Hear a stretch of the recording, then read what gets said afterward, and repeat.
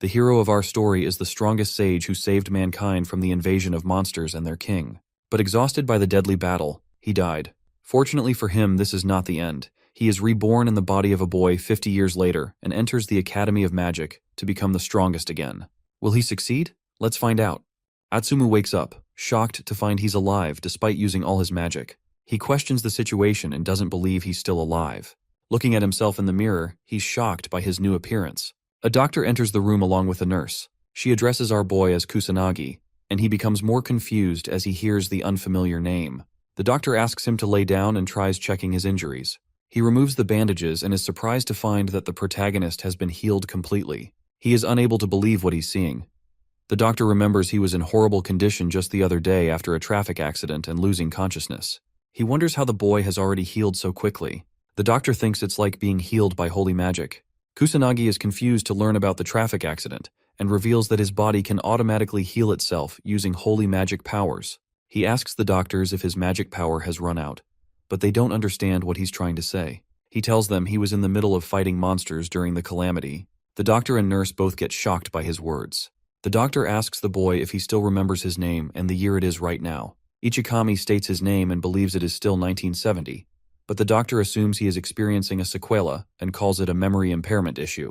The doctor informs the boy that his real name is Kusanagi Minato, and the current year is 2022. Kusanagi becomes confused, and it's hard for him to believe all of this. He looks at the doctor and assumes the guy is telling the truth. He notices a TV and wonders how it is so thin and has such a clean image as well. The protagonist finds a calendar and confirms it really is 2022. He is shocked to see a thin device in the nurse's hands. Our boy becomes confused and starts wondering if he really is in the future. The doctor reveals some information about the calamity our boy mentioned. He remembers it happened 50 years ago, but never happened again since. The protagonist is unable to believe his words and questions what happened to all the monsters. The doctor calls it a peaceful era and reveals that there are barely any monsters now. Kusanagi finds out the world has finally achieved true peace and becomes relieved. He thanks God and starts smiling. The doctor tells him that Ichikami, the person he is talking about, died in the calamity 50 years ago. He is considered a hero who sacrificed his own life to save the world. The doctor doesn't believe Kusanagi is Ichikami Atsumu. Our boy assumes he died 50 years ago and somehow was able to reincarnate into Kusanagi Minato. He does not understand how this happened, and as a week passes by, he finally enters his apartment and checks out Kusanagi's room. He feels sad as he learns about the old Kusanagi's life. His parents passed away when he was just a little kid. He also got kicked out by his new foster parents and was sent to a shitty boarding school. Ever since all this happened, Kusanagi has been surviving using his parents' inheritance. The protagonist has never heard of something known as reincarnation magic. He wonders if the reincarnation he is experiencing is the work of a god. Maybe it all happened randomly. He looks at Kusanagi's Magic Academy card and remembers that back in his days, there was no such thing as a Magic Academy. He finds it interesting. All of a sudden, his phone starts ringing. He wonders what it is and picks up his phone. He sees someone named Tadano calling him, but doesn't understand what he should do. Kusanagi decides to ignore it and throws away his phone. It keeps ringing, and a message pops up.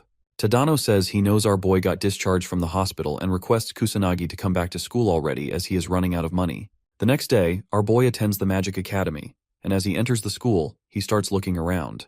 He finds it exciting to be attending school again as an adult. As he is enjoying the moment, he notices a random student use his magic abilities to attack a dummy doll. Kusanagi becomes disappointed to see the scene and wonders why everyone has such weak magic powers. He observes more students and realizes all of them are complete crap. It's hard for him to believe.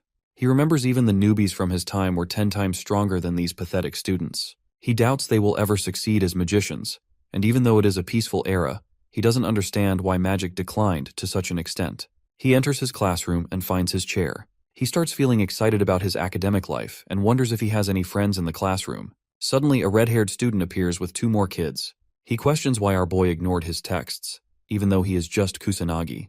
The protagonist doesn't recognize the guy, so he politely asks his name. Tadano becomes angry and kicks the table as he states his name again. He calls Kusanagi weak and a piece of trash, but our boy doesn't take him seriously. He suddenly remembers it's the guy who was calling him. He assumes Tadano is his friend.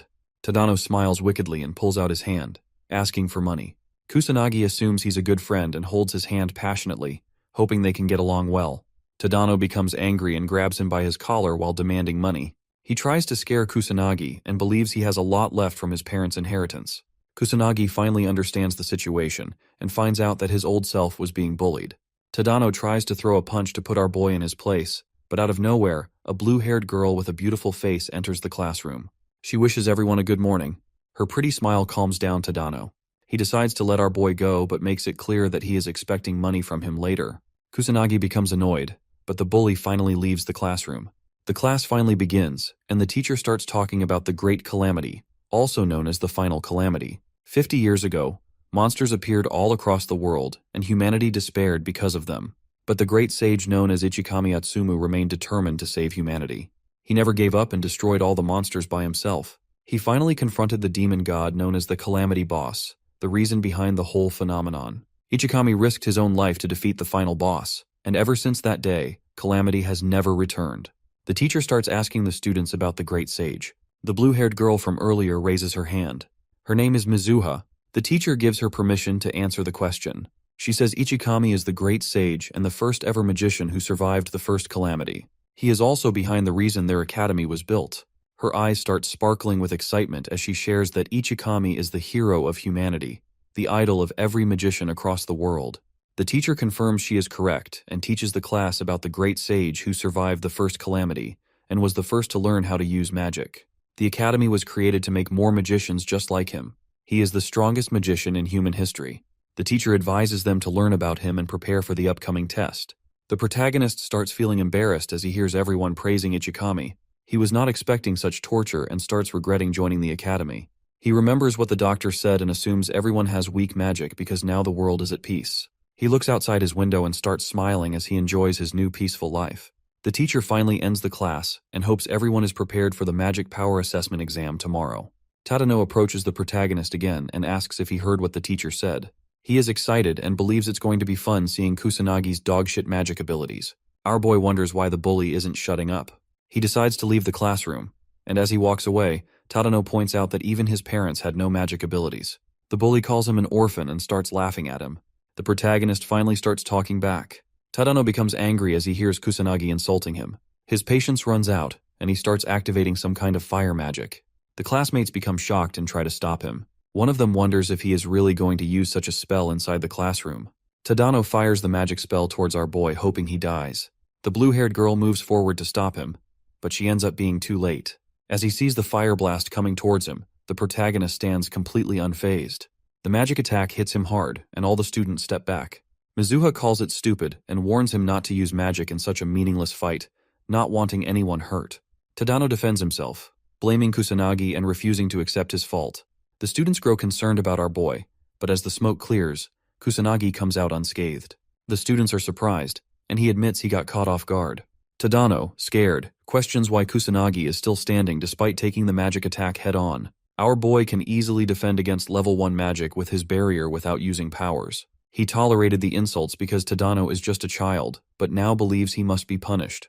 With a cold expression, he moves toward the bully. Tadano sweats anxiously, and Kusanagi unleashes his magic. The students freeze, unable to move, all questioning what's happening. Mizuha wonders what's going on. Kusanagi walks toward Tadano, moving his hand forward. Tadano nearly shits himself, but the teacher intervenes, entering the classroom and asking about the sound. He questions if anyone is using magic inside. Kusanagi assures him there's nothing going on inside, believing the magic came from outside. The teacher remembers no magic activity today, but our boy says someone outside their department might be practicing. The teacher demands an explanation for the smoke, and Kusanagi answers it came from outside. The teacher believes him, orders the class to return to their seats, and resolves to find the culprit. Kusanagi apologizes with a smile and decides to create false evidence to close the case. All the students, including Mizuha, are surprised. Tadano grits his teeth in frustration. The protagonist believes the students are weak and doubts they can kill a monster.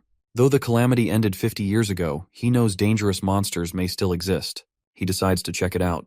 At night, he enters old Shibuya using magic circles, observing the ruined city and remembering what it looked like in his past life. He finds no monsters and assumes the police handled it. Suddenly, he senses a monster's aura and a human nearby and quickly moves to investigate. A monster corners a white-haired girl who cries in fear and begs for her life. The monster moves to eat her, but the boy intervenes. The monster roars in pain and dies in one attack. The protagonist notices a police badge on her clothes. Assuming she's from the magician police, he advises her to be more careful next time. She thanks him, but he summons circles and leaves. She wonders who he was, thinking he's a great magician but questioning how he defeated the monster without chanting. Kusanagi feels glad his face is hidden, not wanting attention since he's newly reincarnated. He's surprised to see a police magician almost die to a weak monster and assumes even the police are weaker now. He doubts people from this era can defeat monsters. The whole new generation, including students and police, is much weaker than before. He smiles, realizing humanity needs his powers again. He starts moving, deciding to defeat all the monsters in the area. The next day, at the academy, the teacher asks everyone to get ready for the magic power test. He hopes they measure both attributes and the amount properly, as they're crucial if they want to pursue a magician profession. Our boy questions why his powers can't be measured without the weird device, understanding its necessity for students but wondering how a teacher can be unaware that magic perception is a foundation of magic. Mizuha steps forward and asks if it's the right time. The students notice them talking and wonder why Mizuha is calling Kusanagi out. She introduces herself as the second daughter of the noble magic house Mizuha Yuika. He doesn't understand what a noble family is, so she explains it's one of the 4 leading noble houses, heads of magicians. He doesn't recognize her and remembers no noble families during his time. Observing her weak magic, he wonders why she brags about her family of prominent magicians with such a pathetic magic level. Mizuha asks why he's uninterested, hoping he'd be more grateful. Tadano grits his teeth in jealousy, wondering what they're talking about. Kusanagi asks why a magic noble would talk to a lowlife like him. She gets annoyed but tries to keep her dignity, thinking she must act properly as a noble. He questions if she has a mental issue. Mizuha recalls the magic blast that did 0 damage to him yesterday and wonders if there's a reason behind it. She tries to bring it up, but the teacher interrupts, telling the students to get ready for measurements. Kusanagi takes the opportunity to walk away, smiling. Mizuha decides to wait and see his real powers after the assessments. Tadano confidently unleashes his powers, showing 1000 magic power with a fire attribute. He celebrates his improvement. Kusanagi notes that the standards are the same as in his time. Next, Mizuha steps forward, unleashing her magic. Her attribute is water, and her magic power is 2000. Everyone is surprised, and the teacher praises both her and Tadano, saying they're at the top and will make great magicians. The students start praising them too. Kusanagi, disappointed, calls it a joke, thinking 2000 magic power is no better than amateur level. Mizuha looks smug, trying to show off her noble family's power. He wonders why she's proudly looking at him. Suddenly, he hears the teacher call him for assessments. As he walks toward the device, he hears students talk about his results last year. Despite excelling in studies, he ranked lowest in magic. Tadano, thinking Kusanagi has 0 talent, looks forward to seeing him embarrass himself. Mizuha wonders how much power Kusanagi is hiding but doubts he can surpass her. Irritated, Kusanagi remembers standing out in his past life, which was annoying. He considers holding back but decides to go all out, unleashing everything with a smile and challenging the machine to handle the power of the greatest sage in history. The machine glows and a beam of light shoots out of the building, noticed by 2 students from different classes. Mizuha is confused as the machine starts acting strangely. It glows more before a huge explosion breaks it. The students scramble to save themselves from the blast. Our boy is disappointed the machine broke, thinking he barely even tried. He doubts any of his classmates could sense his magic power. The teacher, concerned, asks if everyone is fine. They assure him they are. He asks Kusanagi if he's okay, commenting that he got lucky, standing in the middle of the explosion. The teacher wonders if the device malfunctioned. He's worried it's now impossible to measure Kusanagi's magic power and attributes. Kusanagi asks why he's so concerned. The teacher says he was hoping to split the students into groups for combat class, but can't decide without the assessment results. The teacher asks Tadano to take Kusanagi in his group. Tadano agrees, seeing an opportunity to bully our boy. The teacher is relieved, glad it's Tadano. The bully approaches Kusanagi, saying he looks forward to their combat class, his face twisted with an evil expression. The students reach Old Shibuya, and the teacher explains that there are still a few monsters living inside the city, which was destroyed by the Great Calamity. The magicians and police regularly come to this abandoned city to fight the monsters that are still living here. The students of the academy are also required to help with this for some reason. The teacher assures them not to stress, since most monsters have already been taken care of by the pro-magicians and police officers. Our boy wasn't expecting a practical class. He hopes the students can take out a few monsters, since they'll be working in groups. He remembers coming here last night but feels weird as he senses a few monsters nearby. He remembers that he cleaned the place properly yesterday. He doesn't find any signs of disaster nearby, and questions why more monsters keep appearing in Old Shibuya. He hears a few girls talking about competing with each other. Despite it being a practical class, our boy is surprised to see the students acting so carefree. Mizuha carefully observes Kusanagi for some reason. The teacher starts the practical class and hopes everyone can work with each other well. Tadano notices the protagonist and calls him. He approaches our boy with his group and advises him to stay where he is and avoid getting in their way. Tadano makes it clear he won't go easy this time if Kusanagi gets carried away like before. The protagonist doesn't understand why they don't just ignore him if they hate him so much. Tadano becomes angry and orders him not to talk back. He doesn't understand why Mizuha still talks to Kusanagi even though he's totally trash. Our boy is astonished to hear this and finds out that Tadano has feelings for Mizuha. Tadano becomes enraged. The protagonist notices something, and the bullies try to attack him with their magic powers. But he warns them to stop. Tadano makes it clear that his apology won't work this time. Kusanagi asks him to look behind, but Tadano believes he's trying to play some kind of stupid trick to save himself. Tadano looks behind, and the whole group of bullies finds a tall monster standing behind them. They all start sweating anxiously and question why there's a demon soldier in this abandoned city. The other bullies hype up Tadano and believe he can defeat it. He assures them he will win, though with an anxious expression on his face. He moves forward and attacks it with his fire magic. An explosion occurs as it hits the monster. Tadano and his friends become relieved, but as the smoke clears, the monster stands unscathed in front of them. Tadano sees no scratch on it and becomes terrified. Our boy reveals that his pathetic level 1 magic won't do anything to a demon soldier. As the monster moves forward, the whole group gets terrified. They all fall to their knees and start shivering.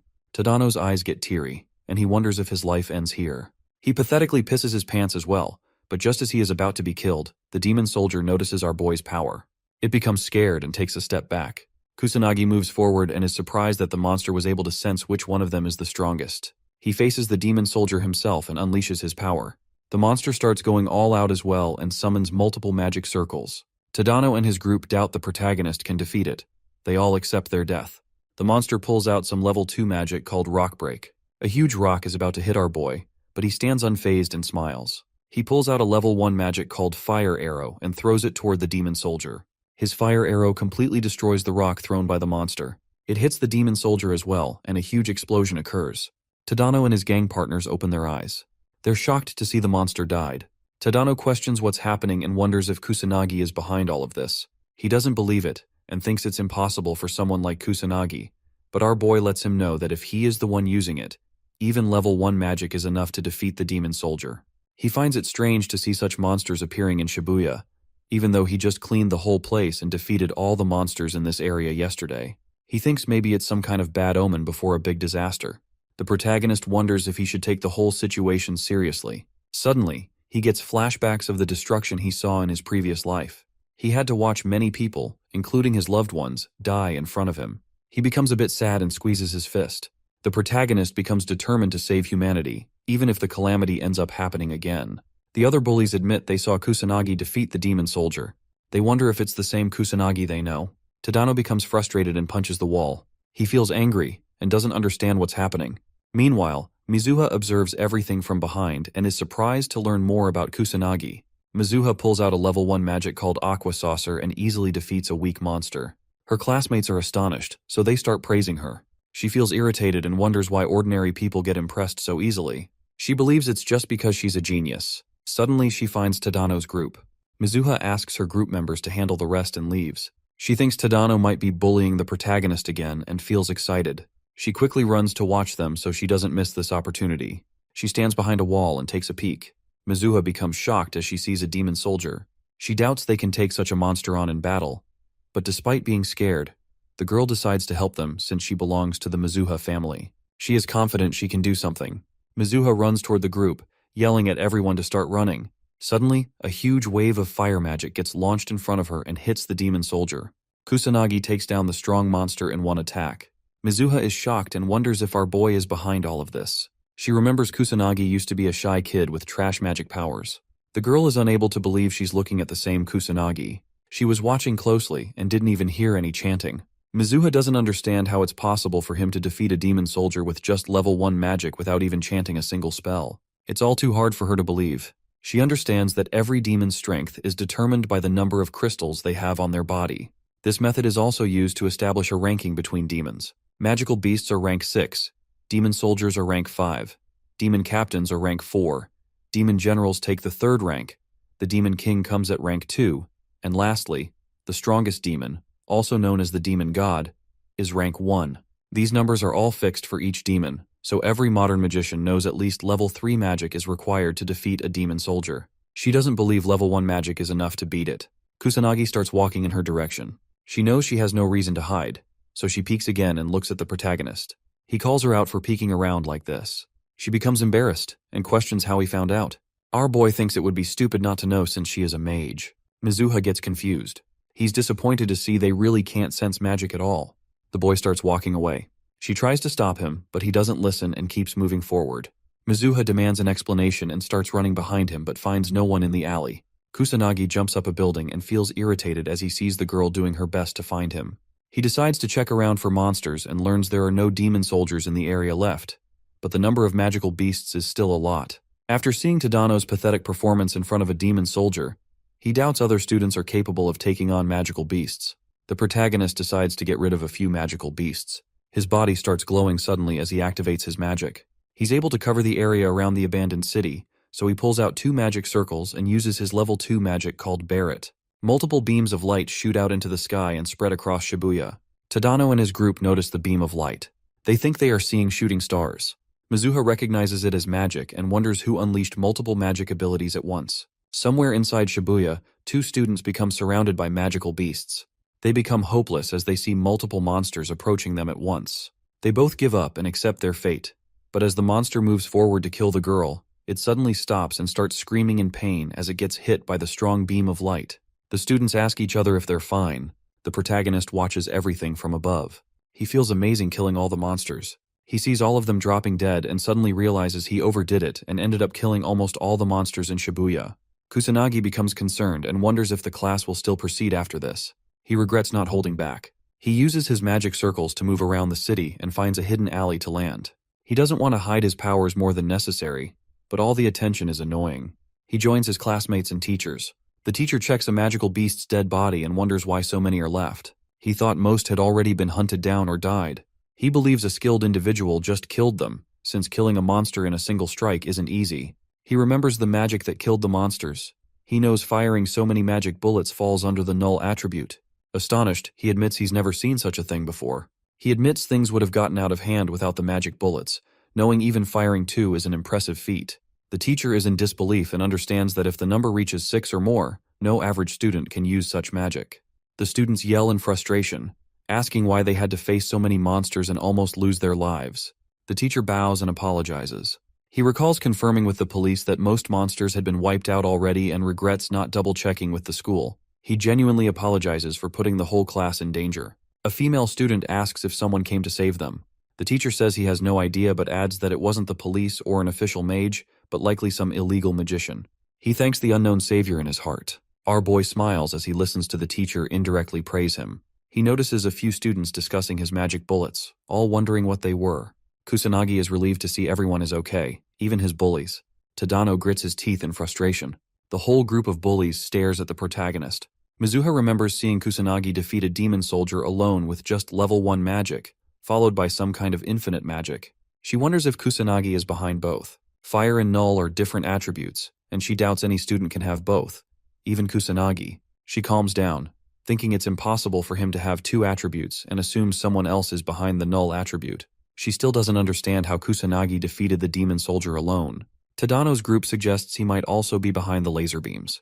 Tadano calls it impossible, but his friend reminds him that Kusanagi defeated the demon soldier too. Tadano becomes angry and warns his friend to shut up or he'll die. His friends become terrified. Tadano makes it clear he'll never believe someone like Kusanagi is capable of such feats. He thinks Kusanagi is hiding something. His lackeys agree and remember how much of a coward Kusanagi is. Tadano screams in rage, saying he'll prove Kusanagi is cheating. He's determined to push Kusanagi into a corner and force him to reveal his true identity. After school, Kusanagi walks out and gets surrounded by a huge gang of bullies. Tadano steps forward and says he's been waiting patiently. The protagonist feels irritated and advises them to put that persistence into learning magic instead. Tadano believes he has no right to say such things since he cheats too. Kusanagi is confused by the accusation of cheating, but Tadano insists he's definitely hiding cheap tricks. Tired of their nonsense, Kusanagi realizes there's no point reasoning with them. Tadano orders him to follow. He praises Kusanagi for not running away. Kusanagi clarifies there's no reason to. Tadano doesn't believe him and attacks, throwing a punch, knowing Kusanagi won't use magic in a public park. The punch hits his face, but he remains unfazed. The bullies gang up on him, attacking, but he remains patient and doesn't fight back. Tadano asks what's wrong, assuming Kusanagi can't do anything without his magic. He continues attacking, making it clear he won't stop and will kill Kusanagi even if he begs. The protagonist feels disappointed. Their attacks don't even scratch him. His magical powers automatically defend him from any physical attack. Annoyed, he decides to act hurt to satisfy Tadano. Suddenly, someone appears behind and questions why they're attacking Kusanagi. Tadano looks back and sees it's Mizuha. The bully becomes embarrassed and tries to clarify. He tells Mizuha they're just playing around. She doesn't fall for his bullshit and calls him out for bullying Kusanagi. She is disappointed to see her classmates acting this way and wonders if they don't feel ashamed because of their actions. Tadano feels weird but blames all of it on Kusanagi. He thinks Mizuha hates him now, all because of him. She grabs the protagonist's hand and starts dragging him out of this whole mess. Tadano notices her grab Kusanagi's hand. He feels jealous and gets fed up. Tadano stops holding back and loses his patience. He tries to throw a magic attack towards our boy. Kusanagi becomes annoyed. Tadano gets ready to end his life, and his lackeys activate their magic as well. Mizuha questions why they're acting this way. The whole group throws a fire attack towards the protagonist. Mizuha knows how dangerous it is, so she tries to save Kusanagi, but she is unable to make it in time. He takes all the attacks head-on. Tadano laughs confidently as he believes no trashy tricks will help Kusanagi save himself from this much power. His lackeys get concerned and wonder if he died. Tadano calls them stupid for worrying so much. He makes up a story that they just used magic outside of school, and it ended up getting out of control. Kusanagi just got caught in the whole mess, and that's the reason he got hurt. The lackeys believe they took it too far. As the smoke clears, Kusanagi says he was trying to be patient since they're nothing more than brats to him, but their stupidity can't be cured unless they get punished. He gets ready to teach them all a lesson. Tadano is surprised to find him alive even though they threw such powerful magic spells at him. Kusanagi becomes serious and tells them they shouldn't have dragged Mizuha into their fight. He wonders how rotten they are for acting this way. Tadano screams and blames both of them for this mess. He thinks they should regret making a fool out of him, so he pulls out another magic circle and announces they will all keep attacking till Kusanagi finally drops dead. Our boy pulls out a tiny magic circle. The bullies laugh at him and call it crappy. They assume he's bluffing, and all of them attack at once with everything they have, hoping Kusanagi finally dies. The protagonist uses magic drain. Weird green tentacles come out of the small circle and grab the whole gang. They all become terrified and try to free themselves but fail miserably. Their strength gets sucked out, and the bullies start falling unconscious. Tadano and his lackeys stop moving. Kusanagi is disappointed. He was expecting them to last a little longer than this. He hopes the bullies reflect after this and get their shit together. Mizuha becomes confused. She wonders if she saw magic just now. She is surprised to see the whole gang got knocked unconscious but doesn't understand how it happened. Kusanagi gets up and tries to leave, but Mizuha stops him and asks what happened. She asks about the magic as well and remembers he couldn't even cast a weak spell just a few days ago. She questions who he is. The protagonist becomes annoyed by her behavior and questions her. He advises her to do something else instead of asking so many weird questions. Mizuha starts blushing. She shows her gratitude and thanks him for saving her. The girl requests him to now answer her questions, but she doesn't find him anywhere. She becomes embarrassed and questions why he left her again. At night, Kusanagi enters Old Shibuya again and uses his magic circles to move around. He had a bad feeling during the daytime, so he decided to come and check what's happening. He finds more monsters in the area, even though he killed all of them during the daytime. He believes it might be some kind of bad omen. The protagonist is confident he can handle it all alone if the monsters are only appearing in Old Shibuya, but he's able to sense more in other places. He thinks it might be too much for the police, and there's barely any good magicians as well, but he doubts he can defeat monsters all across the country alone. He doesn't know what to do, so he decides to form a plan first. He thinks of starting by wiping out all the monsters in Old Shibuya first, while avoiding any kind of attention. He uses his magic bullets again and kills multiple monsters at once. A drunk guy enters a dangerous place without realizing it. Suddenly, a monster appears behind him, but it gets taken care of by the protagonist instantly. The guy notices him but blames it on his imagination and starts leaving. Our boy hopes he didn't get seen by the guy. He uses his magic circle and jumps out. Someone catches him and records everything on his phone. The guy feels astonished and believes his video will definitely go viral. He doesn't waste a second and posts it online. The next day, Tadano, Kusanagi, and Mizuha are called out by the principal. The class teacher says he was informed that some students used magic outside the school grounds, and makes it clear that any students caught will be expelled without hesitation. He allows them to explain themselves. Tadano points to the protagonist and tries blaming everything on him, claiming our boy came looking for a fight. Kusanagi feels impressed by how easily Tadano lies and realizes he has no other choice but to speak up and defend himself, even though it's very annoying.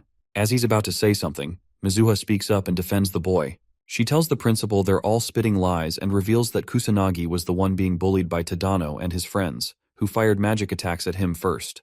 The teacher listens carefully and finds out our boy used magic too. She calls it self-defense and thinks it's not his fault since he had no other choice. Kusanagi is surprised by her. Tadano tries to tell the teacher they're innocent too, but Mizuha shuts him up and calls him out for his actions. She calls him a bad person for bullying Kusanagi and then blaming everything on him when faced with consequences. She doesn't understand how he's not ashamed of himself. Tadano calls the protagonist trash and says he doesn't deserve to be in this school, justifying his actions by saying he was just trying to clean up the trash. Mizuha makes it clear that he's the trash and not worthy of the academy.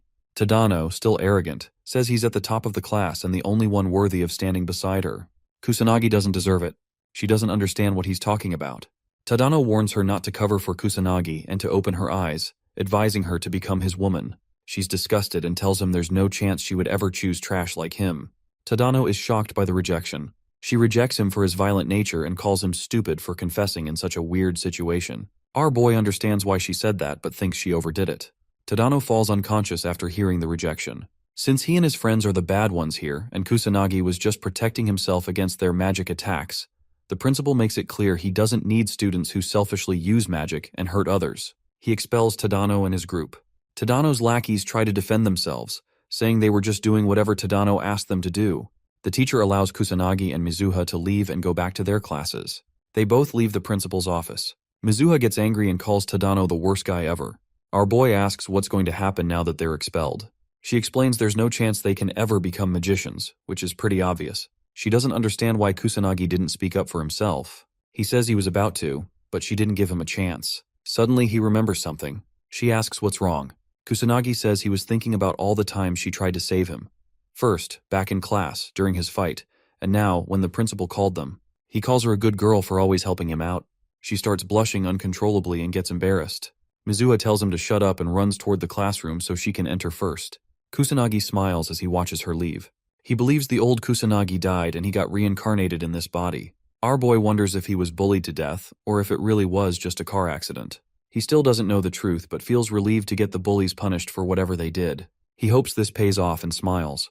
The principal informs 2 senior students about what happened earlier, saying that a few students got into a fight and even used magic in public. He assures them no one got hurt. The senior student asks why she got called out if there's no issue anymore. The principal tells her that one of the students involved is Yuika Mizuha. The blue-haired student understands and thanks the principal for informing her. He asks her to give his regards to her father. She asks him not to worry and reveals that her family is interested in investing in the school. She walks out with her friend, and the principal wonders if Kusanagi is absurdly strong, since fighting multiple mages at once is almost impossible. There's no way a normal student would win unless they're hiding some kind of mysterious strength. He wonders if Kusanagi is stronger than them, but the blue-haired girl answers negatively. He is curious about the boy and tells her he wants to meet him to confirm it. She thinks about whether her little sister should be expelled depending on how competent Kusanagi is. She is Mizuha Ruka from the 3rd-year class, and her friend is Katsuragi Ryuji, also from the 3rd-year class. Kusanagi feels demotivated now that his life is peaceful again. He hears a few classmates talking about someone known as the Black Mage, and wonders if it's something related to the magic nobles he learned about.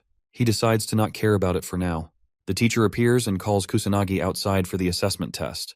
He explains that the students who couldn't be measured last time now have the chance to take the test again. Mizuha notices what's happening and feels glad, as she can finally learn more about our boy. Suddenly she notices her older sister, Ruka Mizuha, and Katsuragi entering. She wonders why her sister came out of nowhere. The teacher announces Kusanagi's turn, asking him to start the magic power assessment test. Our boy remembers he destroyed the machine last time, so he decides to be more careful and hold back. He tries pouring out his magic power, but suddenly starts feeling weird. Extreme fatigue hits him, and he begins breathing heavily. The teacher asks if he's okay, noticing the machine and checking the results. Mizuha and the teacher are shocked to see that, for some reason, his attribute is none, and his magic power turns out to be only 100, which puts a smile on Katsuragi's face. 2 students talk about Kusanagi, calling it the lowest magic power in their batch and labeling him useless since he doesn't even have an attribute. Katsuragi assumes there's no truth behind the story they heard from the principal and doesn't believe the protagonist defeated all the delinquents on his own. Ruka feels disappointed and decides to leave, as they have no reason to stay anymore. The students notice Kusanagi is tired just from the assessment, and they can understand it since his magic power is extremely low. The teacher tries to comfort Kusanagi and tells him magic power isn't the most important thing. Mizuha, however, doesn't believe her eyes. She remembers seeing our boy defeat the demon soldier all by himself and knows he can use two attributes, fire and null, at the same time. She wonders what kind of trick he's using, as she's never heard of mages hiding their magic power by somehow adjusting it. The protagonist feels relieved and is happy with the result. He performed some kind of magic manipulation to alter the results, even though it's taking a toll on his body. He feels confident and thinks he's finally gotten a grip on it. As he leaves the room, our boy finds Mizuha and learns she was at the assessment room out of curiosity. She tells him she just came out of curiosity. Suddenly, Ruka stops both of them inside the school hall. Kusanagi asks who they both are, and she introduces herself and Katsuragi. He recognizes her family name and questions if she wants something from him. She says she has zero interest in him and walks toward her little sister. Mizuha becomes concerned, and Ruka, disappointed, learns her sister couldn't even win against a few delinquents. She also learns Mizuha was saved by someone with 100 magic power and asks if all of this is true. Mizuha confirms, which makes her sister angry. She orders Mizuha to just quit the academy. Mizuha doesn't understand why she's saying all this for no reason. Ruka reminds her that she hasn't won a single match whenever they fight. Whether it's academic results, sports, or magic craft, she loses every single time.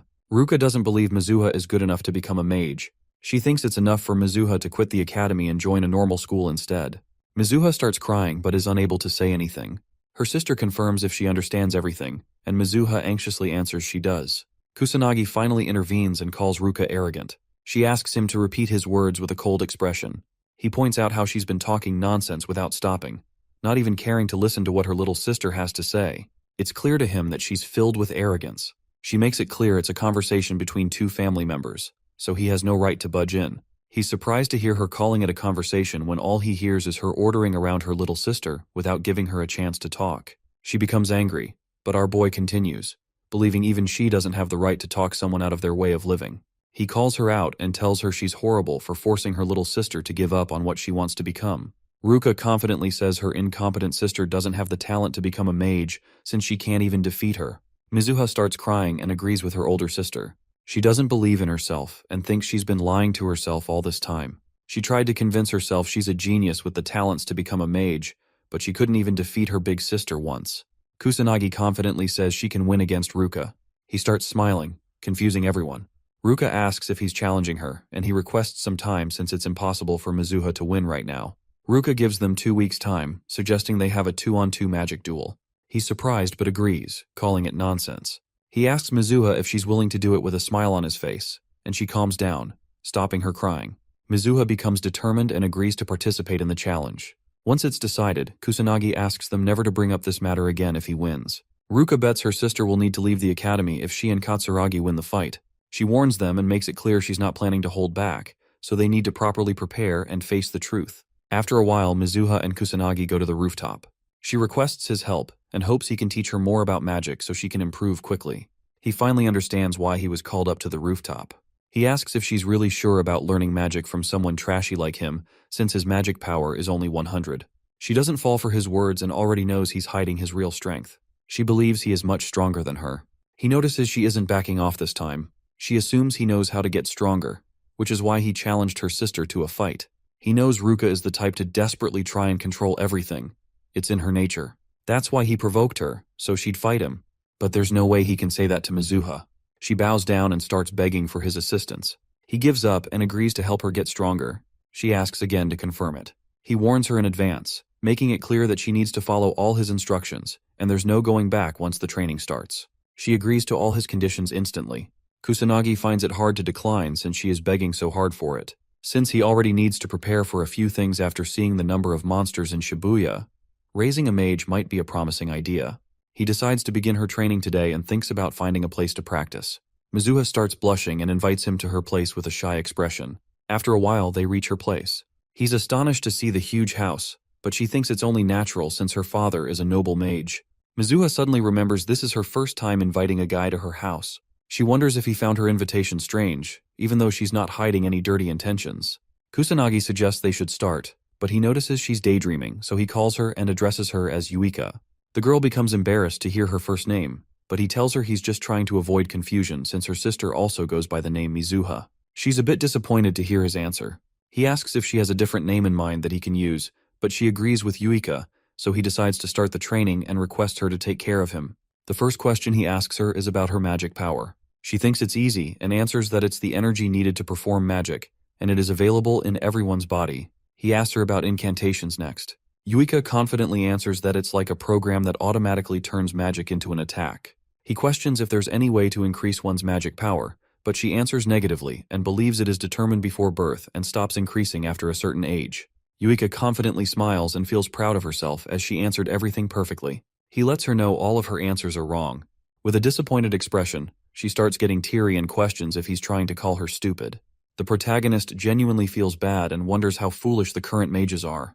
He's surprised to see such a huge change in only 50 years. He starts explaining that magic power is not only found in her body, but it is also available in nature and their surroundings. Incantations or spells are simply ways to properly back up the magic craft. It is also possible to increase magic power intentionally. She finds it hard to believe his words and calls everything a lie, as it would be against the Academy's ideas. It would overturn the Magic Craft Academy if it were all true. He doesn't care if she believes his words or not. He intends to teach her about these 3 things during their training. He orders her to sit down and lets her know he's about to channel his magic power into her body, so she needs to inform him once she starts feeling it. She is surprised to learn there's a way to sense magic power. He makes it clear she won't get stronger if it's impossible for her to feel it. He orders her to close her eyes and begins touching her. He unleashes his magic power but finds out she still can't feel it. He lets out more magic power and wonders how she can't feel magic of such degree. Finally, Yuika feels something. She thinks her back is getting hotter. He teaches her about it and says it's called magic power perception. She finally understands what he was trying to say earlier. He orders her to always remember the sensation since it's important for her to feel it first in order to detect magic power. He explains it is also available in nature, so she needs to find it as her first goal and get used to feeling magic power. She smiles confidently and assures him she's going to master it in no time since she is the noble daughter of the Mizuha family. Our boy doubts she can fulfill her promise since she couldn't even sense it when he poured so much magic power into her back. He accepts the fact that she might not be suited to become a mage. A week passes, and Yuika starts crying and tells our boy she's still not capable of sensing magic. She's a huge letdown and disappoints the protagonist. He's surprised that a whole week wasn't enough for her to learn such a simple thing, even though she practiced so hard. He guesses she's just really slow at understanding the concept. Since they barely have any time to spare, he decides to pour some magic into her again. He touches her back and, as he starts unleashing his magic, he instructs Yuika to open her eyes. She opens them with hesitation but becomes surprised as she is finally able to see the magic aura around her body. She starts smiling as she is finally able to understand what magic power is. Yuika becomes amazed by her new skill. Since she's finally capable of seeing magic power, she thinks about measuring Kusanagi's power level. For some reason, she is barely able to sense anything from him, which makes her confused. He praises her for all her efforts, but she calls it natural since she is a genius. Now that she can finally use magic perception, he lets her know they're about to work on adjusting her magic power next. He explains the whole process of how to use the appropriate amount of magic power for any magic craft. She needs to focus only on efficiency and forget everything else.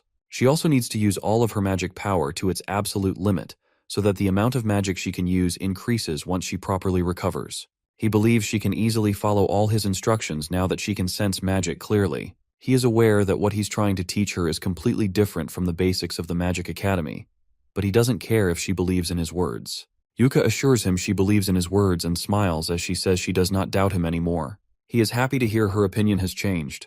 He decides to start the next stage of their training. The protagonist asks her to step back a little and get ready as they are about to fight each other. She confirms she does not mind, as she is looking forward to seeing his true powers. Yuika uses the first level of aqua sorcery and throws multiple water attacks, but our boy blocks all of them effortlessly, which surprises the girl. She does not understand how he blocked them. He used the first level magic barrier using non-attribute magic. He makes it clear. If she can't even destroy such a weak barrier, there is no hope she's going to win against her sister. She becomes desperate and starts throwing ice bullets. He explains she needs to keep moving even while throwing attacks because stopping her movements will surely make her lose if she is facing a capable mage. She becomes frustrated and throws more attacks but finally gets tired and gives up. He explains it's wrong to use so much magic power without efficiency. If she is able to adjust the magic power she puts behind a spell, then she will finally be able to throw attacks without incantations. Kusanagi asks her to watch closely and shows how she's using magic. He throws a fire blast toward a dummy twice and also demonstrates how he uses magic. She understands the magic power behind her attacks is less compared to his. He calls her right and explains she doesn't even need incantations to perform any magic if she learns how to adjust her magic power. She finally understands there is no reason to chant while performing a spell. He confirms it and explains her first step will be to learn how to shorten her incantations somehow. Once she learns how to adjust the magic, she has no reason to use incantations. He believes it will be useful if she is able to shorten her incantations, so she won't have to waste any effort or magic power on incantations. This way, her magic craft will definitely become stronger. He orders her to get up and fight him again. She thinks it is too soon, but he calls it meaningless otherwise and, with a cold expression, orders her to train like her life depends on it. She becomes terrified after hearing this and falls down. He asks if she's fine and makes it clear they're going to do this daily from now on. He notices she isn't even hearing his words. During the nighttime, our boy enters Harajuku. He recently sensed a few monsters in this area as well and came to check. Even though he is constantly trying to eliminate all the monsters, for some reason, the numbers still remain the same. Suddenly, he notices someone being attacked by a magical beast. He wastes no time and quickly rushes toward the kid. He's able to make it in time and effortlessly defeats the monster instantly. The boy asks the little kid if she is okay. Instead of thanking him, she starts taking his pictures. He quickly leaves the area and wonders why she didn't even show her gratitude and started taking pictures. He thinks there is definitely something wrong with people nowadays. He decides to cover his face properly next time and leaves the place. The next day, the protagonist starts training with Yuika again. She falls down real quick and gets tired. The days of their duel are getting closer. He believes her progress so far is not bad, but she is still nowhere near Ruka in almost everything.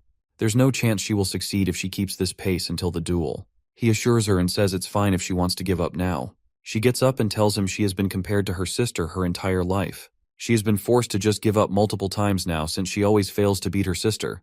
But she's determined to keep continuing with magic craft and never give up on it. He makes it clear she won't ever succeed like this, but she tells him to be stricter instead. He agrees to it and decides not to hold back. She is happy to hear this and gets ready to fight. They both continue to train with each other, and he teaches the girl many things. As the sun is about to set, Yuika falls unconscious after the extreme training session, and Kusanagi ends up carrying her back. After a couple of days of training together, he finally tells Yuika she is ready to fight her sister. She falls on the ground in relief. Kusanagi praises her for the hard work and efforts. She starts smiling as she hears his words. On the day of their challenge, our boy asks her if she's ready to fight them. She answers positively, and as they're about to enter the academy, they both notice a huge crowd of people. A few news reporters surround them and confirm if they're really seeing Mizuha Yuika of the noble family. They request a few words regarding the magic duel and question if she is having a fight with her sister. Kusanagi becomes confused.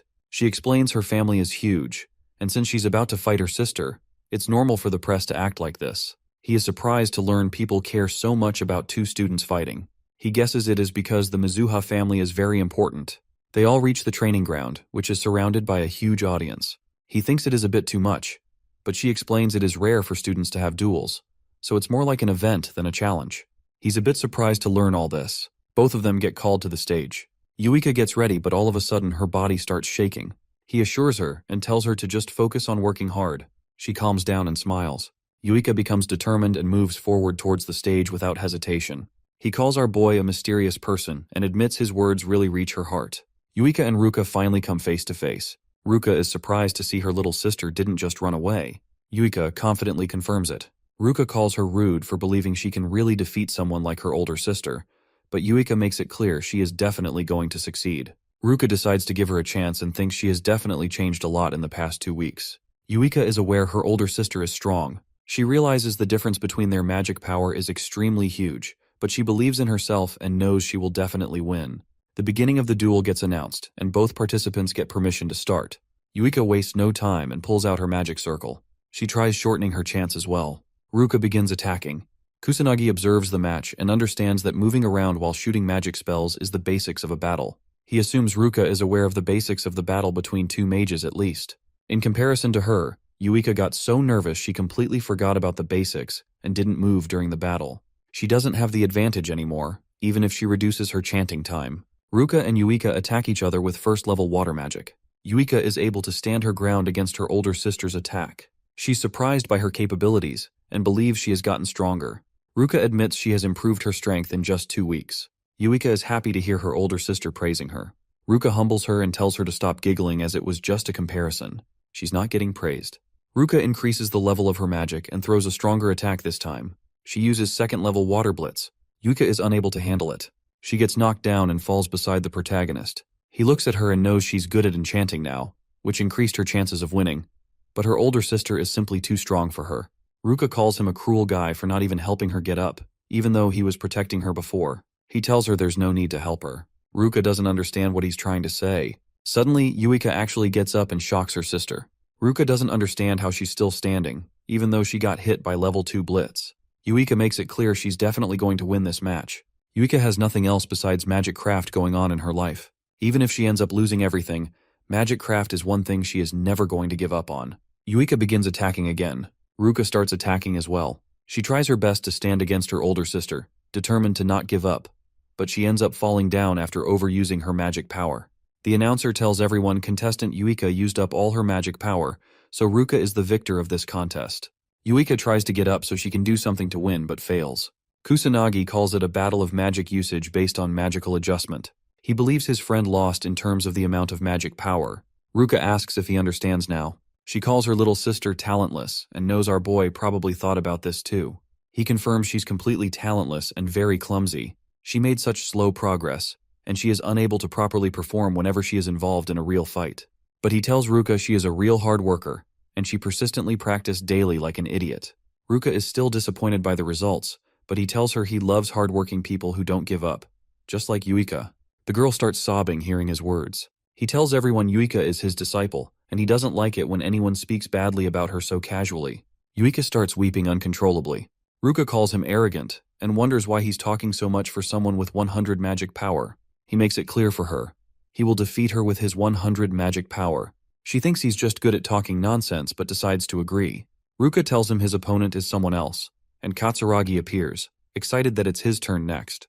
Ruka advises him to end it quickly, and he assures her there's no need to tell him twice. Katsuragi carries Yuika out and tells her to rest, ordering her to watch closely during the battle so she can learn something. She understands his words, suddenly realizing the pain in her body has disappeared, and there are no wounds on her arms either. As he enters the stage, our boy admits he can't win with just 100 magic power, even though he said otherwise earlier. He knows he'll need 100% focus to win. The protagonist decides to keep his magic power at 100, using a non-attribute attack without incantations. He's not setting up a magic barrier this time, so he knows he might die if hit directly. He feels excited, calling the situation thrilling. Katsuragi gets ready, apologizing that he's not planning on holding back. Our boy lets him know he's the one who needs to hold back. The audience cheers for Katsuragi, hoping he doesn't go all out, or the challenger might get badly injured. The guy ignores their words and activates his 8,000 magic power. Our boy notices it and knows it's not a big deal, but since he's only using 100 magic power today, there's a good chance he might actually get killed. The second match begins. As they face each other, Katsuragi hopes our boy won't hold a grudge after it's over while summoning his magic circles. With the attack he's about to throw, he thinks he can test whether Kusanagi really defeated those delinquents. He challenges Kusanagi to withstand his full power attack, but just as he's about to throw it, something hits him on the forehead. The protagonist is disappointed, calling the guy slow. The audience is shocked to see the match end so quickly. The announcer declares that contestant Kusanagi has won the match. Ruka is surprised to see her friend knocked unconscious by just one hit. She remembers he didn't even perform any incantations and wonders what kind of trick he used. Kusanagi hopes she's happy now that the match ended quickly, just as she wanted. She becomes irritated hearing his words. Yuika is shocked too and finds it hard to believe he really defeated the guy. Ruka admits he's strong, and he responds that he's actually stronger than her as well. She warns him to stop spouting nonsense. Ruka unleashes her 10,000 magic power. Kusanagi sees it through his magic perception and realizes she's stronger than the guy he fought earlier. The announcer tells the audience something unexpected is happening, as Kusanagi has used a different way of fighting, drawing a lot of attention. The next match will decide who the real victor is. The third match begins. Kusanagi uses the same trick again, shooting magic bullets toward her. She counters with water magic. Our boy only has 100 magic power, meaning he doesn't have enough to affect Ruka unless the magic bullet lands on her forehead. He realizes she's already adapted, protecting her forehead and not running while using magic. Ruka persists, throwing water attacks. But even after all that, she's shocked to see the protagonist still standing, unfazed. She knows he isn't using any magic but wonders how he's managing to stay unharmed. The audience is also confused. wondering how he's not even wet despite being hit multiple times. Yuika is also unsure about the technique he's using to protect himself, knowing he definitely did something.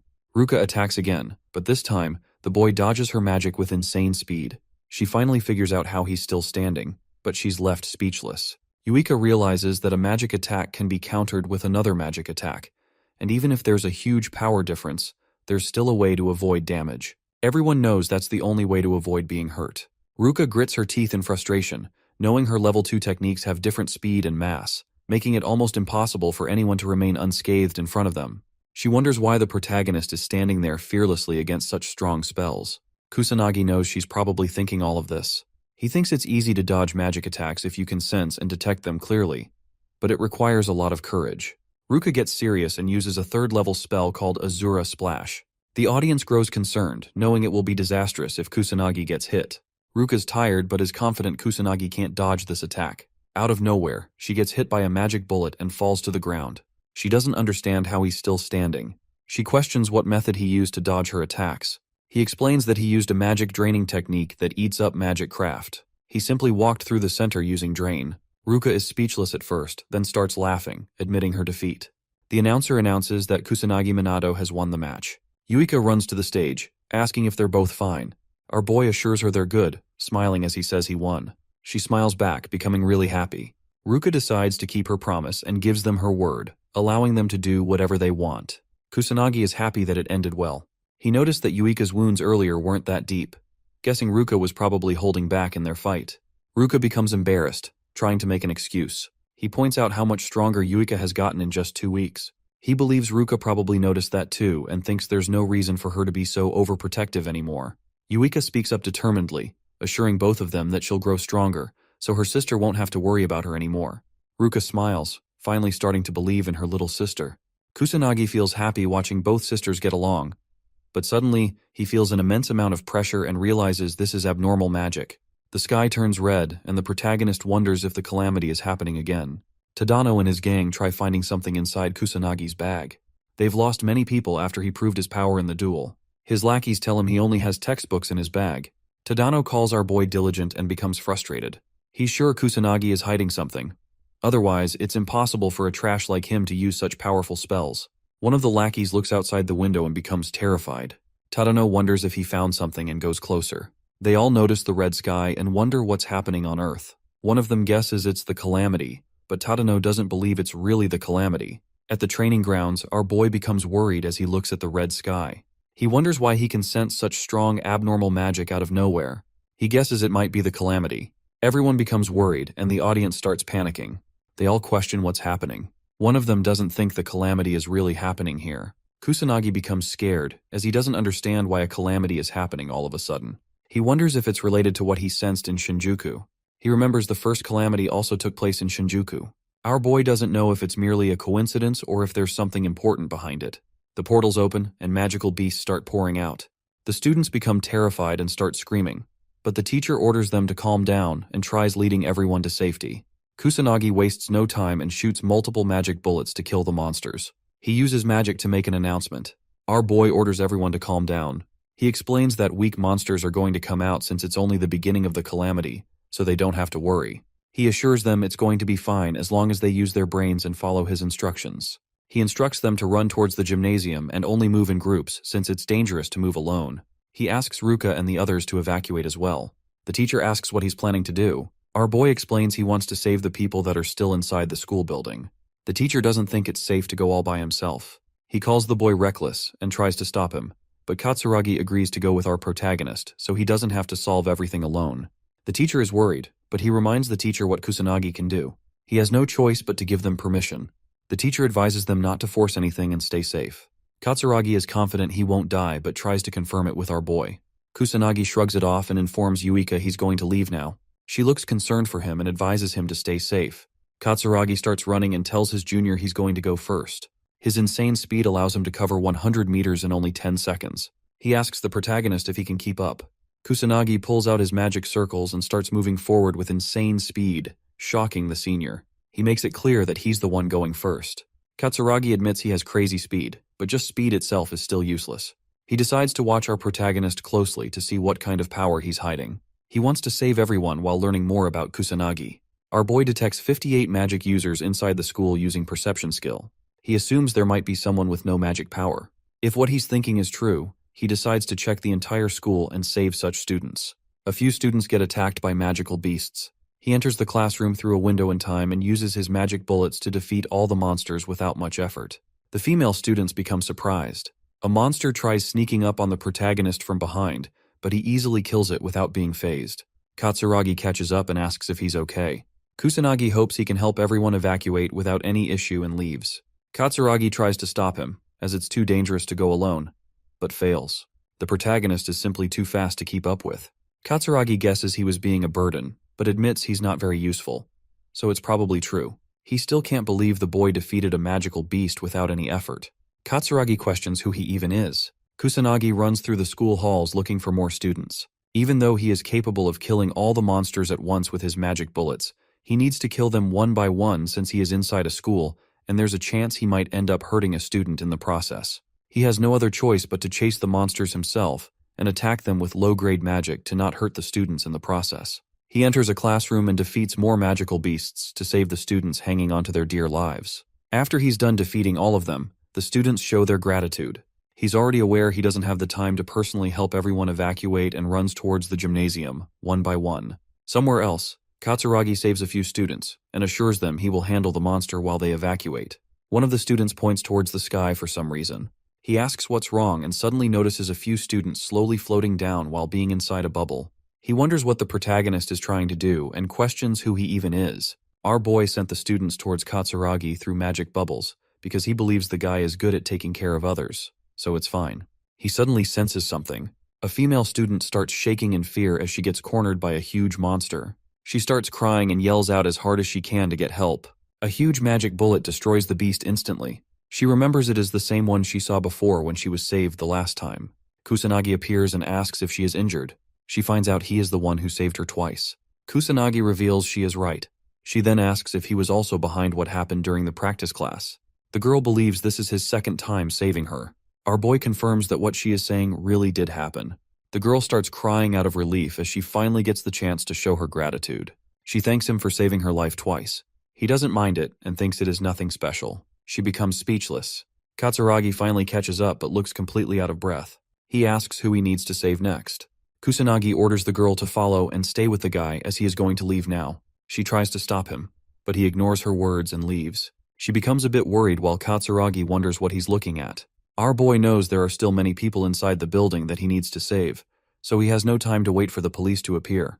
He knows he has to hurry up and save everyone as soon as possible. At the Prime Minister's office, the Prime Minister finds out the Kamui Magic Academy is under attack by the Calamity. His men don't understand why it's happening again.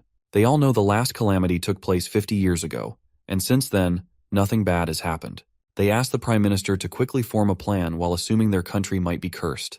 He informs them that both the Beast Countermeasure Division and the Police Department, along with the Magic Nobles, are all being contacted.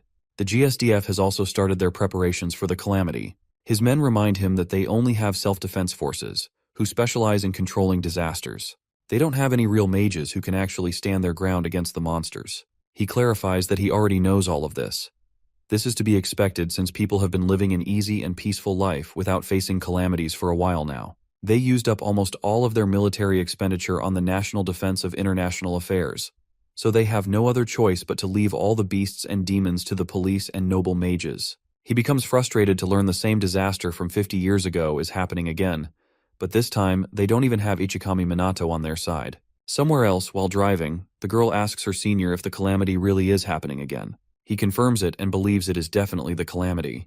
She becomes worried and starts getting anxious. Even though they have been safe for the past 50 years, she is shocked to learn the peace was just temporary. The guy tells her not to worry since it is their job in the first place anyway. He is Shido Shugo from the Metropolitan Police Department. The girl becomes determined to do her best as well. She is Sergeant Sanada Karen from the police department. The news reporters reach the Magic Academy using a helicopter. One of them covers everything and informs the audience that the calamity is happening at the Magic Academy. He tells everyone about the situation and shares that monsters are constantly pouring out, and the sky has turned completely red as well. A female news reporter reveals the magical beasts started appearing out of nowhere, so the students are all currently taking refuge in the gymnasium. The teacher guides the students and believes it is not that hard to protect themselves as they are only up against magical beasts. They should be able to defeat the monsters through proper teamwork. The world watches the news. A few kids watch it as well and suddenly remember the academy is really close to where they live.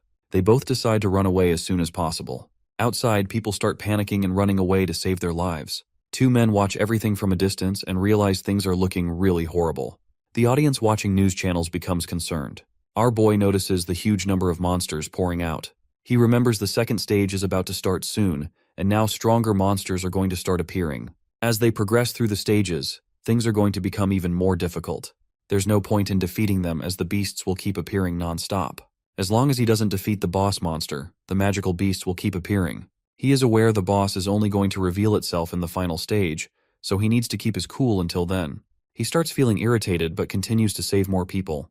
He rescues 20 people and uses his magic bubbles again to let them float towards safety. He is having a hard time finding the students since they have been scattered everywhere. He decides to move on to the next stage. Somewhere inside a random classroom, Tadano persistently shoots his fire magic, but gives up when he finds out his attacks are having zero effect and he is out of magic power. As the demon soldier stands in front of them, the whole gang starts sobbing and wonders how they got so unlucky twice. Tadano's lackeys remind him they warned the guy about this before. The bully becomes frustrated as he remembers our boy can defeat a monster in just one hit. He doesn't understand why he can't do the same. The protagonist appears and tells him it is because he is weak trash. Tadano opens his eyes and sees a magic attack effortlessly killing the demon soldier. He becomes confused but sees Kusanagi enter the classroom. Our boy starts leaving. Tadano frustratingly admits it happened again. He ended up getting saved by Kusanagi a second time. He requests the boy to stop and questions why he got saved again, even though he is extremely annoying and always acts like a piece of trash. The protagonist tells him there is no real reason behind it. He just decided to save them because he holds the power to do so. Tadano becomes confused as he hears his words. The bully starts feeling inferior and tries insulting the protagonist. He calls the guy a wimp who can't even use magic properly. Tadano doesn't understand how he got so powerful out of nowhere. Kusanagi reveals his secret and says the real Kusanagi actually died in a car accident. He was reborn. Tadano doesn't find the logic behind it and questions how someone can get even stronger at death's door. He was expecting to be a great mage himself, but lost to a trash like Kusanagi. Our boy calls him weak trash, since strong people don't oppress the weak, and even the weak don't oppress the people who are weaker than them. He points out Tadano's flaws and thinks he is just trash consumed by a sense of superiority that was enough to fool him into thinking he is actually something. Kusanagi makes it clear for the guy.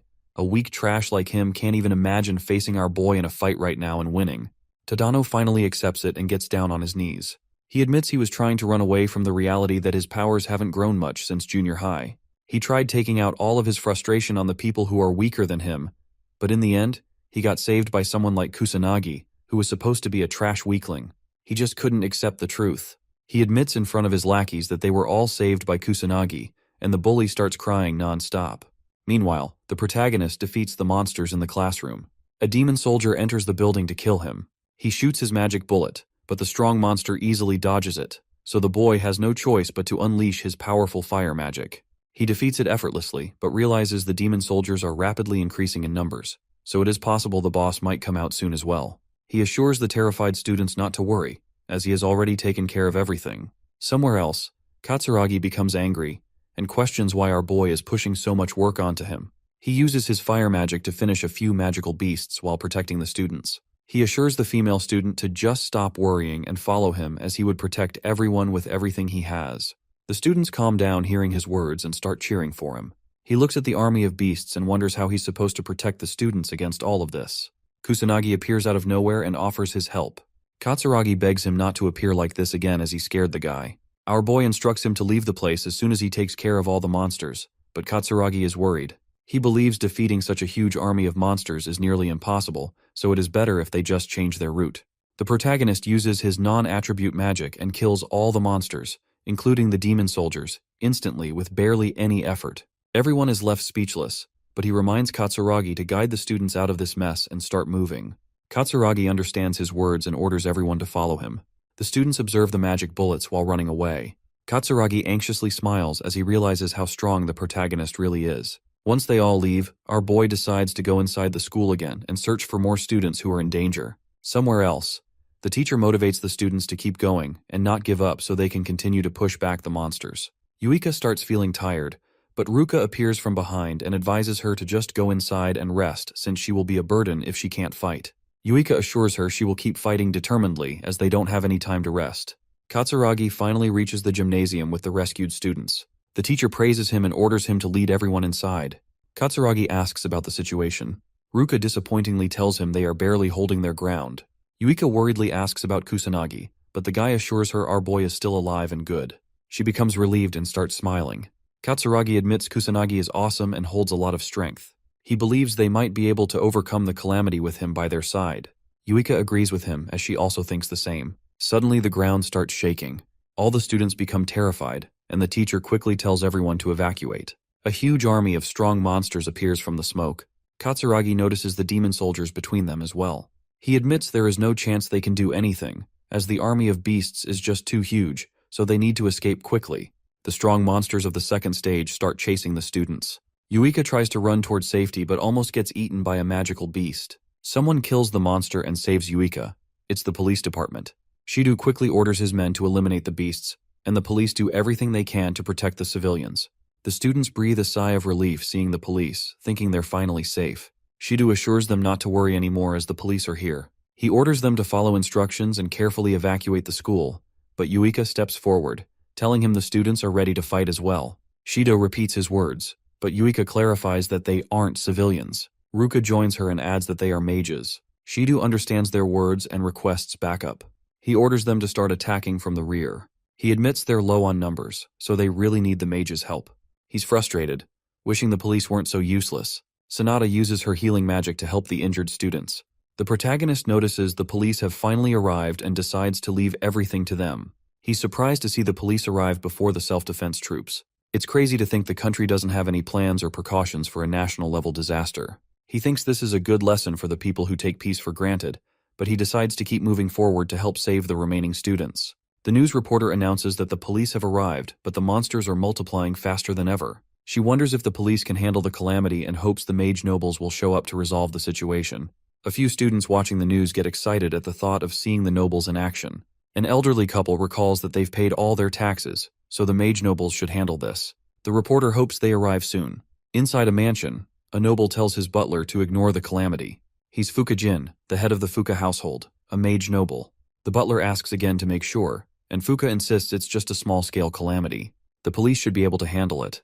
The butler asks where Fuka is going, and the mage noble decides to go to sleep. The butler wishes him a restful night. Back at the school, Shido realizes the situation is getting out of control. He asks one of his men if they can handle the magical beasts at the entrance, but the answer is no. There are just too many of them. Shido sees the number of beasts growing and wonders if they can save the civilians in time. The self-defense troops are supposed to handle the rear, but they still haven't arrived. There's no choice but to contact the mage nobles, but it's strange. He can't get in touch with them. They're supposed to be the ones for this, yet they're useless. As the students help the police fight the monsters, Shido recalls everything he's learned about calamities. He wonders if the people 50 years ago dealt with it the same way. He hopes the boss doesn't show up. Suddenly, the number of monsters escalates, and a huge purple beam of light fills the area. A demon captain appears, sending everyone into a panic. Shido can't believe it. It's a demon captain, their boss. Ruka remembers that the demon captain is a rare beast that rarely shows up in this era. Only mage nobles can defeat it. Yuika realizes they need magic stronger than level 5, and she starts to panic, crying because there's no one who can cast such high-level magic. The demon captain unleashes its power and summons multiple magic circles. Yuika freezes in terror. Ruka steps in, using all her strength to deflect the attack, but her power isn't enough. She throws herself in front of Yuika as a shield. The demon captain's attack hits her hard, but she manages to protect Yuika. The younger girl watches in horror as her sister is injured. The students run away while Yuika stays behind, trying desperately to save Ruka. Shido and his men are powerless against the monsters, calling out for help. Katsuragi uses everything he has, but the demon captain doesn't budge. The police admit they can't save anyone and give up, accepting their fate. Yuika continues to cry out for help, calling the protagonist's name. As the demon captain moves closer, someone voices their irritation. Finally, the protagonist arrives, apologizing for being late. He feels bad for making the girl wait. Yuika tells him about her sister with a worried face, but he assures her and says she has just passed out. He quickly heals her wounds and grits his teeth in frustration as he observes the damage the monsters have done. He assures the girl not to worry, as he's about to clean up the whole mess. She puts her faith in him, Suddenly, multiple magic circles appear, and all the injured students start getting healed. Yuika observes her older sister's wounds disappearing and becomes astonished as the injured students wake up. Sanada notices the magic while healing people. She's surprised to see third-level holy magic and admits that even she can't use it. She wonders who is behind this. Sanada finds her senior and asks if he's doing okay. The guy assures her that he isn't injured, just ran out of magic power. She questions what is going on. Shido doesn't understand it himself, but believes they should focus on protecting the civilians. Sanada starts crying and tries to stop him, saying it's too reckless. But he's determined to fight, knowing that if he doesn't, everyone is going to lose their lives. Sanada stops him again and tells him there's no chance they can win since everyone is already dead. She points out that the police have already been defeated. Since the defense troops and magic nobles are still not here, he has to admit there's nothing they can do anymore. As the demon captain moves forward, the news reporter finds out the whole police department has been defeated. She becomes hopeless and thinks they are about to die. The students watching the news call the nobles completely useless and hope they don't die. The people watch the news carefully and learn there is no one who can defeat the demon captain. The protagonist approaches the demon captain all by himself. Sanada notices him and wonders if he has a death wish. Shido tries to warn him, but our boy ignores their words. Kusanagi is here to stop the monster from doing whatever it wants. The demon captain terrifyingly expresses its desire to kill and destroy. Everyone becomes scared, and a few students almost piss their pants. Shido and Sanada are unable to move from the fear and pressure, but the boy remains unfazed. He throws an attack and tells the monster to shut its mouth. The demon captain starts screaming out of rage, and all the monsters follow its lead as it pulls out huge magic circles and starts attacking the protagonist. He remembers going all out the last time he was facing the calamity. Our boy knows everyone around him will die if he does that again, so he decides to hold back to avoid involving the people. The monster's attacks hit him hard. Shido believes he got killed, but as the attacks almost reach the students, our boy pulls out his shields and shoots out multiple magic bullets to push back the army of monsters. Shido becomes shocked and wonders who he even is. The news reporter finds out a student is fighting the monsters alone. She decides to go closer since they can't see his face. The camera blows up suddenly. Yuika smiles as she knows the protagonist was doing his best to not reveal his identity. She believes he can go all out without distractions now.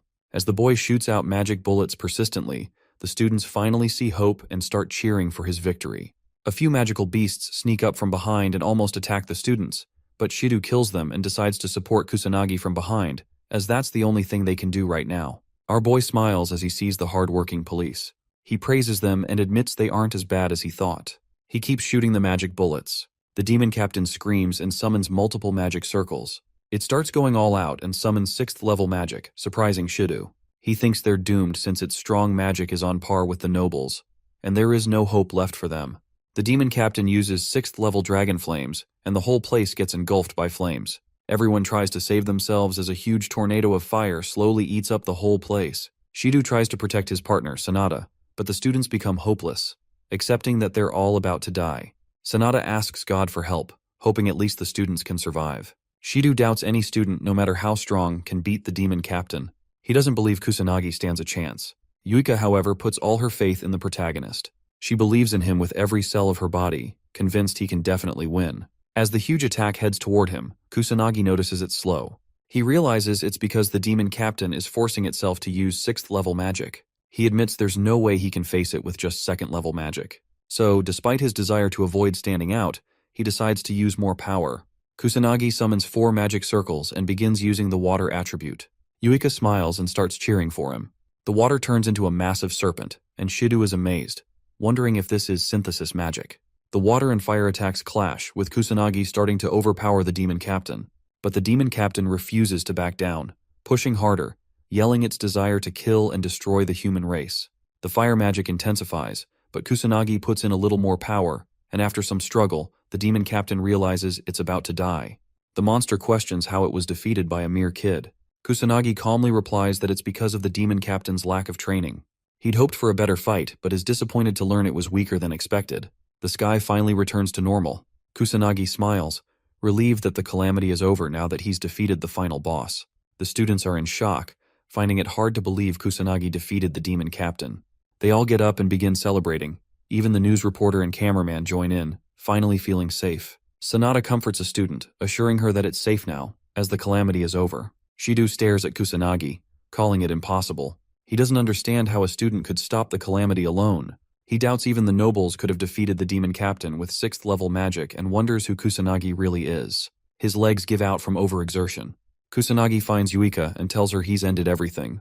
She smiles and says she always believed in him, thanking him. This brings a smile to his face. Suddenly, the students surround him, praising him for what he did. They all show their gratitude, but Kusanagi, irritated, asks them to step back. He regrets standing out like this, just like in his past life, and hopes he won't have to live an annoying life from here on. Yuika notices how annoyed he looks. The announcement comes. The calamity at Kamui Magic Academy has been stopped. The academy refuses to share details about the boy who defeated the boss monster single-handedly. No casualties were reported, though several people were injured. Kusanagi's classmates show him the news. He becomes annoyed, but they think it's only natural for him to appear as the mighty savior. Kusanagi gets promoted to S class as well, and his old classmates feel bad, realizing they can't talk to him the same way anymore. A few female students ask about the secret behind his strength, assuming he might have inherited the blood of a great noble mage. An S-class student observes how annoyed Kusanagi looks due to all the attention. He doubts such a strong student really exists. Kusanagi's classmates defend him, confirming that he did defeat the demon captain all by himself. The S-class student remains unconvinced, thinking it sounds wrong no matter how you look at it. Kusanagi uses this chance to leave the class, feeling relieved as he steps out. Yuika finds him and asks if he's having a hard time, grinning mischievously. He doesn't want to be teased, but she keeps talking. She thinks this is natural since he's the mighty savior who protected the whole school. Kusanagi remembers that Yuika was also promoted to S-class, a result of her efforts during the calamity, but she doesn't seem too happy about it. When he asks, she assures him she's happy, but it's because there's someone else in the S-class. Suddenly, Kusanagi remembers Ruka and asks if she's doing any better. Yuika answers positively and points out that they've been talking more than before. Kusanagi thinks it's a good thing, and Yuika feels happy about it too. She thanks him for everything, expressing her gratitude. Out of nowhere, Kusanagi lightly taps her head, causing her to get embarrassed and ask what's wrong. He clarifies that he doesn't want her thanking him over and over. Once is enough. Yuika starts smiling. At a conference, a man finishes his teleconference with other countries. They're aware that getting support for the next calamity will be hard since they're already overwhelmed with measures and plans. One of them mentions the news about the student defeating the boss monster. The others explain that it was a strange situation, and even the police department was completely defeated. They assume it might be a misunderstanding and expect other nations to be skeptical as well. The man orders his men to bring back the noble mages to prepare for the next calamity. On the school roof, Ruka and Katsuragi meet Kusanagi and Yuika. They all stare at each other for a moment. Ruka then shares her desire to ask Kusanagi something. She wants him to make her his disciple. A few days later, Ruka sits down with her sister and starts a chat. She remembers the calamity was stopped by the protagonist. Her sister confirms this and reminds her that Kusanagi is the one who defeated the demon captain, using 4-level synthesis magic to do so. Ruka is astonished to hear this. She remembers that even high-level mages are not capable of using such power. Yuika assures her she's telling the truth, and Ruka trusts her little sister's words, deciding to believe it as she starts smiling. Yuika wonders why her older sister thinks she doesn't tell lies. Ruka recalls that Yuika has always been a straightforward kid, still obedient, never lying, gentle, but also hardworking. She finally accepts that her little sister isn't talentless and admits that she was the one being stubborn. Yuika realizes her sister is just worried about her, stands up with determination, and assures her big sis that she is going to become really strong and put her at ease so that she doesn't have to worry about it for now.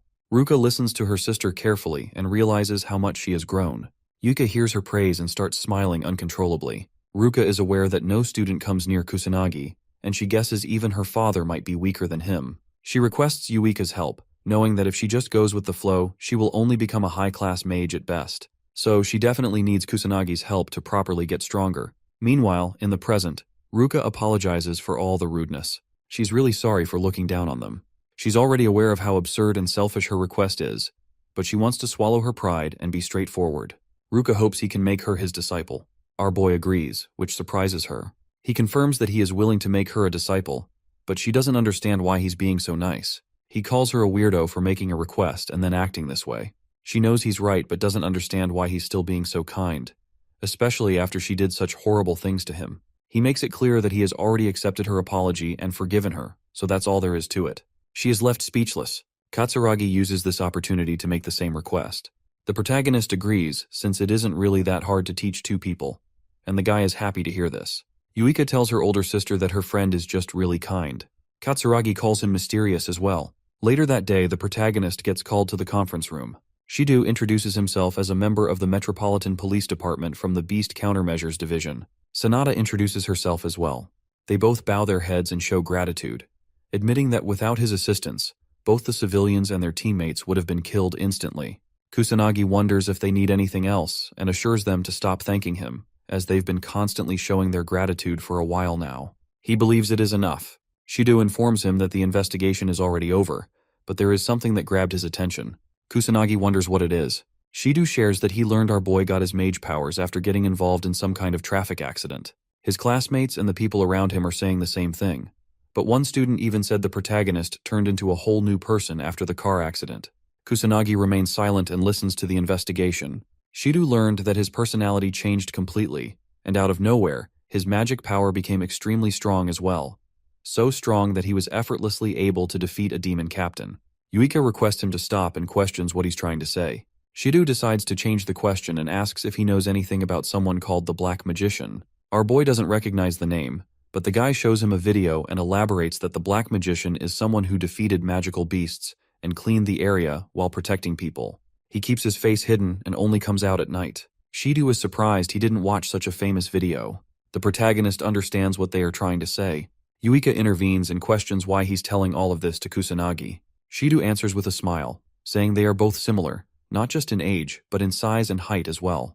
Shido learned that the Black Magician is a strong and capable individual. He doubts any students around his age are capable of such feats. The other weird thing is that the Black Magician started his activities at the same time our boy got discharged from the hospital. Since it is completely illegal to use magic in the city without a real permit or qualification, if a student gets caught using it, then the academy will have to handle most of it. But since it has gotten so much public attention recently, there's no choice left for the police, so they had to get involved and take action. Shido makes it clear that just expulsion won't be enough, but if the protagonist confesses, they are willing to do him a favor and lessen his punishment. So, he needs to answer carefully. Shido asks once more if he is the Black Magician. Kusanagi answers negatively with zero expression on his face. Shido looks relieved and smiles, happy to hear that our boy is not the Black Magician. The guy thanks him for everything and decides to leave for now. As he leaves the room, Shido is surprised that our boy didn't show a single expression. He praises his courage to lie so openly if he really is the Black Magician. He admits Kusanagi is nothing like a normal student and believes he is hiding something. Sanada already knows Kusanagi is the Black Magician since their voices are similar. She wonders if his intentions were purely to save people that night. Sanada decides to keep his identity hidden, even though she knows this can be counted as a failure for a policeman. She believes the protagonist is a kind person. Shido decides to try his best to reveal the Black Magician's identity, while Sanada thinks about keeping it hidden and helping the guy however she can. After a while, the homeroom teacher of the S-class introduces both Mizuha Yuika and Kusanagi Minato to the whole class. She hopes the other students can get along with them. The students start asking if he really is the one who defeated the demon captain. The girls ask Yuika how she feels being a noble mage. The teacher advises everyone to sit down as the class is about to begin. She is surprised to see how famous both new students are. Kusanagi had to answer questions all day, and he feels horrible. He remembers this is the reason he was trying to keep his identity hidden. He hears someone call him from behind. Our boy looks back and finds the girl he saved earlier standing in front of him. She hopes he doesn't mind giving her a little bit of his time. As the boy finds himself on the rooftop again, he wonders if it is some kind of norm to always go to the top whenever you have to talk about something. Yuika follows him and looks at what's happening from behind a wall. She was hoping she could get some private training in and wonders why he is on the rooftop.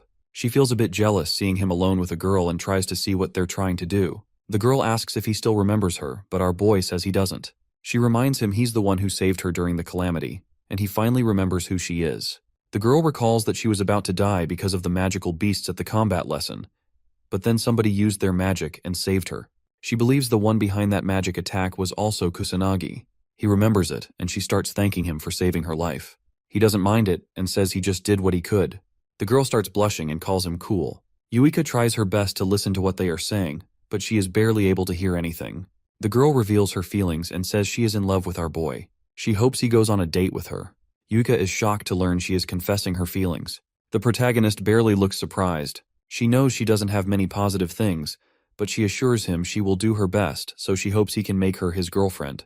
Kusanagi smiles and thanks the girl for the confession. She starts smiling, but he continues to talk and says he is sorry. Her smile drops instantly. He politely tells her he doesn't have any time to start dating anyone since he has to do something very important. She understands his reasoning and tries to smile again. She is glad he was straightforward with her and decides to give up on him now. The girl leaves the rooftop with tears in her eyes. Kusanagi advises Yuika to stop hiding and just come out. She gets caught and comes out with an awkward smile. She thought she hid her mana well this time and wonders how he noticed. He calls her mana control horrible and lets her know it is literally spilling everywhere. This is the second time he caught her sneaking around like this. He wonders if she has a peeping fetish. Yuika embarrassingly tells him she just came at the wrong time. She wasn't hoping to listen to anything. She asks why he rejected such a cute and pretty girl. Kusanagi makes it clear that he doesn't want to date anyone right now. She is surprised, but he thinks he is just too far apart in age, even though he is physically in the same school year as them. Yuika starts feeling glad as she learns he doesn't want to go out with anyone. She doesn't understand why she feels so relieved to hear that he isn't planning on dating anyone. She looks at him with a concerned face. Kusanagi advises her to start working on her mana control as it is completely horrible. He believes she needs a lot more practice. She assures him she is aware and becomes determined to work as hard as she can to surpass her current strength so that someday he can finally acknowledge her. During nighttime, the protagonist reaches another area filled with monsters. He wonders if a new calamity is going to appear since they keep increasing. He hears a girl scream for help. A man uses his magic illegally to harass a girl. He tells her it is pointless to scream since there is no one around. Kusanagi intervenes and shows the guy there is still someone around. The thug becomes surprised, but our boy doesn't give him any time and quickly punches his stomach. He uses his magic to knock the guy unconscious. He learns it is just an amateur mage and a thug, but his close combat skills are horrible. He guesses the guy isn't used to fighting mages. The girl he saved thanks him and questions if he is the black mage. He becomes annoyed and quickly leaves while ignoring her words. Kusanagi realizes the black mage all the students and the policeman mentioned was him all along. He doesn't understand how he became so popular.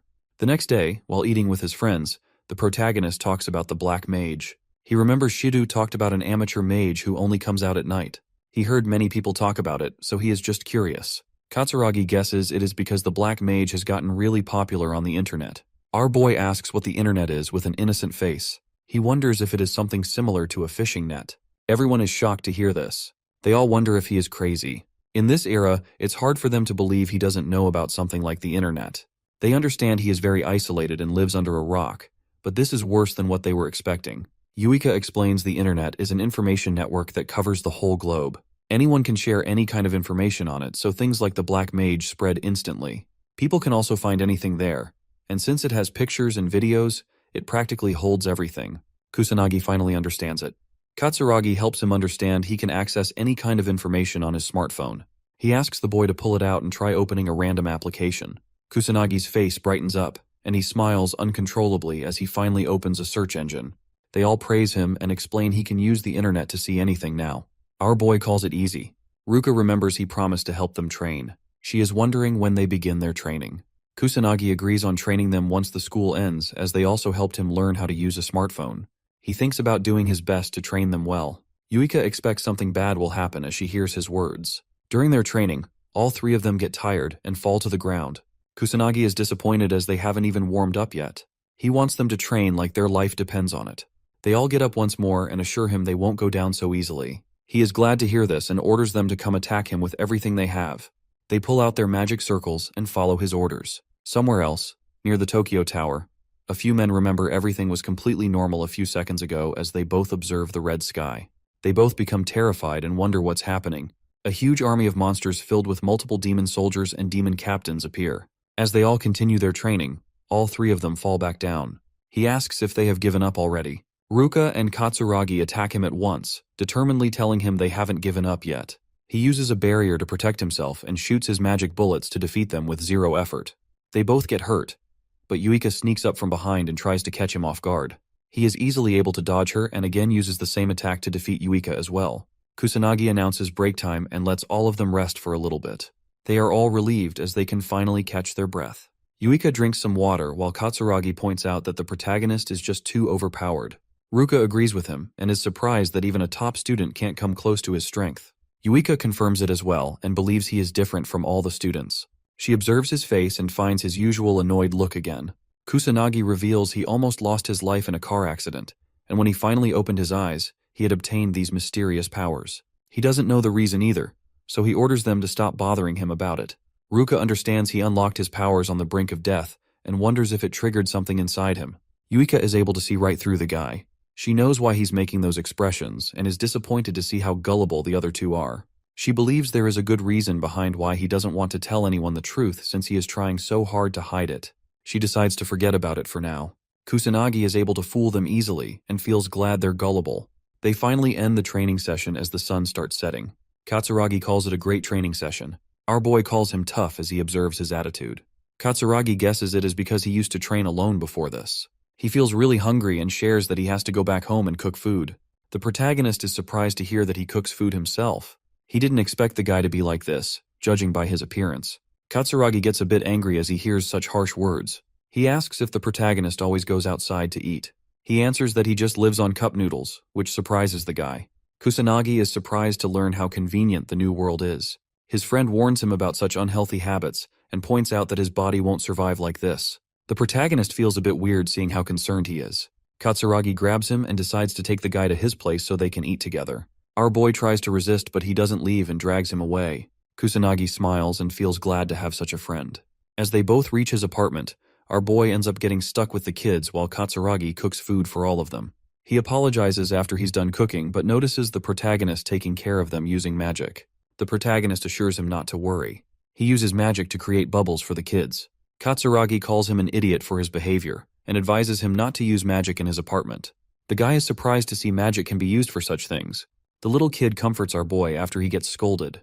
Katsuragi is shocked to learn he is really good at taking care of kids.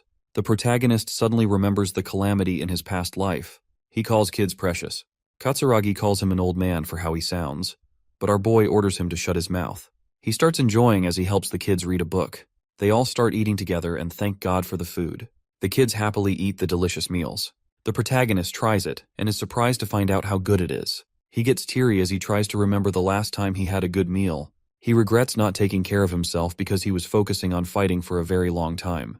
Kusanagi asks his friend about his parents. The guy shares he doesn't have a father. Since his mother has to work till late at night, he is the one who does the household work and takes care of the kids. He even has to do a part-time job when he is free. Kusanagi is shocked to hear his routine, but the guy assures him he likes taking care of his family. The protagonist understands it and remembers he is a complete musclehead who likes challenging stuff. They all end up sleeping together. He apologizes to Kusanagi for having him sleep at their house because of the selfish kids. He doesn't mind it and feels good doing such a thing for a change of pace. Katsuragi is relieved and shows his gratitude. The protagonist doesn't understand why he's thanking him, but the guy elaborates that it is about Ruka. She looks happier these days, and he believes it is all thanks to Kusanagi. Our boy wonders if this is something related to love. He asks the guy if he holds feelings for Ruka, but Katsuragi answers negatively. He shares they are both misfits who don't get along well with others, so they naturally became great friends. Kusanagi finds it similar to his situation. The next day, both Kusanagi and his friend walk together towards school. Yuika frustratingly wonders why they're so late. Katsuragi shares that the protagonist kept sleeping. They both find out the boys had a sleepover together. Yuika gets jealous and asks if they did training together. Kusanagi wonders why they're meeting like it is natural. He admits he is enjoying it. Shido appears with Sanada and requests our boy to give him a few minutes. The protagonist is annoyed to see them again. Shido apologizes for disturbing the guy again but reveals it is something urgent. Sanada explains beasts are suddenly appearing out of nowhere near the Tokyo Tower. She believes it is something related to the calamity, so they want to request Kusanagi's cooperation in the matter. He tries to avoid it as he is just a student, but Shido doesn't think it is right to call someone like him a student, since he is capable of stopping calamities all by himself. He tries to be straightforward and shares it's too much for the police to handle, which is why they need his assistance. Kusanagi asks if it is okay for them to reveal such stuff, but Shido tells him they have no choice since they've been completely cornered. He formally requests the protagonist to help them face the monsters. Kusanagi agrees with them. He was hoping to avoid standing out, but the situation keeps getting worse. Shido promises he will get proper compensation and that he doesn't have to contact the academy. Yuika and her friends decide to help as well. Ruka is confident they can provide support from the rear, and Katsuragi agrees with them. Shido thanks them for their effort but refuses to let them come along, as it is just not possible. Ruka tries to convince him, but Shido doesn't believe they are capable of fighting in a real battle since they are just the top students of their academy. He asks if any of them come close to Kusanagi's level. They all become ashamed and speechless. Shido advises them to head toward the academy while he invites Kusanagi to come with him. The protagonist hopes his friends can someday catch up to him, and they all become motivated, confidently answering that they will. At the police headquarters, our boy ends up being involved in a conference. A man explains that hundreds of magical beasts are appearing close to the Tokyo Tower, and they need to quickly form a plan and take action before any civilians get hurt. He shares that they even have a student on their side who played a huge role in the previous calamity that happened recently at the Magic Academy. He asks the protagonist to stand up. He follows the guy's instructions, and some men talk about him behind his back. One of them doesn't understand why a literal kid is involved in their business.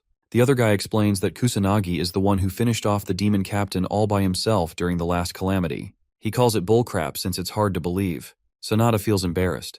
Shido speaks up and tells everyone that Kusanagi really is the student who stopped the calamity and even defeated the demon captain all by himself. Shido gives his word, as he saw everything happening from up close. He believes there is no one on the same power level as the protagonist. Since our boy was involved in the calamity that happened after 50 years, Shido thinks it is a good decision to have him cooperate with them. He hopes everyone will treat the boy as their partner instead of a student. The men still don't believe it and think he's just a mere student acting all high and mighty, even though he's in a place filled with so many professionals. The leader tells them their goal is still the same, even with a new face among them. He orders them to immediately take action and kill the monsters. As everyone leaves, Shido finds the boy and apologizes for what he had to listen to. Kusanagi thinks it's okay and guesses his arrival just put them in a bad mood. Shido is surprised by his maturity and realizes he should focus on Sanada instead. She starts sobbing and tells him she was just too terrified to stop the men. Kusanagi assures her not to worry, as he doesn't give a shit about what a few men have to say about him. She starts smiling and calls him a wonderful person. As they all drive toward the Tokyo Tower, Kusanagi asks about the approximate combat power they have right now. The policeman answers that they have 80 mages. Only a few among them are high rank, while the rest are just middle rank mages. Our boy knows middle rank mages are capable of using level 2 magic, while the high rank ones can use up to level 3. Shido admits it sounds very pitiful, but the protagonist is the strongest mage among everyone since he is capable of using level 4 synthesis magic. Kusanagi asks if they will follow some kind of plan, but Shido disappointingly tells him it is going to be a magic battle, purely so they can't follow any kind of plans. He believes they can win easily if they only face demon soldiers and magical beasts, but anyone higher than the demon captain will require proper planning and countermeasures because they have high intelligence and immense power. Shido doubts such a straightforward battle plan is worthy of being called a combat strategy. Kusanagi points out that he hasn't noticed any special equipment anywhere so far that could defeat monsters. The policeman shares that they don't have anything that stands a chance against magic and beasts, which is why they just wear clothes that are easy to move in or suits whenever they enter any sort of battle. The protagonist remembers they used to have anti-beast equipment, but Shido answers there is barely any left right now, and it has become very rare. Only the mage nobles have such equipment. Kusanagi is shocked to learn this, as he remembers such magic equipment used to be common around his time. He understands the usage of magic and mages declined because of peaceful times, but this much change is just absurd. He becomes curious about what happened during the past 50 years. Shido observes his expressions carefully, wondering what he's thinking about. They all finally reach the Tokyo Tower. Kusanagi finds out there is no calamity going on, but the number of monsters appearing is abnormal. He wonders what is going on. The trash-talking policemen from earlier are shocked by the numbers as well.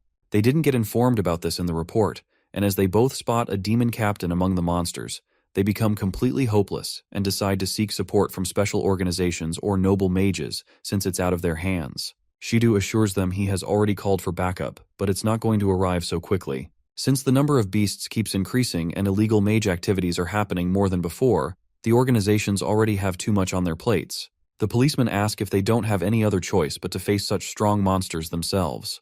They believe it's a suicide mission and become hesitant. Shido has no choice left, so he swallows his pride and requests the protagonist for help. He asks if they can be defeated. Our boy answers positively. The trash talkers start doubting him, and it's hard for them to believe a random brat can win against so many monsters. Kusanagi notices something weird, and they wonder what he's on about. As the monsters become more active, suddenly the sky changes its color and turns red. Sanada and the other policemen realize a calamity is about to happen. Shido gives a message to every single post from the police headquarters that a calamity has appeared across Japan.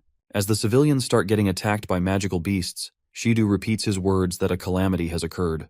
He orders everyone to make people their priority and save civilians from any harm. Since they're stuck dealing with it in an urban area, they need to take countermeasures quickly. Shido and his men are worried to see what's happening, but our boy remains unfazed.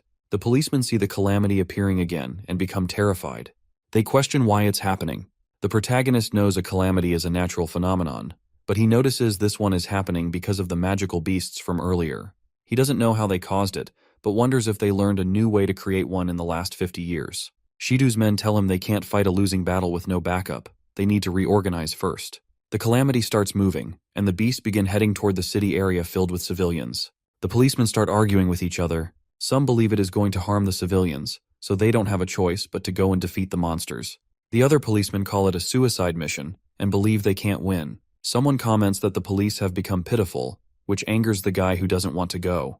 He makes it clear that they just can't win against so many magical beasts. Kusanagi jumps off the building while telling everyone they can definitely win. He smiles and starts using his magic circles to head toward the monsters. He lands between them, and as the monsters notice him, they all begin rushing toward him to attack. The policemen warn him to quickly run, or else he's going to lose his life. Kusanagi pulls out third-level magic called Wind Cutter, leaving everyone speechless. The monsters die instantly, but a few demon soldiers become active. They throw multiple attacks toward our boy, but he remains unscathed because of his shields. Since the barrier ends up being very useful, he decides to put one up for the bystanders, so no one gets hurt during the calamity. As he cuts through more monsters, Shidu is astonished by his strength. He doesn't believe someone is capable of using several magic attributes at once. He guesses only Kusanagi can do such things. The guy orders everyone to move forward and follow our boy. Sanada starts running to provide proper backup. The other policemen tremble in fear, but since they can't just run away, they all get fired up and run toward the battlefield. The policemen begin fighting against the monsters. The protagonist is surprised by their capabilities. The demon captain appears from the crowd of monsters. A policeman notices and becomes hopeless, since only a legendary class mage can defeat such a monstrosity. Kusanagi pulls out the water serpent again and assures the policemen they can leave the demon captain to him while they all handle the rest. In mere seconds, he defeats the demon captain, leaving everyone shocked. They admit he is very powerful. Shidu orders everyone to continue fighting until the boss monster appears. He orders them to handle the rest while Kusanagi can take care of the demon captain and anything stronger than that. As the protagonist fights the monsters, he remembers the worldwide calamity that appeared 60 years ago, which was the first calamity. After that event, calamities became common and kept showing up again and again, continuing to destroy the world. He doesn't want what happened 60 years ago to repeat itself since the calamity will just spread worldwide. He is glad to be here and is determined to stop the calamity from destroying the human race. Sanada gets attacked by a demon soldier, but the protagonist intervenes and instantly kills it. She remembers it is the same as that night. He asks if she's fine. Sanada thanks him and tries getting up. He realizes it is the same situation as before. He becomes worried and anxiously questions if she found out. Sanada doesn't understand why he became the Black Mage. She wonders how strong he is but doesn't want him to hate her for asking weird questions. She blushes and tries to stop herself from thinking anything weird since he is just a student. Sanada gets attacked again, but Kusanagi protects her from the danger and advises her to be more careful. She apologizes. He requests that she stay by his side so he can protect her. He notices she isn't capable of using combat magic. Sanada starts blushing again and follows his instructions. She questions if he really is a student since he sounds more like an adult compared to her. Out of nowhere, all the police mages feel an immense pressure. They start trembling in fear and wonder what's happening. A monster emerges from the light. Shidu notices it is the subspecies of a demon captain. He questions why such a higher species of demon captain is appearing now. The policemen realize their victory is impossible. They doubt even mage nobles can win against such a strong monster. Kusanagi steps forward. They try to stop him from getting hurt, as they don't think he can defeat it no matter how strong he might be. Kusanagi tells them he'll win. The guys stop trembling so much. Sanada starts praying for Kusanagi's victory. Shidu knows he holds the same strength as the mage nobles, so there is a good chance he might win against the subspecies as well.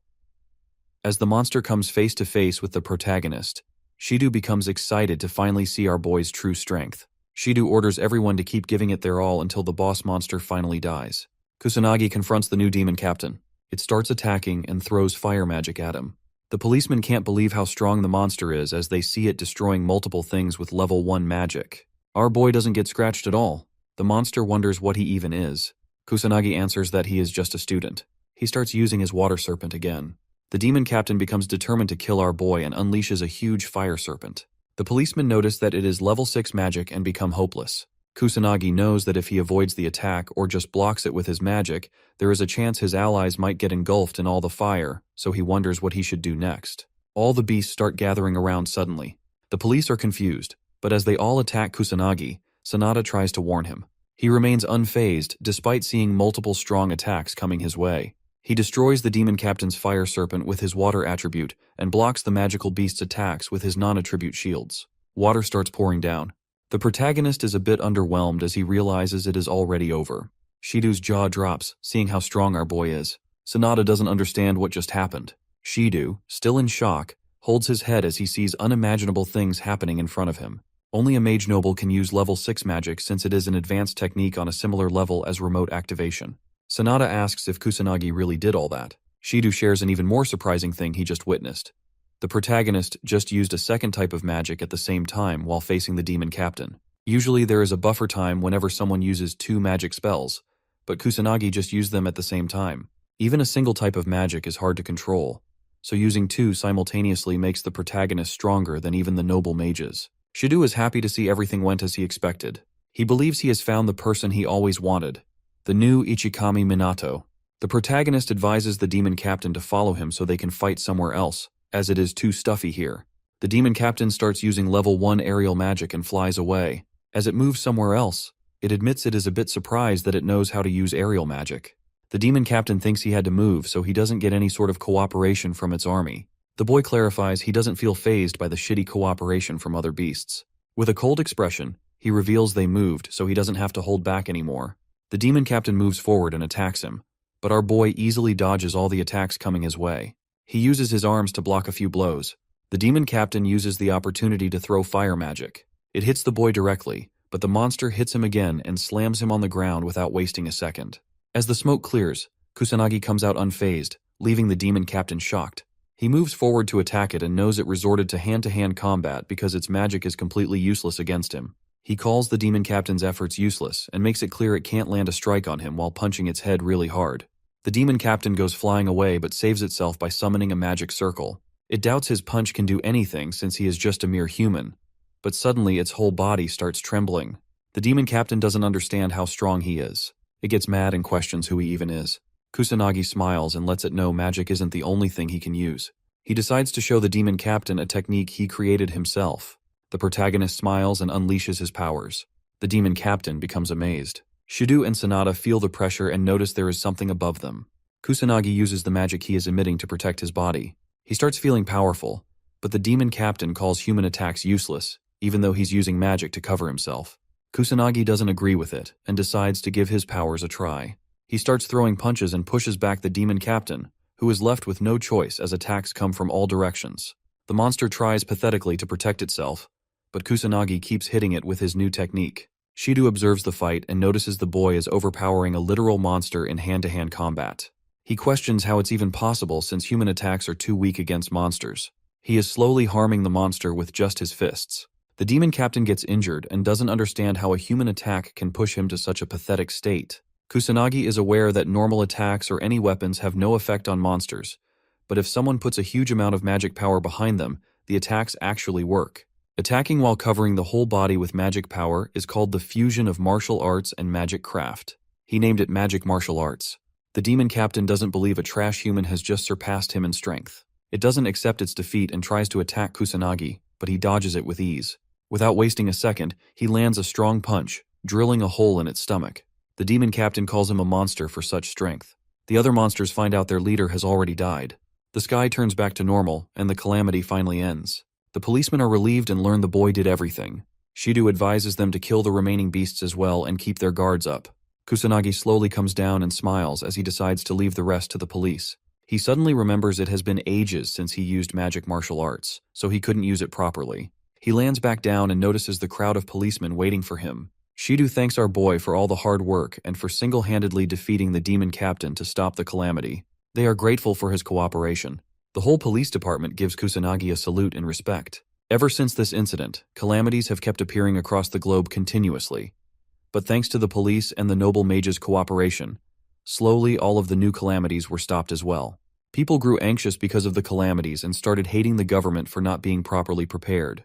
They showed disappointment towards the mages, who were expected to protect people. As the anxiety among people grew with time, someone said they still have the Black Mage on their side. Everyone started believing in the Black Mage, and the whole world wondered who he even was. At the academy, Kusanagi starts feeling irritated as the whole class finds out he is the one who stopped the second calamity as well. They call him amazing and start showering him with praise. They ask if it's really true that he had to face the subspecies of a demon captain during the calamity. He starts feeling bothered and hopes it ends. Yuika notices his tired expression. The teacher begins talking about the calamity that occurred recently. She advises everyone to stay prepared at all times since they're not just students but mages too, so there's no telling when they might get summoned. She points toward Kusanagi and calls him experienced. All of a sudden, Sanada appears with a few policemen. She excuses everyone and the teacher anxiously asks if there is an issue. Sanada shows her badge and assures her she came here with the headmaster's permission. She calls Kusanagi and requests him to help them once again. Our boy is surprised by how far the police have fallen. He wonders why they never care about their image. He notices the students gawking at him, which annoys him, so he decides to just leave. He asks Sanada to inform him about the situation. She assures him not to overthink it, as he will receive rewards and credit for his work. She explains the beasts keep appearing all across the globe because of the calamities, and illegal mages involved in weird organizations have also become way more active all of a sudden. Since they are lacking in manpower, Kusanagi says they came to get him. Sanada feels bad about asking him for help so many times but tells him they have no other choice since he is the strongest. Kusanagi pulls out his phone and advises her to just give him a call next time. Sanada apologizes and understands him. She is able to get his contact information and feels glad. The protagonist questions what he needs to do now. She instructs him to take care of all the beasts in Harajuku. He understands her. Sanada decides to take him with her in a car, but he believes they will become too late. So the protagonist pulls out his magic circles and starts leaving the school alone. The police are amazed to see his fast speed. At Harajuku, the sky turns red and two kids become terrified. The big brother tries to protect his sibling from harm as a magical beast appears. The kids try to run away, but the little one falls. As they're about to be eaten by the magical beast, the protagonist appears and instantly kills it. The kids calm down, and he praises them for hanging in there, telling them they did a great job. He hands back their toy Ichikami figurine and smiles to help them feel better. He hands the kids to the police and runs to clean the area. The kids bow to show their gratitude as he flies away, and the little brother smiles in appreciation. Kusanagi finds it harder to battle in Harajuku than at his academy or in the destroyed Shibuya, as the place is filled with obstacles and people. He can't use magic bullets, or he might hurt civilians still running for their lives. He can differentiate between humans and beasts, but normal people with zero magic can't be detected easily. The only way to save everyone is by patrolling the area. The police arrive, focusing on killing the monsters while leaving civilian rescue to the army and firefighters. They find Kusanagi and call his name. Our boy remembers him from the calamity, comes down, and guesses the policeman is reinforcement. He finds it helpful and asks about the situation. The policeman shares they haven't saved half the civilians and are struggling to reach the east side. Kusanagi shoots a few bullets and decides to check the east side. The policeman warns him about illegal mages there, according to reports, but knows there's no point in warning Kusanagi since he's the strongest. The other policemen notice him and wonder who he is, as he defeated multiple beasts with ease. They believe he's some kind of savior during these difficult times. Kusanagi defeats a demon captain with his 6th level burst stream. He's surprised to find demon captains, even though there's no calamity, something that hadn't happened even 50 years ago. As the number of beasts increases, Kusanagi realizes they're getting stronger, and the situation is getting so bad that even he finds it hard to handle. He believes he needs a plan before things get out of hand. Kusanagi saves 2 more civilians and hands them to the firefighters. He has a few plans but isn't sure which one to follow. He uses his bubbles to save more people. Sanada and a few policemen appear, and he helps calm the civilians. The police thank him again, believing they minimized the damage because of him. Kusanagi disagrees, saying it was thanks to the police and firefighters. He was simply helping out. The policeman admits he's an awesome student. They apologize for their rude behavior during the last calamity, admitting their pride caused it. Kusanagi tells them not to worry and to stop thinking about it. The policemen are amazed by his maturity and thank him again. Sanada steps forward and thanks him as well, noting she keeps relying on his powers, even though he's just a student. He assures her not to worry, as he agreed to help. Kusanagi points out that the number of monsters keeps increasing, and this time, they're stronger. Sanada agrees, thinking they need a plan to counter the calamity. She mentions her senior is doing his best to take action. As she speaks, the kids from earlier approach Kusanagi and thank him for saving them. He's happy to see they're safe. The little kid asks if he's the great sage, and the older one apologizes, saying his brother is obsessed with the great sage. Kusanagi notices the toy and realizes it's an Ichikami figurine. He tells the kids he's really the great sage, and the kid smiles, already knowing. Kusanagi remembers his past life, where someone requested Ichikami to let him make a doll of him. The guy excitedly shared he wouldn't just make a doll but photo cards and key holders too. Ichikami doubted anyone would want such things. The guy told him people needed the great sage's support in their hearts, and such items would be great for kids. Ichikami didn't fully agree, but the guy called him wrong, believing it would keep people safe for 100 years, not just 50. He begged for Ichikami's permission. Kusanagi smiles, realizing the guy was right. He knows mere dolls can't save people, but people need him again now. At a shady club in the capital, a few men report on the Black Mage to their leader, Kuroi Akuto, president of the underground mage guild, Black Rebellion. He gets up after hearing about an illegal mage who doesn't belong to any guild. Furious, he learns the Black Mage dares to go against him. He asks his lackey if he's correct, and the terrified underling answers yes. Kuroi orders them to find the Black Mage's real identity, using military force if necessary. Someone asks if they have permission to kill him. It's the executive manager Kaga Shuji. Kuroi answers they can only kill him after torturing him. Kaga becomes excited, making an evil expression. Ruka asks Kusanagi about his magic power level.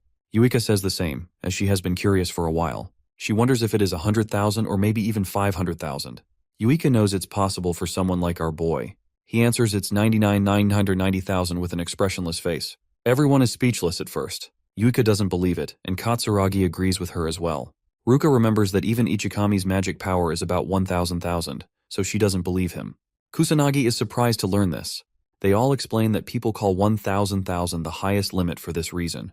They wonder why he doesn't know such a common thing. The protagonist questions if his power is just 1,000,000. He tries looking it up on the internet but becomes confused. He smiles and admits he doesn't know how to use a phone. Since it's not worth the effort, he decides to give up. He gets a call from Shido. The boy asks what's wrong, and Shido apologizes for the disturbance, asking if he has some time to spare. Kusanagi answers positively, so the policeman asks if his friends are near him as well. Kusanagi tells him they are here. Shido requests him to put the phone on speaker. Kusanagi is completely clueless about it, so Yuika helps him turn it on. The policeman explains that since the number of monsters and calamities keeps increasing, he decided to create a specialized anti-monster squad, known as the Special Magic Team. He wants our boy to be the leader of the squad. Yuika is astonished to see her friend getting such an opportunity. She believes it's such a special title that mages would die to reach. She guesses her friend isn't going to refuse such a thing, but to her surprise, Kusanagi ends up refusing the offer. Yuika questions why, growing angry. The policeman requests them to listen to his explanation first. The protagonist wonders why Yuika is angry on his behalf, but decides to hear the explanation. Shido shares that there are too many issues going on, and the police can't handle everything alone. Also, since the monsters are growing in strength, it's hard for them to keep up anymore. He knows the boy understands his words. Kusanagi knows it's because the mages of this time period have really low magic levels. He wonders what happened to the nobles. Shido shares that the heads of Mizuha, Homurai, and Kaichi are still stuck in an overseas meeting, so the only one left is Fuka, but he's not available either for many weird reasons. Kusanagi suddenly remembers he never met Yuika's parents before. She tells him they still haven't returned from the meetings. Shido explains the special squad will have many police officers and a few students from the academy. He chooses Yuika, Ruka, and Katsuragi as members of the new special squad. He assures them he's willing to handle all the troublesome stuff, like clerical work and negotiations. So all of them just need to focus on getting stronger and leading the police mages. They'll get proper rewards, and their school credits will increase too, making it easier to find employment in the future. Shido starts begging, trying to convince the boy to become the captain. He hopes the protagonist agrees. Kusanagi becomes a bit annoyed but decides to do it. Shido finds it hard to believe but looks glad. The others agree with it as well. Ruka doesn't want Kusanagi to handle everything alone, while Katsuragi is just into hard challenges. Even though the protagonist is still unsure, he ends up going with it since he wants to train more mages as well. The news channels start criticizing the noble mage family, the Fukas. They didn't only leave behind their real duty because of some school disaster, but the noble family was also very slow with the subjugation of monsters. The nobleman hears the news and calls the reporters dumb, since they're assuming noble mages can handle anything. Someone calls, so the noble mage gives him permission to enter. His butler appears and shares that the Metropolitan Police Department sent him a document. The noble mage reads the information about the special magic team being established. He calls it stupid and thinks useless people are into doing unnecessary things. He feels a bit disappointed but guesses this might help shut up the public. He orders the butler to call his dumb kid here. The butler understands him and leaves. At the police department, the protagonist and his friends join the special squad. They all hold a meeting, and Shido starts explaining something to everyone. The protagonist is surprised to hear the word dozens, but Shidu apologizes and explains that they did have candidates, but they didn't receive any applications for some reason. Shidu believes they'll get more applications once our boy starts producing real results. Kusanagi was expecting things to turn out this way, since it's weird for a literal student to be the team's captain. Some friction was bound to happen. Shidu hands over something and shares that it's a temporary mage badge. He admits it's an external cooperation but explains they're all public servants now. So, if anyone doubts it, he can just show this badge to them when needed. He adds another thing. The badges are only given when someone is from a unit, and since all of them are still not qualified as mages, the badge is just temporary. Shidu officially ends the student treatment with Kusanagi and addresses him as Captain Kusanagi. He leaves everything to the boy. The protagonist smiles, as it's been ages since he stood before people his own age. He goes to the front and introduces himself once more. He announces that he is the captain of the special mage team and promises everyone that he is willing to make everyone in his team stronger than even the heads of noble families. His friends and the police members are surprised, as it's something hard to believe. Kusanagi understands why they're doubting him, but decides to give solid proof to help clear the doubts. He asks Shidu if there are any magic power measuring devices available in the police station. The guy answers positively but becomes confused. As he brings a few measuring devices, Kusanagi orders Ruka and Katsuragi to step forward and measure their power levels. They decide to follow his orders. As they both pour out their magic into the machine, the protagonist tells everyone that Ruka's magic power level was only 10,000 last time, while Katsuragi had 8,000 magic power. Ruka becomes speechless as she gets a result of 30,000 magic power. Katsuragi is amazed to see 28,000 on the measuring screen as well. The policemen are astonished, as it is the magic power of the highest grade mage class. Kusanagi asks them to be patient and orders Yuika to measure her powers. She listens to him but feels a bit anxious. Yuika wonders what she should do now, as she believes the gap between her and her older sister might be too big. She knows she worked really hard, but at the end of the day, she thinks she is just an ordinary person with no talent. She becomes more anxious and doesn't want to see the results. Yuika calms herself down as she doesn't want to run away from such challenges anymore. She stops caring about the results and pours the magic into the machine, determined to always be true to herself. Shidu and Sanada's jaws drop as they see the results. Yuika feels a bit anxious but opens her eyes to find out it is 26,000. Shidu remembers her magic power was just 2,000 according to the records, and it's hard for him to believe there is a way to increase magic power to such an extent. Kusanagi makes it clear to everyone in the room that increasing magic power is possible. It just requires talent and the absolute determination to never give up and keep working hard till the end. He looks at Yuika with a smile and pats her head, letting her know how proud he is feeling and telling her she did an amazing job. Ruka feels happy as she watches their interaction. Kusanagi praises the other two as well, but they think this much was expected. Especially for Ruka, she believes this kind of improvement is normal for someone like her since she belongs to the Mizuha family, so there's no need for praises. He ignores her words and pats her head as well, praising her for all the hard work. Katsuragi knows his friend looks out of this world but is surprised to see him act this way without any fear. Yuika becomes anxious since she knows how terrifying her sister looks when she's angry. Ruka tells the protagonist she's not a baby, and he understands her and pulls away his hand. Katsuragi was a bit scared just now, and Yuika also thanks God her sister remained calm. Our boy tries to pat Katsuragi next, but he becomes embarrassed. Ruka remembers she was never treated like this all her life before today. Even her father never patted her head or did such a thing for her. A fat, ugly guy enters the room as he finds out everyone was here. He shares that he has been searching for Shidu everywhere and wonders why he hasn't received any proper greetings. Shidu tries to explain himself and tells the fatso he thought the guy wasn't coming today. The fat dude tells him his mind changed, so he decided to come. Shidu thinks about introducing him to everyone and announces he is Shu, a mage noble from the family of Fuka. Shidu secretly informs our boy that he didn't have a choice, as they needed the approval of the mage noble for the special team's establishment, so he was forced to enlist their names. He feels sorry about it. Kusanagi remembers the Fuka family ignored the request for reinforcements during the disaster that happened at his academy. Shidu tries to explain that happened because the nobles have a weird habit of maintaining authority, so they feel ashamed answering such requests since it's not something a mage noble would usually do. Shu speaks up and tells them he learned he was going to see Japan's leading magic unit. He wonders why there is a bunch of students in the room instead. Shidu introduces Kusanagi and reveals he is the one who defeated the boss monster and took care of the calamity that happened at the school.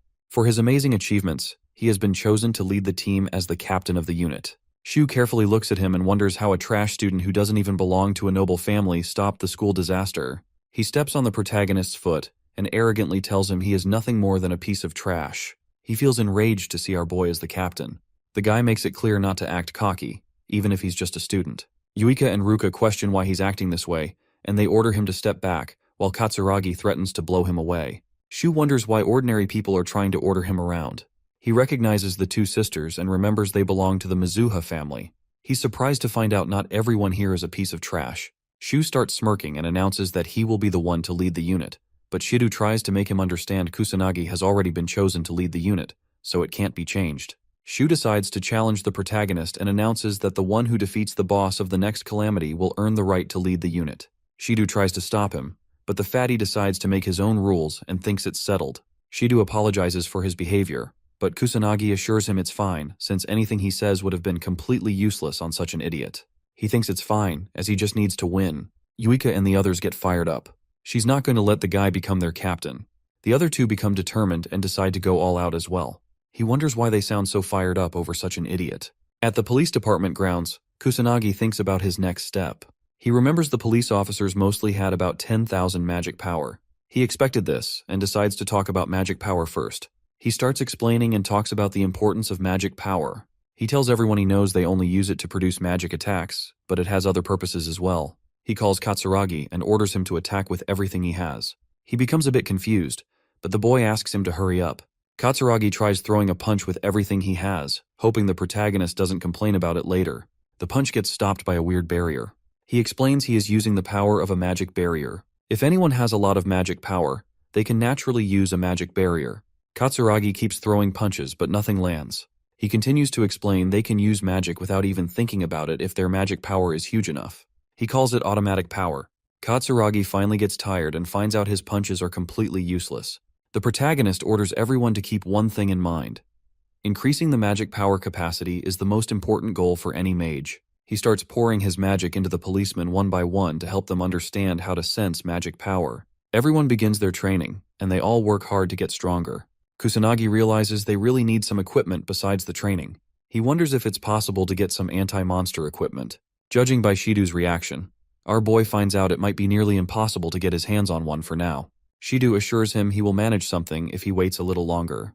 Kusanagi is aware he won't find any good craftsmen in this time period, so he decides to make one himself, even though he has never done that before. He is positive he can make one himself. He opens his drawer as he tries to find something useful. He finds a cheap ring, but notices it is still in good condition, which means it might be something important. He believes it might work, but it's still not enough.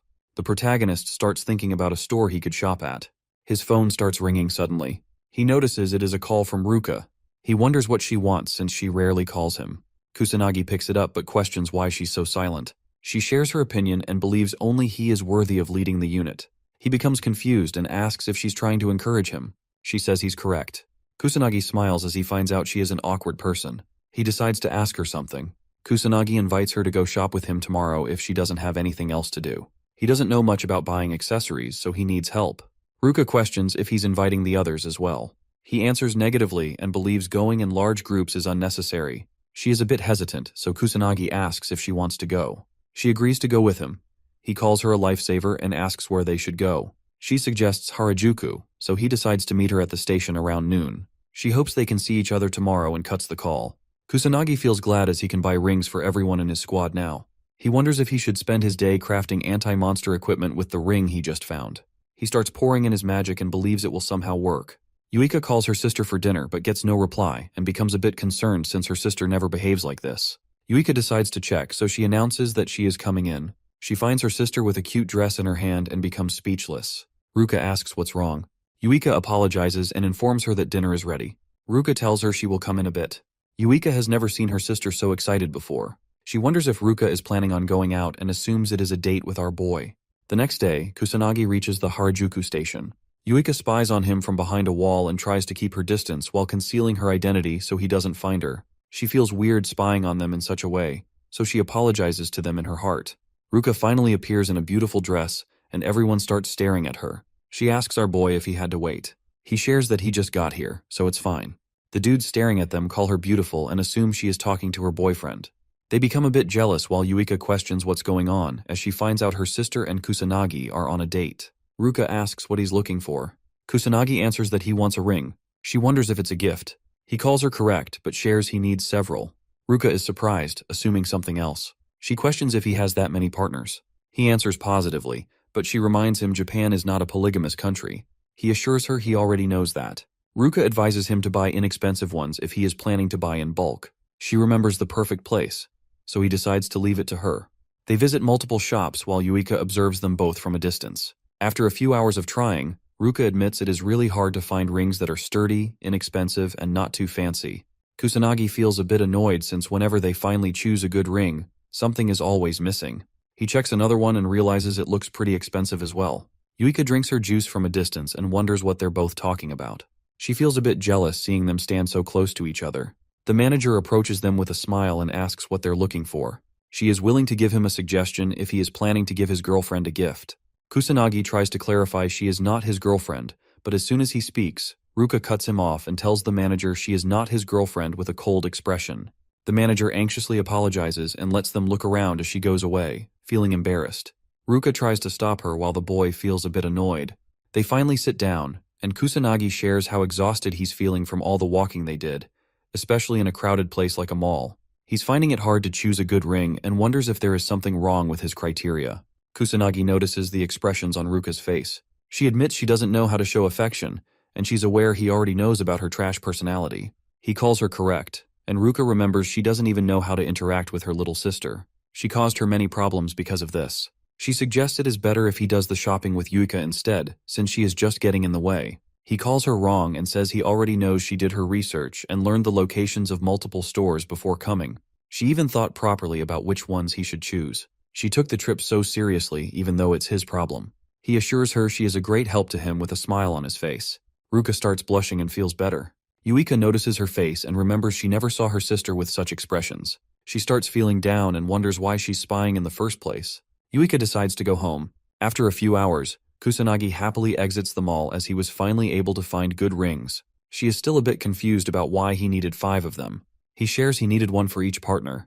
Ruka believes his partners are going to be really happy when they receive the gift since he took his time to pick the rings. He mentions it is for the unit's equipment, so there is no reason for them to be unhappy about it. She is a bit confused to hear this but finally understands why he bought so many. He shows his gratitude for all the help she gave and thanks her properly. Ruka thinks it's fine. She is glad she was able to help him out. He decides to repay her for the effort, but she assures him he doesn't need to do anything. He pulls out the ring from earlier and asks her to give him her hand. She feels a bit shy and questions what he wants to do. He grabs it and shares it as the first special ring he made himself. He hopes she takes good care of it and smiles. Ruka is glad but starts leaving. He tries to stop her, but she doesn't give him a chance and leaves. He wanted to explain more about the anti-monster equipment, but decides to do it some other time when he gets the chance again. As she walks away, Ruka suddenly stops and stares at the ring. She hugs her hand as she admires the ring and starts blushing uncontrollably. The next day, Kusanagi announces he will hand out the anti-monster equipment now, so they can come and take one. Sanada and the other policemen wear it and feel a magic reaction. They're amazed to see magical equipment for the first time. He explains it is called anti-monster equipment, and he imbued wind magic into it, so if they use their magic powers, they can use the ring to produce wind magic up to level 1. Shido is amazed. He starts questioning how the protagonist got his hands on such a thing. Kusanagi reveals he is the one who made them. Shido finds it hard to believe, since craftsmen capable of making such precious equipment barely exist anymore. He is astonished to find out our boy can make such a thing with ease. He admits Kusanagi amazes him every time. Yuika notices her sister didn't take a ring. She notices Ruka is already wearing a ring she has never worn before. Yuika assumes it is from their date and becomes anxious as she wonders what happened after she decided to leave. Kusanagi believes they all lack proper transportation. He doubts cars are fast enough, so he calls them unreliable. Shido thinks he's right since they always arrive late. Kusanagi demonstrates how to use the wind magic spell, Aerial, using the anti-monster equipment. He believes it will help reduce the time they spend traveling significantly. He explains it is not strong enough to be used as attacks against monsters, but they can fly with it, so they should give it a try. He guides them by sharing they need to visualize jumping in the air since Aerial involves flying and acceleration. Sanada and Shido start flying using the special ring. Kusanagi notices Yuika flying as well. He praises her for it, but she believes this much was expected since she has been training to learn magic manipulation for quite a while now. She stares at the protagonist. Yuika starts feeling guilty all of a sudden for spying on her sister earlier. Kusanagi notices her expression and becomes confused. He approaches Yuika and says he wanted to ask something from her. He questions if she is aware of Ichikami Minato. Yuika answers positively, as he is the person she likes the most. He asks her about Ichikami's power level. She answers it was around 1,000,000. He was capable of using many spells but died fighting against the demon god during the Great Calamity. He's curious about what happened after he died. She answers most great mages died as well, and her noble ancestors were among the people who worked hard for the revival of society. The Mizuha family played a huge role in everything. She says all of this with a proud expression, and continues to share that barely any data or documents were left after the last calamity finally ended. That's the reason magic studies were built again from zero. Kusanagi is aware the death rate of mages was quite high around that time, but he remembers leaving a lot of books behind. He stored the information about magic in different places to prepare for the future. He wonders why the knowledge of modern-day magic is so bad and full of errors compared to what he left. The power level of mages these days is extremely low. He wonders if someone is behind all of this. Yuika notices him zoning out and asks if he's fine. He assures her it's nothing. She asks him to keep in mind, if he is worried about something, he shouldn't hesitate to share it with her. She is aware she isn't very useful, but still tells him to ask for her help. Kusanagi thanks her for the consideration and calls her a big help. He knows she's going to keep whatever he shares a secret, but he still needs to be cautious about the Black Mage issue. There is a possibility she might get in trouble if he involves her, so he decides to never bring it up. He is aware she might just end up losing consciousness if she finds out he is the legendary Ichikami Minato. Yuika assumes he is hiding things because she is not reliable enough. She decides to get stronger so she can be more useful to Kusanagi. She becomes determined to do her best. 1 week later, Kusanagi orders everyone to get ready and fire. Sanada is able to throw level 2 holy magic called Holy Crest. Shidu, now capable of using level 3 magic, while Katsuragi and the Mizuha sisters are able to throw level 4 magic. Kusanagi feels happy as he learns everyone has gotten stronger. Even Sanada, who didn't know how to use offensive magic before, can now attack with offensive magic spells as well. The most surprising thing for him is the compatibility between the Mizuha sisters. He knows people would think it is only natural since they are both sisters. Yuika and Ruka destroy the training ground with their level 4 magic. Yuika suddenly remembers some bad memories but starts smiling as she has finally earned her sister's respect. Kusanagi praises everyone for their hard work, but tells them not to get lazy just because their magic levels increased, since the levels don't necessarily mean they have gotten stronger and better at using magic. He decides to give an example and orders Ruka to use a level 4 magic spell on him. She understands him and follows his instructions. Ruka throws a level 4 attack at him, but Kusanagi only uses level 1 earth magic as a counterattack. As both magic attacks clash, everyone is surprised to see that level 1 magic was able to neutralize level 4 magic. He explains the magic levels only help with the amount of magic power that can be infused with an attack. It doesn't mean higher level magic is stronger. Even with level 1 magic, if the mage is able to infuse maximum magic power, even level 4 magic is easily beatable. He mentions the attributes of magic matter as well. Water is always weak to earth. He orders everyone to avoid getting trapped by the idea of levels. He explains they need to understand magic power and master the spells they have. If they follow his instructions, they can become stronger. Everyone listens carefully as Kusanagi reveals they shouldn't forget about their partners either, since combined powers can become even stronger. They all yell out as they become motivated, but out of nowhere, the fatty appears again and feels pity for them. Shidu asks why he's here for no reason. Shu thinks no calamity is happening anytime soon, so he's bored. Shidu advises him to clear out a few monsters if he's not planning on training, but Sho rejects the idea as it is too much work for him. He leaves all of it on the police department while smiling wickedly. Kusanagi's friends become annoyed, but he feels nothing. Shu hopes the calamity arrives quickly as the sky starts turning red. Yuika notices it first and points out something is wrong. Shu realizes it really is the calamity and gets fired up. He reminds everyone that the squad that is able to defeat the boss first is going to be chosen as the leader of the special unit. He announces the beginning of his challenge.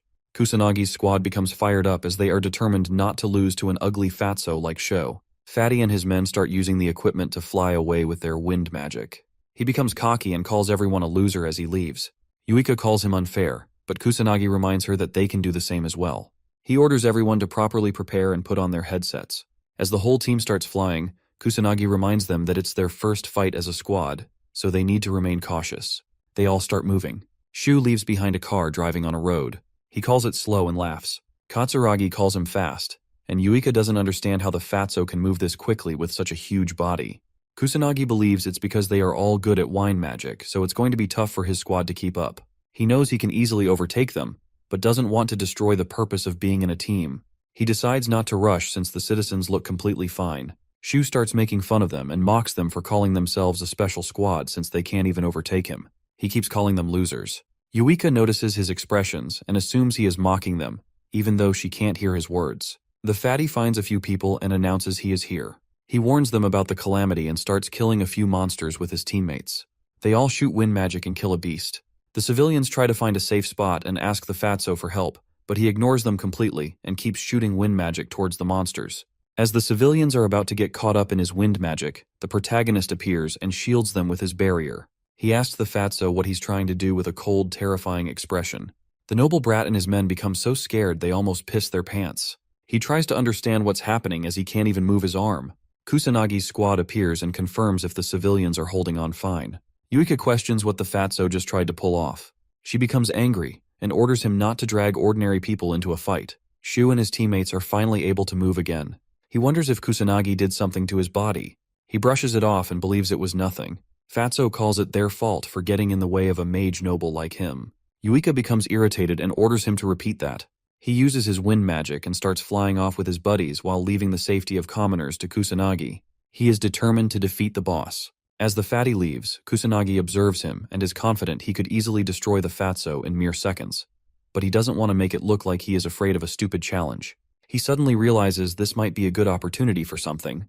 Kusanagi orders his squad to defeat the monsters while he protects the citizens from any kind of harm. Shido wonders if he is confident about the challenge since it sounds hard to protect so many civilians all alone. Kusanagi assures him he's confident since he is the leader of their special unit. Shido believes his words and thinks his question was stupid. Yuika motivates everyone to start defeating the monsters as they already rely on the protagonist so much. Everyone agrees with her, so our boy orders them all to start moving and win for him. They all move forward using their wind magic and start fighting the monsters. Yuika uses level 3 magic spells to destroy some strong monsters. She remembers being scared when faced with a similar situation before, but now she is surprised by her own capabilities as she can easily defeat demon soldiers. Yuika has finally gotten stronger. Kusanagi senses the magic energy around him and finds out both humans and monsters are mixed in, and many civilians are still stuck in a dangerous situation. He is aware of the situation's difficulty but believes he can take care of it because he is Kusanagi Minato. He moves forward with his wind magic to save everyone. Shu and his men keep blasting wind magic while ignoring the civilians. Ruka and the others maintain their formation and remain determined not to fall behind the fatso. Yuika starts sensing a weird magic energy out of nowhere. She looks back and finds a demon appearing behind her. The delusional fatty doesn't hesitate for even a second and runs towards the demon to stop the calamity and win his stupid challenge. He decides to use his level 4 magic for it. His men try to stop the fatso as level 4 magic is not even going to scratch an opponent like the demon. Shu doesn't listen and believes they don't know anything because they have never fought a demon before in their lives. He is confident he will definitely win this battle since he is a noble mage. Fatty launches a level 4 wind attack, but the demon pulls out his level 4 fire magic in response and completely destroys the fatty's pathetic attack. Shu finds it hard to believe he was overpowered just like that. As the fire attack almost hits him, he starts running with his lackeys. Some civilians get caught up in it. They scream for help, but Shu ignores them and keeps running to save himself. Kusanagi appears and uses earth magic to stop it. His squad joins in, and they all defend the civilians from the fire attack. Kusanagi smiles and praises them for it. Yuika approaches the fatty. He is relieved he didn't die. With a cold expression, she questions why he just ignored the citizens and only saved his own life. He calls it their fault for not running away to safety. He believes they don't deserve to live if they are going to slow down a magic noble like him. Yuika becomes so angry hearing his stupid words, she is unable to control herself anymore, so she smacks his face as hard as she can. The fatty goes flying away after such a slap. She calls him prideless and pathetic for a magic noble. Shu questions why she slapped a nobleman like him. Yuika advises everyone to leave his pathetic ass behind and continue defeating the rest of the monsters appearing in the city. They all agree and start moving while Sho whines about being completely ignored by her. Kusanagi observes them while bringing the civilians to safety. He notices they are acting very noisy in front of the enemy. He guesses it's fine since they were able to calm down quickly. Kusanagi decides to go look for more survivors who need his help. He thinks about remaining cautious, as the boss can appear at any time. As the demon monster appears, Shu and his lackeys hide behind a wall as they finally accept they can't defeat such a powerful monster all by themselves. The teammates advise Fatso to start retreating. Shu knows the demon monster is just too powerful for him. Even though he is a noble, he doesn't believe he can defeat it. The Fatso suddenly gets an idea. He decides to let the other squad wear down the monster when they engage in a fight, and then, Once the monster is weak, he plans to intervene and take all the credit by finishing it off. The lackeys praise him for his amazing idea. He thinks it's normal for a genius like him and guesses they should stay hidden and wait for the perfect time. His men agree with him. Shido and the whole squad face the demon monster coming their way. Yuika is able to sense how strong the monster is. She doubts they can win this fight but becomes determined to do whatever she can. The whole squad starts attacking the demon persistently. They wonder if it's finally dead. But as the smoke clears, the demon comes out unscathed. Yuika finds out it didn't even scratch it. Ruka suggests they need to use level 4 magic or lower level magic with the proper amount of magic power behind the attack. The demon starts summoning fire attacks from his magic circles. He attacks them, and as they all try dodging it, Yuika learns it has gotten stronger than before, twice as strong as the magic she has. Yuika admits the difference in power is just so big. They have no chance of winning like this. She wonders what she should do next. Kusanagi notices his squad is stuck in a bad situation. He decides to give them advice. Kusanagi orders them to work together. She answers they are already working together. He advises her to combine her powers in the truest sense. He hints that she and Ruka hold the key to victory. Yuika becomes confused and anxiously asks what he means, but he orders her to figure it out herself. Yuika tries to stop him from leaving the call, but she gets attacked by fire magic and gets busy trying to defend herself. Ruka believes Kusanagi's words hold a deep meaning, so they all need to think about it as a team. Yuika thinks her sister is correct, since Kusanagi has always led them to great things. She finally understands what she needs to do. Yuika points out the demon takes a long time casting its magic spells, so they should just avoid its attacks and ignore it for now, as they need to defeat smaller enemies as well. Yuika asks Shido and the policeman to take the east while they continue attacking from the west. She will provide a signal for when the demon throws any kind of attack. They all understand her instructions. As the powerful demon begins throwing an attack, Yuika warns and signals everyone about it. They all dodge the monster's attacks with Yuika's help. Kusanagi observes everything while saving civilians. He was expecting Ruka or Katsuragi to take the lead, but finds out Yuika is also good at it, since she can read people well. He thinks she can lead people. Yuika starts feeling tired and realizes their magic power and level might not be enough to win. She wonders what she needs to do now. Yuika tries to recall Kusanagi's words and suddenly understands she misunderstood everything. She doubts such a ridiculous method is going to save them, but she left behind her common sense a long time ago, so she decides to give it a try. She knows it is a do-or-die situation. Yuika requests everyone to lend her their magic power. Fatso observes them from behind and wonders what they're planning to do. The whole squad gets ready for something. Shido tries to confirm if this is really possible. Yuika is not sure herself but knows they don't have any other choice. Ruka puts her faith in Yuika. Katsuragi and Sanada decide to give it their all too, as they can just think of something else if this plan fails. The demon raises its arm and produces a level 5 fire magic blazing pillar. A huge wave of fire starts falling down on Kusanagi's squad. Fatso and his men call the squad useless losers, but his lackeys ask him to look at what's happening. He is surprised to see the whole squad moving forward towards the demon. Sanada unleashes her level 3 sacred healing magic to heal all the members of the squad. Kusanagi calls it a brilliant plan, since it is hard to dodge a level 5 spell. With this, Sanada can heal everyone from all the damage they are going to deal with, which is very smart. Yuika and Ruka stand together against the beast and charge their attacks. They release the water magic. Kusanagi is glad they finally understood. If they can't defeat it with their individual capabilities, they can combine their powers to achieve victory. He smiles and calls it a grand magic spellburst stream as a huge wave of water completely destroys the demon in one go. As the smoke clears, Shido is surprised to learn the Mizuha sisters were capable of casting a level 6 spell together. Katsuragi points towards the demon. They are shocked to see it is still holding on to its pathetic life. Shu and his men see the opportunity and try finishing it off so they can claim victory. Kusanagi stops them using his drain tentacles. The Fatso doesn't understand what's happening with him, as all his mana gets depleted. He loses all his strength instantly. Kusanagi appears from behind and takes back his magic tentacles. He feels a bit annoyed by their behavior. The demon finally fades away. Katsuragi and the others are relieved. Shido thinks it was probably about to die after taking such an attack. As the calamity finally ends, the sky turns back to normal. The whole squad is happy to see they finally won. Sanada praises the Mizuha sisters and thanks them. Ruka and Yuika lose consciousness and fall down. Katsuragi becomes concerned and asks what's wrong. They are both unable to move at all since they used up all their magic. Yuka tells her sister they actually won. Ruka agrees with her and feels relieved. Kusanagi praises his team for their efforts, smiles, and confirms they were the ones who stopped the calamity. He labels it as their first real mission, and is happy they showed their true worth and didn't disappoint him, even though they fought for the first time like this. He believes his squad is going to keep growing stronger. He praises Yuika for her amazing growth so far and points out she gave excellent commands during the calamity. She even understood what he meant by grand magic, and he wonders if she already knew about this technique.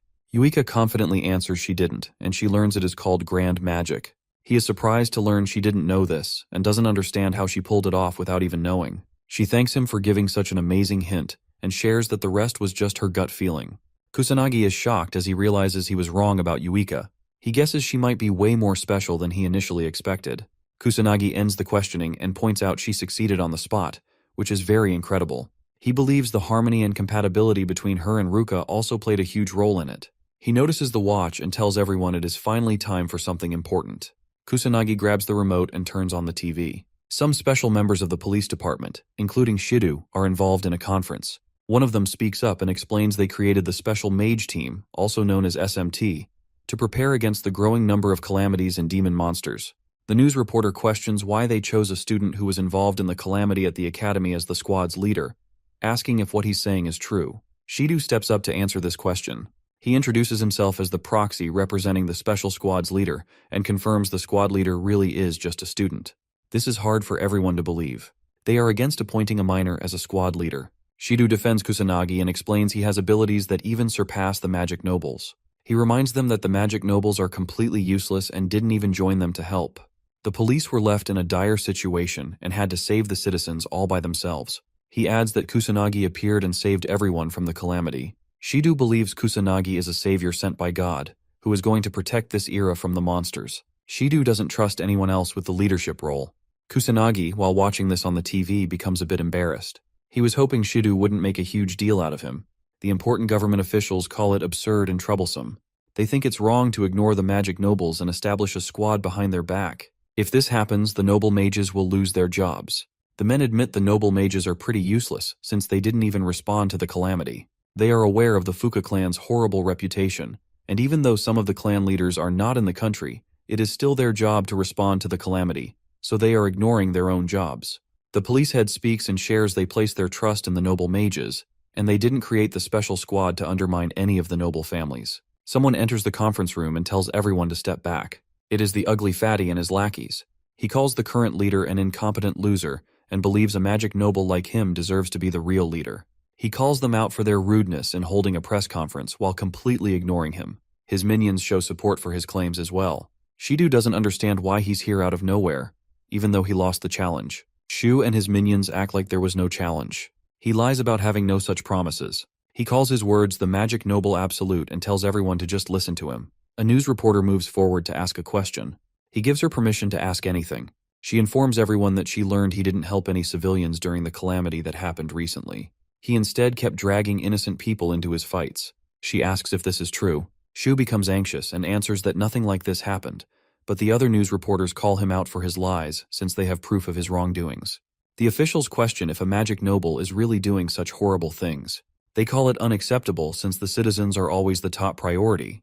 They don't let his actions slide this time. Fatso becomes terrified and orders everyone to shut up. He doesn't accept his fault and blames it on the civilians for getting in the way of a magic noble like him.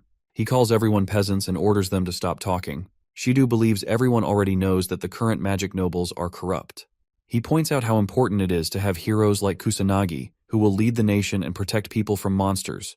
Heroes who will fight with zero selfish intentions. He thinks Kusanagi is perfect to be their squad leader. Shido points towards the fatty and tells everyone they don't need corrupt and selfish magic nobles who don't care about the citizens.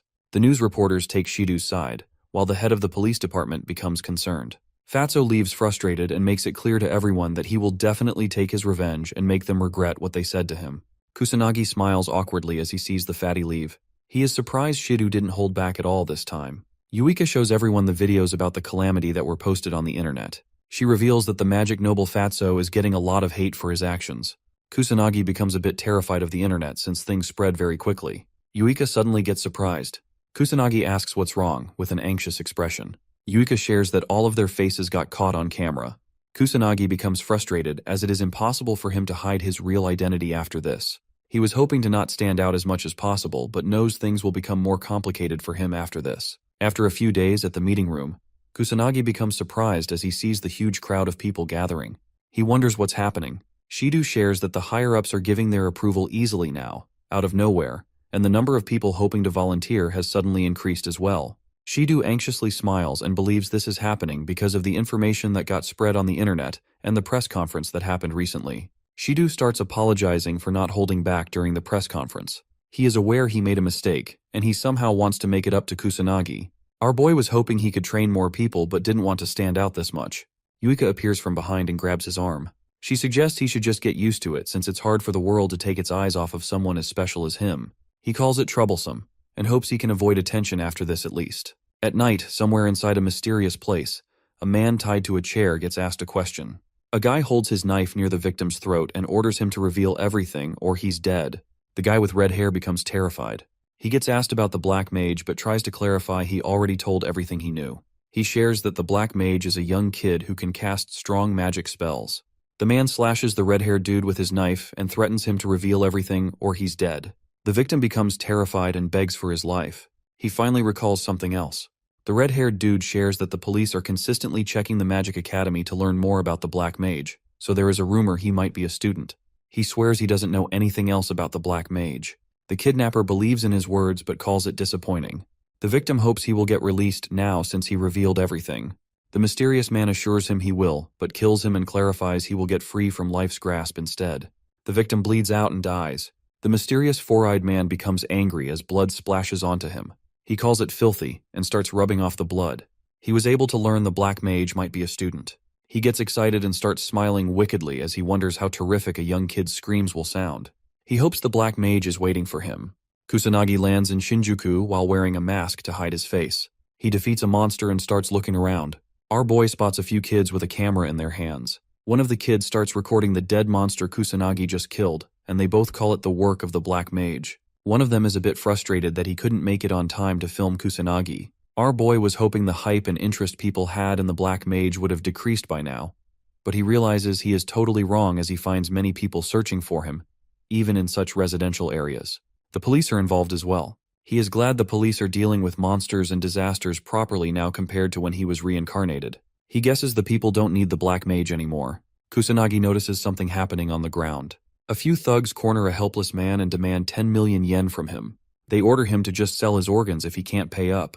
The man tries to defend himself and clarifies he only took 200k yen, but the thugs start using their magic and call it interest on the loan. They try teaching him a lesson, and as they are about to attack him, Kusanagi jumps in and shields the man from the thugs. The helpless guy uses this opportunity to leave. The thugs become angry and question if he thinks he's some kind of cool hero. They try fighting Kusanagi, but he decides to give them a taste of pain so they stop acting this way. They get beaten up and apologize afterward. The men promise they won't do anything to resist. The Black Mage wonders why the police aren't dealing with illegal mages even now. The thugs recognize it's the Black Mage. They start talking about the rumors they've heard. One of them mentions the underground syndicates are after our boy. They get anxious about being on another gang's turf. Kusanagi hears them talk and asks about the organization. They become terrified and try to act dumb. The thugs say they don't know anything while begging him to let go of them. They promise they won't tell anyone they met him. The Black Mage wonders how much they know, so he decides to let them go if they reveal everything. The thugs agree, and one of them reveals the Black Rebellion is an underground organization of mages who are hidden from the public. He shares they have their hands in all sorts of horrible crimes like money laundering, controlling the Yakuza, gangs, or mafia. The organization is behind all of it. The thugs share that the Black Rebellion even has connections with the media and politics, so they have the freedom to do whatever they want. The thugs smile awkwardly and tell him there's a Black Rebellion branch nearby as well. They came here in hopes of getting a job there. He beats them up and starts leaving the sketchy alley. Kusanagi remembers Sanada mentioned something about the increase in illegal activities. He was finally able to learn the Black Rebellion is behind all of this. Our boy calls it interesting and gets a bit excited. He decides to leave the calamity and the increase in monsters to his student version instead, and clean the underworld whenever he goes out as the Black Mage. He guesses he should start with the Kabukicho branch first, since it is the nearest. Our boy reaches the place and sees a crowd of men and women doing sketchy business. He is surprised by how lively the modern entertainment district looks.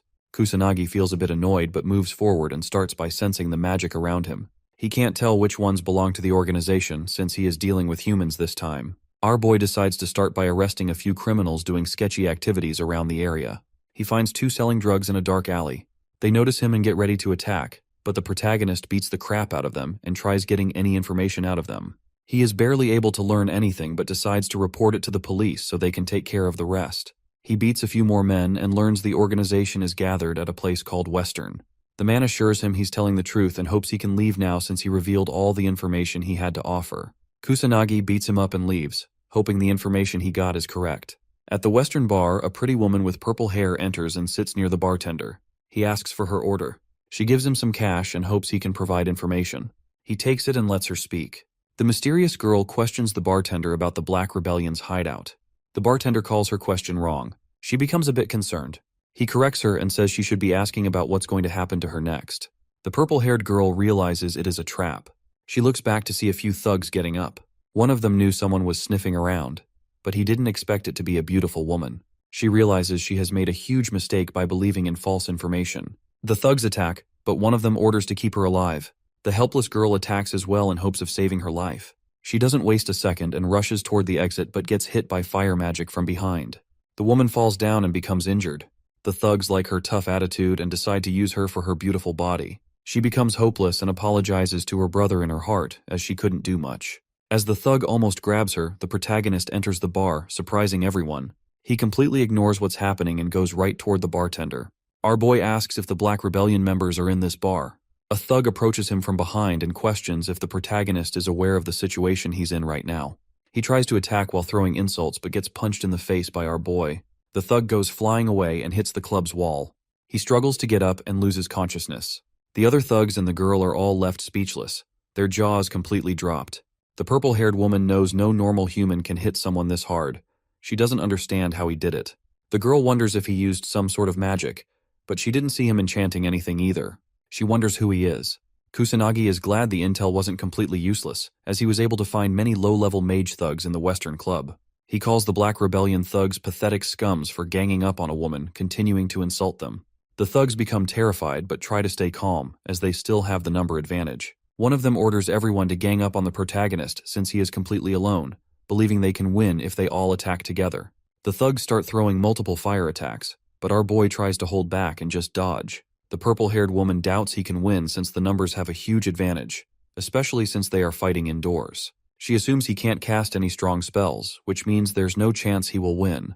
The girl shouts and warns the protagonist to just run away.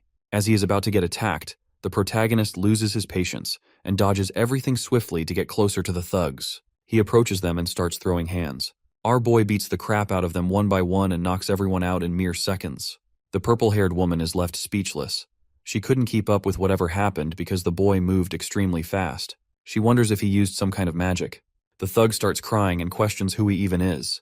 He demands answers, so Kusanagi answers that he is the Black Mage, the man who is going to destroy the Black Rebellion gang.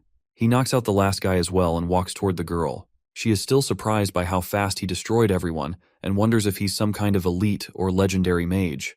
Kusanagi comes closer, and she's able to learn he looks like a high school student. She calls his eyes striking. He becomes a bit worried and asks if she's okay. He finds out she is not injured. With a confused expression, the girl assures him she is okay. He walks toward the bartender hiding behind the table. Kusanagi demands information about the Black Rebellion, but the bartender rejects his request because he is afraid they will hunt him down if he reveals anything. Our boy lands a strong punch and destroys the table to scare the bartender.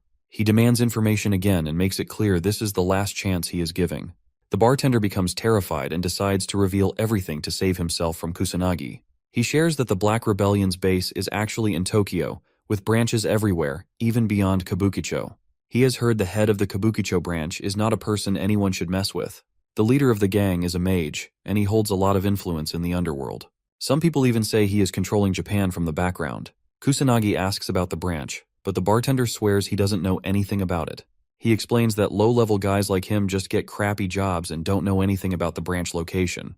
The protagonist is a bit disappointed, as he's back to zero again. He decides to find more illegal mages to gather information about the branch. As he's about to leave, the woman stops him and shows her gratitude since he saved her life. She doesn't know what kind of unimaginable things she would have gone through if he hadn't been there. He assures her not to worry, as he was just passing by. He believes it is her own fault for putting herself in such a dangerous situation, since she got involved herself. She calls him harsh, and he says she is correct but shares he's only harsh on adults. The woman assumes he's planning to search for the Black Rebellion. She is curious and questions what he's aiming to do once he finally finds the gang. With a cold expression, He answers that he will destroy it. She is a bit shocked to see how serious he is. She learns he wants to destroy the gang completely, but doubts he can do it all by himself, even if he is strong. She knows she can't do it alone either, so she decides to make a request. The woman asks our boy if he wants to join her. She confidently shares that she is a detective with more access to valuable information and holds many connections as well. She is aware she doesn't have the kind of strength he holds. The woman is a bit shocked to learn the Black Mage is a lot more powerful than whatever she heard from the rumors. She believes she can achieve her goals as well if she can somehow team up with him. Kusanagi understands it and questions if she is demanding his strength in exchange for her valuable information. The woman calls him correct and believes it is the perfect partnership. She moves her hand forward and requests his cooperation. He is aware that he is in dire need of some intel, but contemplates whether she is worth trusting.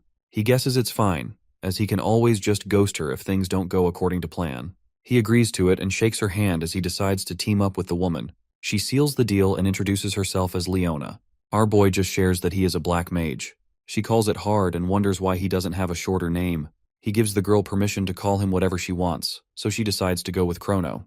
He agrees on Chrono. He questions why the thugs were after her. She shares that her aim was to somehow find the Black Rebellion's hideout. He calls her stupid for being so careless. She thinks they're both in the same boat, but he lets her know he can protect himself properly. She admits she has many weaknesses, but she didn't see any other choice since nobody dares to go against the Black Rebellion. Leona explains that these days the rogue mages are doing whatever they want in Kabukicho without any consequences, since the police are too busy dealing with the calamities. Kusanagi remembers that Sanada explained this earlier. He learns she is in a tough situation. Leona tries to keep herself calm and reveals her younger brother was attacked by the rogue mages. Ever since their parents died, she had to take care of her brother all by herself. She worked really hard to provide a nice life for her little brother. She's aware she couldn't offer him any time and attention, which would have probably made him lonely, but her little brother never complained about it once. She remembers one day a few burglars broke into their house out of nowhere. Unfortunately, her brother saw the criminals, so they tried to take his life. Her expression changes. He asks if her brother survived. She shares he was injured and hasn't regained consciousness ever since that day. He knows even sacred magic is not enough to wake someone up from a coma. She becomes frustrated and tells him the doctors have no idea when he might wake up. Her brother is only 9 years old. She believes he deserved a normal life. Leona remembers the guys behind all of this were Black Rebellion lackeys. She was able to find and arrest all of them, but she's not going to be satisfied until the whole gang is destroyed. He asks if her aim is just revenge, but she calls him wrong and determinedly shares that she wants to correct things so no one has to go through the same thing she did. She's aware she doesn't have the strength to do it, but she believes he can definitely stand against the Black Rebellion gang. Kusanagi guesses her story is true, but wonders if she brought the whole thing up to stop him from betraying her in the future. He calls her a tough woman for her actions but smiles, as he is into desperate women. He warns her not to drag him down, but she assures him she has already located many potential hideouts, so he shouldn't underestimate her information network. She just has too many on the list and thinks they might even be Yakuza or the Mafia. That's the reason she was trying to move forward with caution. He demands the information about the hideout locations. She asks about his plan. The boy answers he will just go pay a visit. She warns him about how dangerous it is and doubts he can avoid getting killed, even if he holds a lot of strength. He assures her it is completely fine since he is the legendary Black Mage. She decides to give him the information, but tells him she will go check with him. He warns her about the danger, but she's stuck on going even if she gets killed. He questions what her brother will do if she loses her life. She thinks it's fine, as he will get insurance money if she ever dies. He calls money worthless and advises her to never say such a thing again, as family is the most important thing. She doubts he can understand how she feels to be weak since he holds power. She frustratingly shares how horrible it is to live a good life, but still get oppressed by pathetic scums like the gang members. Even when people like her are cornered, they don't have enough power to fight back. She questions why her brother went through such a thing, even though he is completely innocent. She starts crying and goes silent. He starts moving, so she asks what he's trying to do. He demands the hideout locations and assures her the gang members are going to pay for their crimes. She stops crying and finally cheers up. She gives him the information but thinks it will be hard going everywhere on foot. He assures her not to worry about it and holds her from the back. Our boy orders her to hold on tight. She starts blushing uncontrollably. In a random building filled with gang members, a man walks toward the window out of curiosity. Another thug asks what's the issue. Suddenly, the window breaks, and Kusanagi lands inside the room with Leona in his hands. He kicks one of the thugs standing beside the window and surprises everyone. The gang of thugs gets shocked as they see one of their members get knocked down. Kusanagi wonders if this is the real Black Rebellion's hideout. Leona tries to calm herself but feels extremely anxious, as she thought she was about to die. The thugs demand answers and question who they are. They grab their weapons and get ready to kill the protagonist. He remains unfazed and observes the Yakuza haven't changed much compared to his previous life. The boss steps forward with a cigar in his hands. He questions who the protagonist is. He answers he is the Black Mage. The boss becomes enraged and orders everyone to attack the protagonist. He advises Leona to stay close. A thug attacks him with a sword, but our boy stands fearless. The thug gets shocked as his sword is sliced in half. He doesn't understand what's happening. A few more thugs approach him from behind and start shooting bullets. Kusanagi pulls out his magic barrier and deflects everything with ease. The thugs feel hopeless as they realize guns and swords are completely useless. They start calling the Black Mage a monster, but he ignores them and approaches the leader. He asks once more to confirm if the guy really is the boss. He also questions if their group has any ties to the Black Rebellion. The boss starts shaking and remains silent for a second, but then shouts at Kusanagi and insults him. He makes it clear the Black Mage won't leave unscathed. He warns the protagonist not to underestimate the Yakuza like this. The gang starts shooting and attacking again, but Kusanagi remains unfazed and calls them stubborn for not understanding. Leona thinks he shouldn't expect cooperation from such people. She doesn't understand how they're still unharmed after so many attacks. He senses none of them are real mages, so he guesses they have no ties with the Black Rebellion. Kusanagi decides to clean up the whole mess. The boss warns him he's messed with the wrong people, but our boy doesn't let him finish and moves forward to land a kick. He beats the crap out of them and sends them flying with just one kick. The Yakuza finally give up. Leona is shocked it ended so quickly. Our boy is annoyed they couldn't learn anything, so he decides to move to the next location. Leona learns how strong the Black Mage really is. She starts to believe he might be enough to destroy the Black Rebellion for good. He grabs the woman and holds her in his arms. She becomes anxious as she realizes they're about to leave again. He jumps out of the window while carrying her. She screams in fear and asks him to stop, but he continues to move forward. They reach their next destination and make a grand entry through the window once again. In mere seconds, our boy defeats the whole gang. They all bow down to him and beg for mercy. Once he's outside again, he wonders why they keep getting attacked every time. He calls the Yakuza completely stupid. She agrees with him, but clarifies no gang members will ever listen to him. Leona frustratingly requests him to stop barging in through the window every time. She thinks they're just ambushing the Yakuza at this point, but she's had enough of all the flying. He understands her and shares he didn't follow any rules since they're dealing with Yakuza. She calls him illogical, so he decides to agree with her and play by the rules this time. They both reach another location and knock on the door. A bald guy comes out and questions who they are. The boy shares he's here to learn about the Black Rebellion. The bald guy shuts the door close and orders them to get lost. Kusanagi becomes annoyed and slams open the door with just a kick. The gang members become alert and question if they're getting raided by a single man.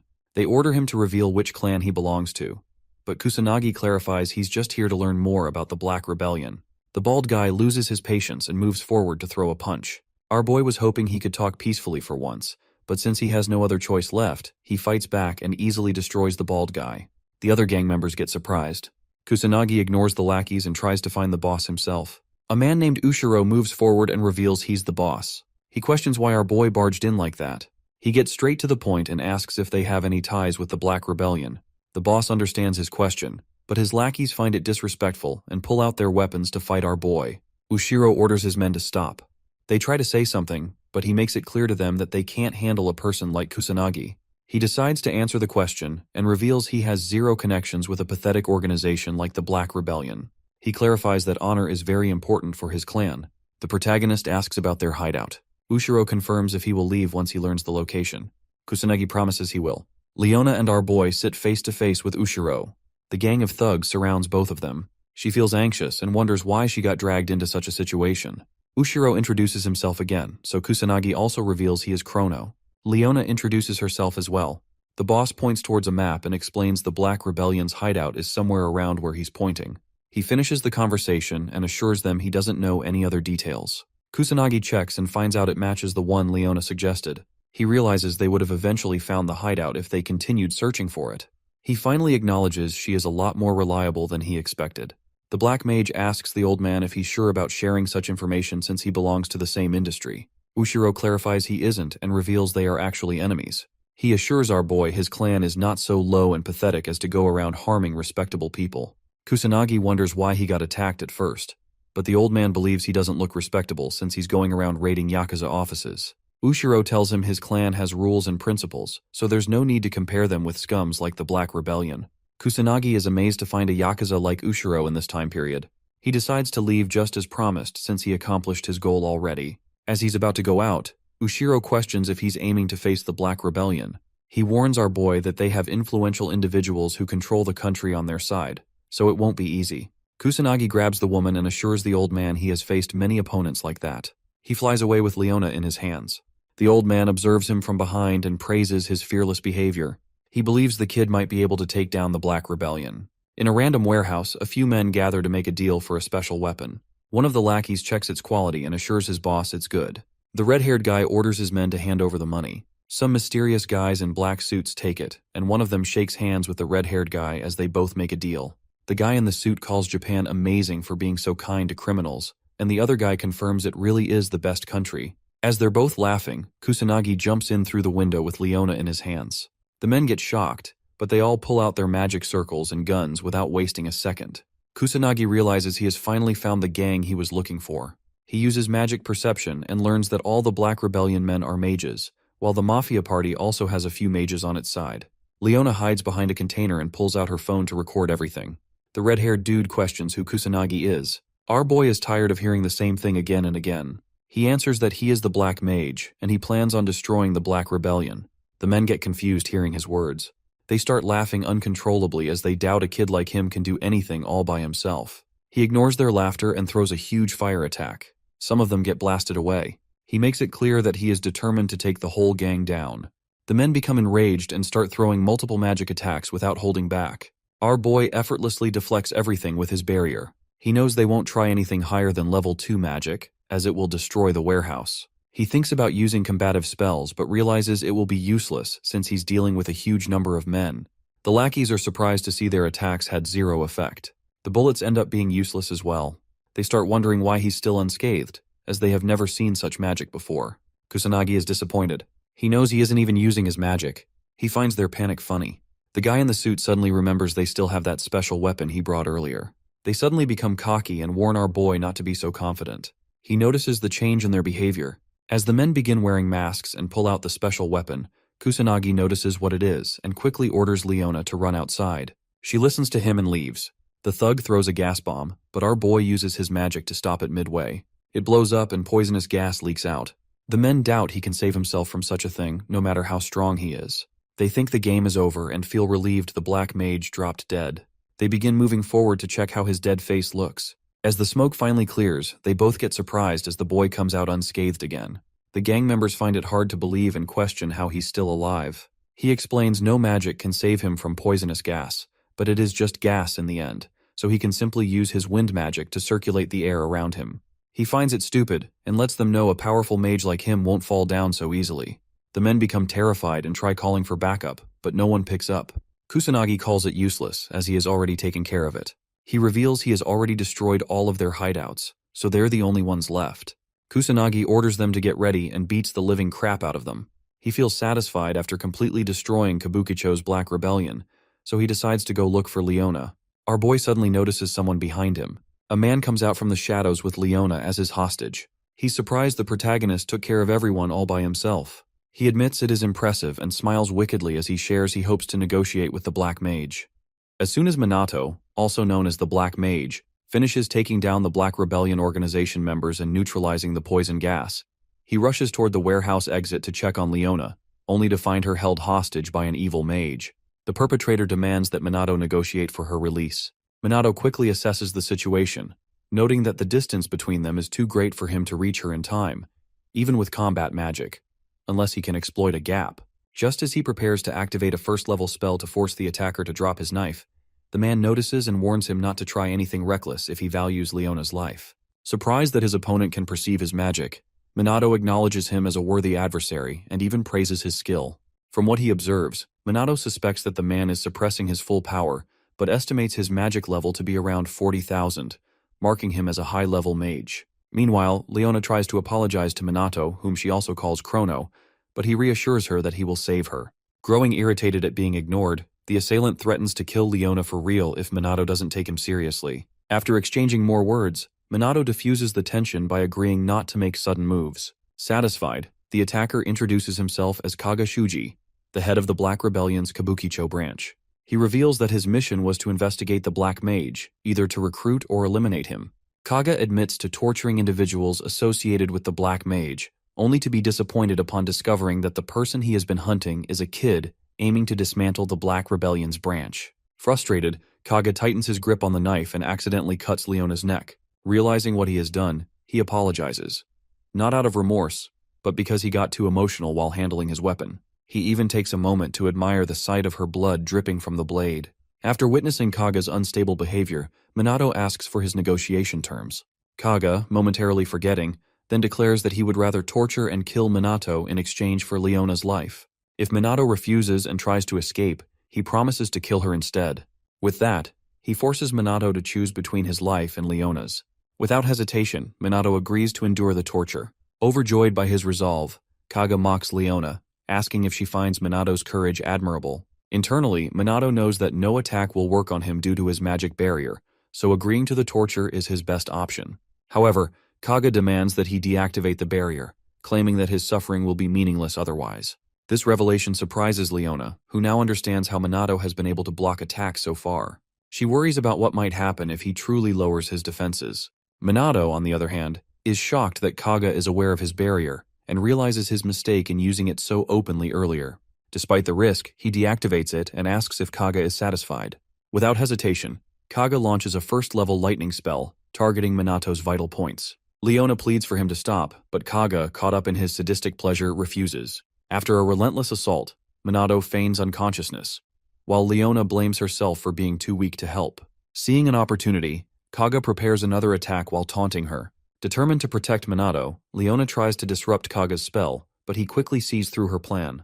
After knocking her down, he belittles her, calling her a weakling who doesn't know her place. He even blames her presence for Minato's downfall and moves in to finish her off, relishing the idea of watching her die in despair. At the last second, Minato springs to life and lands a devastating sucker punch on Kaga, disfiguring his face.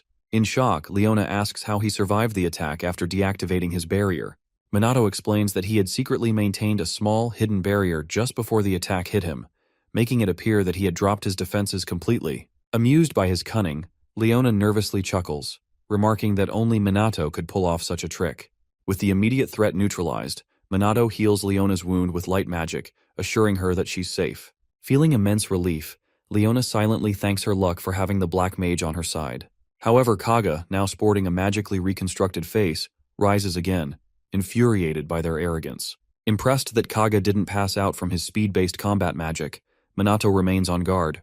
Realizing that simple torture isn't enough for someone like Minato, Kaga decides to burn both him and Leona to death.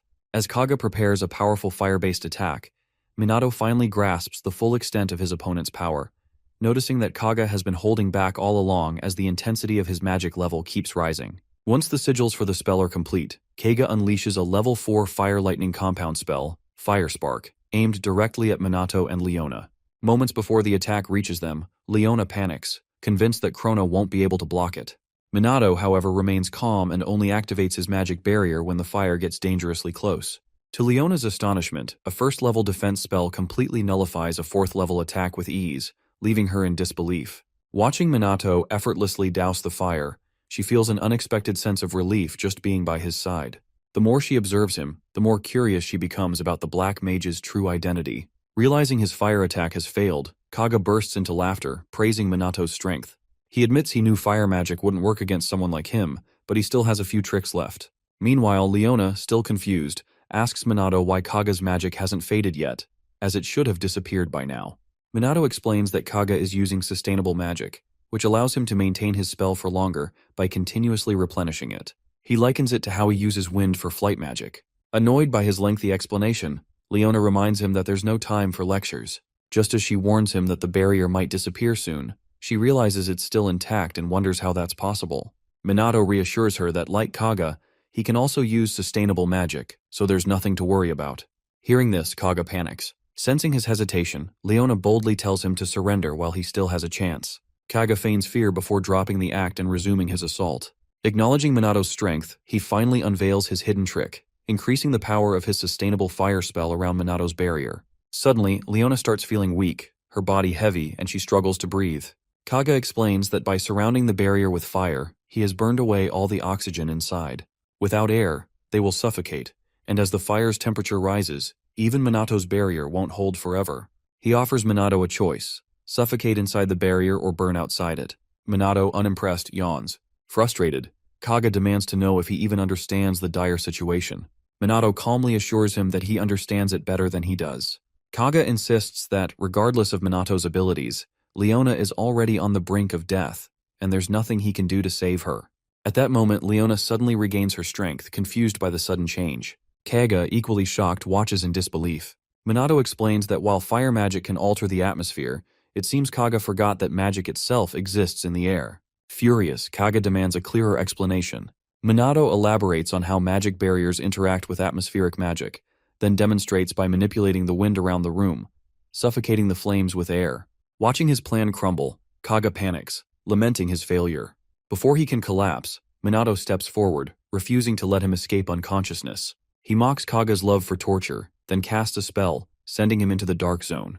Kaga suddenly finds himself trapped in a void of absolute nothingness. No sound, no light, just endless darkness. Panicked, he screams for help, but no one responds. Meanwhile, Minato returns to Leona, who informs him that someone has already reported the warehouse to the police. Wasting no time, Minato lifts her and takes off, ignoring her protests as they escape before the authorities arrive. Once they reach a safe vantage point, Leona finally accepts that the Kabukicho Black Rebellion branch has been destroyed. Minato, already looking ahead, talks about cleaning up the next district.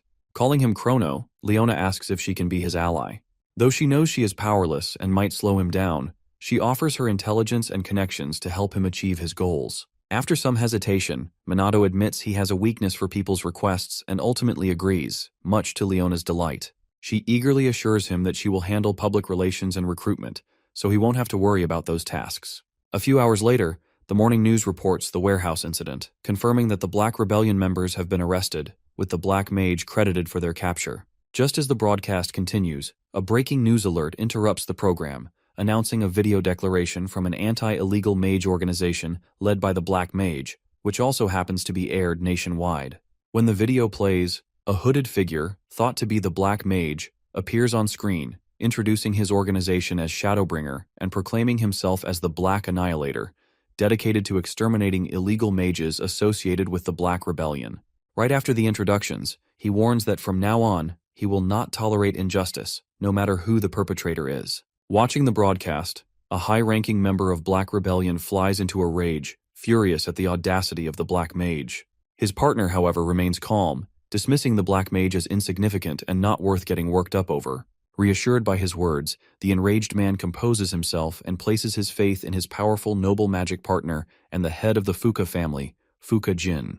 After his heated encounter with the boss, Fuka Jin returns to his quarters and watches the news, where reporters tear into the magic nobility, criticizing their incompetence and disgraceful actions during press conferences. Despite their failure in managing the recent calamity, the Special Magic Unit has proven far more effective, leading both the media and the public to question whether magic nobles are even necessary. Enraged by the blatant disrespect, Jin smashes his teacup against the TV and orders his butler to summon Sho. As the butler hurries off, Jin seethes with anger, vowing to teach these lowly commoners the consequences of mocking the so-called useless magic nobility. Meanwhile, across the world, the bustling streets of New York City erupt into chaos as monsters suddenly appear, attacking civilians. What was once a thriving metropolis becomes a scene of terror as people flee for their lives. Within minutes, first responders arrive, relaying updates to their base as they attempt to contain the attack. Despite their efforts, the sheer number of monsters proves overwhelming. One officer holds the creatures at bay while the other frantically calls for SMAT reinforcements, only to learn that the calamity is spreading everywhere and that backup will not arrive anytime soon. Explosions rock the city, leaving hundreds dead and thousands injured. Amid the destruction, a monstrous leader emerges, preparing to unleash a level 5 blazing column fire spell capable of engulfing the entire city in flames. Just before disaster strikes, a highly skilled noble magic user arrives, countering the attack with a level 5 titanic bubble water spell. The noble, identified as Mizuha Tushiru, father of Yuika and Ruka, effortlessly neutralizes the monstrous leader's attack before descending onto the battlefield. The first responders, in awe of his abilities, receive orders to assist Tushiru in containment efforts. Ignoring the crowd's admiration, Tushiru focuses solely on the battle, casting an even stronger water spell to subdue the monstrous leader. The overwhelming force of his magic eventually drowns the creature before it can retaliate and ends the battle in Tushiru's favor. With the battle won, the first responders eagerly surround Tushiru, praising his efforts. Ever the stoic professional, he brushes off their gratitude, insisting that he was merely doing his duty. Soon, the mayor of New York personally thanks him for minimizing the destruction. As Tushiru prepares to return to Japan, murmurs spread through the gathered crowd. Skeptics scoff at the idea of a low-tier Japanese noble acting high and mighty, mocking Japan's weakened state. Tushiro, overhearing their words, chooses to ignore them, instead turning his thoughts to the challenges awaiting him back home. His daughters joining the special magic unit and Japan's declining reputation. Elsewhere, Yuika, Ruka, and their friend are recovering on the training field, still reeling from their brutal sparring session with Minato Kusanagi. Complaining about how impossibly strong he is, Ruka notes that Minato isn't even using his full strength. Before they can dwell on the unfairness of it all, Sanada and a group of trainees arrive, proposing a new strategy. If they all attack Minato together, they might stand a chance. Encouraged by their numbers, Yuika rallies the squad, confident that even Minato cannot withstand an onslaught from over 100 trainees. Unfortunately for them, Minato overhears their conversation. Appearing suddenly behind them, he casually asks if they would like to test their theory. Frozen in fear, Yuika quickly denies everything, insisting they were just making small talk. Unamused, Minato declares their break is over and issues their next challenge: defeat him using everything they have. Seizing the opportunity, the squad launches an all-out assault, convinced that overwhelming numbers will secure their victory. Minato, however, barely lifts a finger, shielding himself with a basic level 1 barrier. When Yuika smugly tells him that won't be enough, he effortlessly upgrades to a level 4 high magic barrier, leaving the trainees dumbfounded. Determined to break through, they intensify their attacks, but Minato's defense absorbs every single blow with ease. As frustration sets in, it dawns on the squad just how terrifyingly strong Minato truly is. When it's his turn to attack, Minato gives them hell, effortlessly overwhelming every one of them. As soon as the dust settles, the trainees groan in pain, sprawled across the field in complete defeat.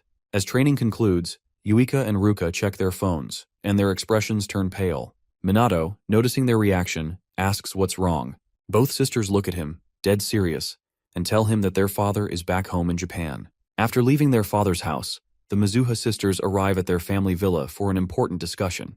A brief and awkward silence fills the air before Tushiru finally speaks, asking them about the special magic squad they recently joined.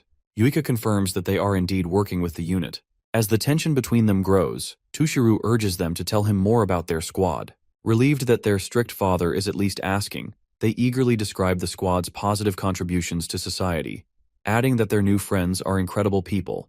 Ruka enthusiastically chimes in, boasting about how much their magic power and spell levels have improved in such a short time, all thanks to Minato Kusanagi and the rest of the squad.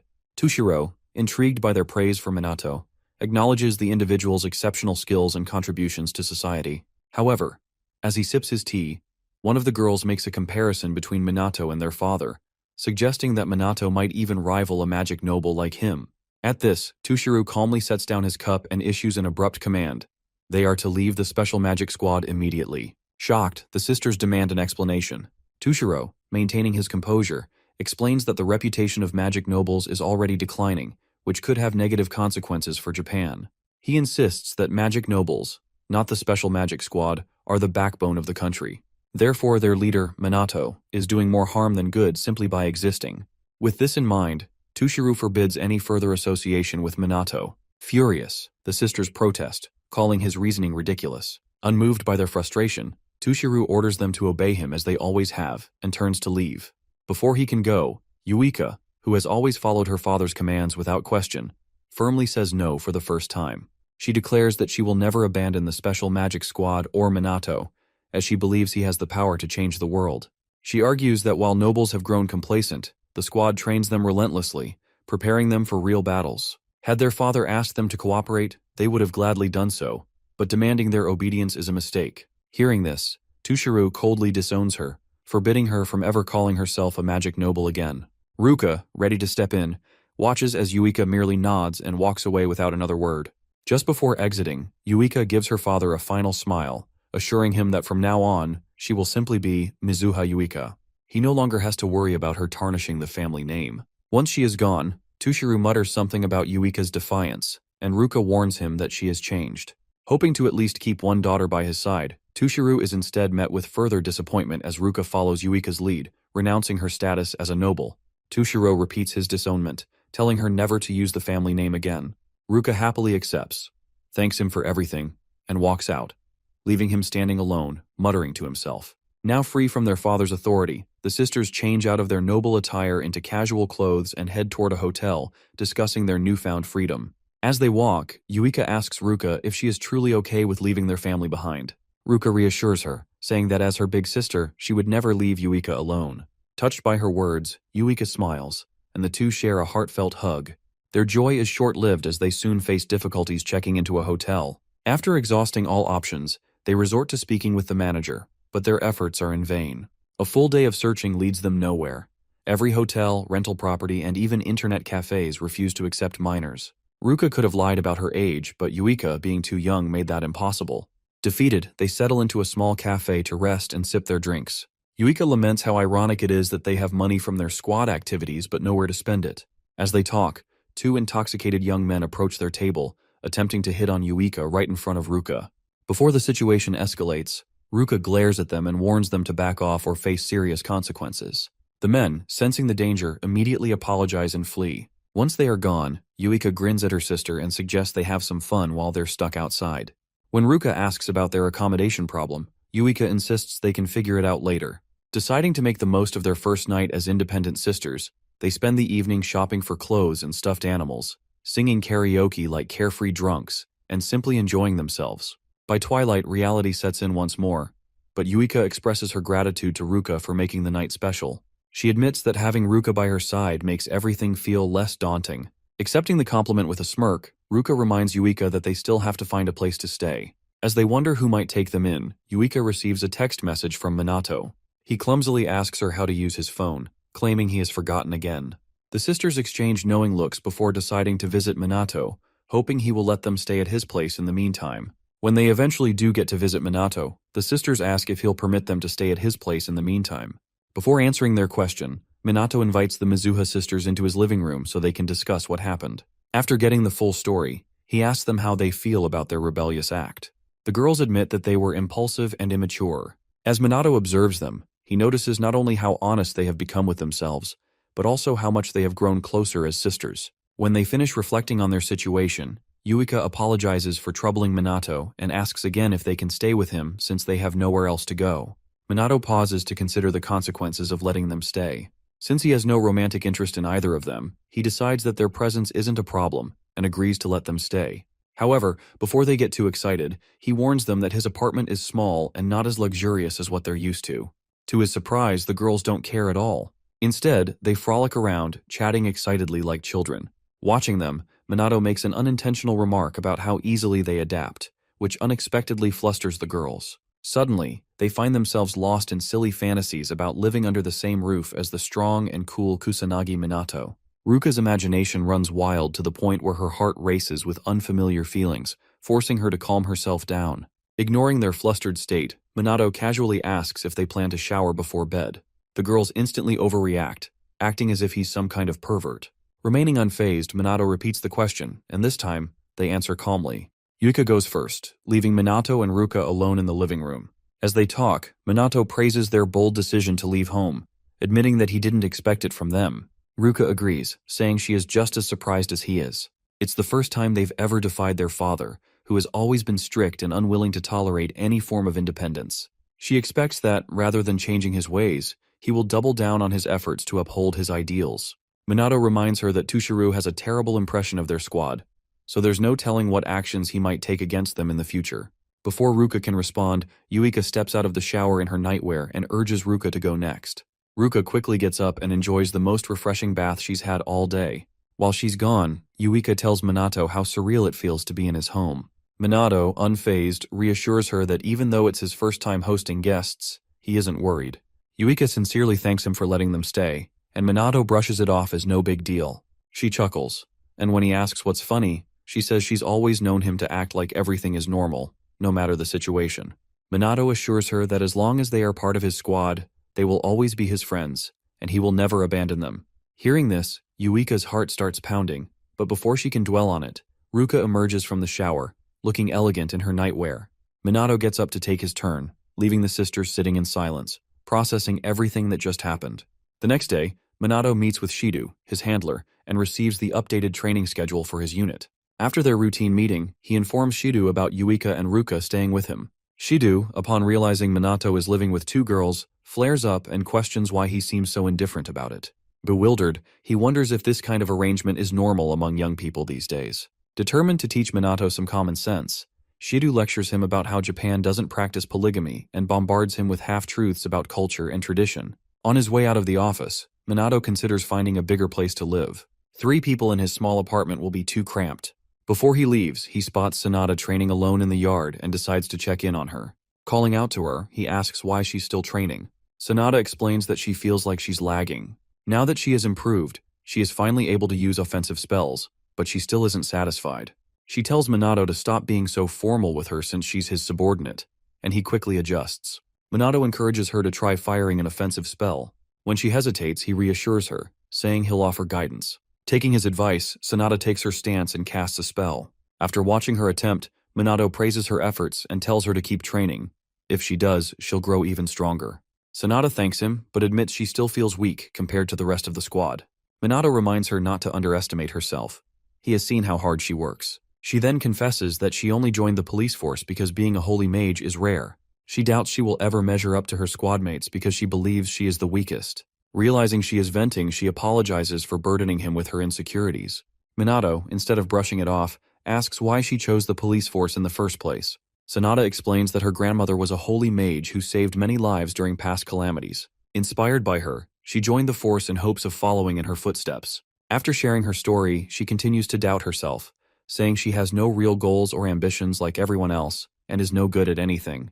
Minato immediately corrects her, listing her strengths, her healing abilities, offensive magic, and dedication to improving. He tells her that it doesn't matter why she chose this path. What matters is what she does with it. His words strike a chord, and Sanada realizes that the results of her training are already showing. Overcome with emotion, she bursts into tears of relief and happiness. After calming down, she apologizes for being a pathetic adult, but Minato dismisses the idea, telling her that age doesn't matter. Grateful for his encouragement, Sanada starts seeing Minato as her hero for repeatedly saving her from self-doubt. Later that night, Minato prepares to begin his secret mission as the Black Mage. Before heading out, he meets Leona, who informs him that she has gathered intel on the dark rumors surrounding the magic nobles. Impressed by her efforts, Minato asks Leona to share the information, but she insists that he put on his Shadowbringer uniform first. After being rejected by the Black Mage, Leona reports her findings on illegal mages and shadowy magic organizations. She reveals that the magic nobles are allegedly involved in numerous criminal activities, including money laundering, collusion, and embezzlement. Some families, especially the Fukas, are rumored to have direct ties to the Black Rebellion crime syndicate. Minato asks if she knows who leads the Black Rebellion. According to the rumors, Leona says it's Kuroi Akuto, a former magic noble who was notorious before being publicly expelled. Hearing this, Minato finds the magic noble's connection to the Black Rebellion even more suspicious. However, Leona reminds him that no solid proof that ties the Fukas or any noble family to the syndicate exists. Since no one talks and valuable information is scarce, she suspects potential whistleblowers are being silenced. Knowing this, she warns Minato to be careful if he plans to dig deeper. With their discussion over, Minato asks her to send all the information she has to his phone. When she asks about his next move, he simply tells her he's going out to serve justice. Without another word, he leaps off the rooftop, contemplating how best to punish the villains without mercy. After a few hours of enforcing justice, the Black Mage returns home, resuming his life as Minato Kusanagi and chilling with his new roommates, Yuika and Ruka. The 3 sit in silence, each focused on their tasks. With nothing else to do, Minato decides to research Ichikami Minato and the calamities from 50 years ago, now that he's learned how to use a smartphone. After some searching, he finds that Ichikami's history remains mostly identical, but modern mages are depicted at a much lower power level, which seems odd. Additionally, he notices vague and incomplete records about magic nobles and their ancestors, with little mention of their high magical abilities or training methods. Seeing this, Minato, who retains his memories as Ichikami, laments that if his magic tome still existed, mages wouldn't have declined this much. Yuika mentions that no books or data remain on high-level magic training, almost as if someone deliberately erased them. Minato speculates that the current Mizuha head might know something, but since information on the calamities is so scarce, arranging a meeting will be difficult. For now, he racks his brain, trying to understand what calamities are and when they first appeared on Earth, but no clear answers emerge. Yuika notices his frustration but chooses to ignore it and continue her work. The next day, while training the special magic unit, Minato and his team receive an urgent report about a detected calamity and are immediately ordered to respond. They rush to the site, only to find Shu Fuka, Jin Fuka's son, and his lackeys standing over the corpse of a calamity monster. Although confused, Minato keeps his composure as Sho smugly criticizes them for arriving late, bragging about how he and his group handled the monster before they arrived. When Sho notices Minato's stern expression, he assures him that no civilians were harmed, so he should relax. He continues boasting about how things would have gone badly if he hadn't intervened, then arrogantly advises them to be more vigilant next time before walking away. Once he's gone, Yuika asks Minato what Shu's deal is, but Minato has no idea. Over the following days, more calamities occur, and each time, Sho and his crew arrive just before the special magic unit, taking credit for the victory. Every time, Sho mocks them for being too slow, reinforcing his claims that the world still needs the magic nobles. Yuika loses her temper when Sho insults their unit, calling them useless. After he leaves, she complains that this is the 5th time he has pulled off this stunt, making it obvious that something is going on behind the scenes. Around this time, Shido informs them that they may have been sabotaged, as their intelligence reports are consistently delayed. Since Minato cannot sense calamities from afar, he struggles to think of a solution. Meanwhile, Yuika throws a tantrum, pointing out that Shu always avoids fights when a demon-level boss appears. At an impasse, Sanada pulls out her phone and shows her teammates that the Fukas are receiving overwhelming online support. This is suspicious, considering they were heavily criticized not long ago. She also discovers that Jin Fuka has called a press conference, which is about to start. Minato and the others gather around to watch what he has to say. At the press conference, Jin thanks everyone for attending and states that the purpose of the meeting is to address the recent failures and disappointments of the magic nobles, particularly his son, Sho. In a surprising move, Jin bows deeply and publicly apologizes for Sho's disgraceful behavior. The reporters, who never expected a magic noble to apologize, are left speechless. Jin continues, taking responsibility for failing to raise Sho properly and promising to make amends. At the same time, the media begins discussing reports of Sho handling multiple calamities before the special magic unit could arrive. Realizing his plan is working, Jin stands tall and discusses the shortage of competent magic nobles. However, he reassures the public that they are implementing measures to address the issue. As the conference trends online, half the comments support the Fukas, which irritates Yuka. She vents to her colleagues, questioning if all their hard work was for nothing, only to be ridiculed by the public. Before she completely loses her temper, Minato urges her to stay calm, reminding her that their mission remains the same, regardless of public opinion. He asks them to trust him to handle the situation. A few days after the conference, Shido is summoned to a high-level meeting. His superior informs him that the special magic squad is in jeopardy, as complaints against them continue to rise due to their growing conflict with the magic nobles. When Shido attempts to explain Shu's questionable actions, his superior dismisses his concerns, accusing him of antagonizing the magic nobles. He blames Shido for supporting the special magic squad's creation and making enemies of the nobles, saying the consequences are entirely his fault. Shido then asks if there's any insight into why their operations are being obstructed. This time, his superior scolds him for suggesting sabotage, making it clear that the squad's survival depends on improving public perception and repairing relations with the magic nobles. If they fail, the special magic squad will be shut down. Meanwhile, Jin Fuka watches events unfold, satisfied that everything is going according to plan. He knows that the public, easily swayed by spectacle and manipulation, will believe whatever he tells them. With public opinion on his side, Jin is confident that he will soon crush the special magic squad completely. After about a week of silence, Minato and his squad sit on their school's rooftop, complaining about their idleness while eating lunch. At one point, Ruka reminds them that the Fukas are handling the recent calamities, but then Ryuji Katsuragi points out that there are insiders within the police department sabotaging the special magic team.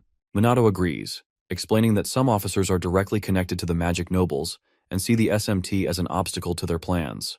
The ever-clueless Yuika asks how that is possible. Minato explains that their actions must have negatively impacted the reputation of the magic nobles. Internally, he knows there is a connection between the nobles and the Black Rebellion, meaning the SMT gaining public support is highly inconvenient for them. Frustrated, Yuika lashes out, blaming the magic nobles for their incompetence and arguing that they should work harder to fix their reputation. Once she calms down, she wonders if her father is involved, but Ruka reassures her that she doubts it. Just then, Minato finishes his lunch, stands up, and tells the group they are going to the Mizuha residence to find out for themselves. The sisters hesitate, arguing that they are not on good terms with their father. Minato tells them they can stay behind if they want, but unable to resist, they agree to tag along. Before long, the team arrives at the Mizuha villa and is met by 2 female guards at the gate. After introducing themselves, they are immediately turned away. When Yuika and Ruka ask for an exception, the guards inform them that the master has forbidden his disowned daughters from entering the premises. Just as the sisters admit defeat, Minato steps forward, introduces himself as the captain of the SMT, and states that he has questions for Tushiro. The guards instruct him to schedule an appointment, but Minato insists that he just needs to ask a few questions. Frustrated, he considers forcing his way in, but before he acts, Tushiro himself arrives. After assessing the situation, he allows them inside. As they walk to the meeting room, Minato makes a playful remark about Tushiro's youthful appearance, asking if he is the sister's brother. The girls quickly correct him, stating that despite his looks, he is their father. Once seated, Tushiro starts the meeting by accusing Minato of leading his daughters astray. Minato responds by pointing out that blaming someone else for his children's independence is a bad parental habit. He then asks Tushiro why he is not proud of his daughters for maturing. Tushiro silently observes him, realizing Minato is not here to play games. Without further delay, Minato gets to the point and asks if Tushiro is pressuring the special magic team. Tushiro denies any involvement, stating that magic nobles rarely cooperate, meaning Fuka is acting independently. After Tushiro comments on Minato's resolve, he acknowledges Minato's reputation as a student with the power of a noble and a hero who has stopped multiple calamities. Skeptical of these claims, he challenges Minato to a test of strength. Tushiro releases a massive burst of mana to display his power, and to his shock, Minato matches it effortlessly. The rest of the team, including the sisters, are left trembling under the overwhelming magical pressure. Once the display is over, Tushiro praises Minato for being able to match his power. Minato dismisses it as basic magic control, but notes that Tushiro held back significantly. Impressed by Minato's keen observation, Tushiro acknowledges his insight. Minato then asks why modern mages are weaker compared to the past. Tushiro questions the basis of his inquiry, and when Minato references the events from 50 years ago, Tushiro states that mages have been deliberately weakened for restraint and regulation. Confused, Minato asks for further explanation, but Tushiro cryptically replies that he will understand soon. He then asserts that magic nobles are necessary, prompting Minato to question whether the Fukas are necessary as well. Tushiro remains silent. Seeing no further answers coming, Minato stands up, thanks Tushiro for his time, and ends the meeting. Before leaving, the others mention that they are still struggling to move due to the mana pressure from earlier. Minato helps them up, and as they exit, he tells Tushiro that he is grateful for not having to expose any corruption within his family. If he had, Minato would have acted differently. As a final note, Minato tells Tushiro that his daughters are important friends to him. When Tushiro asks what he means, Minato simply walks away without answering. A few days later, the Special Magic Squad finally receives their new uniforms, made of anti-monster material resistant to most spells. Shido announces that they can now operate at full capacity. With preparations complete, Minato gathers his team and tells them it is time to settle their score with the Fukas. Meanwhile, at the Fuka estate, Jin Fuka and his son Shu celebrate the imminent downfall of the Special Magic Team. Jin boasts that with the Black Rebellion's help, he will soon take control of Japan. Their celebration is abruptly interrupted when men in suits from the police force burst into the room, ordering everyone to freeze. The commotion is broadcast live, with a news reporter covering the shocking arrest of a magic noble. Hovering in a helicopter at eye level with Jin, the reporter announces to the public that this is the first time a noble has ever been charged in such a manner. The police arrest Jin on charges of bribery, intimidation, and abuse of special authority, informing him that his property is being searched. Jin, furious, protests that a noble should not be treated like a common criminal and demands to see the evidence. At that moment, the Special Magic Team arrives on the scene. Minato steps forward, holding up his phone, and calmly informs Jin that they have all the evidence they need. Jin's son, Shu, immediately recognizes the man presenting the evidence as Kusanagi Minato of the SMT and demands to know why he is there. His father, Jin, dismisses the evidence, claiming it is fake. In response, Minato pulls up images on his phone, displaying undeniable proof of Jin engaging in bribery, collusion with illegal mages, and even conspiring to commit murder. Seeing this, Jin becomes defensive and accuses Minato of fabricating the evidence.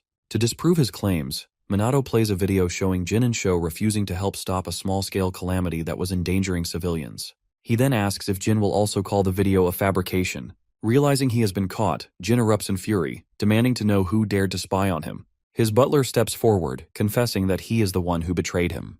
Enraged, Jin grabs the butler by the neck, cursing him and demanding to know why he would betray the man who has fed and clothed him for years. As it turns out, the butler had secretly met with the Black Mage, who confronted him about his loyalty. The Black Mage challenged him, asking if his duty was to stand by and watch as the family he served grew more corrupt. Left with no words, the butler was given a choice: to continue serving corruption or to do what was right. Now standing before his master, the butler declares that Jin is unfit to be a magic noble and must be removed. Jin, seething with rage, conjures multiple magic circles and threatens to kill everyone in the room. Before he can act, Minato destroys the circles and blasts a hole in the wall, making it clear that there is no escape for a corrupt noble like him. Jin laments the downfall of everything he has built, but Minato coldly reminds him that he brought this upon himself. As a final act of desperation, Jin boasts about an overseas base he has prepared for situations like this, claiming that once he escapes, he will be untouchable.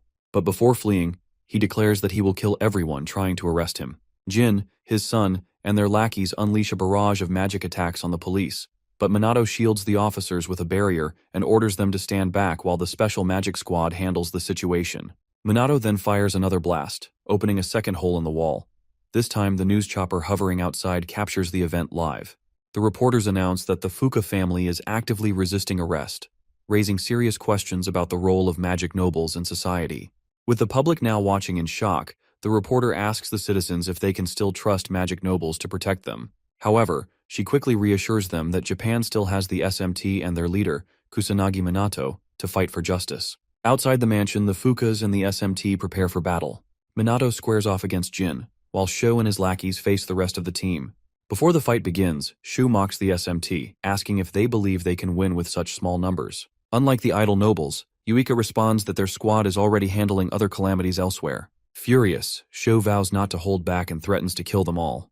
Yuika calls him a disgrace to the magic nobles and declares that they will never forgive him for his crimes against the people. As the fight commences, Jin taunts Minato, asking if he really thinks he can defeat a magic noble. Minato responds that there is no reason to lose to weaklings like him. Enraged, Jin fires a powerful plasma beam at the news chopper, attempting to silence the media. Minato blocks the attack with a barrier and scolds Jin for sinking so low. Jin, unfazed, replies that as long as he profits, he does not care how low he must go. This only deepens Minato's disgust. Meanwhile, Yuika, Ruka, Sanada, and their teammate gradually overpower the Fuka lackeys. Seeing his men struggling, Sho panics. He refuses to accept that magic nobles are losing to commoners and orders his men to unleash their strongest magic attacks, demanding they kill the SMT members no matter what. With the enemy preparing their most powerful spells, the Mizuha sisters combine their magic to unleash a level 6 Grand Water magic attack, Burst Stream.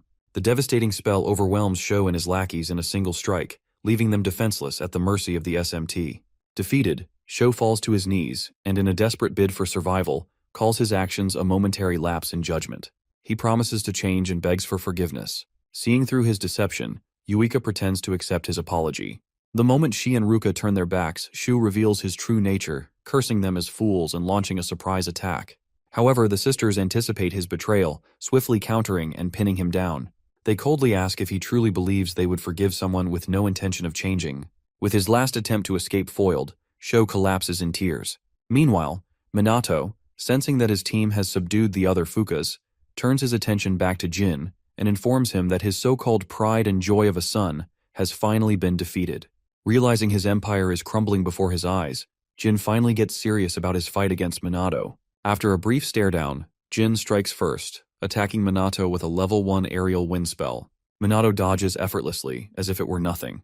Frustrated, Jin follows up with a level 2 wind spear attack to catch him off guard, but again, Minato avoids it with ease. Unwilling to give up, Jin unleashes a level 3 wind cutter, only for Minato to dodge yet again. By this time, the reporter in the chopper, broadcasting the fight live, marvels at the magic power Jin displays, but then starts to worry about Minato as she asks the viewers if they think he will be able to withstand these relentless attacks. Determined to end the fight, Jin increases his magic output and unleashes a level 4 Tempest Wind spell, creating a wormhole that threatens to suck in everything nearby. When Minato dodges once more, Jin amplifies the spell, transforming it into a level 5 Grand Typhoon, powerful enough to tear through anything in its path. Around this time, Minato's team, fully aware of how dangerous the attack is, urges him to call off the fight and capture Jin another time. Ignoring their pleas, Minato conjures a 4-layered high magic barrier and successfully dispels the typhoon before it even touches him. Ruka is left stunned, struggling to believe their leader just blocked such a devastating spell, while Ryuji, already familiar with Minato's gutsy nature, watches in admiration. Meanwhile, viewers watching the live feed are left in awe, finally understanding the sheer power of magic nobles, especially after witnessing Jin cast a level 5 spell with ease. However, the real shock comes when they see Minato effortlessly counter it. As the fight continues, the reporter keeps the audience engaged with commentary. During a brief pause, Jin grows suspicious of Minato's lack of offensive spells and wonders if he is simply stalling for reinforcements. To confirm his theory, Jin taunts Minato, asking why he is holding back.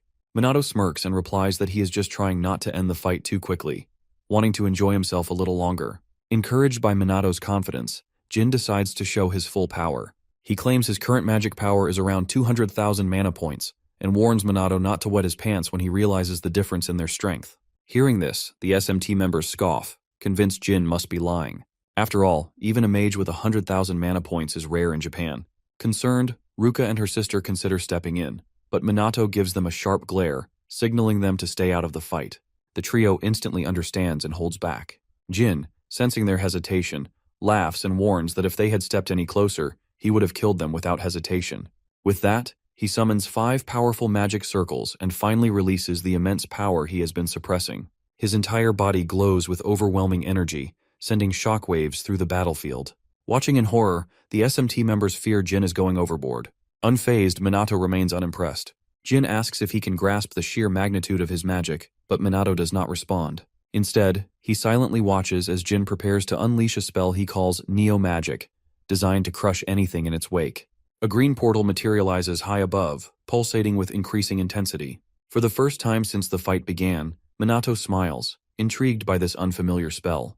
Upon summoning the portal, Jin seizes the opportunity to explain his ultimate ability. He calls it atmospheric magic and boasts that it can flatten a human in an instant. Amused, Minato challenges him to attack. Furious at his arrogance, Jin intensifies the spell into a level 6 atmospheric magic spell called Air Press. The massive pressure distorts the air around it, making it impossible to escape. Minato stands his ground as the magic portal engulfs him.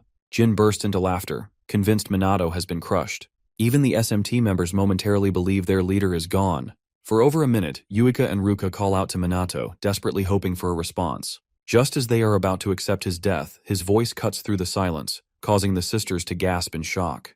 Minato scolds them for declaring him dead so soon. Jin, stunned, demands to know how he survived. Minato casually explains that he simply balanced the internal and external pressure to nullify the spell's effects, similar to how deep-sea creatures survive extreme ocean depths. Jin, still reeling, asks how Minato was able to use atmospheric magic, his signature spell. Minato grins and tells him that he simply watched and learned. Jin is dumbfounded, but Minato reminds him that if he had not wasted time explaining his technique, he might have actually hurt him. To mock him further, Minato uses sound magic to distort the pressure in Jin's ears, causing intense pain. Jin recoils, demanding to know what Minato did. Minato smirks and explains that sound magic, another application of wind magic, was used to increase the sound pressure around his ears, making him miserable. As the fight unfolds, Yuika finally begins to understand something crucial about Minato. Meanwhile, Jin, feeling utterly humiliated, loses all restraint. He unleashes even more power, declaring that he will no longer hold back. He claims that his 200,000 mana points were just a warm-up, and that, once he goes all out, his magic power will surge to 500,000 mana points. Shido and the SMT members, sensing the surge of energy, realize that Jin is not bluffing this time. With the second round about to begin, Jin roars, commanding Minato to despair as he prepares to unleash his most devastating attack yet. For a few seconds, Jin charges an overwhelming amount of magic energy, leaving the SMT members in shock. Even Ryuji, who is usually unimpressed by opponents, admits that Jin is not someone they can face. Shido, realizing they underestimated the magic nobles, warns that Minato may not be able to win against such immense power. Jin, now at full power, begins boasting about his strength. Minato, unimpressed, yawns, making Jin pause in confusion. The magic noble asks if Minato is too dull to grasp his power, but Minato remains silent. Jin continues yapping about his ultimate spell and finally fires a mini-green atmospheric portal at Minato, who does not even flinch. Frustrated that his attack is not intimidating Minato, Jin intensifies his power, summoning 6 more green magic circles. The sheer energy radiating from them is enough to make the SMT members uneasy, as this is the first level 7 spell they have witnessed this year. With tension growing, Yuika chooses to believe in Minato, silently urging him to defeat Jin. With his ultimate spell complete, Jin mocks Minato, saying he should have attacked earlier when he was still charging. Now he tells him it is too late for regrets and that despair is his only option. Annoyed, Minato asks if he is finally going to attack. Instead of answering, Jin continues his pointless speech before finally unleashing his most powerful spell, the level 7 atmospheric magic, Plasma Break. The sheer force of the spell destabilizes the chopper hovering above, while the SMT members scramble for a way to counter it. Ruka, desperate, tells Minato to run, but he stands his ground. Jin gives Minato one final chance to flee, warning that if he does, his friends will die instead. Unfazed, Minato accepts the challenge and prepares to counter. Before the Plasma Break spell grows out of control, he invokes a level 4 spell, creating a core amethyst. Jin, mocking his choice, asks if he really believes he can resist his magic with something so insignificant. As Jin laughs, Minato fires the amethyst crystal at the core of Plasma Break, waiting for the result. To everyone's shock, the Plasma Break is instantly neutralized. Jin, along with the SMT members, stands frozen, trying to comprehend how his ultimate spell vanished so easily. Staring in disbelief, Jin demands an explanation. Minato casually responds that wind magic is weak against earth magic. Because Plasma Break was a slow spell, it was easy to neutralize with the amethyst crystal. He then insults Jin's ignorance, leaving the magic noble reeling from the realization. Still unable to process what happened, Jin demands a further explanation. Minato elaborates that while the core amethyst is not particularly strong offensively, its high-density magic allows it to absorb opposing attribute spells, neutralizing them even with a rank difference. Jin, still in shock, asks why Minato knows such a ridiculous spell. Minato smirks and reveals that he created it just for fun. Hearing this, Jin completely breaks down, unable to believe that the spell he spent decades perfecting was defeated by something his opponent invented on a whim. With the fight effectively over, Minato steps forward, telling Jin to prepare for his punishment. Before Minato can do anything, however, Jin quickly surrenders, claiming his magic is depleted and he cannot move. Minato assures him that he has no intention of beating up someone as pathetic as him. Instead, he prepares to flick him on the forehead. Underestimating the power behind it, Jin dismisses the attack. The moment Minato releases the flick, however, Jin is sent flying several feet back, instantly passing out from the impact. The SMT members stare in stunned silence, questioning whether their leader is even human. With Jin incapacitated, the police move in to secure him. Meanwhile, the news reporter in the chopper announces the historic defeat of a magic noble at the hands of SMT Captain Kusanagi Minato. The country erupts in celebration, with citizens singing Minato's praises. In the aftermath of the battle, the SMT members gather around Minato, congratulating him on finally taking down Fukujin. Watching the police drag Jin away, Minato cannot help but feel disappointed in the state of Japan's magic nobles. In the end, they turned out to be nothing more than frauds. Before Jin is completely out of sight, Minato asks him what the magic nobles did after Ichikami Minato's death 50 years ago. Jin remains silent, prompting Minato to ask if they destroyed the magic tome that existed back then. He demands to know why they would do such a thing.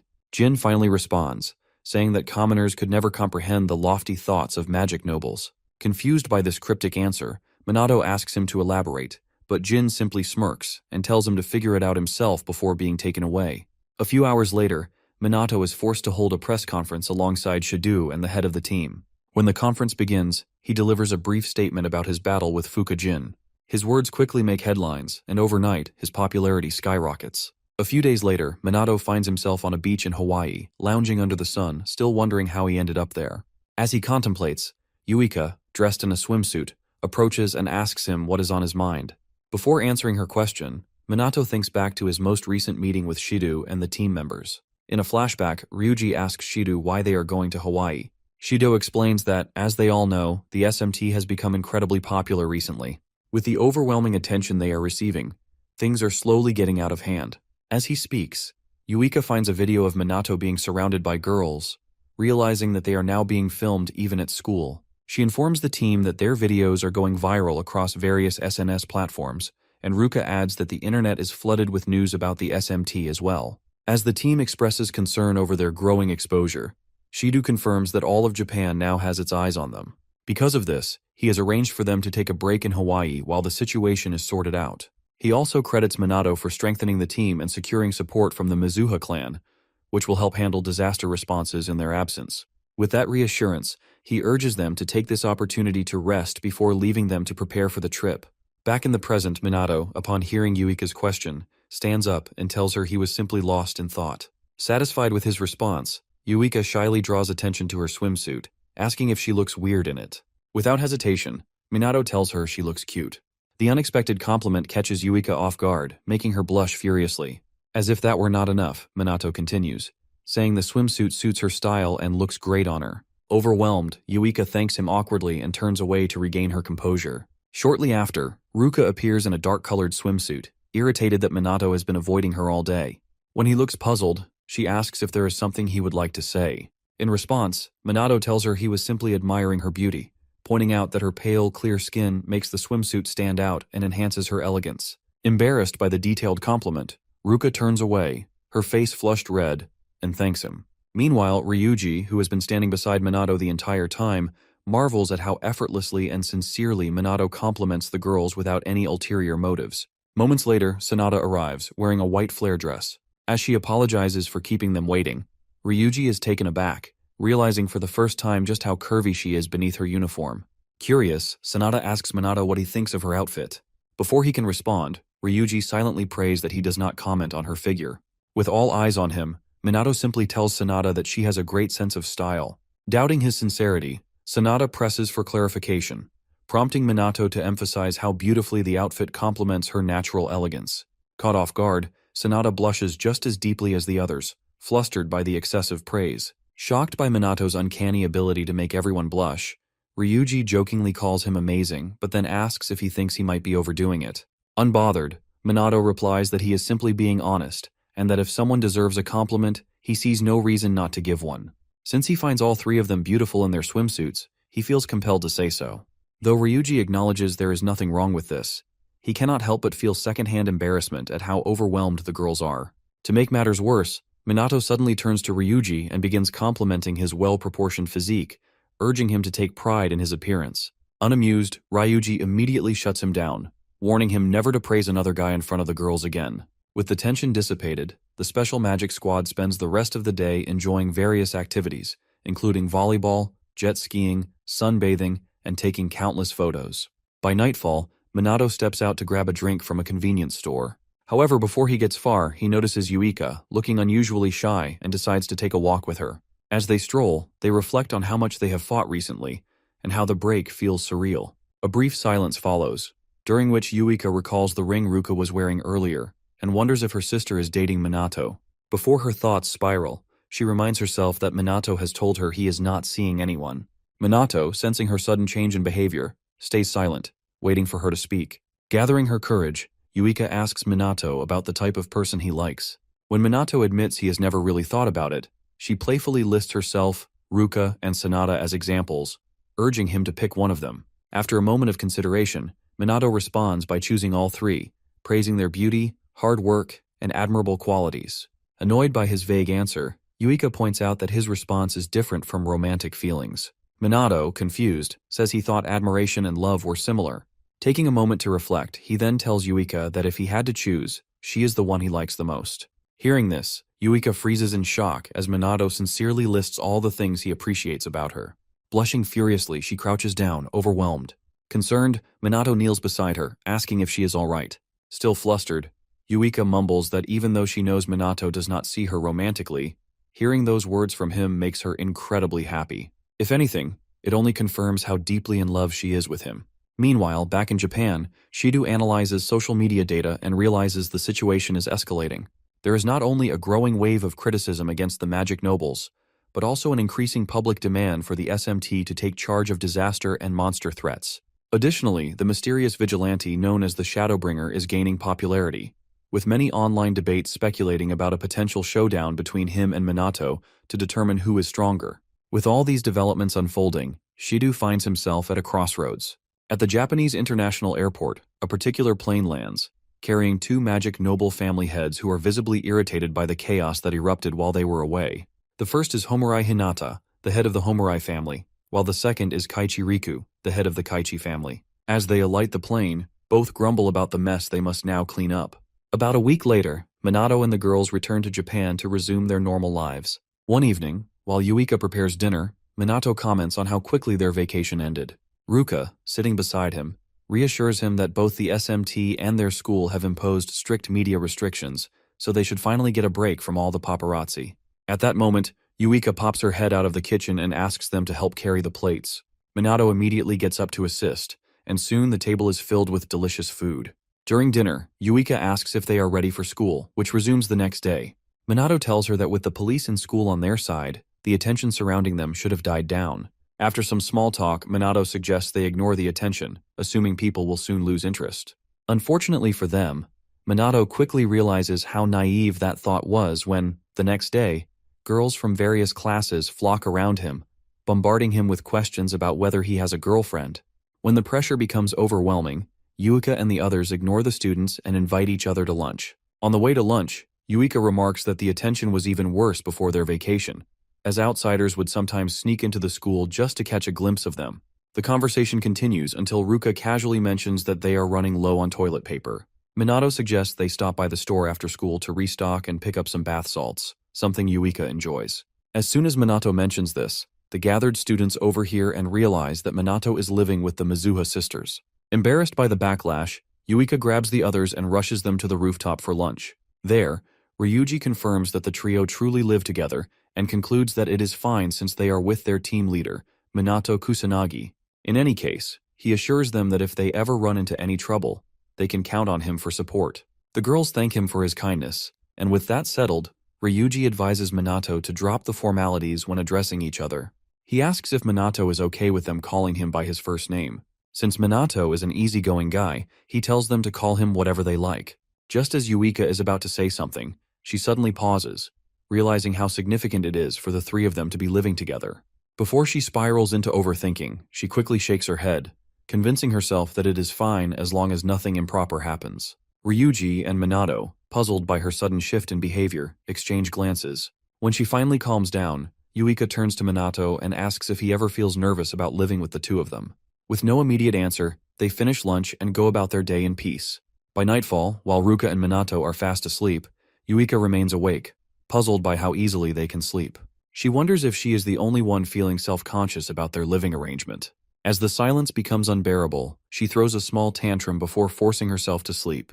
Moments later, Ruka also wakes up, thinking the same thoughts her sister had earlier. She admits to herself that she is still not used to sharing a room with Minato.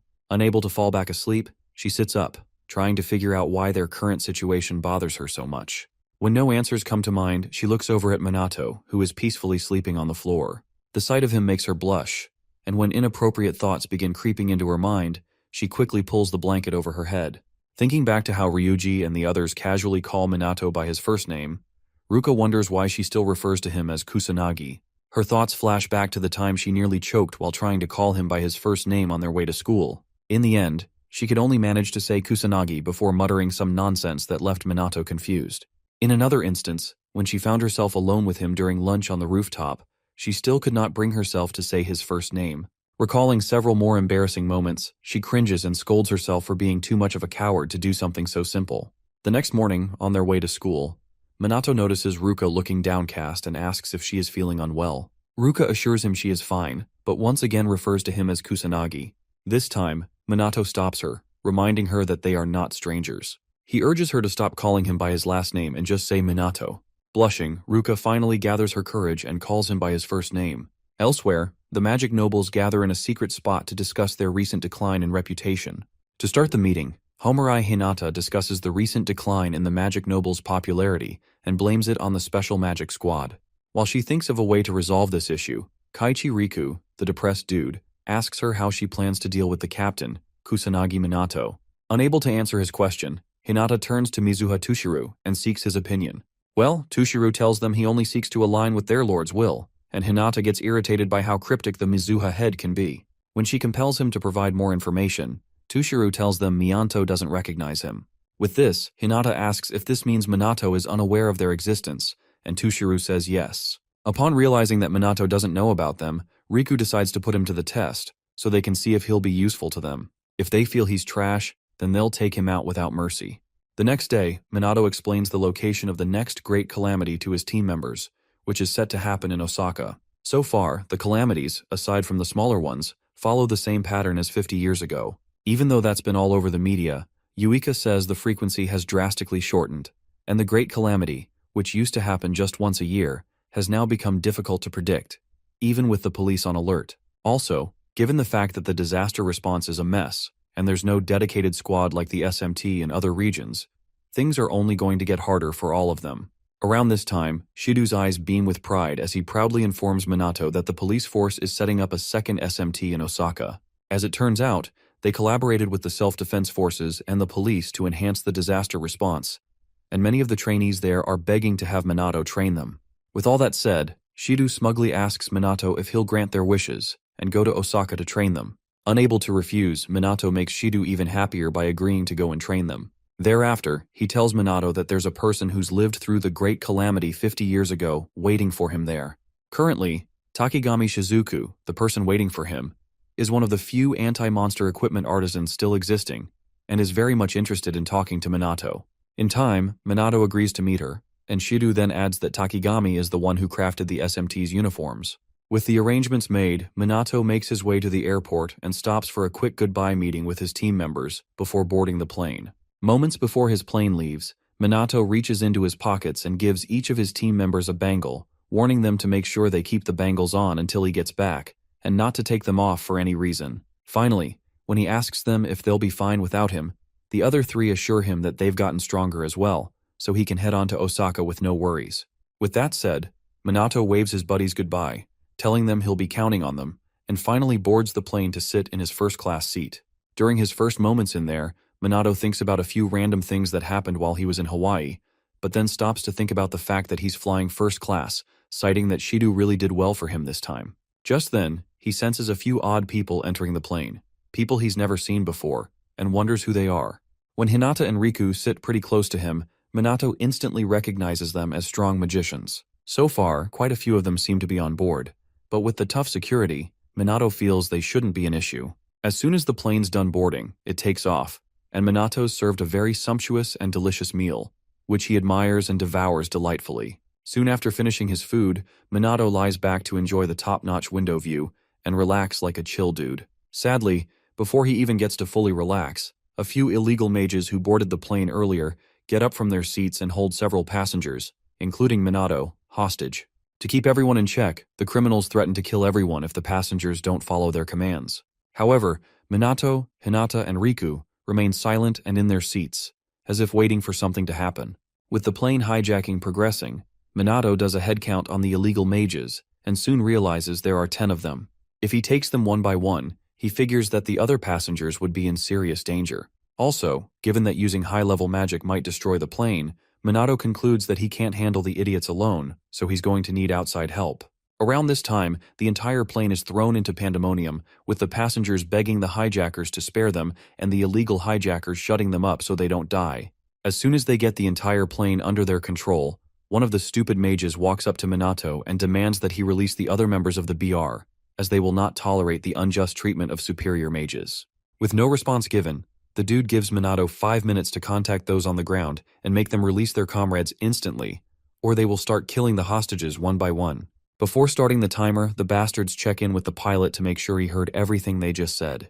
With no time to waste, Minato contemplates his next move. Before he makes a rash decision, he exchanges knowing glances with Riku and Hinata, who are secretly charging up their mana, and waits for their signal to strike.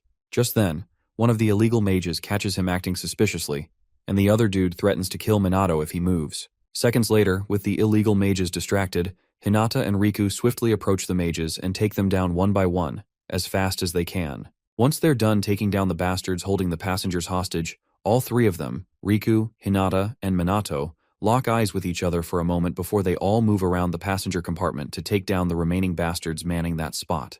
At a point in their battle, the bastards retaliate by trying to shoot someone like Hinata down. Sadly, Hinata's leagues above them in magic power, so she, alongside Riku and Minato, continues maiming and putting down these unruly idiots. Soon after, one of the illegal mages holds a flight attendant hostage, and after getting their attention, threatens to crash the plane if they don't stop taking out his comrades. Noticing the lapse in the fool's concentration, Minato lunges at him and kicks the shit out of him, rescuing the flight attendant from his grasp.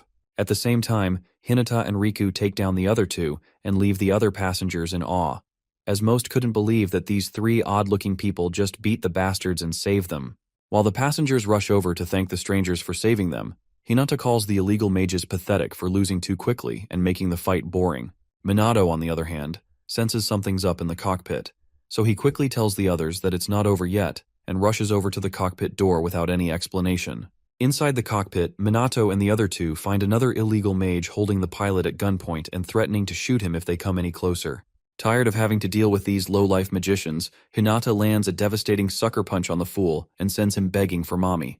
Unfortunately for them all, the idiot fires a shot at one of the plane's controls, and Minato, who's already protected the pilot with his shield, realizes they're in deep shit, as almost immediately, the whole plane loses balance and shakes everything inside vigorously. Having performed all the evasive maneuvers he knows, the pilot tells the three that they're cooked because not only are the controls not responding, but the radios are also broken. If nothing's done to change this, they're going to crash into the mountains and die. Hinata, upon hearing this, is thrown into instant panic as she shakes the pilot and begs him to do something about their situation so they don't die. Around that time, one of the windows breaks, and the pressure from the below-zero air outside soon creates a vortex inside the cockpit. Upon realizing how cold the air is, the co-pilot complains about freezing to death before they even crash. Realizing how bad things have gotten for them, Hinata asks the others for ideas, and Riku advises that they all just die together. After scolding the depressed bastard for saying scary things, Hinata starts to wonder if they're finally meeting their end. With all their options exhausted, both the pilot and the co-pilot accept their fate and urge the others to prepare for death.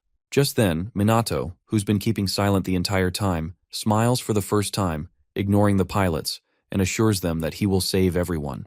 Hearing this, the pilot warns him that this issue isn't something a mere human can fix as they're all fated to die that day. Tired of hearing the pessimistic pilots yapping, Minato walks towards the broken window in the cockpit and, ignoring the pilot's warnings and questions, jumps out of the plane. Hinata, who thinks Minato just made a run to save his life, soon regrets her sentiment when the plane starts losing altitude pretty quickly, threatening to destroy everybody on board within minutes. Around this time, the passengers were already saying their final prayers, hoping they all make it to the Lord's side when it ends, and the pilot, on the other hand, keeps on trying to pull the plane's nose up so they can avoid crashing into the sea. A few seconds before the plane finally hits the ocean, after everyone's lost hope, a miracle happens as the plane not only regains its balance, but also regains altitude as quickly as possible. With this happening, both pilots can't believe their eyes as they wonder what the hell just happened to the plane. Hinata, who suspected Minato all along, tells them that Minato's the one who just saved their lives, and if she's correct, then he's the one supporting the entire airplane all on his own. By that time, Minato's seen right under the airplane carrying over 230 tons of weight and controlling the whole thing towards the nearest airport. To understand how he did it, Minato says that he first created a barrier covering the underside of the plane using a massive amount of magical power and then enhanced his physical strength with magical martial arts. Then, at the same time, he adjusted the airplane's trajectory using wind magic so that he can control it toward a safe landing spot. Since this is his first time supporting a plane, Minato runs into some challenges along the way. With the plane, which weighs 230 tons, now several thousand meters above sea level, the pilot still finds it hard to believe that a single human can support the aircraft like it was nothing. Upon seeing what Minato can do, Hinata recognizes him as a beast and instantly becomes interested in him. By then, the flight attendants, as well as the passengers, all rest easy after they're told by the pilot that everything's okay. Even a father and his little daughter both cry tears of joy when they realize they get to live to see another day. Despite the celebrations and joyful tears, the pilot warns everyone not to be too happy just yet, as he's just discovered that their landing gear won't even activate. In other words, if they're to hope for a safe landing, then it's all in Minato's hands. With that said, the pilot locates the landing strip on the nearest airport and tilts the plane's nose towards the tarmac, hoping Minato has some kind of plan to handle the landing. As the half-destroyed plane approaches the tarmac, Minato, who's still hauling its arse underneath, activates a level 6 void magic spell, High Magic Wall, uses this high-level barrier to cushion the plane's descent, and then slows it down fast enough for it to come to a complete stop. Once Minato somehow manages to make the landing, the entire cabin erupts in joy, with strangers hugging each other and the pilot saluting the captain of the SMT, Kusanagi Minato, as a true soldier would. As for Riku and Hinata, they just keep staring at the captain, unimpressed by his efforts and waiting for their final meeting with him. As soon as he alights the plane, reporters from all over flock around him, asking for a brief statement, so the world can know how he managed to save an entire plane from crashing. At this point, Minato just gets pissed at the bastards for disturbing his peace as he just returned from the most stressful flight of his life. Thankfully, before he loses his mind, the security team shows up to shun the media personnel, promising that a press conference will be held later, and then ushers Minato to Takigami's residence so he can see her. Right before leaving, Hinata and Riku intercept him and compliment him, hoping they can butter him up for later. To their dismay, however, Minato doesn't take the credit and instead praises both of them for doing an equally good job. Realizing their plan isn't working, the duo makes some more offhanded comments and goes their merry way, with Hinata sternly hoping they meet again. Soon after their departure, Minato is shown the way to Takigami's meeting room. There, he's invited in by the elderly Miss Takigami and greeted warmly as a guest. Once they're seated, Takigami informs Minato that she summoned him earlier just because she's interested in his recent accomplishments and his magic techniques, most of which resemble those of her mentor and ally, Ichikami Minato. If anything, void magic is a rare art, and it's one that Ichikami excels in. Given its tedious nature, only a few sorcerers can use it properly, and it's often dismissed as a useless magic technique. Despite all that, Takigami is still shocked to see that Minato can wield it, so her curious self asks Minato to tell her how he can use the same magic as Ichikami. After hearing everything she had to say, Minato chuckles and talks about her being unable to change, in the same way Ichikami would talk to her back when he was alive. Confused, Takigami asks if they've met before, and Minato boldly tells her they've met each other more times than he cares to count. Now, to answer her question, Minato tells her that he can use Ichikami's magic because he's Ichikami Minato himself. Although she's a little surprised to hear this from a random stranger, Takigami keeps her cool and mentions that there have been many in the past, relatives, friends, lovers, and even secret children, who claim to have connections with Ichikami Minato, trying to cozy up to him. However, in all her years of handling those frauds, she never once expected someone to claim they were him. Thinking he's just another fraud, Takigami apologizes for her impending rudeness, seeing as she reached out to him, and then politely asks poor Minato to leave her residence. Before getting to that, Minato tells her that he met a pair of brothers earlier, and discovered that the younger one had a doll of Ichikami. Confused, Takigami asks what he means by that, and then Minato reminds her of what she said herself back when Ichikami was alive about her wanting to make a doll of him. At this point, Takigami starts sweating as she asks Minato how he even knows about such a private thing. After a brief silence, Minato tells Takigami that she once said that his doll gives children strength, and even until that day, Ichikami's still saving people. With everything Minato's said so far, Takigami slowly starts to believe he's the real Ichikami Minato, and even asks him if he's truly the real Ichikami. Disappointed that she still doesn't believe him, Minato decides to tell her a story. After several more minutes spent reminiscing on old times, Takigami finally believes Minato is the reincarnated Ichikami Minato. When Minato scolds her a little for doubting him, Takigami tells him that believing in something like reincarnation isn't that easy in the modern world. Although Ichikami's always been the unorthodox type, she still can't believe he returned in her lifetime. Upon updating him on the calamities that befell the world after his demise, Takigami then expresses just how glad she is to see him again in her lifetime and tears up a little. Once she's done crying, Minato calls her, knowing fully well that she knows what happened in the past 50 years, and then explains his observation about the knowledge of magic not being passed down, the fact that sorcerers have weakened over time, the misinformation about Ichikami Minato, as well as these so-called magic nobles who appeared out of nowhere, right before asking her to tell him what exactly happened while he was away. By this time, Takigami, nervous, receives a text and checks it out, only to gasp in surprise, making Minato ask what the matter is. Realizing it's something she can't share, Takigami instantly ends their meeting, citing that it's already late, and then urges Minato to stay the night there so they can continue the discussion the next day. Lucky for her, Minato obliges and soon retires to his room for the night. Around midnight, Riku sneaks into Minato's room, not making a sound, and swings his sword at Minato's body, hoping to kill him instantly. Unfortunately for him, Minato pulls the ultimate Uno reverse card when he suddenly appears beside the bed, talking down on Riku's tactless attempt to attack someone in their bed. Mind you, at the time, Minato didn't even know his attacker was Riku. However, once he gets a good look at his face, he instantly remembers the attacker to be Riku. But before Minato can get chatty with him, Riku attacks him again, and Minato dodges the attack this time. Soon after, Riku kicks Minato out the window of his room, and Minato lands safely in the yard outside. Without wasting a single second, Riku shows up in front of Minato in the yard outside and activates a level 1 earth magic, Rock Break. At the same time, Minato activates his level 1 void magic, Magic Barrier, and does his best to block Riku's attacks. However, right after landing a few attacks, Riku skillfully slices through Minato's level 1 Magic Barrier and sends him retreating a little so he can take the fight seriously. Before getting to round 2, Minato compliments Riku's blade for cutting through his barrier like that, and then asks if it's anti-magic equipment. With no response given, the duo charges up their mana and prepares to begin round 2. However, just as they're about to clash, Hinata shows up and orders them to stop fighting. At this point, Minato tells her he knew she'd be involved in such bullshit, but then Hinata ignored his bullshit and urged him not to resist their summons. To keep him in check, she pulls up live video feeds of her henchmen creeping dangerously close to Minato's friends in their various residences, and threatens to unalive them while they sleep if he doesn't cooperate. Realizing he's been had, Minato calmly asks them to state what they want, and Hinata starts by introducing herself and Riku. Soon after the introductions, she tells Minato that the only demand they have is for him to join them as a magic noble and gain status, rank, honor, wealth, power, and even women if he wants. More importantly, if he decides to join them, Hinata assures him that he'll be able to protect his friends and attain the ability to give absolute orders. On the other hand, even if he escapes his predicament, Hinata promises that the magic nobles will hunt him for life and make life hellish for him and his friends. With their demands stated, Hinata demands to know Minato's answer before they move forward.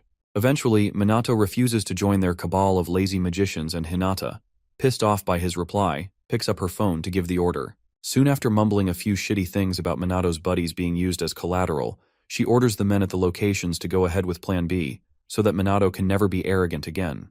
Just as the men are about to carry out Plan B, the bangles Minato gave his subordinates before he left for Osaka glow up, with all the members still fast asleep, and conjure a yellowish magic-like version of Minato's silhouette. Seeing this, Hinata's men get scared shitless as they try to figure out what the hell they're seeing. Sadly, before they can comprehend what's happening, the magic-like Minato versions activate some level 5 high magic drain void magic and take out all the enemies like they are nothing. A few minutes later, Hinata notices some unusual radio silence from her guys and does her best to get them to respond. Sadly, after seconds of no response, Riku concludes the worst has happened and the team has been wiped out. Enraged, Hinata asks Minato to tell her everything he did, but then Minato fires back, telling her that she should have seen something like this coming. Unless she's a total fool, that is. Despite realizing that Minato's an annoying little pest, Hinata still commends the way he handled the hijacking and the hostage situation, stating that with everything he's done so far, he's passed the first test. Puzzled by her words, Minato asks her if the hijacking was also their doing, but then Hinata lets him know they would never pull such a stupid stunt just to force him into participating in their little game. With that said, she urges him to move on to the second test while charging up her mana, together with Riku, for the real round 2. At the same time, Minato, who's been edging for a good fight, playfully asks if he can opt out of the fight, and as you'd expect, Hinata objects right before lunging at him, together with Riku. For her first attack, Hinata throws a kick at Minato, which he blocks easily, and then she ricochets to a safe so she can unleash her next attack, a level 4 fire magic attack she calls Flare.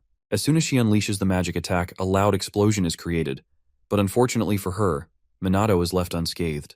By this time, Riku swoops in through the chaos for his sword attack, aiming for Minato's neck, but still doesn't land a single hit just because the captain himself blocked the attack with a mini barrier he erected around his neck. Upon surviving this attack, Minato sighs as he figures a normal person would have died from that hit. Just then, Hinata tells him not to get too cocky, and then unleashes yet another level 5 fire magic attack, Blazing Column at the captain of the SMT. Knowing what's coming, Minato compliments the Blazing Column spell as a good one, but to eliminate it, he creates the Water Azure Splash spell using level 3 water magic and completely cancels it out. Seeing what Minato can do, Hinata finally understands why the rumors said he can cast spells without chanting. To even think he neutralized her level 5 spell with a level 3 water spell, Hinata figures Minato must be making a mockery of her magic. Around this time, Riku attacks Minato again, but he dodges this attack and challenges them to take their fight to the skies. Without hesitating, Hinata takes him up on his offer and flies towards him, together with her dog, Riku. At this point, Hinata admits that although they underestimated him earlier, they won't be holding back this time.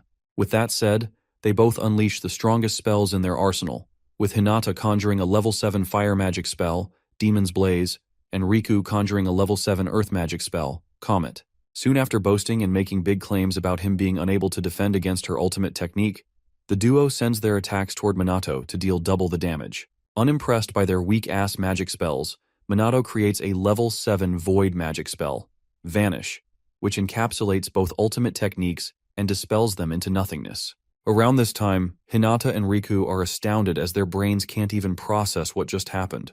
To help them comprehend their failure, Minato tells them that he just disintegrated and dissipated the magical energy so he can minimize damage to the surroundings. Hearing this, Hinata calls bullshit and even disqualifies him, as she feels Minato's just cheating his way out of a real fight. So far, she says everything up until that point was just a farce, so now that it's come to it, she promises Minato that she's going to show him her true power. Sadly, before she gets to showcase how strong she is, there's a sudden change in the atmospheric energy around them, and they all notice it. As they try to figure out what the hell's happening, the sky turns red, signaling to Minato that the calamity has finally befallen Osaka. In his mind, though, he feels that although too many things are happening at once, this can't be just a mere coincidence. As the red skies spread over Osaka, Takigami notices the ominous glow from her window. After staring for a moment, she shuts her blinds. Meanwhile, Hinata sees the calamity unfolding but chooses to ignore it, eager to continue her fight with Minato and destroy him. Before she can act recklessly, Riku holds her back, reminding her of their mission. Realizing he is right, Hinata restrains herself, while Minato, knowing he must address the calamity, tells them their fight will have to wait. With that, Minato flies toward the abandoned district of Dotonbori, left in ruins since the Great Calamity 50 years ago. As he surveys the area, he compares its condition to Shibuya, noting that monsters continue to emerge even without an active calamity. Given the dangers, he assumes no humans would be foolish enough to be lurking around. Detecting swarms of smaller monsters throughout the city, Minato quickly realizes he cannot handle them all alone. If left unchecked, these creatures could infiltrate human settlements and wreak havoc. He needs a solution, and fast. Just as he considers calling for reinforcements, Riku and Hinata arrive, offering to help. Minato welcomes them, teasing that they must have given up on trying to kill him. Riku explains that their earlier battle was merely a test, and since Minato passed, they are willing to work together for now. With a sigh, Minato accepts their aid, knowing his problems with them are far from over. As the streets fill with monsters, the trio advances to intercept them. Hinata, eager for battle, makes a dramatic entrance and prepares for what she calls a monster massacre. She unleashes her level 5 blazing column magic, incinerating an entire horde of creatures in one strike. Riku, equally skilled, takes down his fair share. Meanwhile, Minato, hovering above, launches a level 5 void magic bullet barrage, clearing out the lesser monsters while waiting for the boss to appear. While scanning the battlefield, Minato spots an elderly man walking with a cane. Concerned, he lands and asks if he is all right. The old man remains silent, prompting Minato to offer to escort him to safety. However, before Minato can take his hand, the man pushes him back, frowns, and, after a brief pause, thanks him for his concern but insists he is fine. Something about the man feels familiar, but before Minato can place him, a subordinate helps the old man into a black sedan, which drives away. Shortly after, Osaka's self-defense and disaster response teams arrive in droves, establishing a perimeter around Dotonbori's exit to prevent the calamity from spreading. Their swift coordination impresses Minato, reminding him of what Shido told him about their preparedness despite their relative inexperience. As the forces set up their defenses, Minato lands beside an officer, who mistakes him for a lost child. However, upon recognizing him as the captain of the special magic team, the officer immediately allows him to assist. A monster suddenly creeps behind the officer, but Minato swiftly burns it to ash, saving his life. He warns them not to let their guard down before asking for a status update. The officer reports that the police and SDF have sealed off Dotonbori and are prioritizing civilian safety. Unfortunately, he admits they are not equipped to handle the boss monster, as their forces alone are no match for it. Minato reassures them, promising to take care of the boss himself. The soldiers express their gratitude, and Minato surprises them further by revealing he has backup: Riku and Hinata, magic nobles from the Homurai and Kaichi families. Shocked, the soldiers ask if the SMT and the magic nobles are now working together. Without answering, Minato notices a renewed sense of hope among the officers, who place their trust in both elite forces. Just then, a dark, ominous purple miasma spreads through the air. The soldiers suddenly feel an overwhelming heaviness in their bodies, struggling to move. Amid their confusion, a massive figure slowly emerges from the fog. The officers immediately recognize it: the chief demon, the boss monster. This creature alone possesses enough power to level Osaka, and against it, they, as mere humans, stand no chance. Minato, however, remains unfazed. Smirking, he scolds the chief demon for taking so long to appear. His calm demeanor shocks the police, who cannot fathom how he remains composed in the face of such a terrifying threat. Before Minato can engage, Hinata and Riku step forward, declaring that the chief demon is their prey, and that he should stay back and watch. Though disappointed they beat him to the fight, Minato relents, trusting them to handle an opponent of this caliber.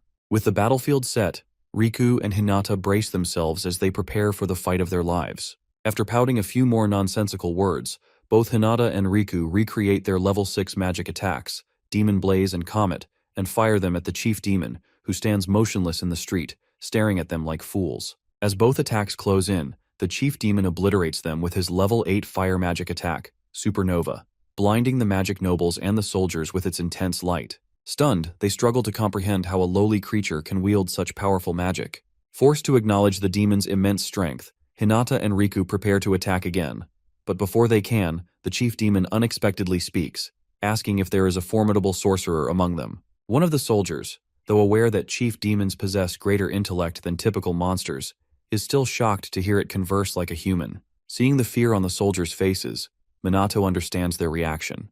A monster with human-like intelligence is rare, and the unknown always breeds fear. However, he decides to remain silent and watch as the nobles continue embarrassing themselves. After failing to land her first attack, Hinata throws another childish tantrum, vowing to reduce the demon to ashes. She unleashes a fire spell even stronger than Demon Blaze, while Riku, fueled by frustration, infuses his sword with level 8 gravity magic, Dimensional Blade. Seeing the nobles finally casting original spells, Minato gets excited, hoping their combined efforts will be enough to bring down the chief demon. As Hinata and Riku prepare to strike, the chief demon suddenly comments on someone's magic power.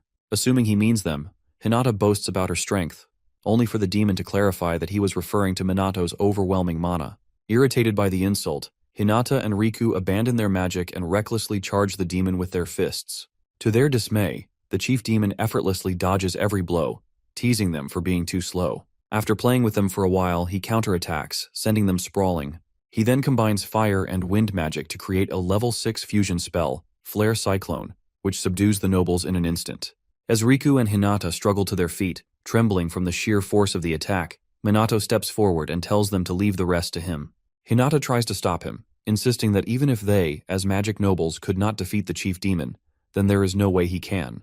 Riku suggests they retreat, but Minato remains unfazed, assuring them that a monster like this is nothing to him. Riku questions if Minato truly understands the overwhelming magic power radiating from the chief demon. Hinata, on the other hand, refuses to accept defeat, knowing they cannot afford to fail the person they wish to be useful to. Minato approaches the battlefield, teasing the chief demon, who, despite this, remains impressed by his magic power. Before the fight begins, the chief demon asks Minato to introduce himself, but Minato dismisses the request, questioning whether he is obligated to answer. Acknowledging Minato's point, the chief demon withdraws the question, remarking that associating with humans is ultimately meaningless for demon kind. With the pleasantries over, the battle begins. The chief demon immediately goes on the offensive, attacking Minato from all angles, but Minato effortlessly blocks every strike with his high-level magic barrier. Watching the fight, Hinata assumes Minato is struggling and begins gloating, claiming she knew he would not stand a chance. Before she can finish her sentence, Minato casually pushes the chief demon back and complains about how annoying he is. Both magic nobles are left speechless, realizing that the demon's relentless barrage of attacks has not left a single scratch on Minato. Riku, observing Minato's tactics, worries that remaining on the defensive will be ineffective, as the chief demon also possesses an exceptional defense. Meanwhile, Minato debates whether to use a new spell he recently developed, but hesitates due to the presence of the nobles. Instead, he decides on a different strategy and unleashes a level 9 void magic attack, Magic Sparkle, as preparation for his counterattack. Hinata, seeing the level 9 spell, is shocked, as she had always believed level 8 magic was the highest attainable. Minato then traps the chief demon inside the bright yellow void magic circles he created earlier and finishes him off in one swift move. Gasps of disbelief ripple through the crowd as the soldiers realize that Captain Minato just effortlessly defeated an opponent that even the magic nobles struggled against. As Minato descends, the soldiers erupt in praise, hailing him as incredible and even calling him the Messiah. Minato approaches the embarrassed nobles and casually remarks that the monster turned out to be no problem for him. Hinata, utterly defeated, acknowledges that they are nowhere near his level, and realizes that, in their current state, they stand no chance of subduing him. Minato then asks if they still want to continue their fight. Without hesitation, both nobles admit defeat and declare that Minato has passed their test. With that resolved, Minato presses them for answers. Riku agrees to explain everything but mentions that they need one more person present. Takigami. Immediately, Minato understands who he means. Moments later, Takigami arrives on the scene and asks if Minato had known all along that she was behind everything. Minato responds affirmatively, reminding her that she cannot hide anything from him. Now, she must explain why she tested him, why sorcerers have weakened over the past 50 years, and why she has been cooperating with the magic nobles ever since his death. Before giving Minato the answers he seeks, Takigami takes him and the magic nobles back to her house, ensuring they are comfortable enough to hear her out. Once they are seated, Minato asks if she knew about the magic nobles before his arrival.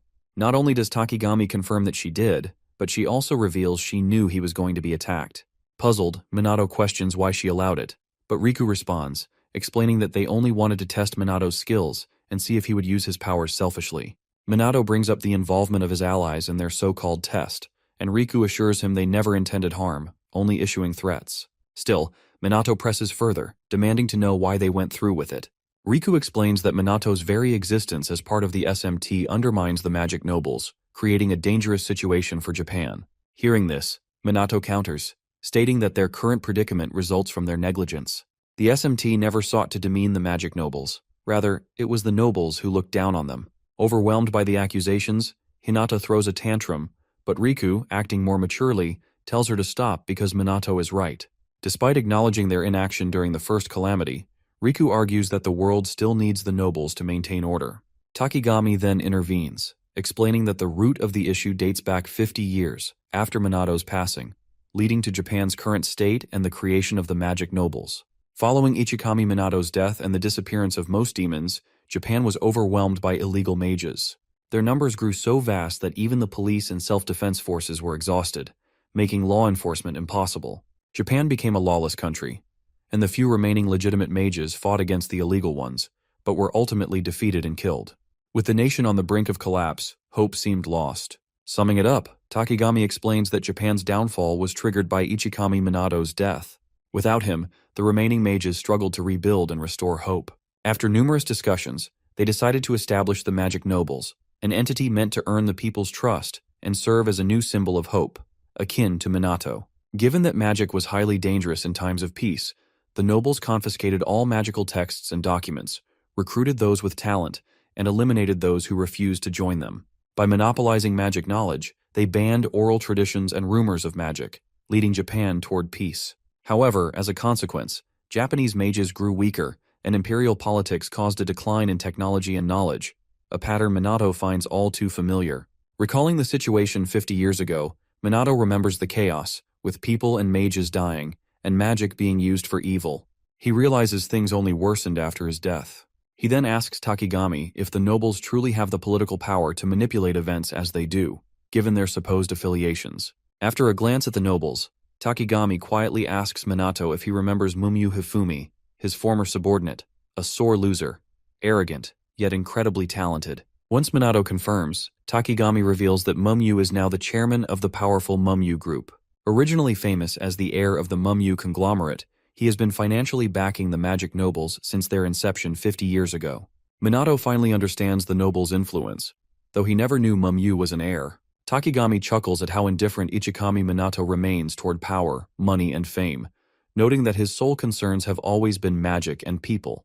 Takigami continues, stating that during Minato's era, Japanese mages were globally top tier, but their skills have since deteriorated. Hinata interjects, insisting that Japan only achieved peace due to their predecessors. Frustrated, Minato asks what she would do if another calamity arose. Unable to answer, Hinata falls silent. Riku then states that back then, they assumed the police alone could handle any crisis, with the magic nobles stepping in only as a last resort. Minato asks if they now recognize their mistake, and Riku remains silent. Minato then turns to Takigami once more, asking if she knew all of this. She confirms she has been involved for 50 years, but insists she is not a magic noble, nor does she wield their power or influence. For now, she is simply an anti-monster equipment crafter, content in her role. After uncovering the truth, Minato notes everything but suspects Takigami is still withholding information. To confirm, he asks if she has any more secrets, and she assures him she has told him everything. With this, Minato shifts gears and proposes an alliance between the magic nobles and SMT to handle DR more effectively. He clarifies that if they accept, he will not be subordinate to them. It will be a cooperative relationship. Given their performance during the last calamity, their collaboration is clearly necessary. Hinata scoffs, doubting that someone as strong as Minato would need their help. He explains that he has limits, and if the nobles join SMT, he will let past grievances go. He then asks if they have any objections to assisting the citizens. Riku, recognizing that they cannot defeat the chief demon alone, agrees that relying on Minato is their best option. Takigami also offers her skills as an anti-monster equipment crafter, and Minato welcomes her aboard. After much reluctance and another tantrum, Hinata finally agrees to the alliance, on the condition that Minato never mentions the chief demon incident again. He accepts their terms but also ensures they refrain from taking hostages whenever they need to speak with him, which they agree to. With everything settled, SMT and the magic nobles form an alliance for the first time in 50 years. Shortly after, Minato feels like he is forgetting something, but since he cannot recall it, he shrugs it off and carries on. Around the same time, the other SMT members wake up to find men in suits, beaten and tied up near their beds. Initially assuming they are burglars, they soon suspect it has to do with their bangles. By noon the next day, Minato finally arrives at the Osaka Prefectural Police School, where dozens of students eagerly await his arrival. In his first few moments there, Minato is startled by the sudden attention he's getting from the trainees, but thankfully, the on-site instructor orders the Minato fans to line up as they're no longer students, and then apologizes on their behalf for their unruliness. The instructor explains that many joined the police force because they admire Minato, adding that he understands their excitement given the SMT's impressive actions during the calamities. Hearing this, Minato sighs and quickly gets to training the recruits. Moments later, he gathers a few students and, after instructing them to ready their level 1 spells, orders them to fire at the wooden targets before them. While training is ongoing, Minato notices 3 girls ogling him and realizes that SNS and the media have strongly influenced many people. Aware of this, he figures that although their motivation might be impure, they're eager, so he won't go easy on them. With that in mind, he increases the regimen by making them run while sensing their magic, helping them enhance both their physical and magical power. After running for several minutes, the trainees start complaining, asking what he plans to do if they collapse. To reassure them, Minato states that he can use holy magic to heal them regardless of their condition, so they should stop complaining and keep running, because enemies won't care about their circumstances in battle. With that, the trainees push through, training as if their lives depended on it. After a week of enduring the same regimen, the Osaka police force's average magical power increases significantly. On the final day of training, Minato delivers a farewell speech, praising the trainees for enduring the harsh program and greatly improving their skills in just 1 week. He urges them to continue training even in his absence, as they are now the protectors of Osaka's peace. When he finishes speaking, he leaves the trainees and their instructor in tears. Soon after, it is revealed that Osaka's magic level has significantly improved, now rivaling that of Tokyo's officers, all thanks to Minato Kusanagi. Shortly after leaving the training grounds, Minato dreads returning to Tokyo, suspecting that another press conference or some other hassle awaits him. While he is en route, national news reports on the alliance between the SMT and the Homarai and Kaichi families' magic nobles, formed to combat calamities and monster threats. With thousands of people reacting to the news, the reporter notes rumors that major corporations may sponsor the SMT. For those worried about its impact on law enforcement, they are assured that the SMT is not an official Tokyo police department. As news of the SMT's good deeds spreads, people across Japan begin recognizing the organization's growing influence. In other news, reporters note that the Mizuha family has yet to make a public appearance, which is strange given their history of cooperating with the SMT. Speculation arises that they may be withdrawing from the alliance just as Japan is beginning to unite against the calamities. After his flight lands, Minato asks the girls if they can contact their father. Yuika explains that she has tried multiple times, but since they have been disowned, he may be unwilling to respond. Even so, Minato expresses concern that the family head has not publicly supported the alliance. Ruka had expected him to step forward once they allied with the other 2 noble families. Aware of how unusual Tushiro's silence is, Minato decides to check on him later. Noticing his deep thought, the girls call him back to reality, praising his success in Osaka and expressing their pride in him. Minato, realizing how much trouble he is in, joins them in conversation. Meanwhile, Shido, standing nearby, notes that Chrono didn't appear at night when Minato was absent. Although suspicious, he reasons that if Minato is truly the Shadowbringers' leader, Chrono, and an illegal mage, he will have no choice but to arrest him. Still, with every fiber of his being, Shido hopes his assumption is wrong, believing Minato is meant to be the world's savior. Later that night, while walking home and complaining about his busy team members, Minato is suddenly approached by 2 of Tushiro's attendants. They inform him that he has been summoned. Calmly, he follows them, soon arriving at Tushiru's villa. There, Tushiru angrily asks if it is true that both his daughters are now living with him, and then immediately threatens his life if he intends to harm them. Puzzled, Minato reassures the man that they are just friends, prompting Tushiru to press the issue, ensuring Minato will not lay a hand on them. To ease his mind, Minato firmly states that he would never do such a thing to his friends. He then wonders if Tushiru summoned him solely out of concern for his daughters. Despite everything, Minato realizes Tushiru has a strong fatherly side. Moments later, Tushiru leads Minato outside, and once they are airborne, he challenges Minato to a match. With time to kill, Minato accepts. Tushiru immediately attacks, unleashing the level 6 water magic, Geyser Wave, after charging his mana. In response, Minato counters with level 7 fire magic, Demon's Blaze, overpowering the water attack. Afterward, they descend, and Tushiru praises Minato for neutralizing water's advantage using equally ranked fire magic. Acknowledging Minato's strength, Tushiru finally entrusts his daughters to him. For a moment, Minato remains silent, watching the father walk away. Elsewhere, the furious BR boss from before throws a fit upon realizing Chrono is still alive. Fed up, he decides to abandon restraint, vowing to crush anyone in his way. He then turns to his latest ally, Tushiru, demanding reassurance that he will fulfill his expectations. Shockingly, Tushiru promises to annihilate Chrono.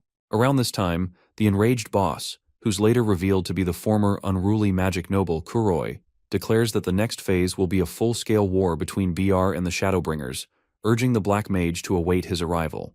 A few days before BR strikes, Minato and his SMT members return to school and face even worse glazing than before, especially now that their media appearances have skyrocketed. Minato feels exhausted as things get even more bothersome. Unfortunately, the others don't have it easy either. Yuika is constantly pestered by fans who just want to be with her, attracting not only admirers, but also envious individuals who despise her. Tired of Yuika receiving the attention they crave, 3 jealous girls decide they've had enough. When Yuika sneaks out of class under the guise of a bathroom break, they seize their opportunity to catch her off guard. After easing herself, Yuika complains in the hallway about the exhaustion from the constant attention, when suddenly, the 3 girls intercept her and drag her to an infamous corner of the school. There, they slam their feet against the wall to intimidate her before accusing her of being annoying and questioning why she's even in the SMT. When Yuika remains silent, the short, overweight girl suggests she must have received special treatment for being a magic noble.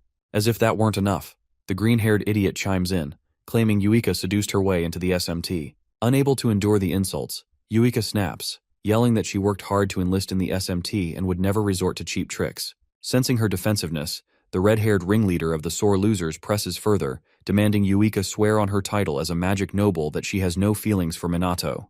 Yuika stammers, but before she can betray herself, Minato suddenly appears, demanding an explanation. Startled, the girls hastily claim they were merely discussing how unfair it is for Yuika to receive special treatment. Their leader even dares to accuse Minato himself of being caught up in the supposed favoritism. Minato, without responding, turns to Yuika and immediately recognizes the shame she must feel from enduring their bullying. Meanwhile, the jealous girls start babbling about enlisting in the SMT, claiming they'd be a great help to him. Seeing through their ploy, Minato decides to play along. He holds back his scolding for now, and instead encourages them to join the SMT's induction course. Since they seem so eager, he promises to let them join once they pass. Unaware of how grueling the training is, the girls become ecstatic. Minato takes them to the SMT training space, informing Ryuji and Ruka that they'll be participating in the course. At first, Ryuji and Ruka are unimpressed, noting that the girls don't seem particularly skilled. However, Yuika, worried that Minato plans to let them join, brushes the thought aside to focus on more pressing matters. Noticing how chatty the newcomers are, Ryuji and Ruka grow even more suspicious of their intentions. When they ask Minato about it, he simply tells them not to think too much of it. He senses that these girls need this lesson. Training begins, and within an hour, the redhead nearly collapses from exhaustion. Meanwhile, Minato and the other seasoned SMT members bark out orders, pushing them to run as if their lives depended on it. He repeats the same harsh training he used with the Osaka police force. After forcing them to run a full track 4 times, Minato moves on to one-handed, magic-enhanced push-ups, training alongside the others while reminding the losers to push their limits. Next, they move on to casting spells continuously until they are completely drained. By this point, the jealous trio starts plotting their escape, unwilling to continue this insanity. Just as they're about to make a break for it, Minato calls them back, casually informing them that they've only finished the warm-up. Panicked, the girls start accusing Minato of harassment, with one even claiming he deliberately made the training unbearable just to torment them. In response, Minato points at the real SMT members, reminding the sore losers that even though they struggled at first, they persevered every single day to become the warriors they are now. He explains that the SMT works side by side with death, fights monsters, and protects the people with everything they've got. Then, he turns the conversation to Yuika, telling them that despite thinking she lacks talent, she works relentlessly to improve. To claim she used her looks and connections to get in is pure foolishness. He knows she would never stoop that low. Finally, he looks the redhead straight in the eye and makes it clear that Yuika is an important friend of his. He will never forgive anyone who tries to discredit her. Realizing their mistake, the three bullies beg for mercy and flee like the cowards they are. Watching them scurry away, Minato sighs at how spineless they are. Ryuji, still confused, asks him what just happened. Minato simply tells him not to worry about the sore losers. Later, as they walk home after training, Yuika thanks Minato for standing up for her, revealing that she heard everything he said. Minato shrugs it off, saying he was simply showing them reality and putting an end to their meaningless jealousy. Since he's sure they'll spread the word, she doesn't need to worry about it anymore. Yuika giggles, repeating his last sentence, before shyly admitting that she considers him an important person. Deep down, she knows that Minato's definition of important is different from hers. But for now, she's satisfied. She believes that one day, when she's strong enough to stand beside him, she will finally earn his love. With newfound determination, she tells Minato to prepare for the day she becomes strong enough to defeat him. With Yuika's bullying situation taken care of, life returns to normal for the SMT, until the next calamity strikes. As the hour of calamity arrives in Tokyo, the skies turn red, and monsters appear randomly in the streets. Recognizing the danger, people run for their lives as the creatures begin attacking. At the same time, Minato and Hinata, who happen to be on the scene, spring into action. Hinata eagerly claims some monsters as hers, incinerating them with her fire magic. With no time to argue with the short alarm clock, Minato focuses on the remaining threats, obliterating them with void magic. While this unfolds, first responders and a few foolish onlookers marvel at the sight of the SMT and magic nobles working seamlessly together, something they never expected. Ever since the magic nobles started cooperating with the SMT, their reputation has been gradually restored. A recent survey conducted by a statistics organization confirms this trend. For now, Chrono handles illegal mages while the SMT deals with calamities and monsters. However, because the SMT's core members are students rather than police officers, the organization isn't widely recognized as a law enforcement body. This misunderstanding sometimes leads to delays in emergency responses, fueling growing criticism of the police force. A few days after the calamity, Minato, disguised as Shadowbringer, secretly visits Leona's comatose brother, Kai, at the hospital. Under the cover of night, he sneaks into Kai's room and places his hand on the unconscious man's forehead, attempting to heal him using Angel Breath, a level 7 holy magic spell. Despite knowing that holy magic typically can't cure a comatose state, Minato hopes it will at least have some positive effect on Kai's body and mind. However, despite multiple treatments, there's been no change. He begins to suspect that holy magic is ineffective against this kind of condition. Remembering how hopeful Leona becomes whenever her brother's health is discussed, Minato refuses to give up. Just as he prepares to attempt another method, the door suddenly swings open. He swiftly hides. Leona enters, briefly sensing another presence but dismisses it as her imagination. She approaches her brother and continues the story she started the previous day, this time praising Chrono's incredible magic, reliability, and initiative. She admits that while she admires him, his coaching is absolute hell. His strict and merciless training methods feel downright demonic. However, as she jokes about it, her expression changes. Gripping Kai's blanket, she solemnly promises that she won't stop fighting until no one else has to suffer as he did. Even if it costs her everything, she vows to take down the Black Rebellion alongside Chrono. Overcome with emotion, she breaks down in tears, apologizing to her brother once again for what happened to him. Having heard enough, Minato quietly leaves the room and heads to a warehouse to meet Leona and the recruits she wants to introduce. Moments later, Leona arrives, presenting the new members to Minato, who surprises her by asking for proper introductions. She explains that they aren't just random recruits. These individuals sought her out after seeing her online posts and enlightenment campaign. She purposely provided limited information to test whether they were determined enough to find her. Now that they're here, she assures Minato that she has verified their identities and screened them thoroughly. The recruits, brimming with excitement, start to fawn over Minato, but Leona quickly tells them to calm down. With order restored, Minato makes it clear that while he's willing to train them, he won't go easy on them. Undeterred, the recruits confidently urge him to push them to their limits. Satisfied with their determination, Minato starts the training and nearly kills them with his grueling regimen. Initially, The recruits were overly enthusiastic, but their dedication soon became evident. Over time, under Minato's brutal training, they improved significantly. Within a week, Minato successfully formed a specialized tactical team focused on information manipulation and hacking, as well as an action team tasked with targeting and dismantling BR hideouts. As Shadowbringer's influence grew, he gained unexpected support from underworld organizations. Meanwhile, the Black Rebellion's hideouts suffered repeated destruction, confusing the police force about the true intentions of the Black Mage. However, Shido remains unwavering in his belief that all illegal magicians are criminals. In his mind, Shadowbringer is no vigilante, just another lawbreaker. Determined, Shido vows not to let these so-called heroes escape justice. At the same time, Kuroi, his usual irate self, throws another fit, furious at the Black Mage's continued defiance. Before he can break something, a subordinate arrives, informing him that everything is ready for their next operation. Despite this, Kuroi continues berating them for being slow and incompetent. Nevertheless, he remains obsessed with his goal. He promises that no matter what happens, he will personally corner and eliminate Minato and Chrono, even if it's the last thing he does. The next day, during the SMT's training, Shido, who's been observing the entire regimen, can't shake the suspicion that Captain Minato might be Chrono. Considering his age, abilities, and the timing of Chrono's appearance, it's almost impossible not to be suspicious. While Shido is deep in thought, Ryuji and the girls apologize to Minato for unknowingly breaking their bracelets while asleep weeks ago. After explaining what happened, Minato reassures them that it's fine and that the bracelets had likely reached their durability limit. However, internally, he realizes that a novice like himself can't make decent anti-monster equipment. He decides to contact Takigami later for better gear. Still, Ryuji and the others remain pissed at the nobles for launching a night ambush just to test them, all because they think they can do whatever they want. Understanding their frustration, Minato admits he's also angry about the nobles' sneaky tactics, but considering the future, cooperation with them is essential. With that in mind, he politely asks his subordinates to let this incident slide just once. Reluctantly, they drop the subject, but then turn their frustration toward themselves, blaming their lack of power for not even noticing the attack. At that moment, Yuika recalls how disoriented the magic nobles looked upon waking up and asks Minato about it. She doesn't know what kind of magic affected them, but they still seemed unaware of their situation. Minato explains that he used a drain-type spell to absorb their magical power and blur their memories. It's possible they don't remember anything before or after the magic was cast.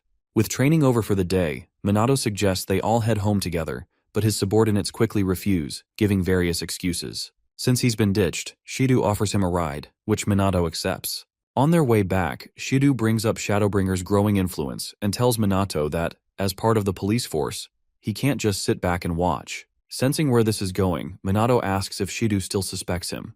Shido sidesteps the question, listing a few qualities about the criminal before asking if Minato has noticed them too. Minato plays dumb, claiming he knows nothing. Though highly skeptical, Shido lets the matter drop for now. Minato then asks if Shido considers Chrono a villain, noting that he hasn't heard of him committing any evil acts. Shido admits he's heard Chrono is a good person, so why does he hate him so much? Minato presses. Shido responds that it's because he's still a criminal. To help Minato understand his stance, Shido shares his past. His father was a remarkable police officer with a strong sense of justice. While society vilified criminals, his father always believed they had consciences, and that confronting them with respect could help them see the error of their ways. Shido admired that belief, which inspired him to become a police officer. However, his father was killed while trying to negotiate with a criminal who had taken hostages. Unarmed and defenseless, he was mercilessly attacked with magic. Since he couldn't use magic himself, he was killed in an utterly one-sided fight. The criminal was later arrested and charged with robbery and murder. When asked why he killed Shido's father, he claimed he had been scared of the unarmed man.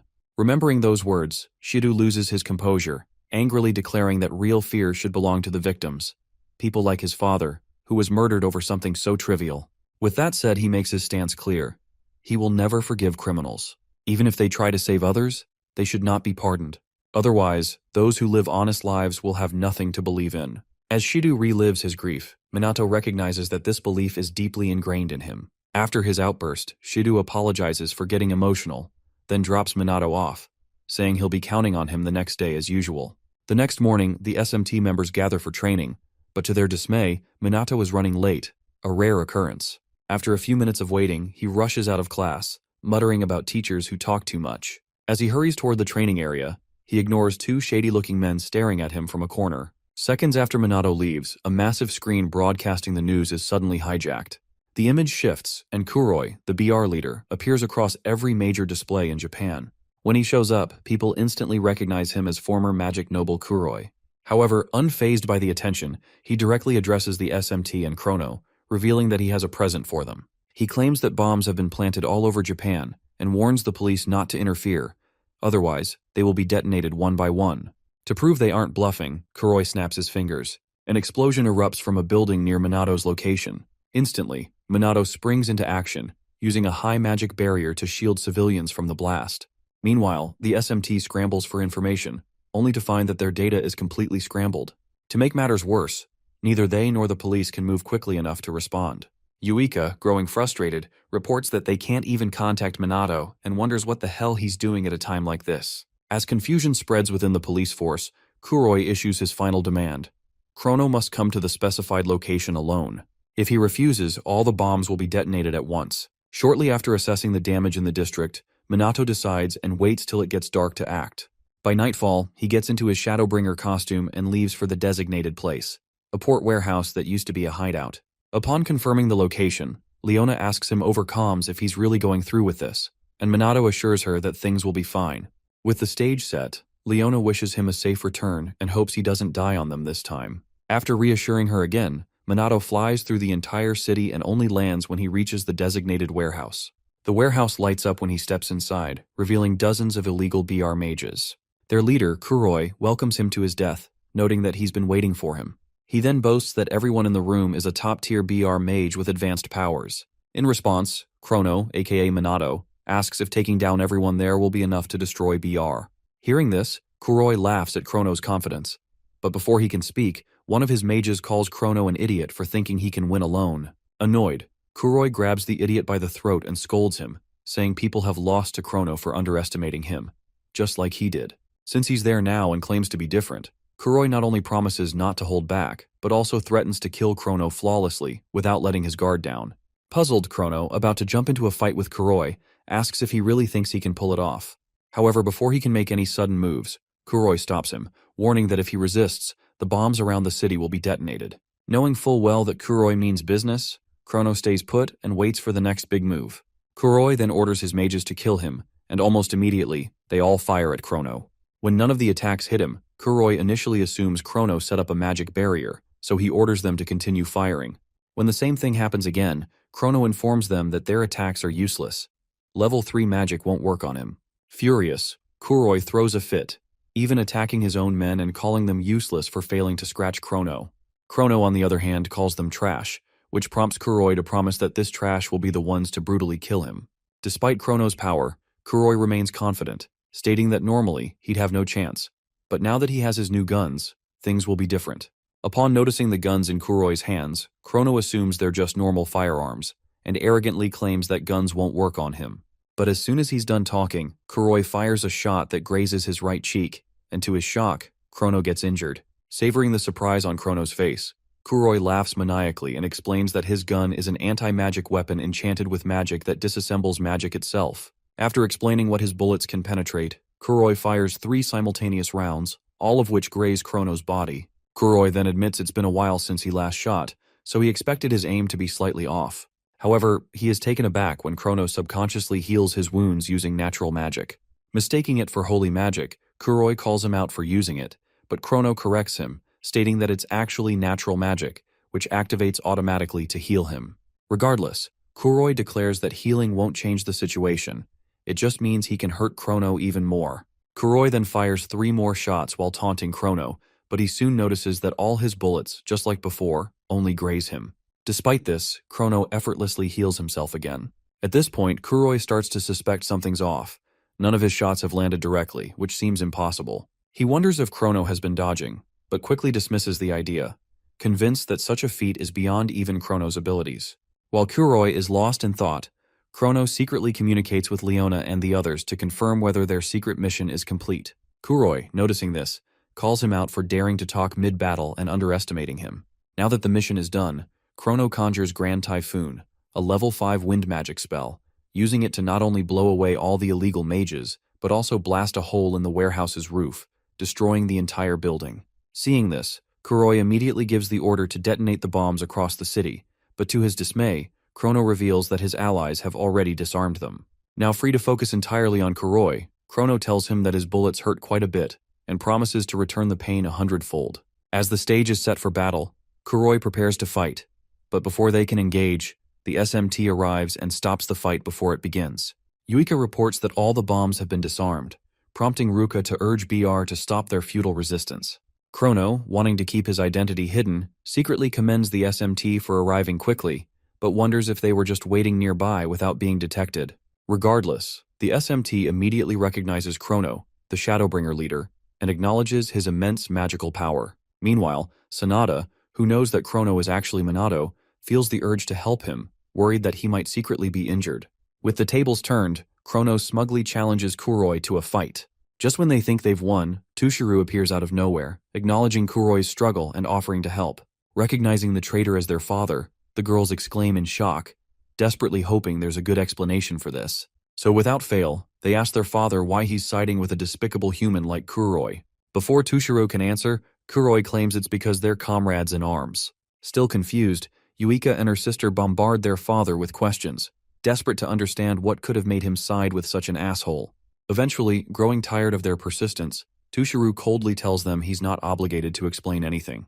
Disappointed, they fall silent and simply stare at him. Meanwhile, Shido calls for Chrono's capture, but Chrono questions whether this is really the time to treat him as an enemy. Other SMT members echo his sentiment, arguing they should be working together, especially since Minato isn't there. Realizing they have a point, Shido reluctantly agrees to cooperate. Just this once. A moment later, Kuroi throws special hand grenades at the SMT. Chrono yells for them to dodge, and they barely escape the blast radius, managing to keep most of their limbs intact. They quickly realize these aren't ordinary grenades. Chrono, stunned by the existence of anti-magic weaponry beyond guns, watches as Kuroi smugly opens his trench coat to reveal more hidden equipment. While Chrono deals with Kuroi, the sisters struggle with the reality of fighting their father. Seizing the moment, Tushiru, eager to test their strength, conjures a level 3 water magic attack, Azure Splash, and launches it at them. Ruka retaliates with a similar spell, but hers is too weak. Tushiru's attack effortlessly breaks through. With nothing left to do, the girls brace for impact. Just as all hope seems lost, Ryuji intercepts with a level 3 earth magic spell, Rock Wall, saving them from drowning. Afterward, the sisters thank Ryuji, and Tushiru acknowledges their improvement and teamwork. However, he warns them there's still no match for him, as his magical power is on par with Minato's. Despite this, Yuika refuses to back down. Determined, she and Ruka combine their mana to unleash a level 7 Great Water Magic, Geyser Wave, against him. Tushiro counters effortlessly with a level 8 spell, Tidal Wave, overwhelming them completely. He then remarks that while they manage to neutralize part of his magic, they're still far behind.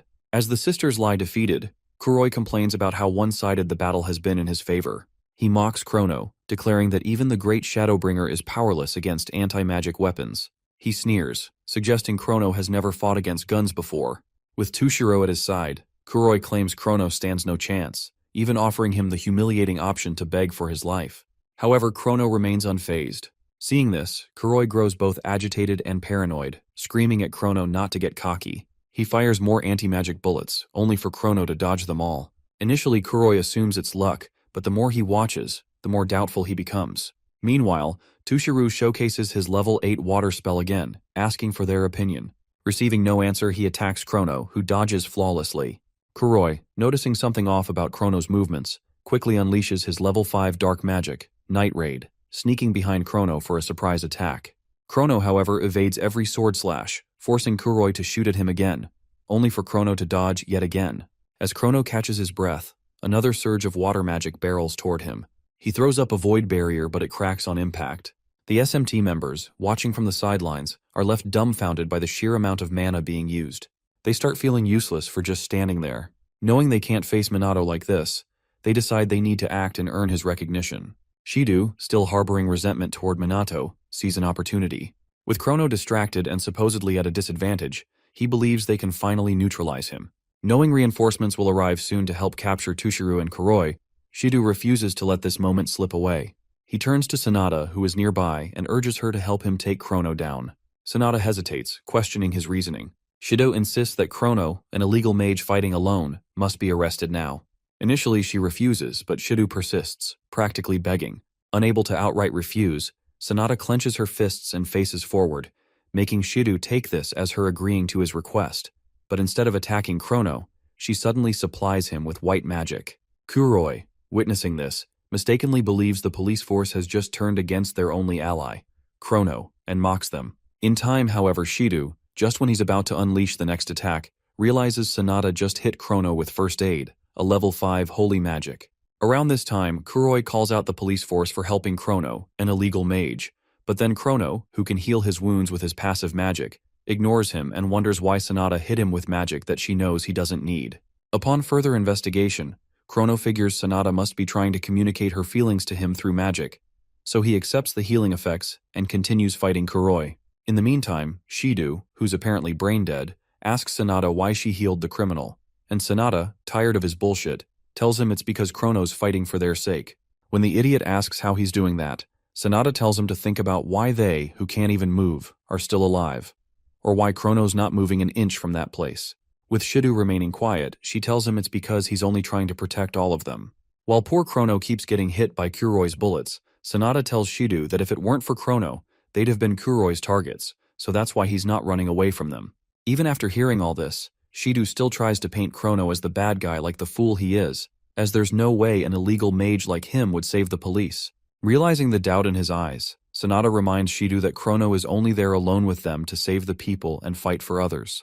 By this time, Shido starts thinking with his brain, and because Chrono's not moving much from where he is and is covered in wounds, Shido starts to question his sentiment towards him so far. Very soon he starts realizing the truth in front of him when the girls tell him they will all fight alongside Chrono, irrespective of whether or not he's an illegal mage. To their dismay, however, Kuroi reminds them that nobodies like them won't change a single thing since they don't have that much magic power left in them. With the SMT members attacking him with all their might, Yuika tells him that although their mana might be small, there's still something they can do. With that said, they turn their sights to Tushiru, floating on his flying water bubble, and force him back down to their level.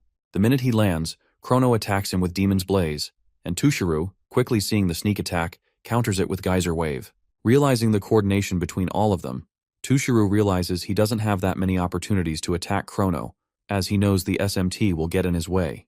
With that in mind, the SMT works on holding off Tushiru, with Sanada happily eager to help Minato. While the girls attack the father, Shido strengthens his resolve and joins them to hold Tushiru off, which eventually pisses Kuroi off. As for Chrono, he commends the SMT for holding Tushiru off, making the fight easier, and continues pissing Kuroi off so much that he threatens to kill them with full force, and shoots Chrono even more. This time, Chrono dodges the attacks flawlessly, leaving Kuroi dumbfounded and wondering how the hell Chrono even managed to dodge all the bullets. When he accuses him of using magic, Chrono assures Kuroi that he didn't use any magic and just dodged it. At this point, Kuroi loses his shit, telling Chrono not to joke with him as this isn't a movie. By then, Chrono tells him that although it's been a while since he encountered long-range anti-magic equipment, he couldn't fight that well. Upon hearing this, Kuroi starts shooting erratically, but then Chrono, who says he's already analyzed his attack pattern, dodges all the bullets without fail and moves closer to him. Realizing bullets don't work anymore, Kuroi pulls out his anti-magic equipment rocket launcher and prepares to blow everyone away with it. Sadly, before he can even pull the trigger, Chrono uses Night Raid to get much closer to him, shocking Kuroi, and uses Cruel, a special kind of dark magic different from normal magic, to send the bastard into a world of pain for 3 days and 3 nights. A fitting punishment for a villain like him. Having dealt with Kuroi, Chrono moves on to Tushiru to attack him next, despite having his team members immobile from exhaustion. Realizing just how well those guys held Tushiru off, Chrono smiles at them and urges them to leave the rest to him. With this, he focuses his full attention on Tushiru. But before he can fight him, Tushiru surrenders, and Chrono asks for an explanation. Just then, Leona reports through comms that they've got trouble as the police and magic nobles are swarming all over Tokyo's BR hideouts, adding that it's clearly planned timing. If anything, she reports that she's sure that the information was leaked by Mizuha Tushiru. This information then causes Chrono to ask Tushiru if he was a spy who infiltrated BR, and Tushiru says yes. Before their conversation continues, Kuroi gets up and tells everyone to stop fooling around. Judging by his condition, Chrono figures he must have dissolved Cruel with anti-magic equipment. With him as backup, Kuroi holds a detonator and threatens to destroy all the bombs he's placed nearby. Seeing this, the other SMT members complain that they can't move well enough to escape the bombs in time, but then Chrono and Tushiru, still up and running, both activate Firewall and Emerald Aqua, both level 7 spells to protect the SMT members from Kuroi's bombs. However, after pressing the detonator multiple times, nothing happens. Kuroi just stands there, confused, claiming to have planted bombs everywhere. While he wastes time thinking, Leona, who has just arrived, tells him once again that they have already defused the bombs he hid nearby. As soon as he recognizes Leona as one of Shadowbringer's men, he makes some offhanded comments about them, calls them his slaves, and demands that they grovel and obey him. Pissed, Leona sucker punches him and finally tells him that she has gotten her payback. Despite this, the fool boldly states that he is just a cog in a machine called the BR, meaning the real bosses are still out there, continuing their evil deeds. Right after saying this, Kuroi collapses, leaving Chrono to wonder who the real mastermind behind BR is. Realizing he needs more research to confirm the person's identity, Chrono abandons the thought and carries Leona, intending to leave before the police arrive.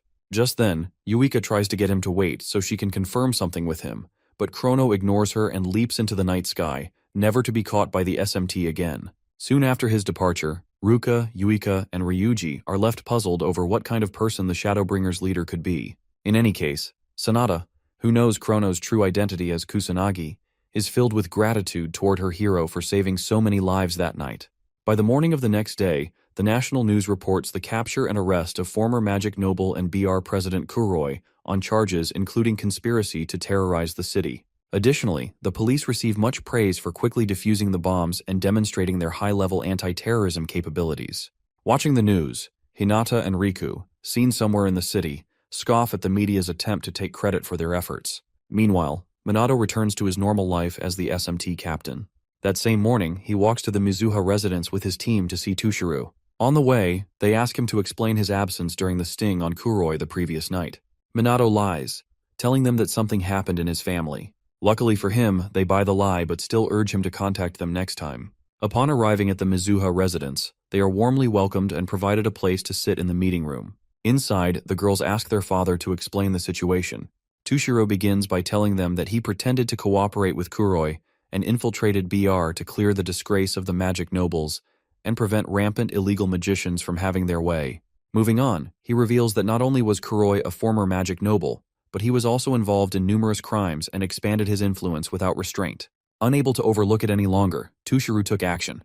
Yuika then asks why he only infiltrated BR now.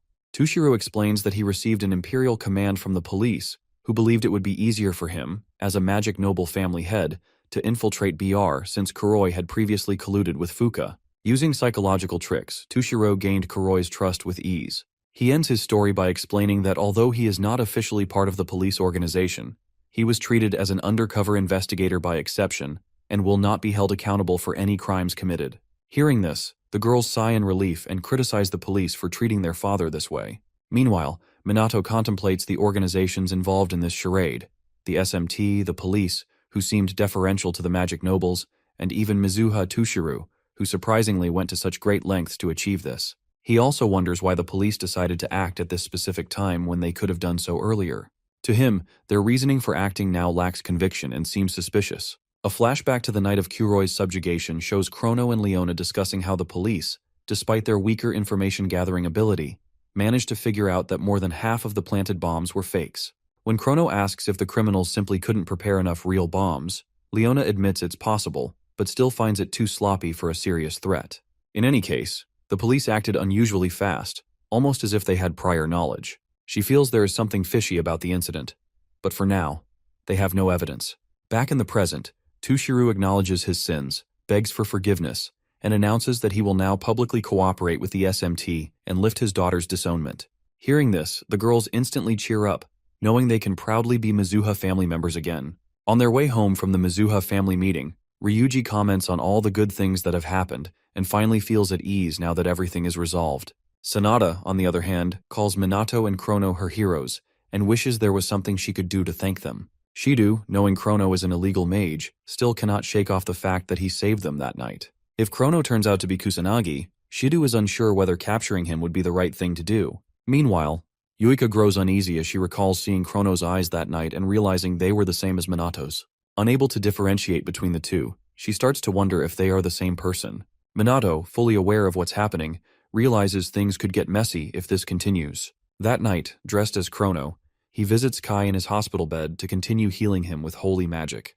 Receiving no response this time, Chrono urges Kai to wake up, reminding him that his sister is waiting for him. Just then, Leona walks in, prompting Chrono to hide outside the window. She gently tells her little brother that she has finally defeated the villains with Chrono, so there is no need for him to worry anymore. She promises that no one will hurt him again. Seconds after hearing his sister's voice, Kai calls out her name, and Leona instantly reassures him that she is right there with him. Now fully awake, Kai welcomes his big sister back and tells her he tried his best to stay strong while she was away. Without hesitation, Leona hugs Kai tightly as tears stream down her face. Seeing this, Chrono smiles, realizing his job is done, and silently flies into the night sky. The next day, during their lunch break, Ryuji, who's with the others on the school's rooftop, begs Minato and the girls to help him look after his little siblings the following day. When asked what happened, he explains that his shift runs throughout the entire day, and he'll be home really late. Normally, he participates in SMT activities and works whenever his mom isn't working, but unfortunately, none of them will be available this time. Since he can't possibly leave his siblings alone until nighttime, Ryuji asks for their help. Having heard Ryuji's plea, Minato effortlessly offers to help, noting that he loves kids anyway, and Ryuji thanks him profusely. As for Yuika, she apologizes for not being available, explaining that she has things to do related to moving. Realizing she's no longer disowned, Ryuji asks if she's finally moving back to her father's place, but Yuika tells him they're moving to a bigger place instead. Right then, Yuika mimics her father, telling both of them to keep establishing their independence and exploring the outside world, as long as Kusanagi Minato stays with them. Soon after, Ryuji comments on her dad's actions, and Yuika tells him that at least he's kind enough to provide money. In any case, Minato feels that if Tushiro is promoting independence, then the sisters living together makes sense. On the other hand, he understands why Tushiro would want to keep him close to the girls now more than ever. Anyway, Ryuji jokes about Minato and Ruka helping Yuika move, only to realize how overbearing and ignorant they are, concluding that Yuika will be fine on her own. After getting a good laugh out of the joke, he asks Ruka if she'll be available to accompany Minato. Ruka stutters before eventually offering to help Minato look after the kids. With that, Ryuji thanks both of them and promises to make it up to them. The next day, Minato and Ruka take Ryuji's 3 siblings to the amusement park, since it's been a while since any of them have been there. The kids excitedly rant about riding the merry-go-round, the roller coaster, and the Ferris wheel all at once. To satisfy them, Minato assures them they'll ride all of them. Just as they're about to get on a ride, he notices Ruka standing back and urges her to join them. By this time, Ruka's expression looks so intimidating that the kids feel threatened, making Minato ask why she isn't smiling. To avoid being labeled a party pooper, Ruka apologizes, then makes things worse by forcing an awkward smile, asking if it's better. Unfortunately, the kids find her even scarier. To prevent them from crying, Minato pets the kids and ignores sad Ruka for now. Afterward, all 5 of them ride the roller coaster, Ferris wheel, and merry-go-round before finally stopping as it gets late. While Minato tends to the happy kids, he notices the sadness in Ruka's expression and decides to talk to her. Fortunately, the kids leave for a short bathroom break after Minato warns them not to bump into people, giving the duo some alone time. After some small talk about the kids' excitement, Ruka tells Minato he's amazing, even admired by children. Despite knowing this, Minato insists it's nothing special, but Ruka counters, admitting she isn't good with kids. Not that she dislikes them, but she struggles with communication. Minato acknowledges this, and she apologizes for being so stuck up. Moving on, she recalls telling Yuika that she could never surpass her, but now she feels inferior in every way. She can't cook, get along with people, or be as considerate as Yuika.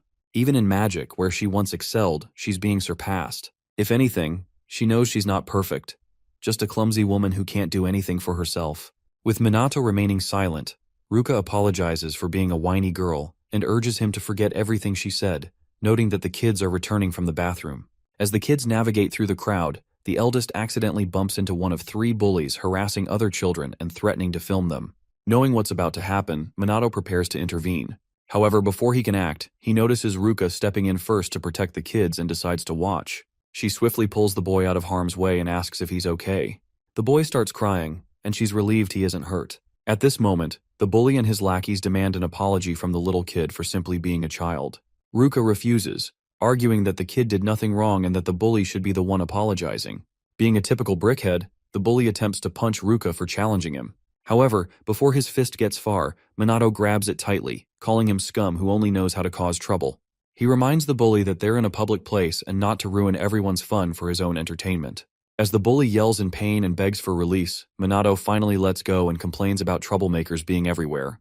With the bullies gone, he checks on his group, ensuring they're all safe. Seeing that Ruka went out of her way to protect them, the three kids instantly cozy up to her, crying and thanking her for saving them. Initially, Ruka is scared stiff, but after a look from Minato, she hugs them tightly and reassures them that everything is okay. With the incident behind them, they enjoy the rest of the day in peace. By nightfall, when Ryuji finally returns home, he apologizes and hopes his siblings haven't caused trouble. However, to his surprise, he finds all 5 of them sleeping soundly together, just like a happy family. Over time, it's revealed that while the captain of the SMT, Minato, and Chrono, Shadowbringers' leader, Japan's twin mages, were gathering attention, the police's reputation only plummeted. Despite their swift response to the BR explosion incident, earning acclaim, the SMT's achievements only overshadowed the police and left their reputation still in shambles. During one of their so-called meetings, members of the Tokyo Police Department argue that they can't let the Shadowbringer run wild anymore and tarnish their dignity as police. Realizing the truth in this argument, the general superintendent of the department gives out an executive order to capture the criminals posing as vigilantes and bring them to justice. In the meantime, at the Kaichi family's dojo, Minato and Riku spar with wooden swords to test each other's swordsmanship skills. For almost 10 minutes, the duo, without saying a single word, go at each other with murderous intent, slashing, piercing, and dodging only when necessary. In the end, Riku ends the match in a draw when both of them find each other in situations where they both die. After noting how impressive Minato's swordsmanship skills are, Riku expresses his surprise upon discovering that Minato can fight on par with him, the assistant manager. Despite knowing all this, Minato assures Riku that he can't match him in swordsmanship yet, and this causes Riku, who just noticed how modest and skilled he is, to be impressed. With the sparring match over, the duo put the wooden training swords back in their place, and Riku instantly throws a fit over how troublesome his life has become. Confused, Minato asks him to explain what just happened to him, as he seemed fine just a short while ago, and Riku says that whenever he's holding a sword, he always feels slightly motivated to do stuff. However, now that he's had to drop it, he feels useless and wishes he could die at that instant or become a plant. Hearing this, Minato sincerely tells Riku not to die yet, stating that just being alive and doing nothing is enough for anybody as long as it brings them happiness. Seeing how thoughtful Minato is, Riku calls him an interesting person, and then, after sitting up, tells him that he's always felt out of place. If anything, becoming known for his swordsmanship skills made him feel even more alienated, and that's more frustrating to him than anything in the entire world. Hearing this, Minato assures him that what he's describing isn't him being an alien, but instead, it's just his uniqueness being put on display for everyone to see. Although shocked, Riku inexpressibly tells Minato that no one has ever described his talent as his uniqueness before. Well, for all it's worth, Minato says he's had similar experiences in the past and then narrates to Riku, while remembering his past life as teen Ichikami Minato, that he was once caught in an unimaginable terror where death was practically before him. Back then, Minato claims to have fought back and awakened his powers as a result. But unfortunately, or fortunately for him, Riku stares expressionlessly as he thinks Minato is referring to the experience he had during a traffic accident he once told him about. In his mind, however, Minato recalls that he learned to use magic ever since that day by mimicking the monster's spells, up until he developed his own spells, even though he was the only survivor left. During that time, Minato tells Riku that he remembers how he couldn't save anyone and was often seen as an oddity by the surrounding people. Now, however, he's made sure that his power and his strength aid others. With that said, he asks Riku if he has something to protect, and Riku, realizing Minato's right, says that he indeed does have something he wishes to protect. Knowing this, Minato happily tells him to use his power for that cause, since he already has the uniqueness within him. And Riku, deciding to take Minato's advice, thanks him for the help. Thereafter, the duo shakes hands and promises to work together next time. Moments after leaving Riku's dojo, Minato thinks about Kaichi Riku's personality so far, and notes that, for the head of a magic noble family, he's pretty decent, even though he has his quirks. In any case, Minato feels the guy's far better than the others who are pretentious, wicked, and just downright incomprehensible. While he presses on, deep in thought, Minato bumps into somebody in the street and instantly apologizes for being a turd, only to find out that the person he bumped into is none other than Homarai Hinata, the short brat.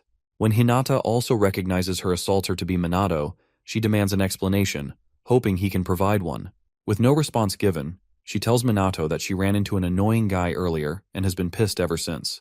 Minato then asks why she isn't in her flashy outfit for the day, and Hinata says there's no way she wears something that flashy every day. Also, since it's anti-demon equipment, she's only supposed to wear it for official duties and nothing else. By this time, Minato mentions her interest in that sort of thing, only to realize after a brief silence that she actually is. Soon enough, the duo notices people on the street staring at them. To avoid getting harassed, Hinata rudely urges Minato to follow her to her spot around the corner. Minato, tired of dealing with a girl who does things at her own pace, follows her. When they finally reach her spot, they quickly find an empty table and sit down to avoid being noticed by the other guests at the cafe. Unfortunately, it's already too late, as people begin whispering and glancing at them, some even hinting that they might be on a date. After a few angry glares from Hinata, however, the gossipers get scared and return to minding their own business. Minato, who remains chill the entire time, starts seeing Hinata as a mad dog, but stays quiet to avoid trouble. Once she's taken care of the onlookers, Hinata asks Minato about his meeting with Riku earlier. Sensing she might be jealous of him getting along with Riku, Minato apologizes for not inviting her to the dojo. Noticing the intent behind his words, Hinata loses her temper and insists she isn't sulking because he didn't invite her. After all, in her mind, they're just temporarily aligned and not friends. Right after saying this, she jealously stares at a family celebrating a child's first birthday. Minato reassures her that he's fine with whatever she just said as long as they can cooperate. Annoyed by his confidence, Hinata demands to know how he became so strong. When Minato lies about gaining his powers from a road accident, Hinata calls bullshit, saying there's no way he got that strong just from an accident. She knows Minato has abnormal magic power, and magic doesn't work that way. In his mind, though, Minato reveals that he's actually suppressing his magic power even more than before. Besides, Hinata figures that if all they had to do to increase their magical power was risk death, then they wouldn't have to struggle so much. Tired of being left in the dark, Hinata stands up and angrily demands that Minato tell her the truth about his strength.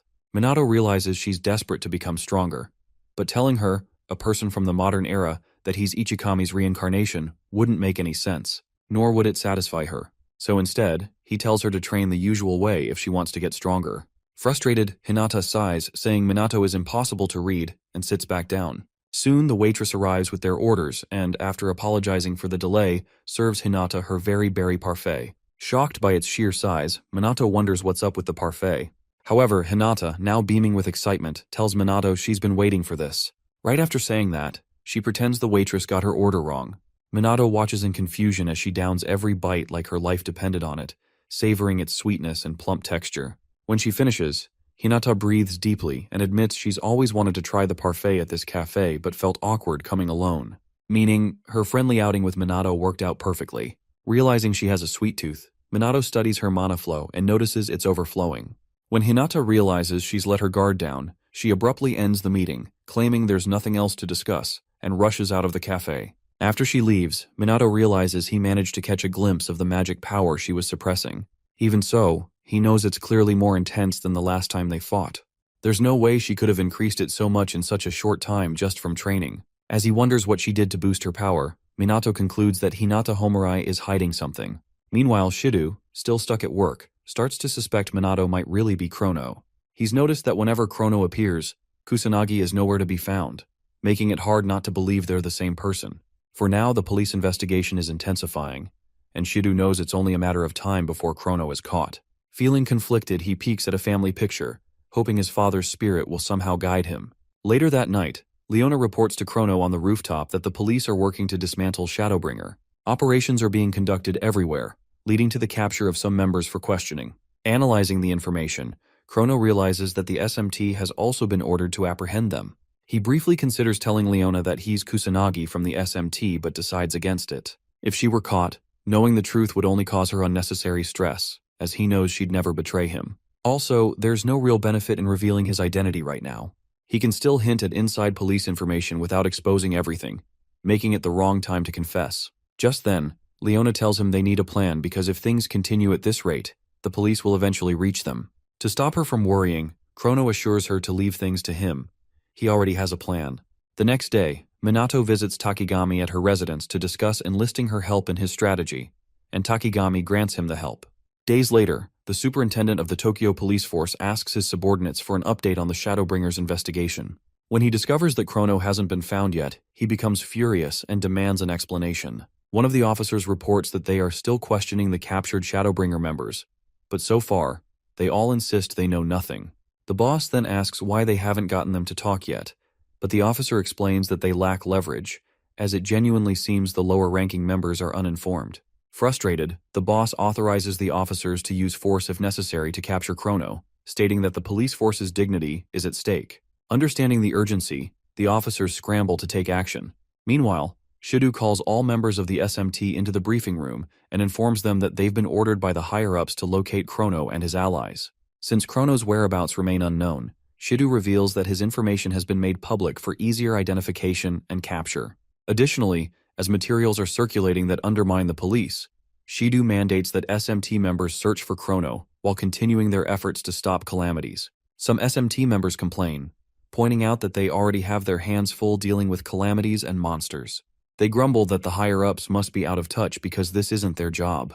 Minato, however, sees this as a sign of the police's desperation, realizing that if they get serious, his group will have a hard time evading them. Concluding the meeting, Shidu reminds his team to prioritize handling calamities and monsters while continuing the search for the Shadowbringers. After the meeting, Sanada questions Shidu about whether they're really going through with this. Shidu replies that they have no choice, it's a direct order. Ryuji complains about shouldering most of the workload related to the calamities, and the Mizuha sisters chime in with their grievances. Shidu acknowledges their frustration, but explains that the higher-ups are desperate because the Shadowbringers wield significant influence and popularity. Estimating the potential consequences of illegal mages gaining more support, Shidu turns to Minato and bluntly tells him to drop the act.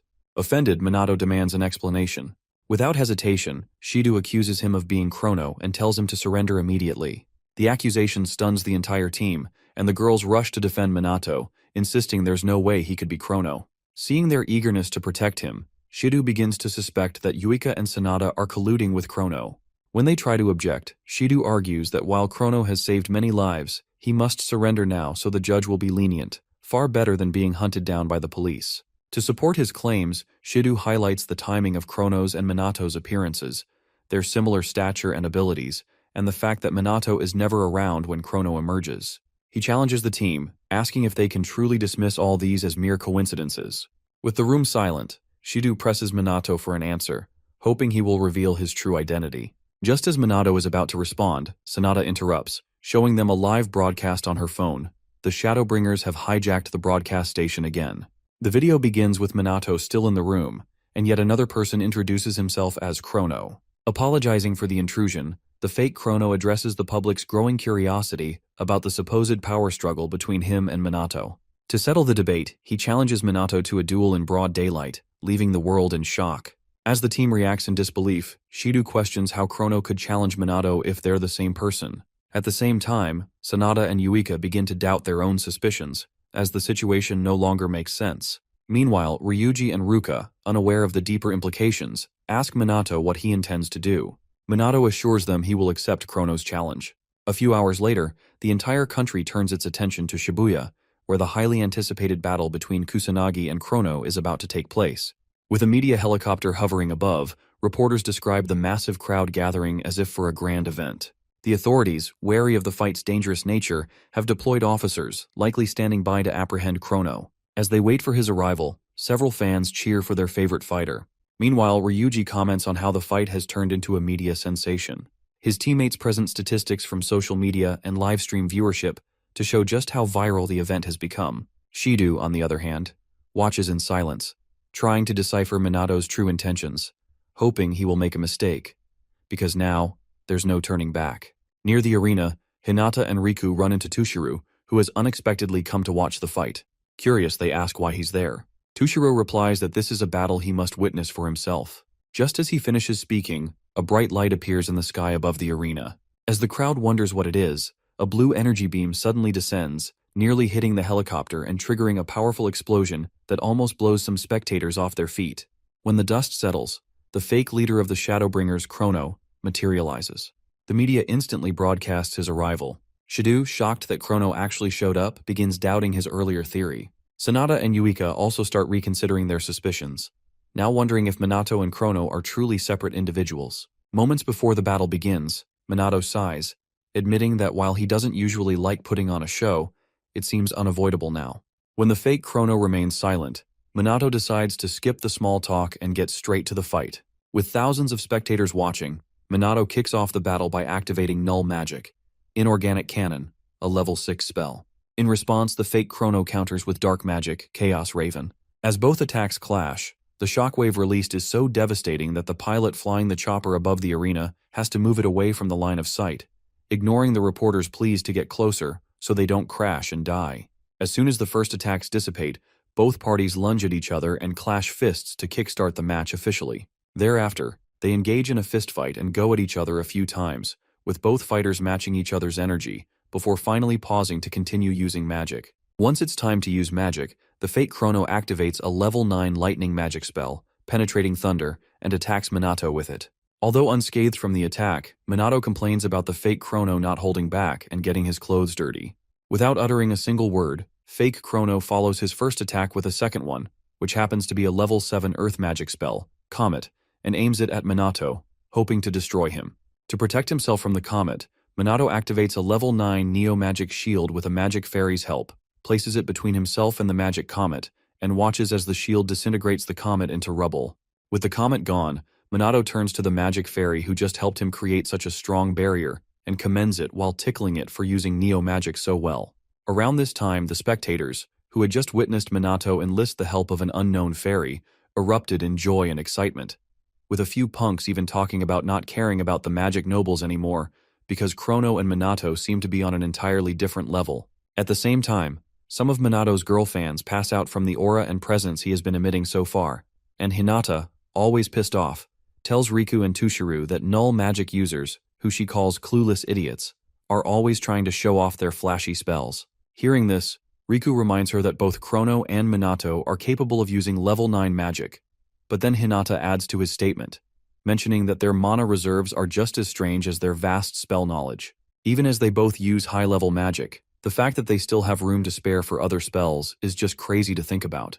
For now, though, Tushiro says that Minato's magic stands out more, as his continuous magic, which he claims to be much better than theirs, is moving as if it has a will of its own. If anything, Hinata says there are only a few mages who can use continuous magic, much less automatic magic on top of that.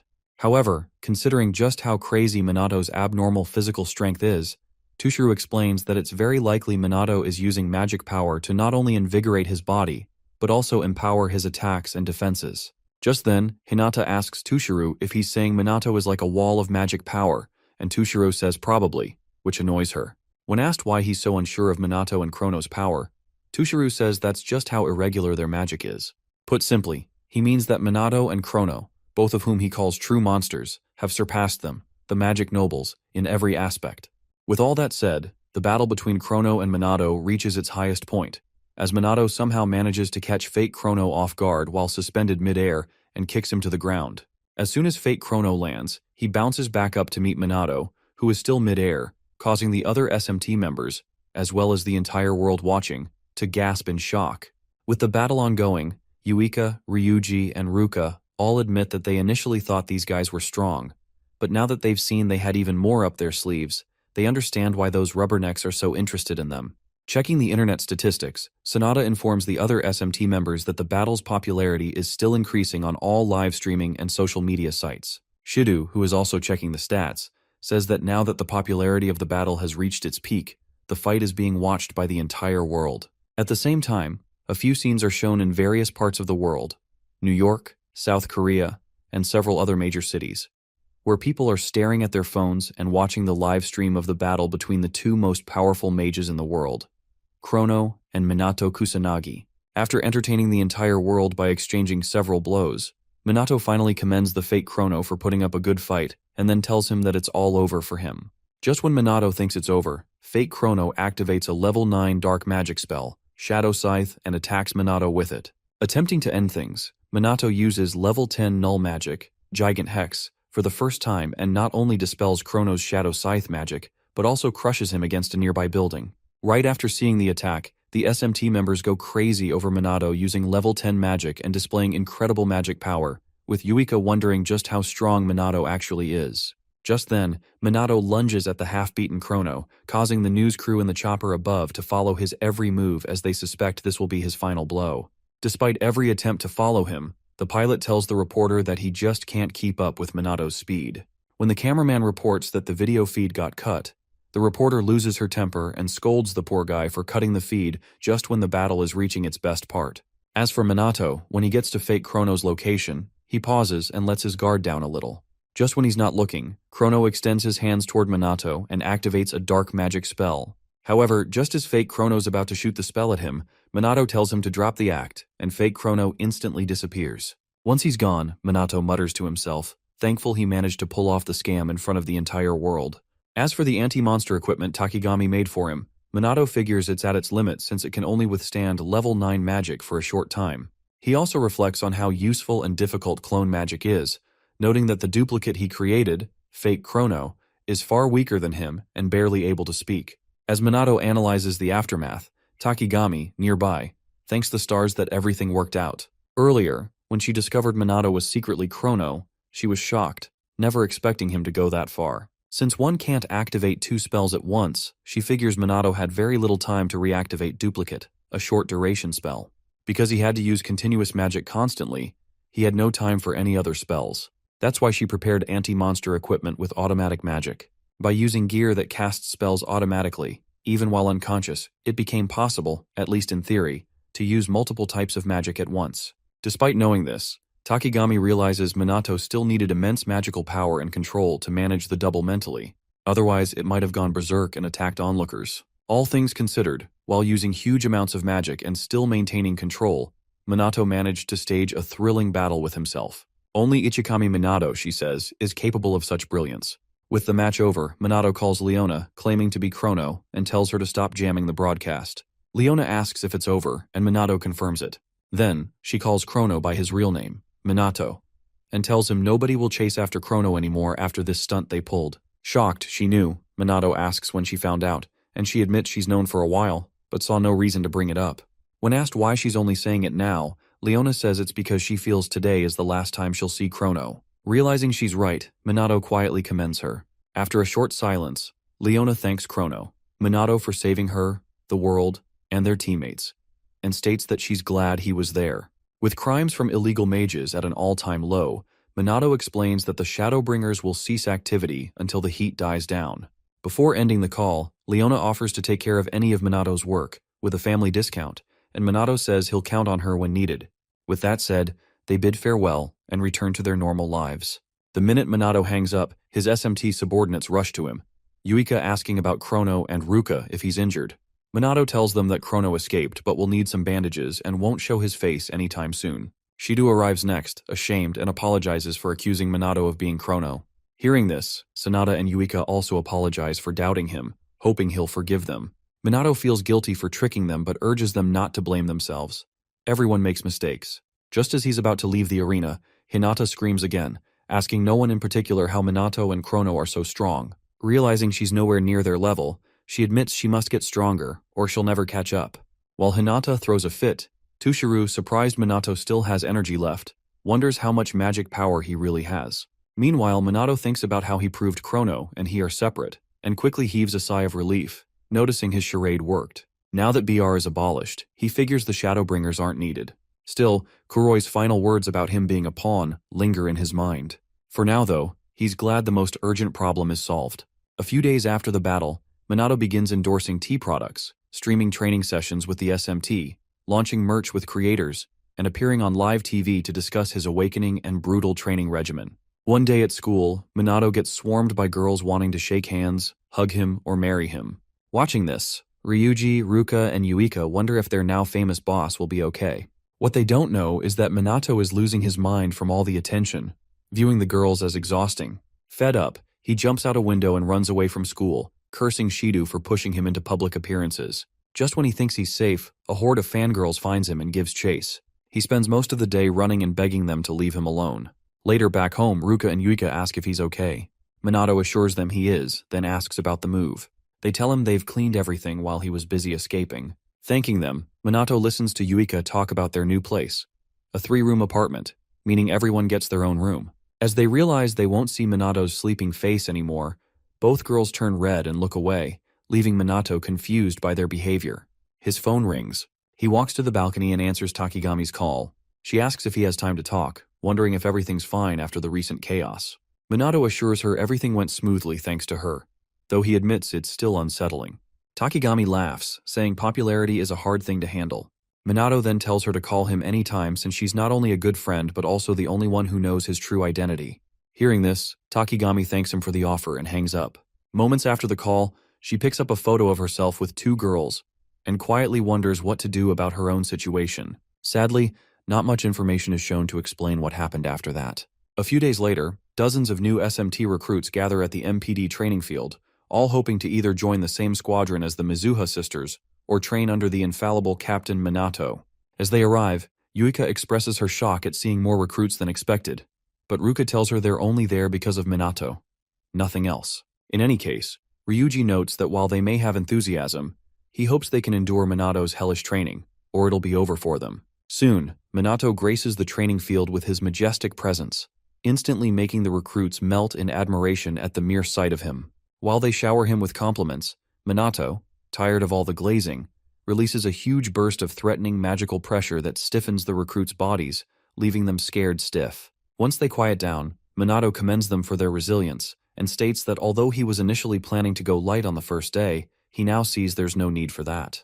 The other SMT members know their boss is pissed, but unfortunately for the recruits, they're completely unaware. So, when Minato puts them through his usual brutal magical, physical, and mental training, the recruits quickly gas out and begin complaining, some even accusing him of hazing them until they give up.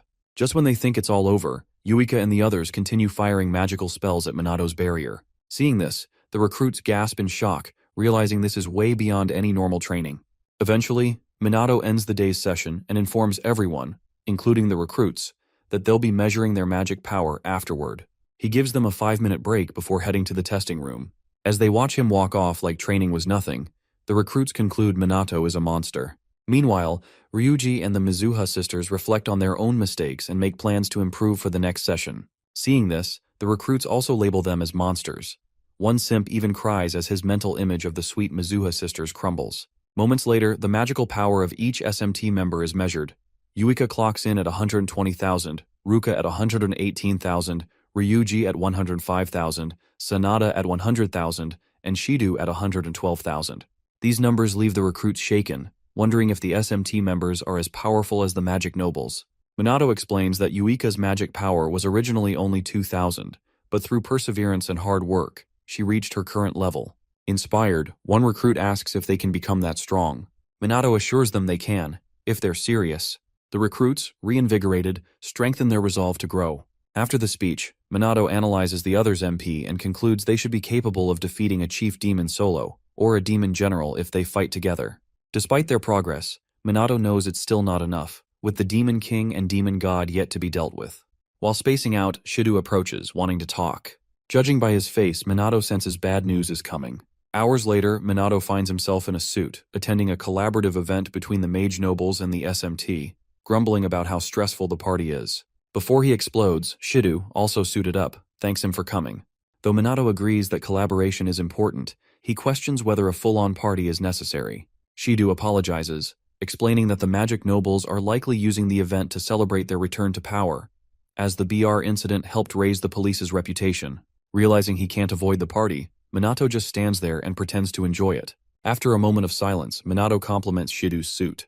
Nearby, Ryuji admits he doesn't think he looks great in formal wear. Refusing to let himself deprecate, Minato showers Ryuji with compliments about his height and physique. Just then, Shido announces the girl's arrival. Yuika appears first in a beautiful flared gown, apologizing for the wait. Next is Ruka, stunning in a long, slender, dark blue dress, also apologizing for taking so long. Then Sanada shows up in a light green flared gown, expressing surprise at how many people came to celebrate them. Yuika turns to Minato and asks if he finds it strange to see her dressed like that. Minato, knowing just what to say, tells her she looks even cuter than usual. He then launches into over-the-top compliments for all three, making them blush at the complexity and pizzazz of his praise.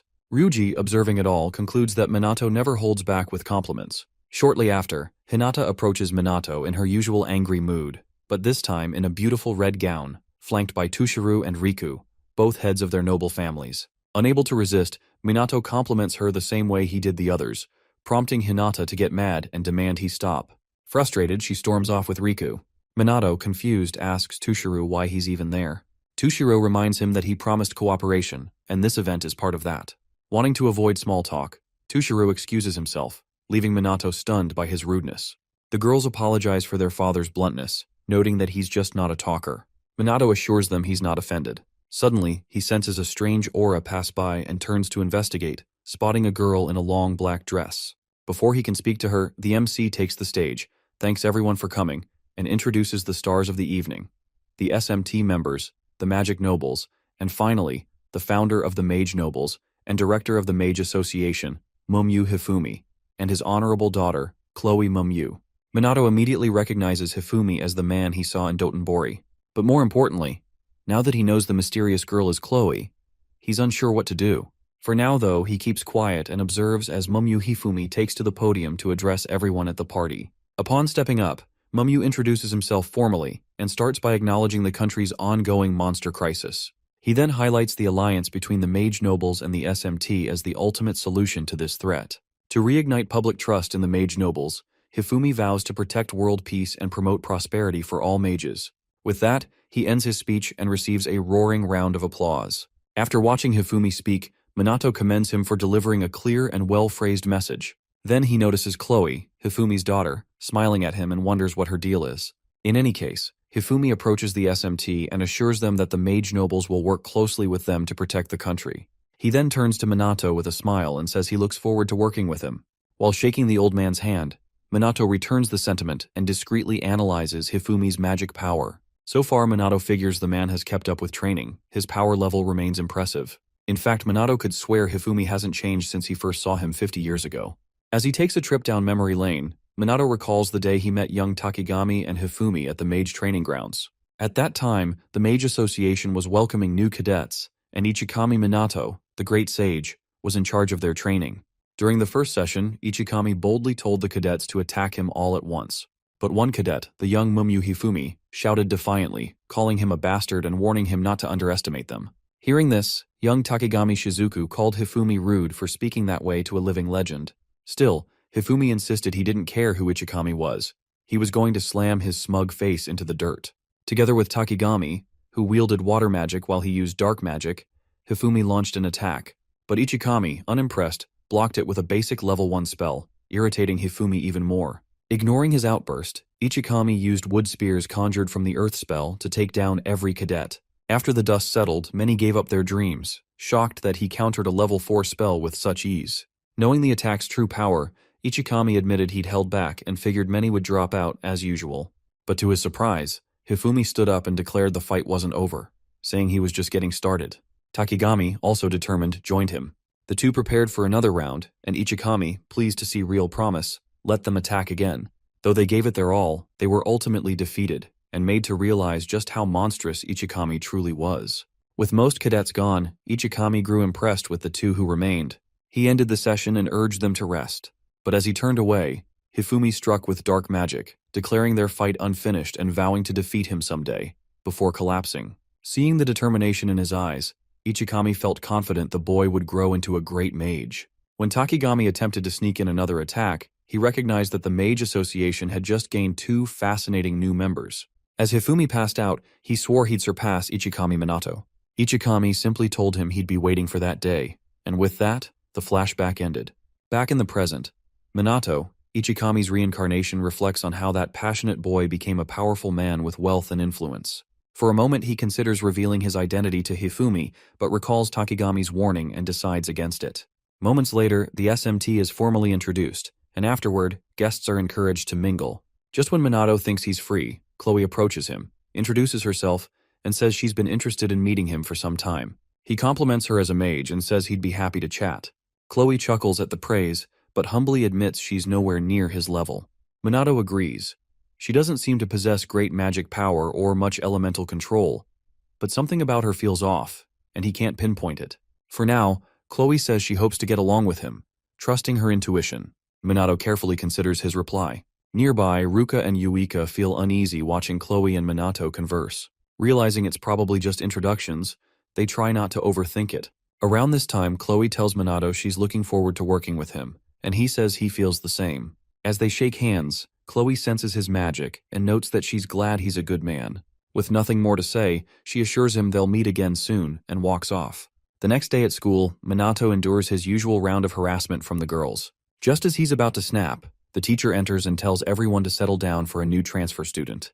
Moments later, Mumyu Chloe walks in. After introducing herself as a student from the Kamui Mage Academy, she takes her place, leaving Minato stunned as he never imagined she would transfer to their school.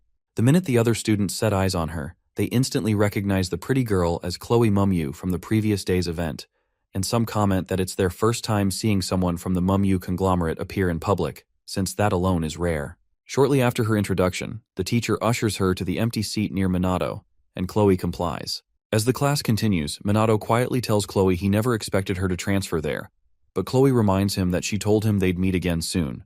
So, here she is. Throughout the class, Minato keeps a close eye on the strange Chloe sitting beside him until it ends. Right after class, every boy and girl in the room turns their attention to Chloe, staring in awe.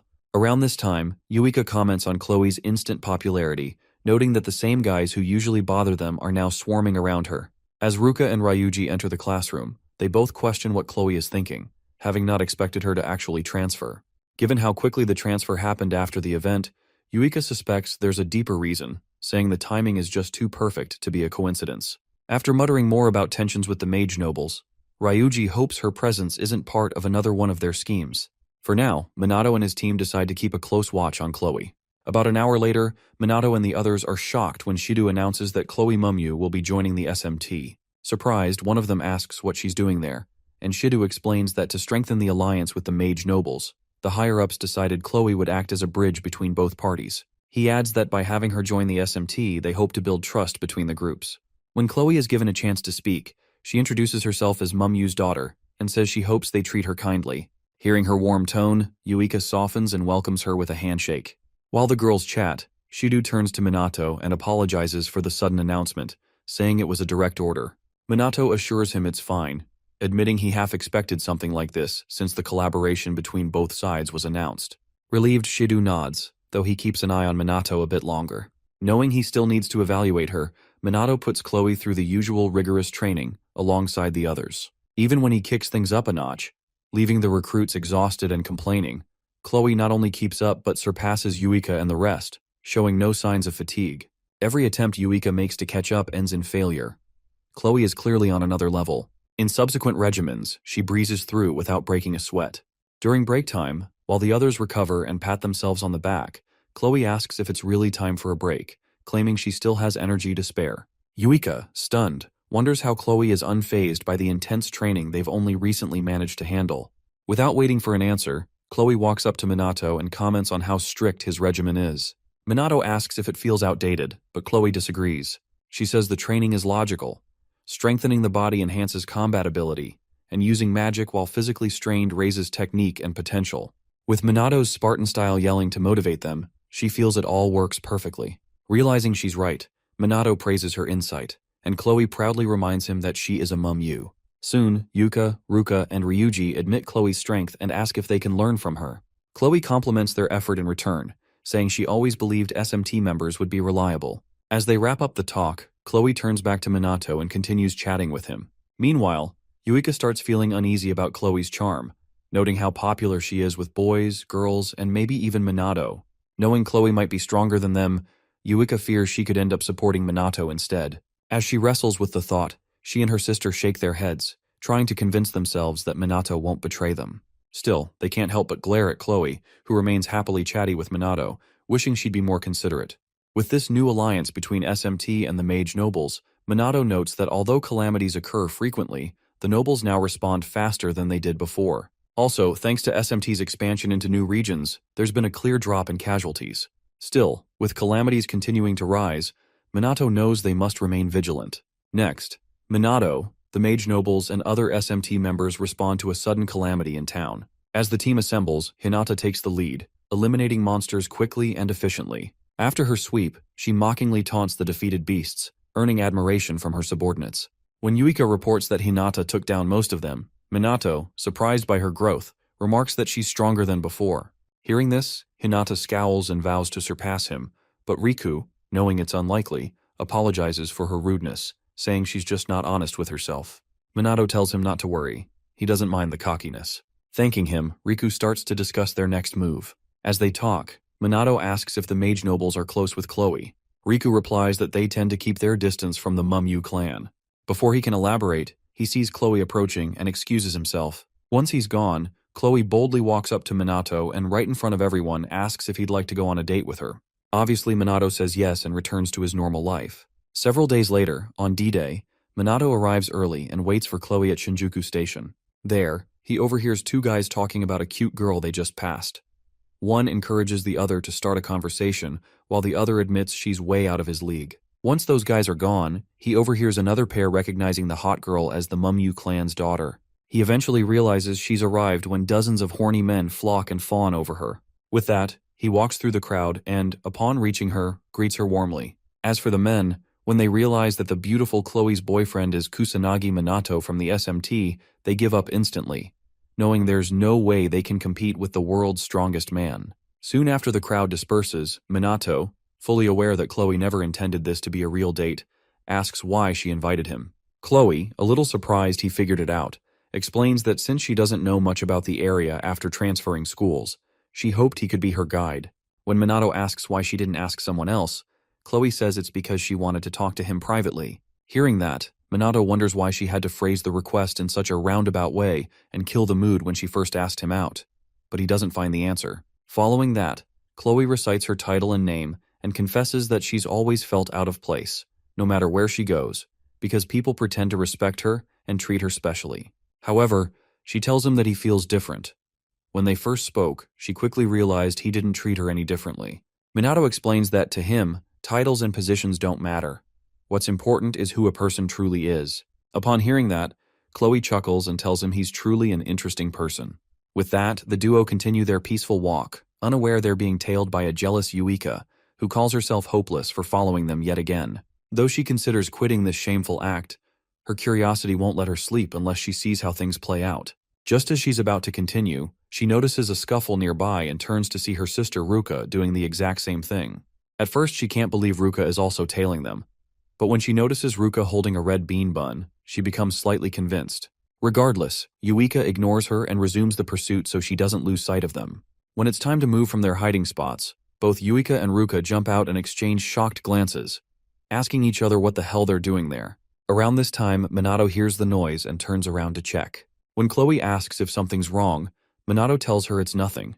Mind you, Yuika and Ruka were hiding behind a giant teddy bear. Yuika complains about how close that call was, while Ruka notes that even though she's been suppressing her magic, Minato's senses are still sharp.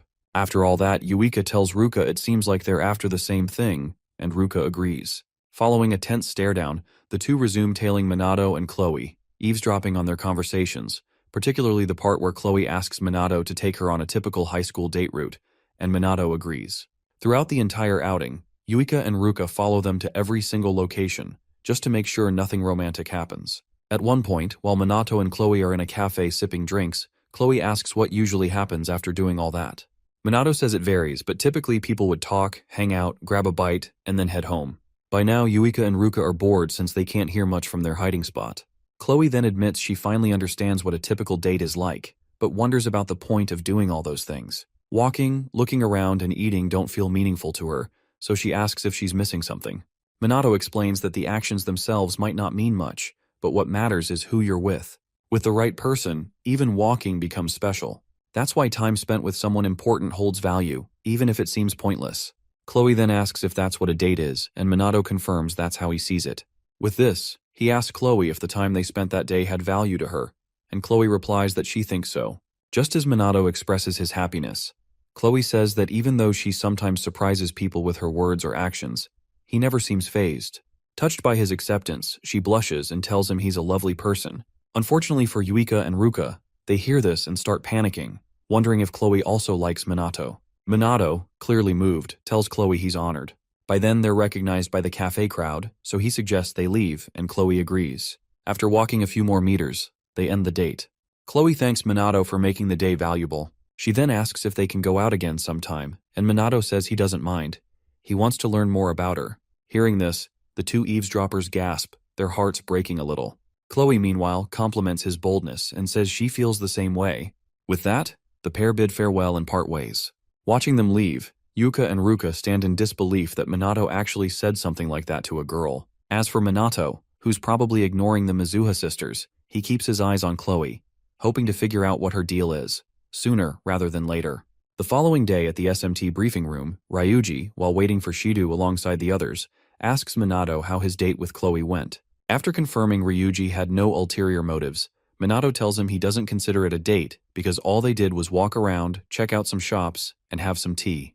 Though Ryuji knows that's exactly what a date is, he keeps quiet and lets his uptight superior yap.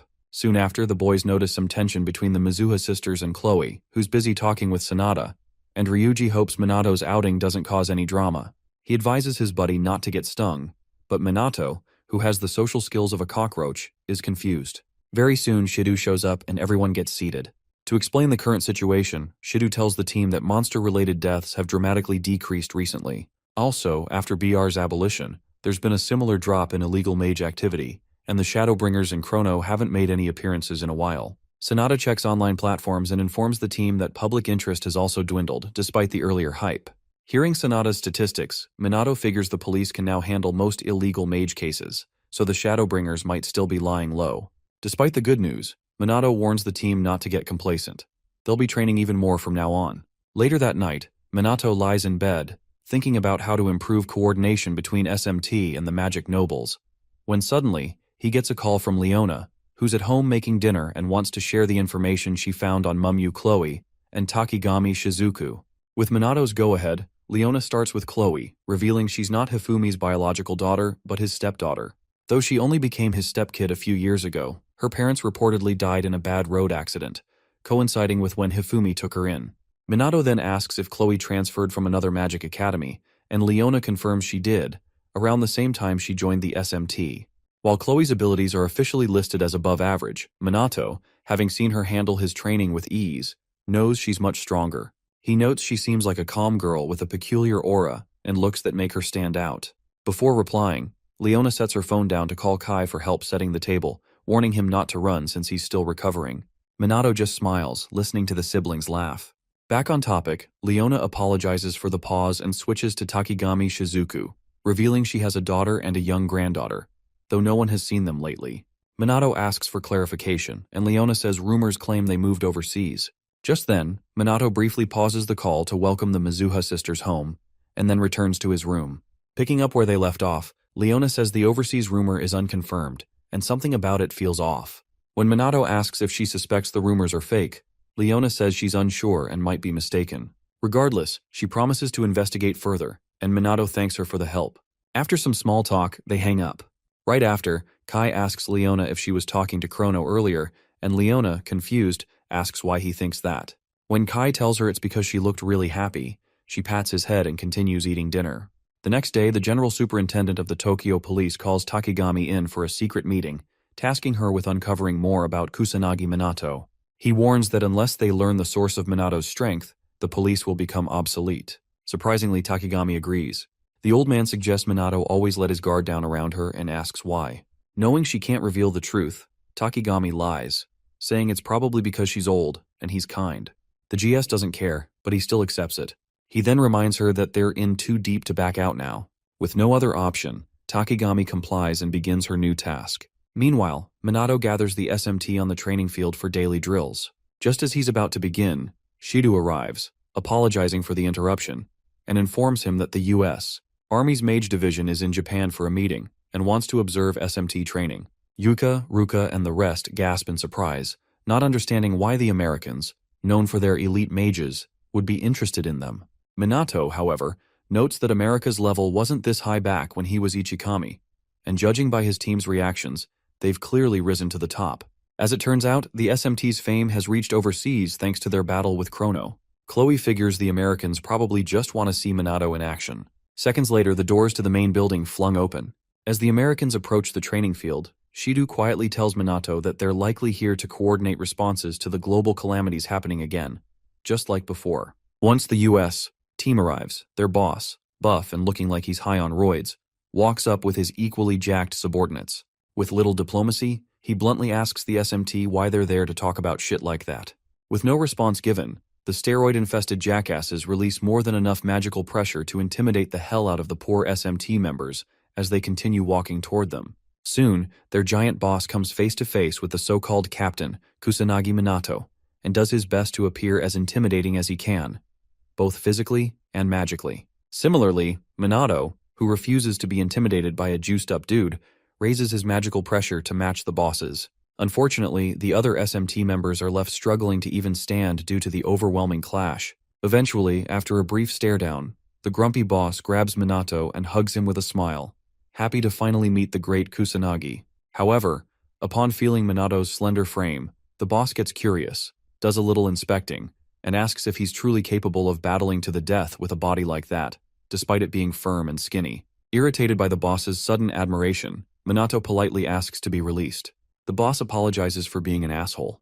To start things off, the boss introduces himself as Major Aaron Anderson of the U.S. Army's 1st Mage Division, also chief researcher at the Army's Magic Institute, despite his caveman looks. Minato figures a place like that must study monsters, calamities, and magic overall. He then introduces himself as the captain of the SMT, but before he can present the others, Aaron stops him and reveals he already knows all of their names, noting that they're all highly skilled. While the team silently basks in that praise, Minato reflects on how far behind Japan's magic research has fallen, thanks to the Mage nobles, and sees this meeting as a learning opportunity, especially since his own knowledge is outdated. Acknowledging Aaron's position as a researcher, Minato tells him he'd like to ask about monsters and calamities. But before Aaron can speak, his men frown and raise their magical pressure to intimidate Minat, as if they could take him in a fight. Yuka and the others nearly faint from the overwhelming bloodlust, but Aaron snaps at his soldiers to stand down before apologizing for their behavior and calling them good hunting dogs who can be overly cautious. To put them in their place, Minato casually says their magical pressure felt like a pleasant breeze. Amused, Aaron chuckles, slaps him on the back, and calls him a funny guy. Getting back on topic, Minato apologizes for his lack of knowledge and asks what calamities and monsters are and what Aaron's latest findings are. Aaron explains it's all still theory, but they believe monsters are magical life forms, and calamities are phenomena that transport them to Earth. They've found that calamity zones are saturated with magic distinct from human magic. While they used to rely on the red sky as a sign, only recently has evidence emerged. They've confirmed that since the sky's magic matches that of monsters, then monsters must be made of magic. Their disintegration into particles after death further supports that, though they act like animals, they don't excrete or reproduce. They're mimicking life. Minato then asks why monsters attack humans. Aaron says there's no clear reason, but some believe they're reacting to humanity's magic. In fact, many calamities have been linked to people awakening their magic powers. Thanks to better measuring instruments, they've recently learned that calamity magic lingers in the atmosphere even after the event ends. The same applies to monster deaths. Both release magic into the world, so the particles seen when a monster dies are essentially their bodies dissolving into raw magic. Hearing this, Yuika realizes it's exactly what Minato told her once. As she wonders how he knew, Minato mentions having once seen a monster trying to cause a calamity. Aaron admits they heard of the incident, but counters that the first known calamity happened without any monsters present. He suggests Minato misjudge the situation, but Minato, confident in his instincts, doesn't agree. Aaron adds that chief demons can grow strong enough to trigger calamities. When Minato asks if he's serious, Aaron explains they once tested this theory by letting a calamity boss live. Monsters kept spawning until they hit a fixed number, then stopped. If any were killed, more would spawn to hit that same number. Even then, the amount of ambient calamity magic didn't rise. From this, they suspect the frequency of calamities might be linked to monster strength, though it's risky to leave them unchecked. Still, once the theory is proven, the boss must be eliminated. After everything, Minato concludes that nothing is confirmed yet.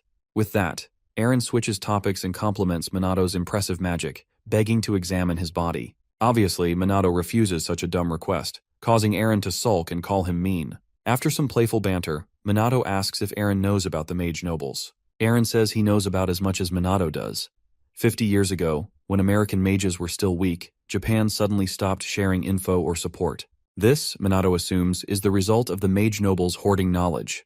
Minato thanks Aaron for the lengthy info dump, but Aaron insists it's the least he can do, as America is forever indebted to Ichikami Minato and Japan for their help during the world calamity. Realizing Aaron's still hiding something, Minato presses, and Aaron finally admits he came to Japan just to experience Minato's strength firsthand. Shido, confused, asks why Aaron claimed it was for an important meeting. Aaron says he doesn't give a damn about some dumb meeting full of clueless big shots. Before Shido can complain, Minato assures them everything's fine as long as no one blabs. Amused, Aaron calls himself a fan of Minato's spirit and urges him to go all out. After a bit more trash talk, Minato, seeing this as a chance to gauge America's current magic level, tells the jacked major to show him what he's got. First, Eren tells Minato to face off against his men. Then Yuika, fed up with Eren's pride, tells him that if he sends out his subordinates to fight the SMT, they're obliged to fight. Hearing this, Eren politely urges them to hold off on whatever chance they think they have. When asked why, he tells Yuika that they only have an interest in the strong. So, unless they're all on the same level as Minato, Eren advises the other SMT members to sit this one out. Around this time, Yuika starts sulking. But to lift their spirits, Minato tells his team to just observe the fight closely, citing that this will be a good opportunity to have a lecture about fighting fellow mages, seeing as they've only fought monsters most of the time. Happy to hear such words from their captain, the SMT members stand at attention and watch the fight closely. Judging by the behavior of the SMT members, Eren, who initially thought they were just a bunch of chumps, realizes that they are indeed well-disciplined. With the stage set, Minato and Eren's men all get themselves prepared for the greatest sparring match of their lives. On Eren's call, the battle exercise commences, and the US, mages all zoom toward Minato, dodging his attacks and surrounding him in less than a second. After seeing what the US mages just did, Yuika gasps in surprise as she suddenly realizes that the mages not only rushed Minato in an instant, but also closed the distance without using magic. As for Minato, he commends their movement and instantly dodges a grab and smash attempt by one of the US mages. Realizing Minato's out of reach, the mage quickly chants an incantation and attacks with a close-range wind-themed spell. Again, Minato dodges, but before he can counterattack, the others come at him with fire, water, and lightning spells. Minato dodges them all skillfully and manages to get a safe distance from Eren's men, or so he thought. Just when he believes he's out of the woods, another soldier swoops in for a knee kick. Though shocked by the speed, Minato blocks the strike with his elbow. After surviving that attack, the other soldiers bombard him with every elemental spell they have. Minato then blocks everything with his level 4 null magic, high magic barrier. With the battle ongoing, Yuika and the others express their amazement that the US mages are putting Minato on the defensive. Yuika, in particular, says that while the soldiers' spells aren't that advanced, each one has such considerable firepower that even Minato's defenses might not withstand it for long. Also, seeing as their spell activation times are extraordinarily fast, Yuika and the others finally grasp the true power of the American Mage Division. During a brief pause in the battle, Minato first commends the US military's excellent training. Then, turning to lecture the SMT, he explains that in mage battles, large-scale spells are rarely used unless both sides are substantially skilled. In most cases, they'll be fighting at close range because casting spells takes time. Even for two high-level mages, close-quarters combat is common due to that limitation. Upon ending his lecture, 3 soldiers attack him simultaneously using fire, lightning, and water. Minato dodges them all as usual. When Eren realizes Minato was giving his students a lecture earlier, he mistakes it for showboating and expresses disappointment. To end this disgraceful charade, Eren signals his men to finish things quickly. But moments later, he's confused when they still can't land a hit. Minato continues dodging every single attack. Eren finds it strange that after everything thrown at him, Minato doesn't have a single scratch. The American soldiers realize that not only can't they touch him, but they've never faced an opponent like Kusanagi Minato before. As they begin losing hope, Minato praises their diligent training and mental fortitude, calling their combat skills splendid. To thank them for showing him their abilities, Minato decides to get a little more serious. He amps up his magical power just enough to match theirs. With the soldiers too unmotivated to do anything, Minato lunges and kicks the living daylights out of every single one of them, knocking them all down in one fell swoop, much to the admiration of Eren and the other SMT members. After watching Minato utterly pummel his men like they were made of cardboard, Eren admits he never thought a mere student from a once complacent country could become so strong. Remaining modest, Minato says Eren's men fought wonderfully. Although honored by the praise, Eren knows they were utterly defeated. Curious, Eren asks where Minato learned hand-to-hand combat like that. Minato tells him he's mostly self-taught. Hearing this, Eren bursts out laughing and while slapping Minato's back, tells him he's an interesting man. Now that they've gotten past the small fry, Eren begins removing his top and urges Minato to let him demonstrate his strength next. As he exposes his well-toned muscles, Eren says that despite how he looks, he does love a good fight. Minato, unimpressed, thinks Eren definitely looks like someone who'd love a good fight. After a few more exchanges, Eren kickstarts his battle exercise with Minato and instantly charges up his body with mana. While Eren's at it, Minato notices the mana flow in his body. But just as he's about to recognize it, Eren lunges and attacks him. Noticing how fast Eren is, Minato reacts with equal speed and dodges every single one of the many punches Eren throws at him. Realizing that raw punches aren't working, Eren activates the level 5 lightning magic, Particle Charge, and fires it at Minato, who cartwheels a few feet back to dodge. As soon as Minato lands, Eren rushes at him and tries to wrap Minato's slim frame in his arms. Unfortunately for him, Minato is faster and slips out of his grasp, leaving Eren stunned. He was sure he had him. With the battle pausing for a moment, Minato asks if Eren enhanced his physical abilities with magic. Eren confirms it, proud that Minato noticed. He claims the technique is his own creation and credits recent advancements in magic measurement and perception technology.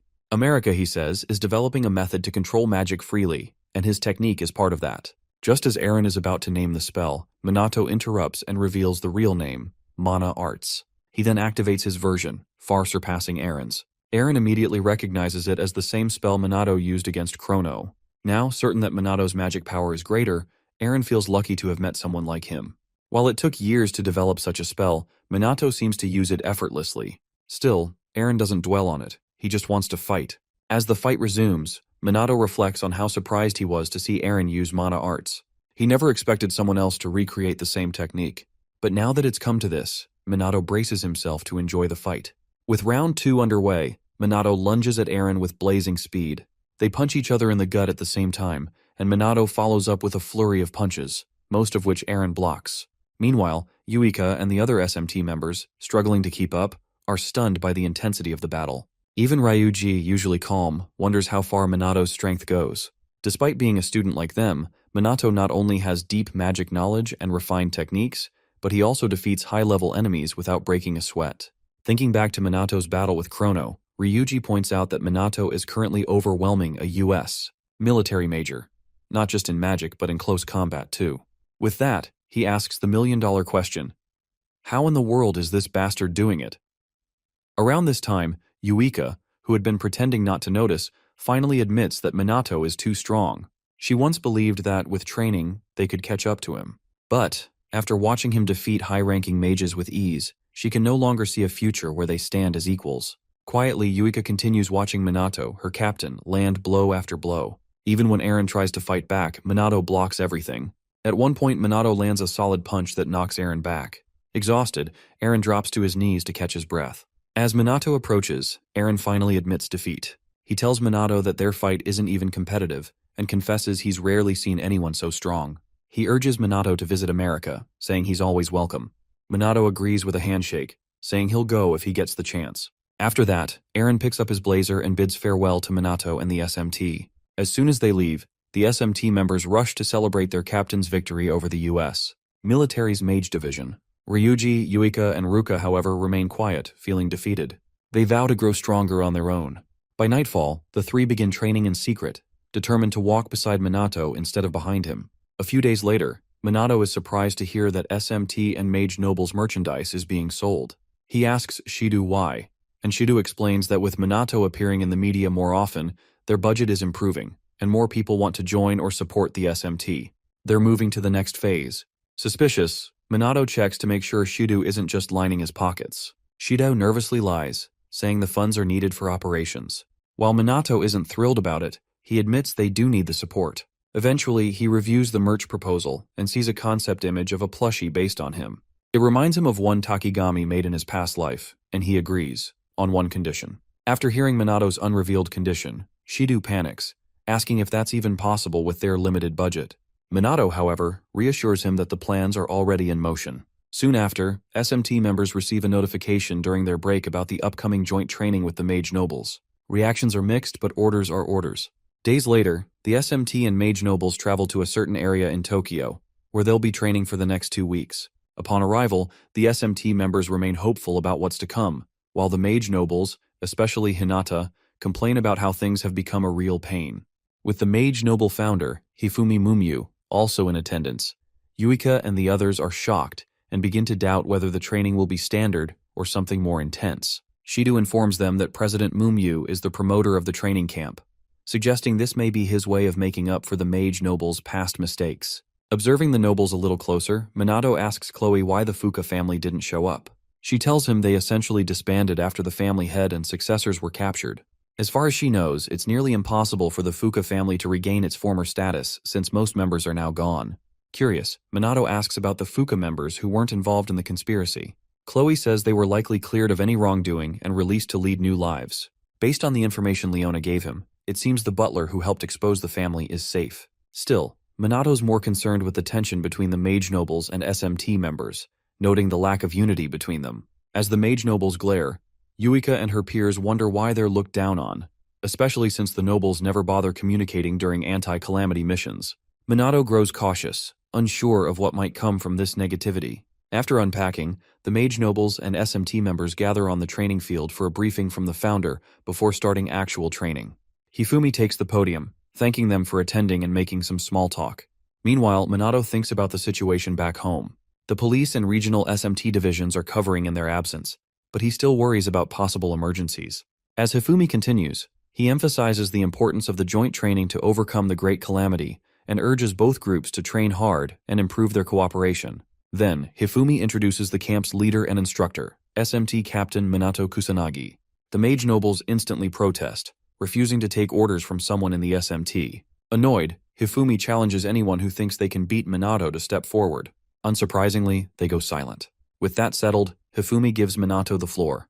Before speaking, Minato reflects on Hifumi's motives. Even if the Mage Nobles with all their magic knowledge can't defeat him, Hifumi's words serve his interests.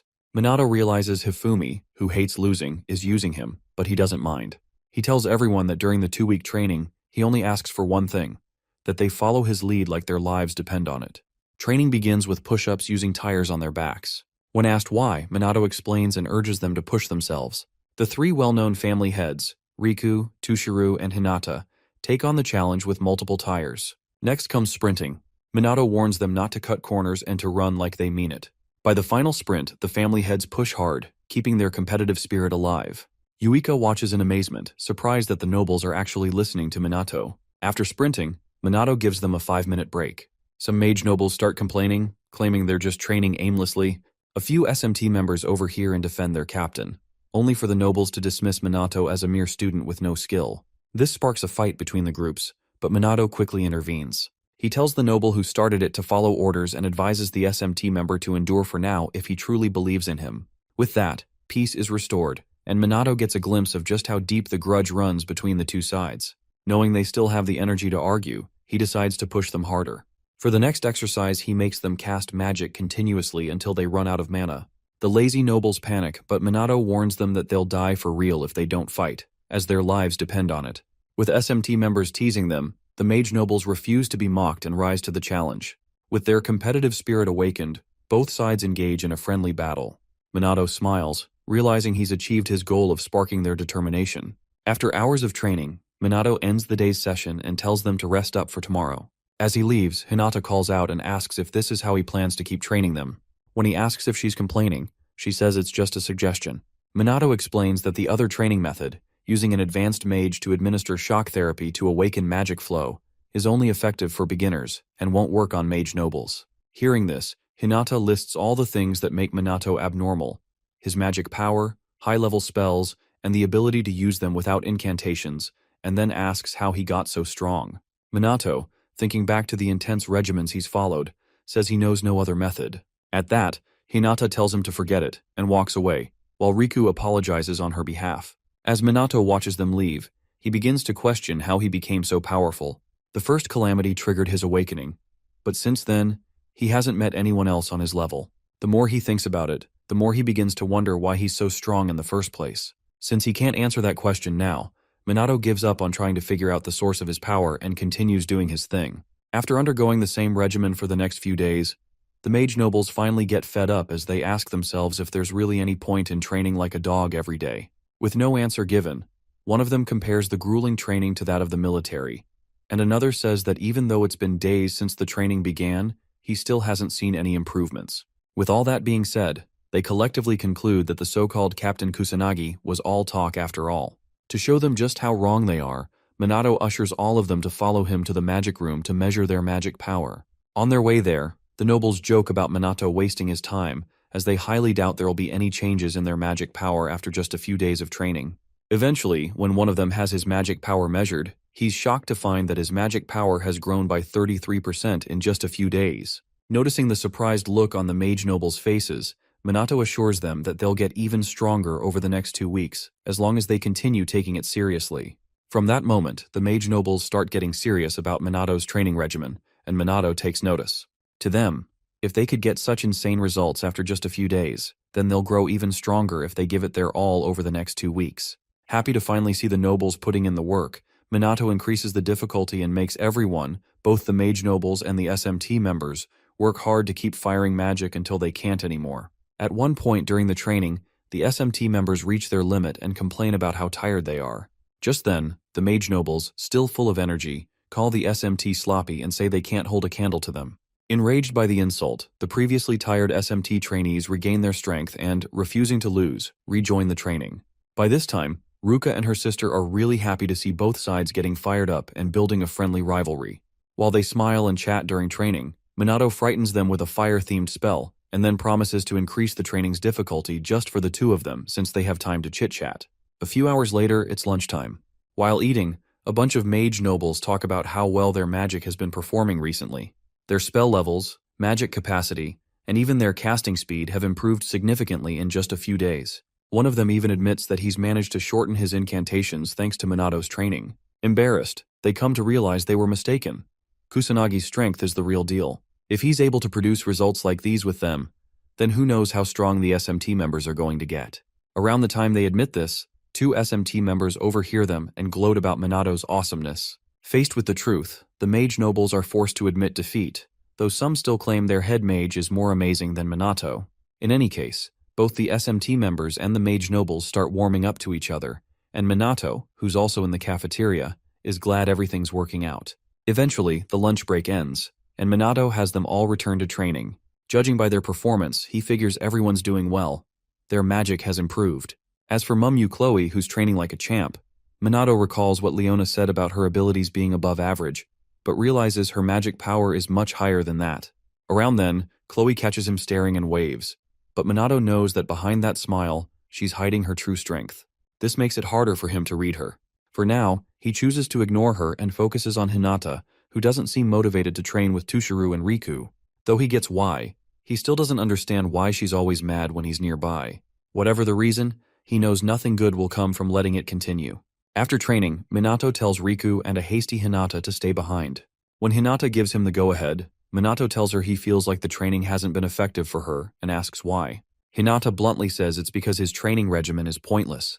She knows she won't get stronger doing it. Even when Minato asks why she keeps showing up, she says it's because she has no choice.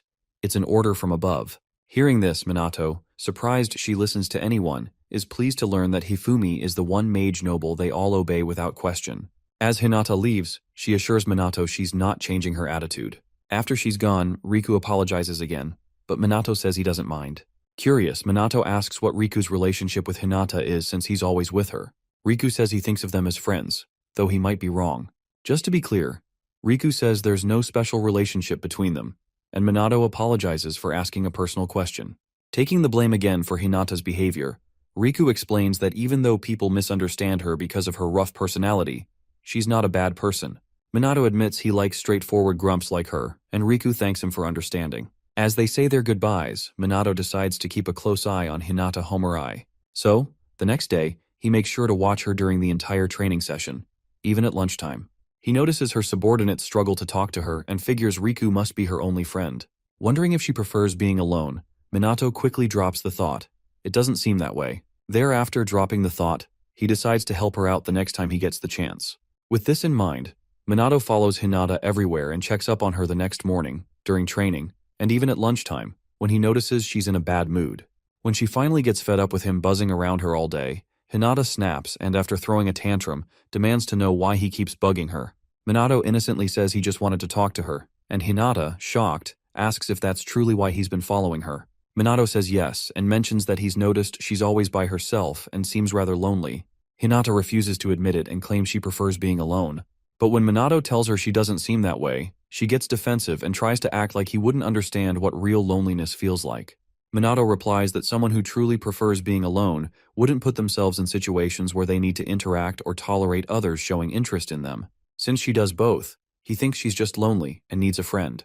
Hinata tells him to quit talking like he understands her struggles, but Minato, tired of the back and forth, directly asks her to become his friend.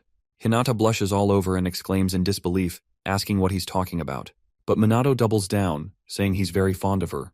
Hinata's blush deepens as she tells him that people don't usually go out of their way to ask to be someone's friend. When Minato backs off, she tells him to give up on getting to know her, because she's annoying and troublesome. Minato fires back, saying he doesn't dislike her and actually likes how honestly she expresses herself. He explains that people who flatter him for no reason make him uncomfortable, so he appreciates her being real with him. After hearing all that, Hinata lights up and, while blushing, calls him a weirdo. There's a brief silence, and then she regains her composure and, while running away in embarrassment, shouts that she's never going to be friends with him. After she's gone, Minato realizes he's been rejected and goes about his day, ignoring Chloe, who's been eavesdropping from around the corner. In the next scene, training continues. While Tushiro practices, Minato notices him hesitating with his spells and pauses the session for a break. After gathering everyone, he praises their hard work, noting that they're all starting to hone their strengths. Then he spots the Mizuha sisters flocking around their father, Tushiro, and keeps an eye on them. When the girls reach him, Yuika and her sister invite their father to eat with them after training since they haven't talked in a while. Unfortunately, their stiff father turns them down, saying he still has things to do. After he leaves, Minato appears and makes a few remarks about Tushiro being the same, even after lifting their disownment. When Yuika says their father wasn't always like this, Minato asks what changed. She explains that he used to be kinder and more present, but he's been distant ever since their mother passed away. He stopped talking to them and was always away for work. Ruka adds that she understands their father's feelings. When their mother died, she felt like she had to become stronger to protect Yuika, but in doing so, she became stricter and lost herself. Yuika reassures her that she's still the same kind of older sister, and Ruka thanks her for the compliment. However, both agree that their father is hard to read because he never tells them anything. When they start to question whether he still loves them, Minato steps in and says that if Tushiro didn't love them, he wouldn't have treated him like an enemy the first time they met. That kind of reaction is exactly how a father would act towards someone making a move on his daughters. Still, in the back of his mind, Minato wonders why Tushiro's magic power wavered earlier, almost like he was hesitating about something. Before Minato can continue, Chloe pulls him aside to speak privately. He gets a bit anxious, thinking she's about to ask him on another date. Chloe starts by telling him that over the past few days, she's been wanting to know more about him, down to his deepest parts. As she steps in close, she showers him with sweet compliments, exuding a strong feminine charm. Flattered, Minato says he's honored by her praise. Chloe, now holding his face, calls him an odd man and keeps sweet-talking his charm, his naivete, his straightforwardness, and all his confusing qualities that she finds endearing. Then, she outright asks him to go out with her, adding that she believes their relationship would be wonderful. She describes herself as the devoted type and says, if it's what he wants, she's willing to do or give anything just to be with him. With that, she leans in seductively, and then asks if he'd like to spend their lives together. In response, Minato apologizes for breaking her heart and tells her that he doesn't plan on dating anyone anytime soon. Although disappointed, Chloe takes the rejection well, smiling and saying how unfortunate it is that they can't be together. She then concludes her business with Minato and leaves him to recover from the exchange. Shortly after, Minato returns to the training grounds and finds Riku and Ryuji chatting like old friends. Shocked, he asks the Mizuha sisters how they became so close so quickly. Yuika explains that the two bonded over their workouts. After talking for a while, they decided to compete in 1,000 push-ups. Once they completed the reps and collapsed, they got back up and became pals. Understanding what happened, Minato resumes training the group for the rest of the day. After that, life at the training camp continues as normal, and the relationship between the Mage nobles and the SMT grows stronger. By the end of the 2-week camp, Minato gathers everyone to commend them for their efforts. He tells them that although training has ended, it's only the beginning. They all know that the world calamity is coming in a few weeks, and many lives may be lost. For now, though, he assures them that if everyone performs their roles well, the calamities and demons can be defeated. He then inspires the team by stating that no calamity can match them if they stay strong. Afterward, he tells everyone to rest and prepare until the mission begins. He ends his speech with a few more motivational words in his signature Spartan-like tone. The SMT and Mage nobles shake hands and encourage one another. Among the crowd, Hinata realizes how amazing Minato is for successfully training both groups. She knows everyone's abilities have grown thanks to him. Not only did he help them open up to one another, but he was even kind to her. In a vulnerable moment, Hinata thinks about accepting Minato's earlier friend request, but quickly snaps out of it, reminding herself that friendships are pointless. After the speech, Hifumi meets Minato and praises the results. Minato thanks him, and Hifumi reflects on how the two groups were once at odds due to misunderstanding but now trust each other, thanks to Captain Minato. He believes that if they continue like this, peace will come to the world. Minato hopes he's right. With that, the training camp ends. As a result, both the SMT and the Mage nobles improve significantly in skill and coordination. Consequently, damage from Tokyo's calamities is greatly reduced despite their frequency. In fact, reports show that the documented damages are the lowest they've been in 50 years. As time passes, citizens in Tokyo talk about the lasting peace they've enjoyed with the SMT and Mage nobles working together. They no longer fear calamities, confident that the SMT will handle them. In other words, the collaboration has brought real peace to Japan, except for the SMT members themselves. While others relax, Minato and his team train relentlessly for the impending world calamity. Minato continues shouting his Spartan-like warnings to remind them of their duty to protect Japan and its people. During training, Shido interrupts to inform him that higher-ups have decided to involve mages from all over Japan, including civilians, to support the mission. Minato praises Shido for the update, then listens as Sanada discusses the locations of major calamity damage from 50 years ago. She claims they've assigned personnel to all the areas, except the largest threat near Tokyo Tower. Minato tells her not to worry, saying he has a plan for that. Shido then privately confirms that he's handled the secret task they discussed, and Minato thanks him again for securing the insurance they need.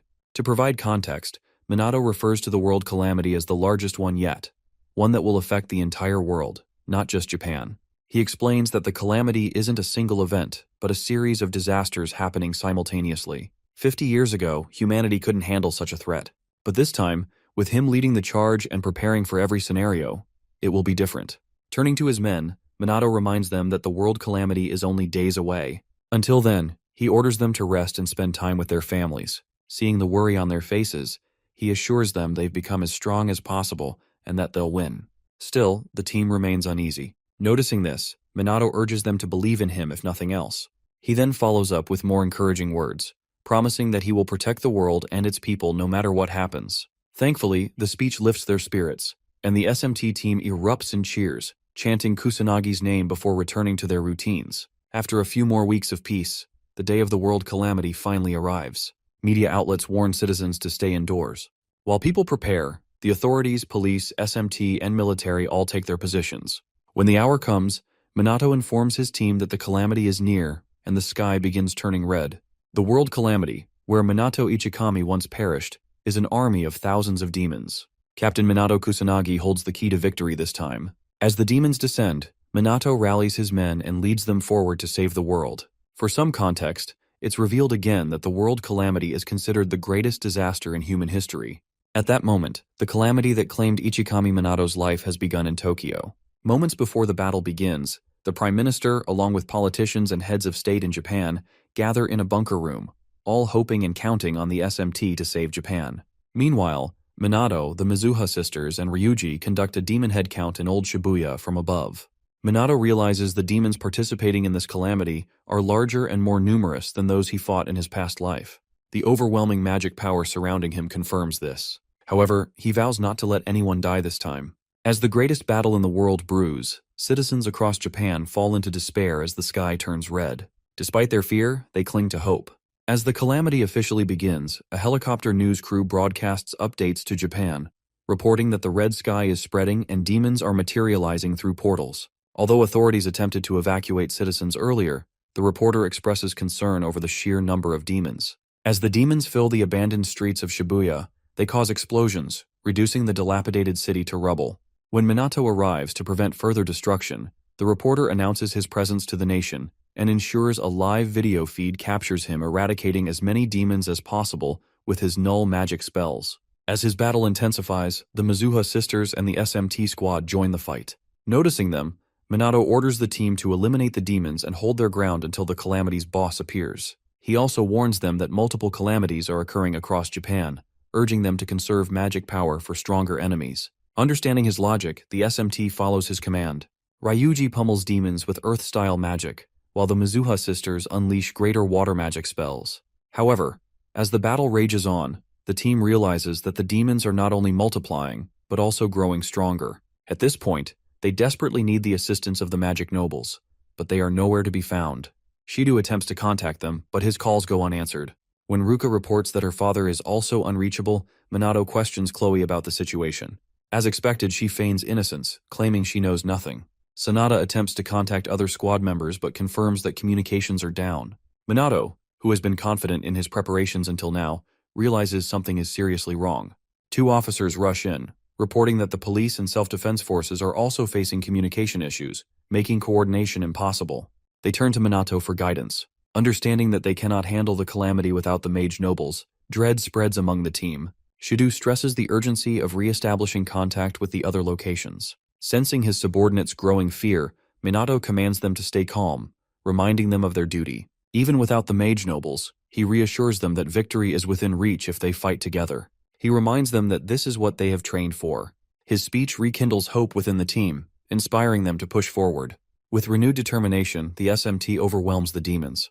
The reporter continues her live coverage, reassuring citizens that Minato and his team are fighting with everything they have. She urges viewers to stay hopeful, assuring them that with Minato on the battlefield, the demons cannot win.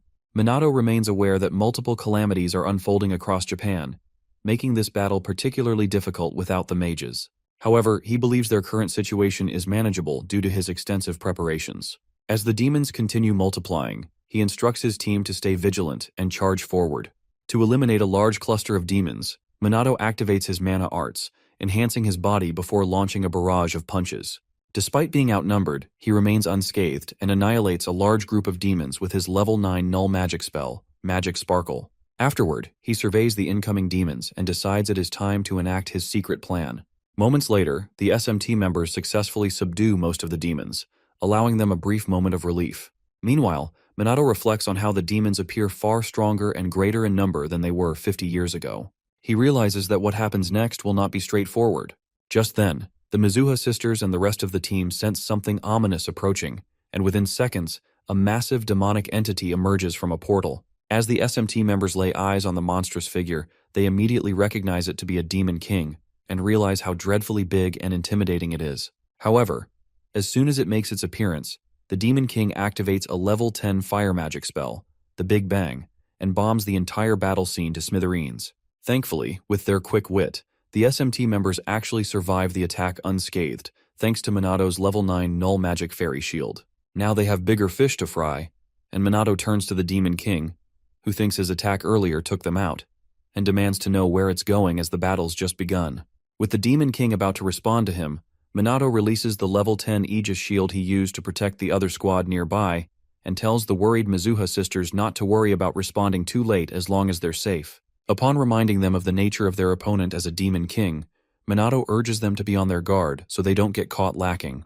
In the meantime, Chloe, who's also unscathed, expresses her surprise about Minato using 2 spells simultaneously to Shido, but then Shido explains that the fairy-like spell is autonomous, and also states that the spell that protected them was probably a spell Minato cast himself. Just then, a confused Sanada asks Chloe if one can use 2 spells at once, and Sanada further explains that autonomous spells are extremely advanced techniques that allow a caster to control spells subconsciously. In this case, all the necessary things needed for normal spells, and in fact, the entire process of casting a spell can be completely omitted, making it much faster and efficient. To help Sanada understand better, Chloe likens the technique to muscle memory, noting that Minato's mastered both conscious and subconscious control of his spells simultaneously. Hearing all that, Ryuji comments on Minato's awesomeness, but is abruptly interrupted when the Demon King lunges at them to attack them all. While they dodge the king's first attack, the Mizuha sisters combine their magic powers to create a level 8 greater water magic spell, Tidal Wave, which they use to attack the Demon King. At the same time, Chloe, Ryuji, and Sanada also shoot their spells at the Demon King in unison, overwhelming it with a barrage of magic attacks. Unfortunately, before their attack can do any real damage, the Demon King roars loudly and somehow shakes off all the magic attacks coming at it. After watching the Demon King cause yet another big explosion, Minato finally steps in and orders his guys to head to another calamity so he can deal with this buffoon who thinks he's the Almighty. While Yuika protests this decision, Minato reminds her that there's more than one calamity, and without the Mage Noble's support, the countermeasures for the other disasters are likely reaching their limits. As such, the only rational thing they can do right now is to assist the other groups and leave him to get serious with fighting the Demon King. Around this time, Ruka and Yuika both agree that they will only get in Minato's way if they stay there with him. So, they bark out orders to the other lower subordinates to leave this place to Mianto and move out to another calamity. As the sisters fly out of the battle zone, they encourage each other to continue believing in Minato even until the very end, as they know he'll never lose, no matter who he faces as an opponent. With the other squad members cleared out, Minato focuses his full attention on the Demon King and lunges at it after muttering a few words. While the Demon King tries to protect itself, Minato constantly reminds himself to use as little magic as he can, because even though defeating a Demon King is simple, he doesn't have endless magic power and needs to conserve as much as he can, so he can effectively prepare well for his secret plan. With that, he gets himself as high up in the air as possible, and then lands a devastating sucker punch at the Demon King's head with full force. Right after delivering the punch, Minato activates the level 11 Holy Magic spell, Holy Ray, and directs the destructive power of the rays toward the Demon King. Sadly, the Demon King managed to evade most of the rays, and before Minato could follow up his previous attack, the Demon King readied his counterattack spell. Just as it's about to conjure the spell, Minato reacts as quickly as possible by bumping his magical output up a notch to activate the level 12 Fire-Earth Synthesis magic spell, Ground Zero, which is a spell that literally heats the ground to turn it into lava. With the spell activated, the Demon King quickly burns to its demise, leaving Minato worried about the amount of magic power he used, as he figures the king is much stronger than the ones he's used to fighting. Realizing that the Demon King is dead, Minato cautions himself to preserve even more magic power at least until the Demon God comes. Around that time, the reporter in the chopper hovering high above informs the general public, all of whom are still indoors, that Captain Kusanagi Minato has finally defeated the Demon King and doesn't seem concerned in the slightest. However, she also adds that the police, SMT, and the self-defense forces are struggling with the other calamities, and since the mage nobles are nowhere to be seen, the demons are overwhelming them. As she ends her broadcast, the reporter notices something weird happening on a dilapidated communications tower and brings everyone's attention to it. When Minato finally notices this, he recognizes it to be something he's seen before, but then wonders if the demons are summoning a calamity as he sees a giant hole opening up in the red sky, with more demons filling up the streets of old Shibuya. In time, though, Minato remembers this occurrence to be the final stage of the world calamity where the demon god will show up, the final calamity that claimed his past life as Ichikami Minato. Meanwhile, Yuika is seen directing several SMT members, instructing them not to rush toward the final calamity and instead focus on destroying as many demons as they can.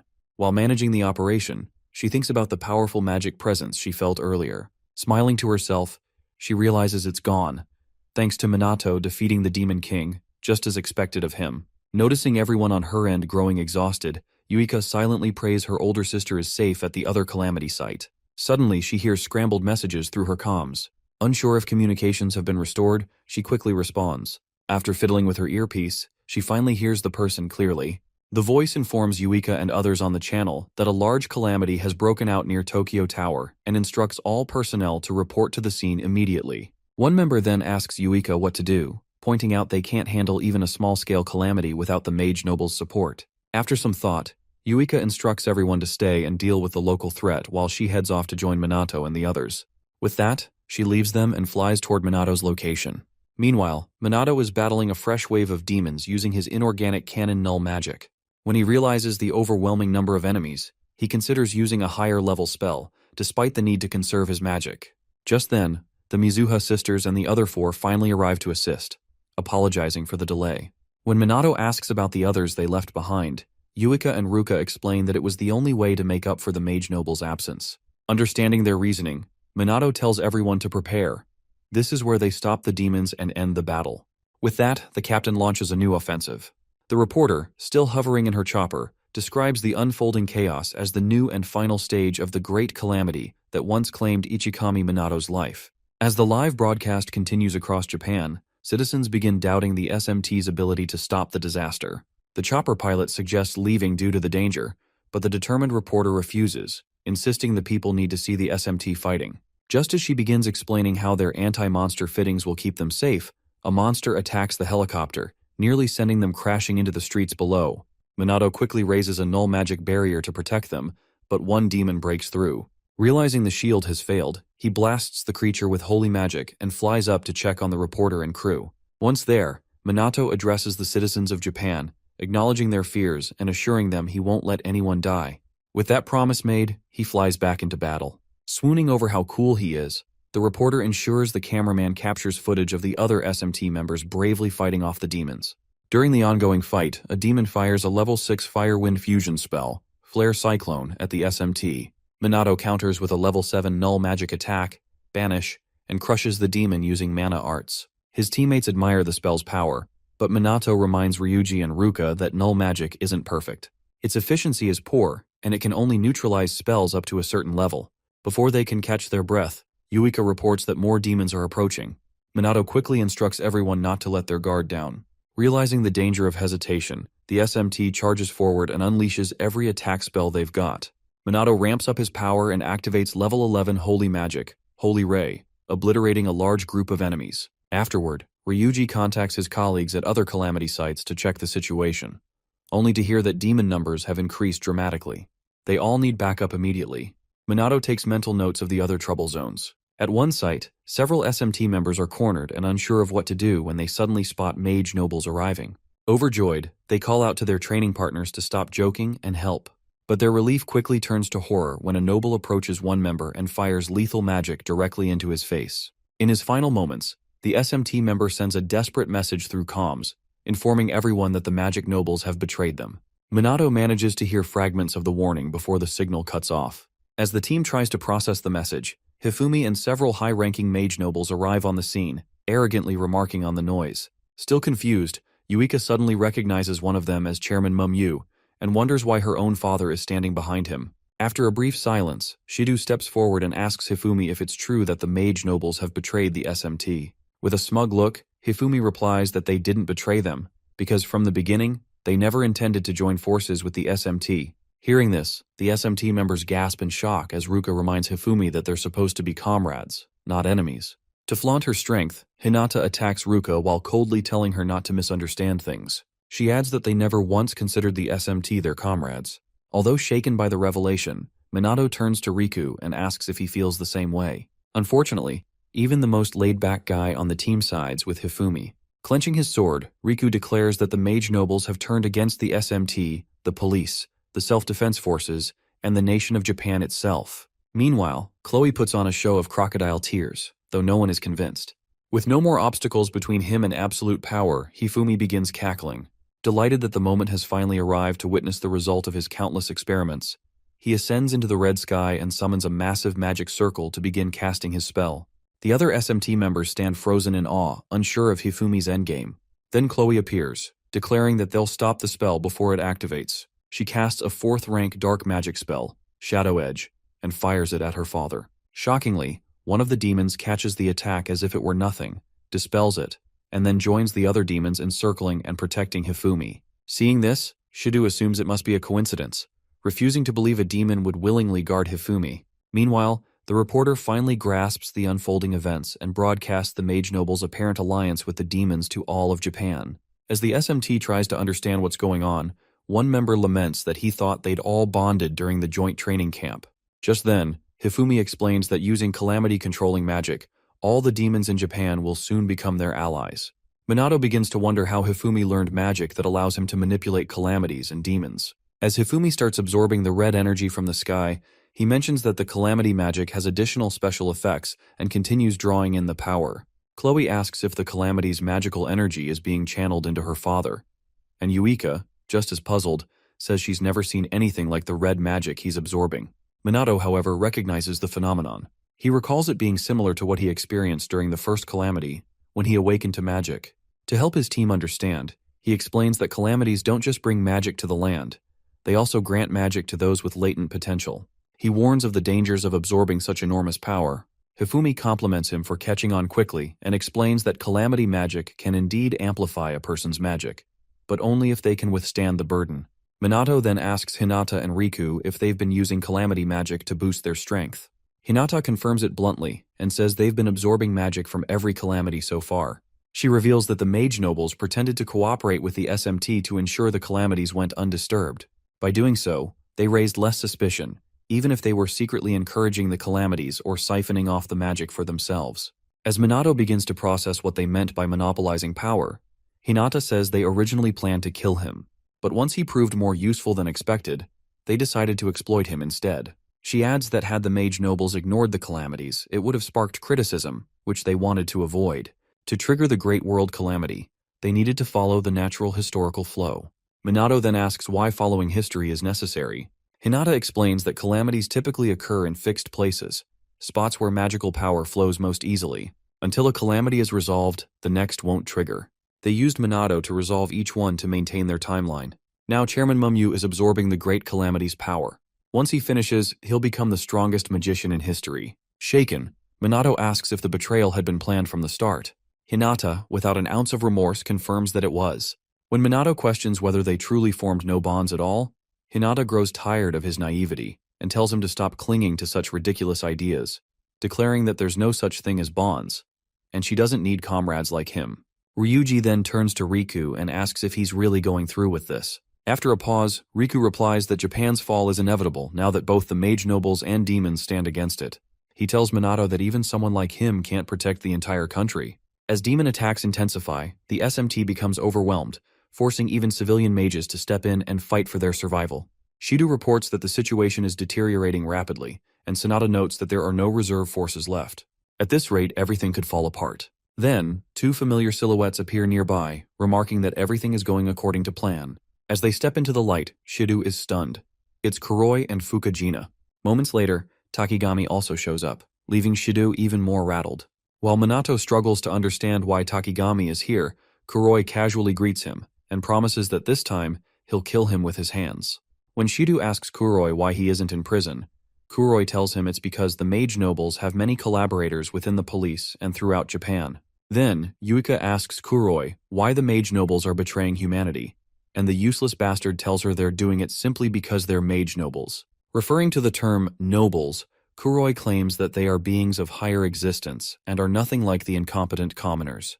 With that said, the fool activates the 8th rank dark magic spell, Chaos Raven, and, showing off his bogus spell, tells the SMT that with their magic, not only can they easily destroy half a city, but they can also destroy a full one if they go all out, all with just one magician.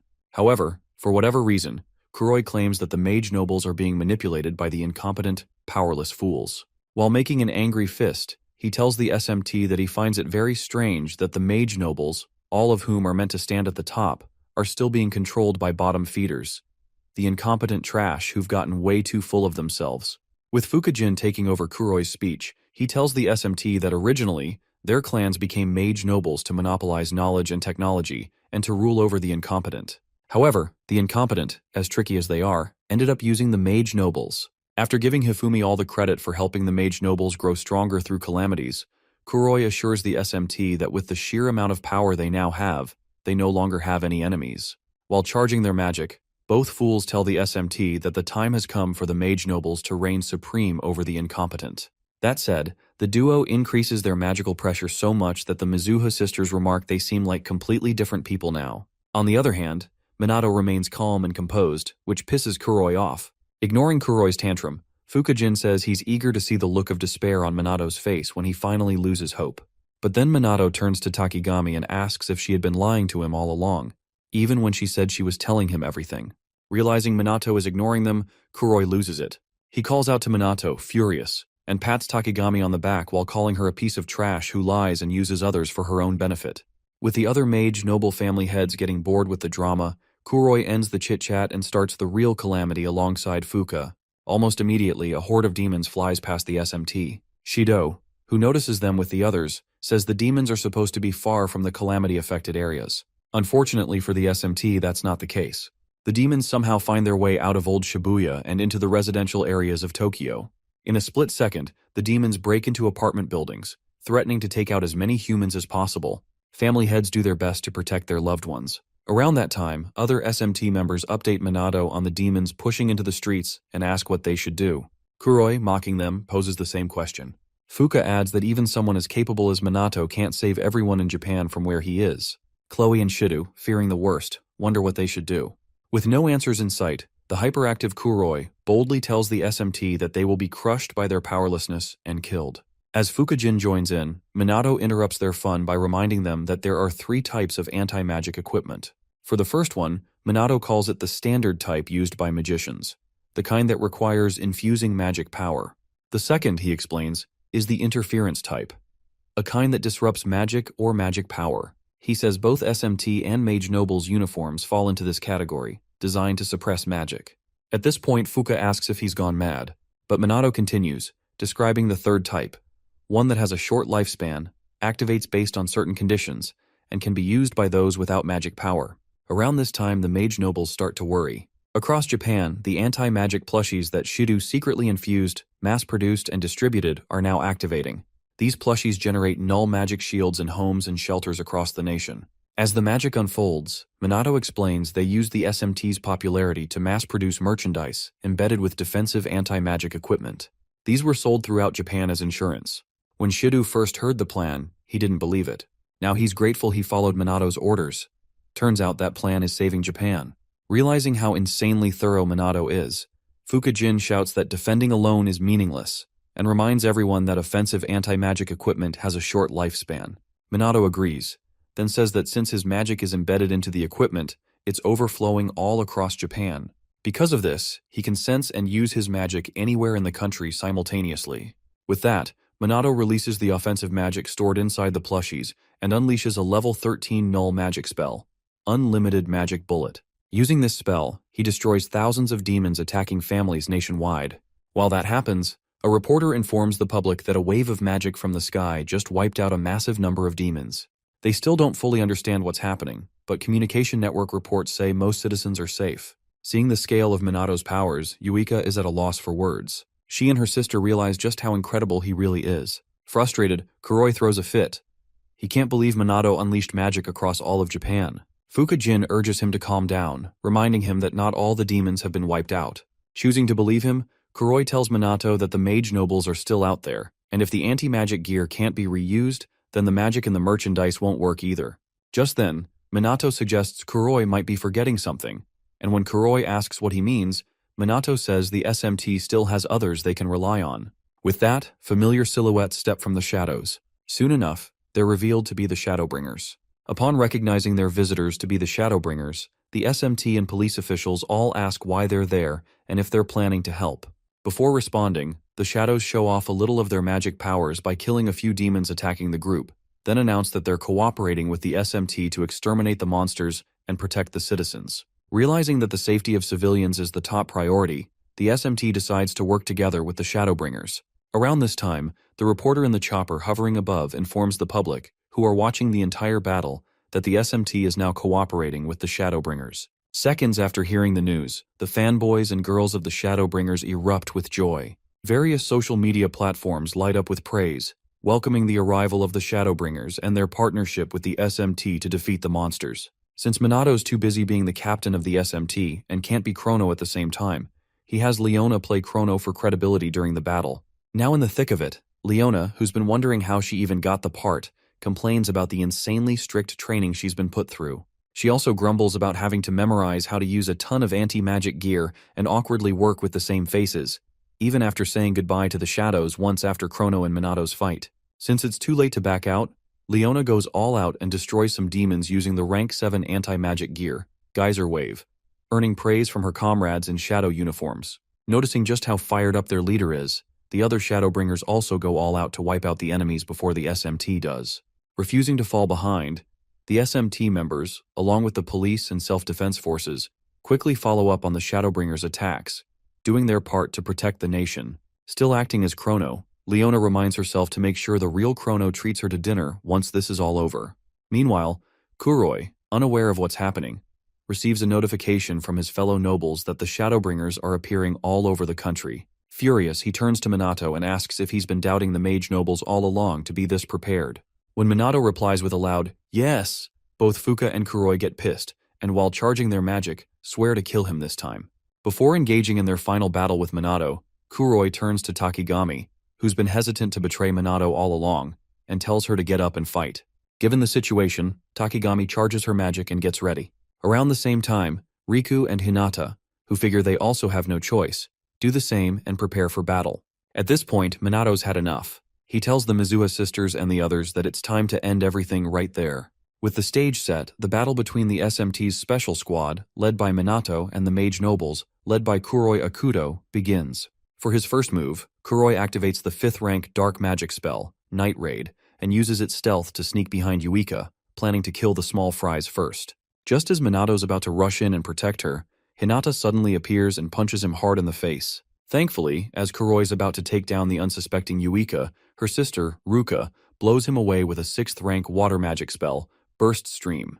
Yuika thanks her sister, but Ruka urges her to stay sharp since it's not over yet. Meanwhile, Minato survives Hinata's punch by activating a small null magic barrier where she struck. Before he can relax, Kaichi Riku swoops in and tries to slash Minato in the stomach with his magic-infused katana. Dodging easily, Minato gets pissed and split kicks both attackers in the gut at the same time. Free again, he tries to reach his subordinates, but Takigami blocks his path with the 7th rank water magic, Emerald Aqua, saying she won't let him through. Hinata tells Minato they know how strong he is, but they'll do their best to make sure he doesn't help his allies. Recognizing their strategy as a division tactic, Minato realizes how troublesome it is. Since he's already used a lot of magic and wants to take out Mumyu first, he knows going all out would be a gamble, and one he's not ready to take. As if reading his thoughts, Hinata tells him she won't let him interfere with the chairman. Riku adds that Minato will have to get through them first. Knowing they're stalling, Minato gets serious and takes down a few mage nobles quickly before preparing to cast a high-level spell. Seeing his speed, Hinata tells Riku to stop darting around and match it. Elsewhere, Kuroi and Jin are struggling against the SMT members and complain about how annoying they are. Meanwhile, Yuika and Shidu start getting overwhelmed by the sheer number of enemies and consider giving up.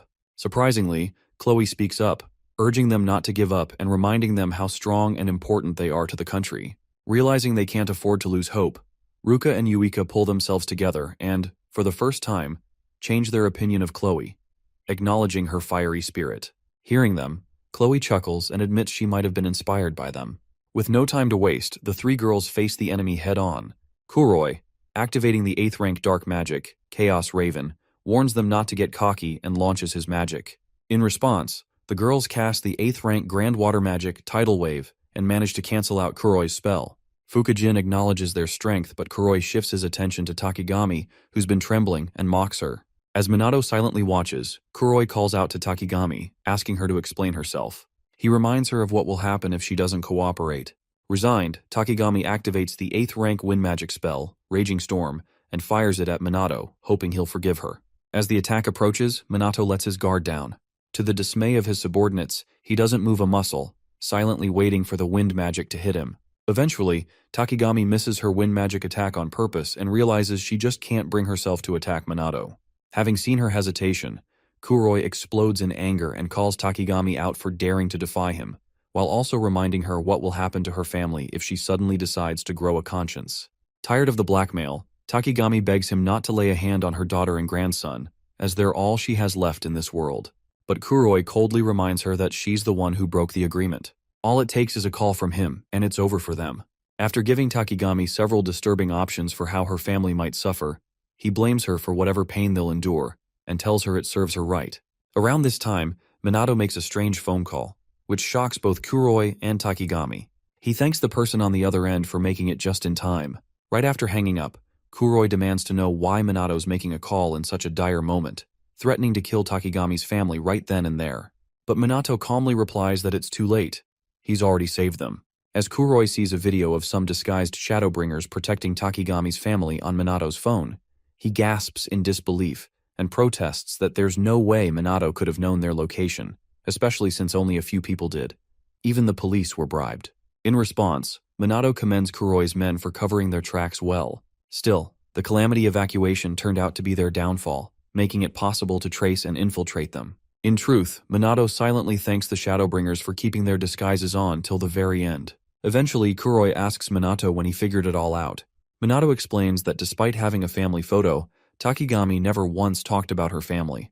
Her excessive caution around the mage nobles tipped him off. So, he had someone investigate her background and discovered the truth. Turning to Takigami, Minato says she should have known by now that she can't hide anything from him. Overcome with emotion, Takigami bursts into tears, barely able to believe that her family, held hostage for so long, is finally safe.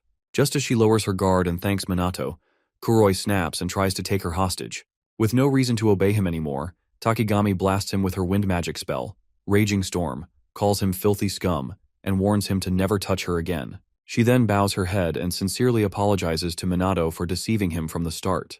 Minato, in turn, tells her not to worry. Helping a friend is second nature to him. Moved by his words, Takigami smiles warmly. Just then, Kuroi interrupts them, annoyed by the sentimentality. He orders Fukujin and the others not to hold back anymore and to kill them all for real. With no choice, Hinata and Riku brace themselves for battle. Minato walks toward them, expressing disappointment that they'd resort to taking hostages despite his warnings. Unimpressed, Hinata tells him to shut the hell up. She doesn't need his lectures.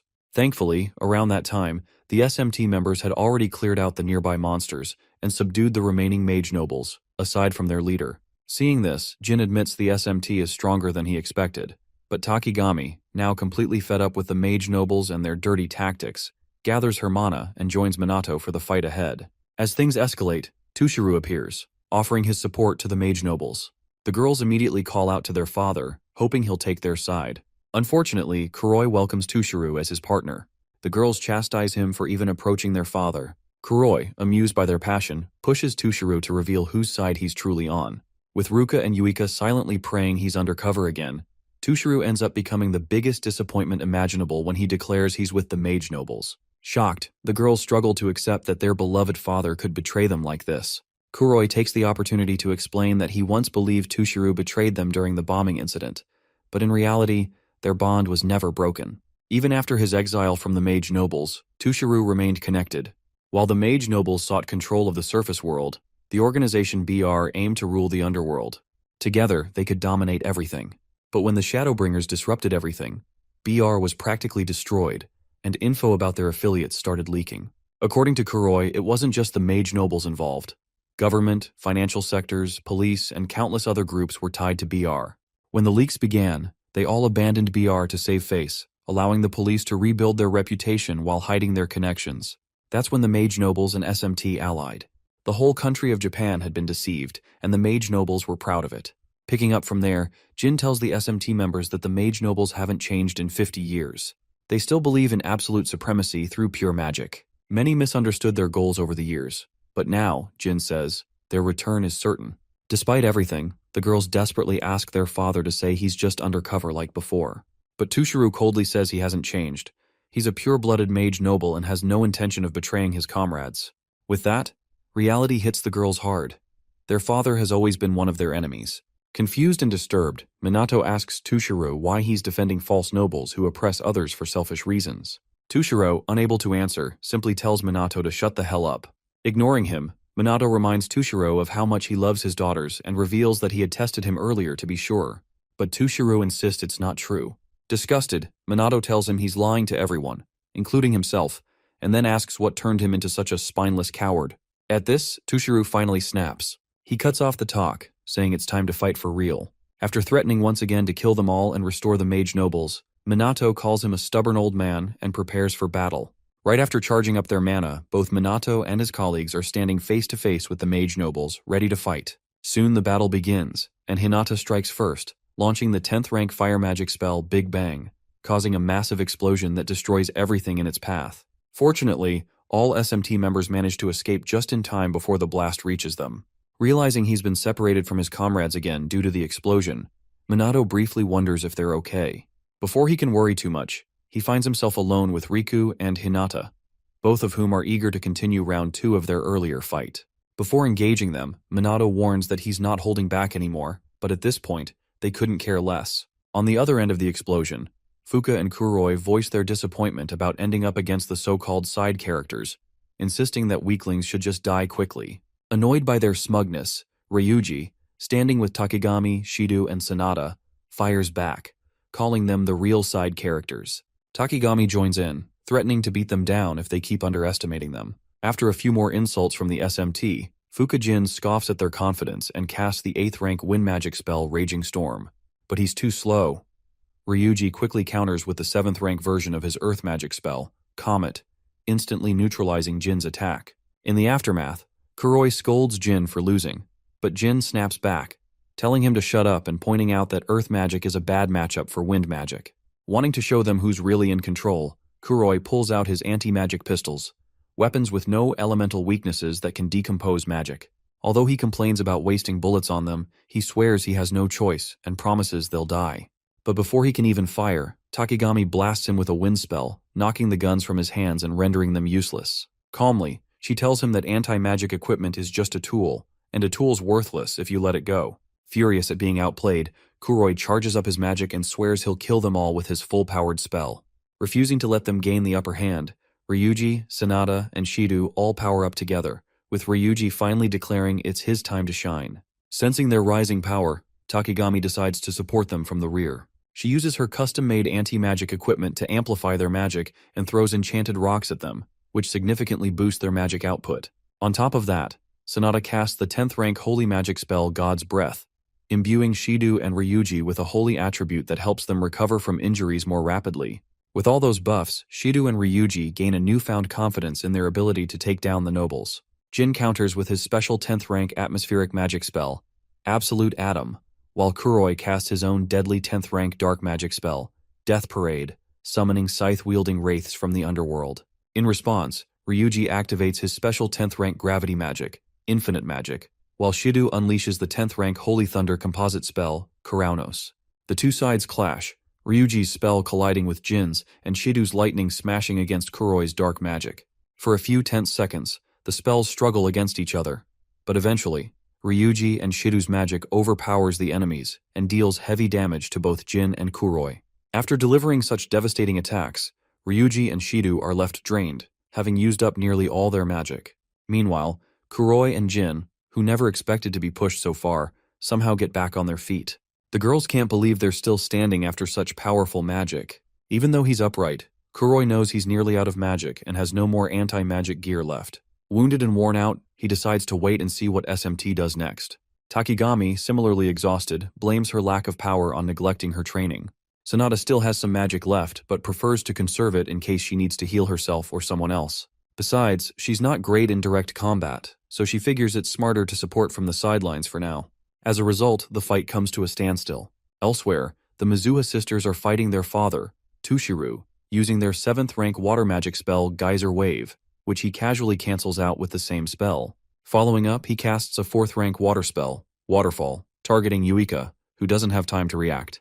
Just then, Chloe pushes her out of the way, takes the hit herself, and collapses unconscious. Relieved to see Chloe only unconscious, Yuika thanks her for the save. With one of them down, Tushiru prepares to continue his assault. At this point, Yuika realizes that her father truly intends to defeat them, just like any enemy. Simultaneously, Tushiru steals his resolve and makes it clear he has no room for sentimentality. Seeing this, the sisters decide to stop holding back. They declare that they'll surpass their foolish father and channel all their remaining magic into a brand new 11th rank Great Ice Magic spell, Diamond Dust, which they use to attack him. In response, Tushiru conjures his own 11th rank water magic spell, Maelstrom, aiming to cancel out whatever powerful spell his daughters have unleashed.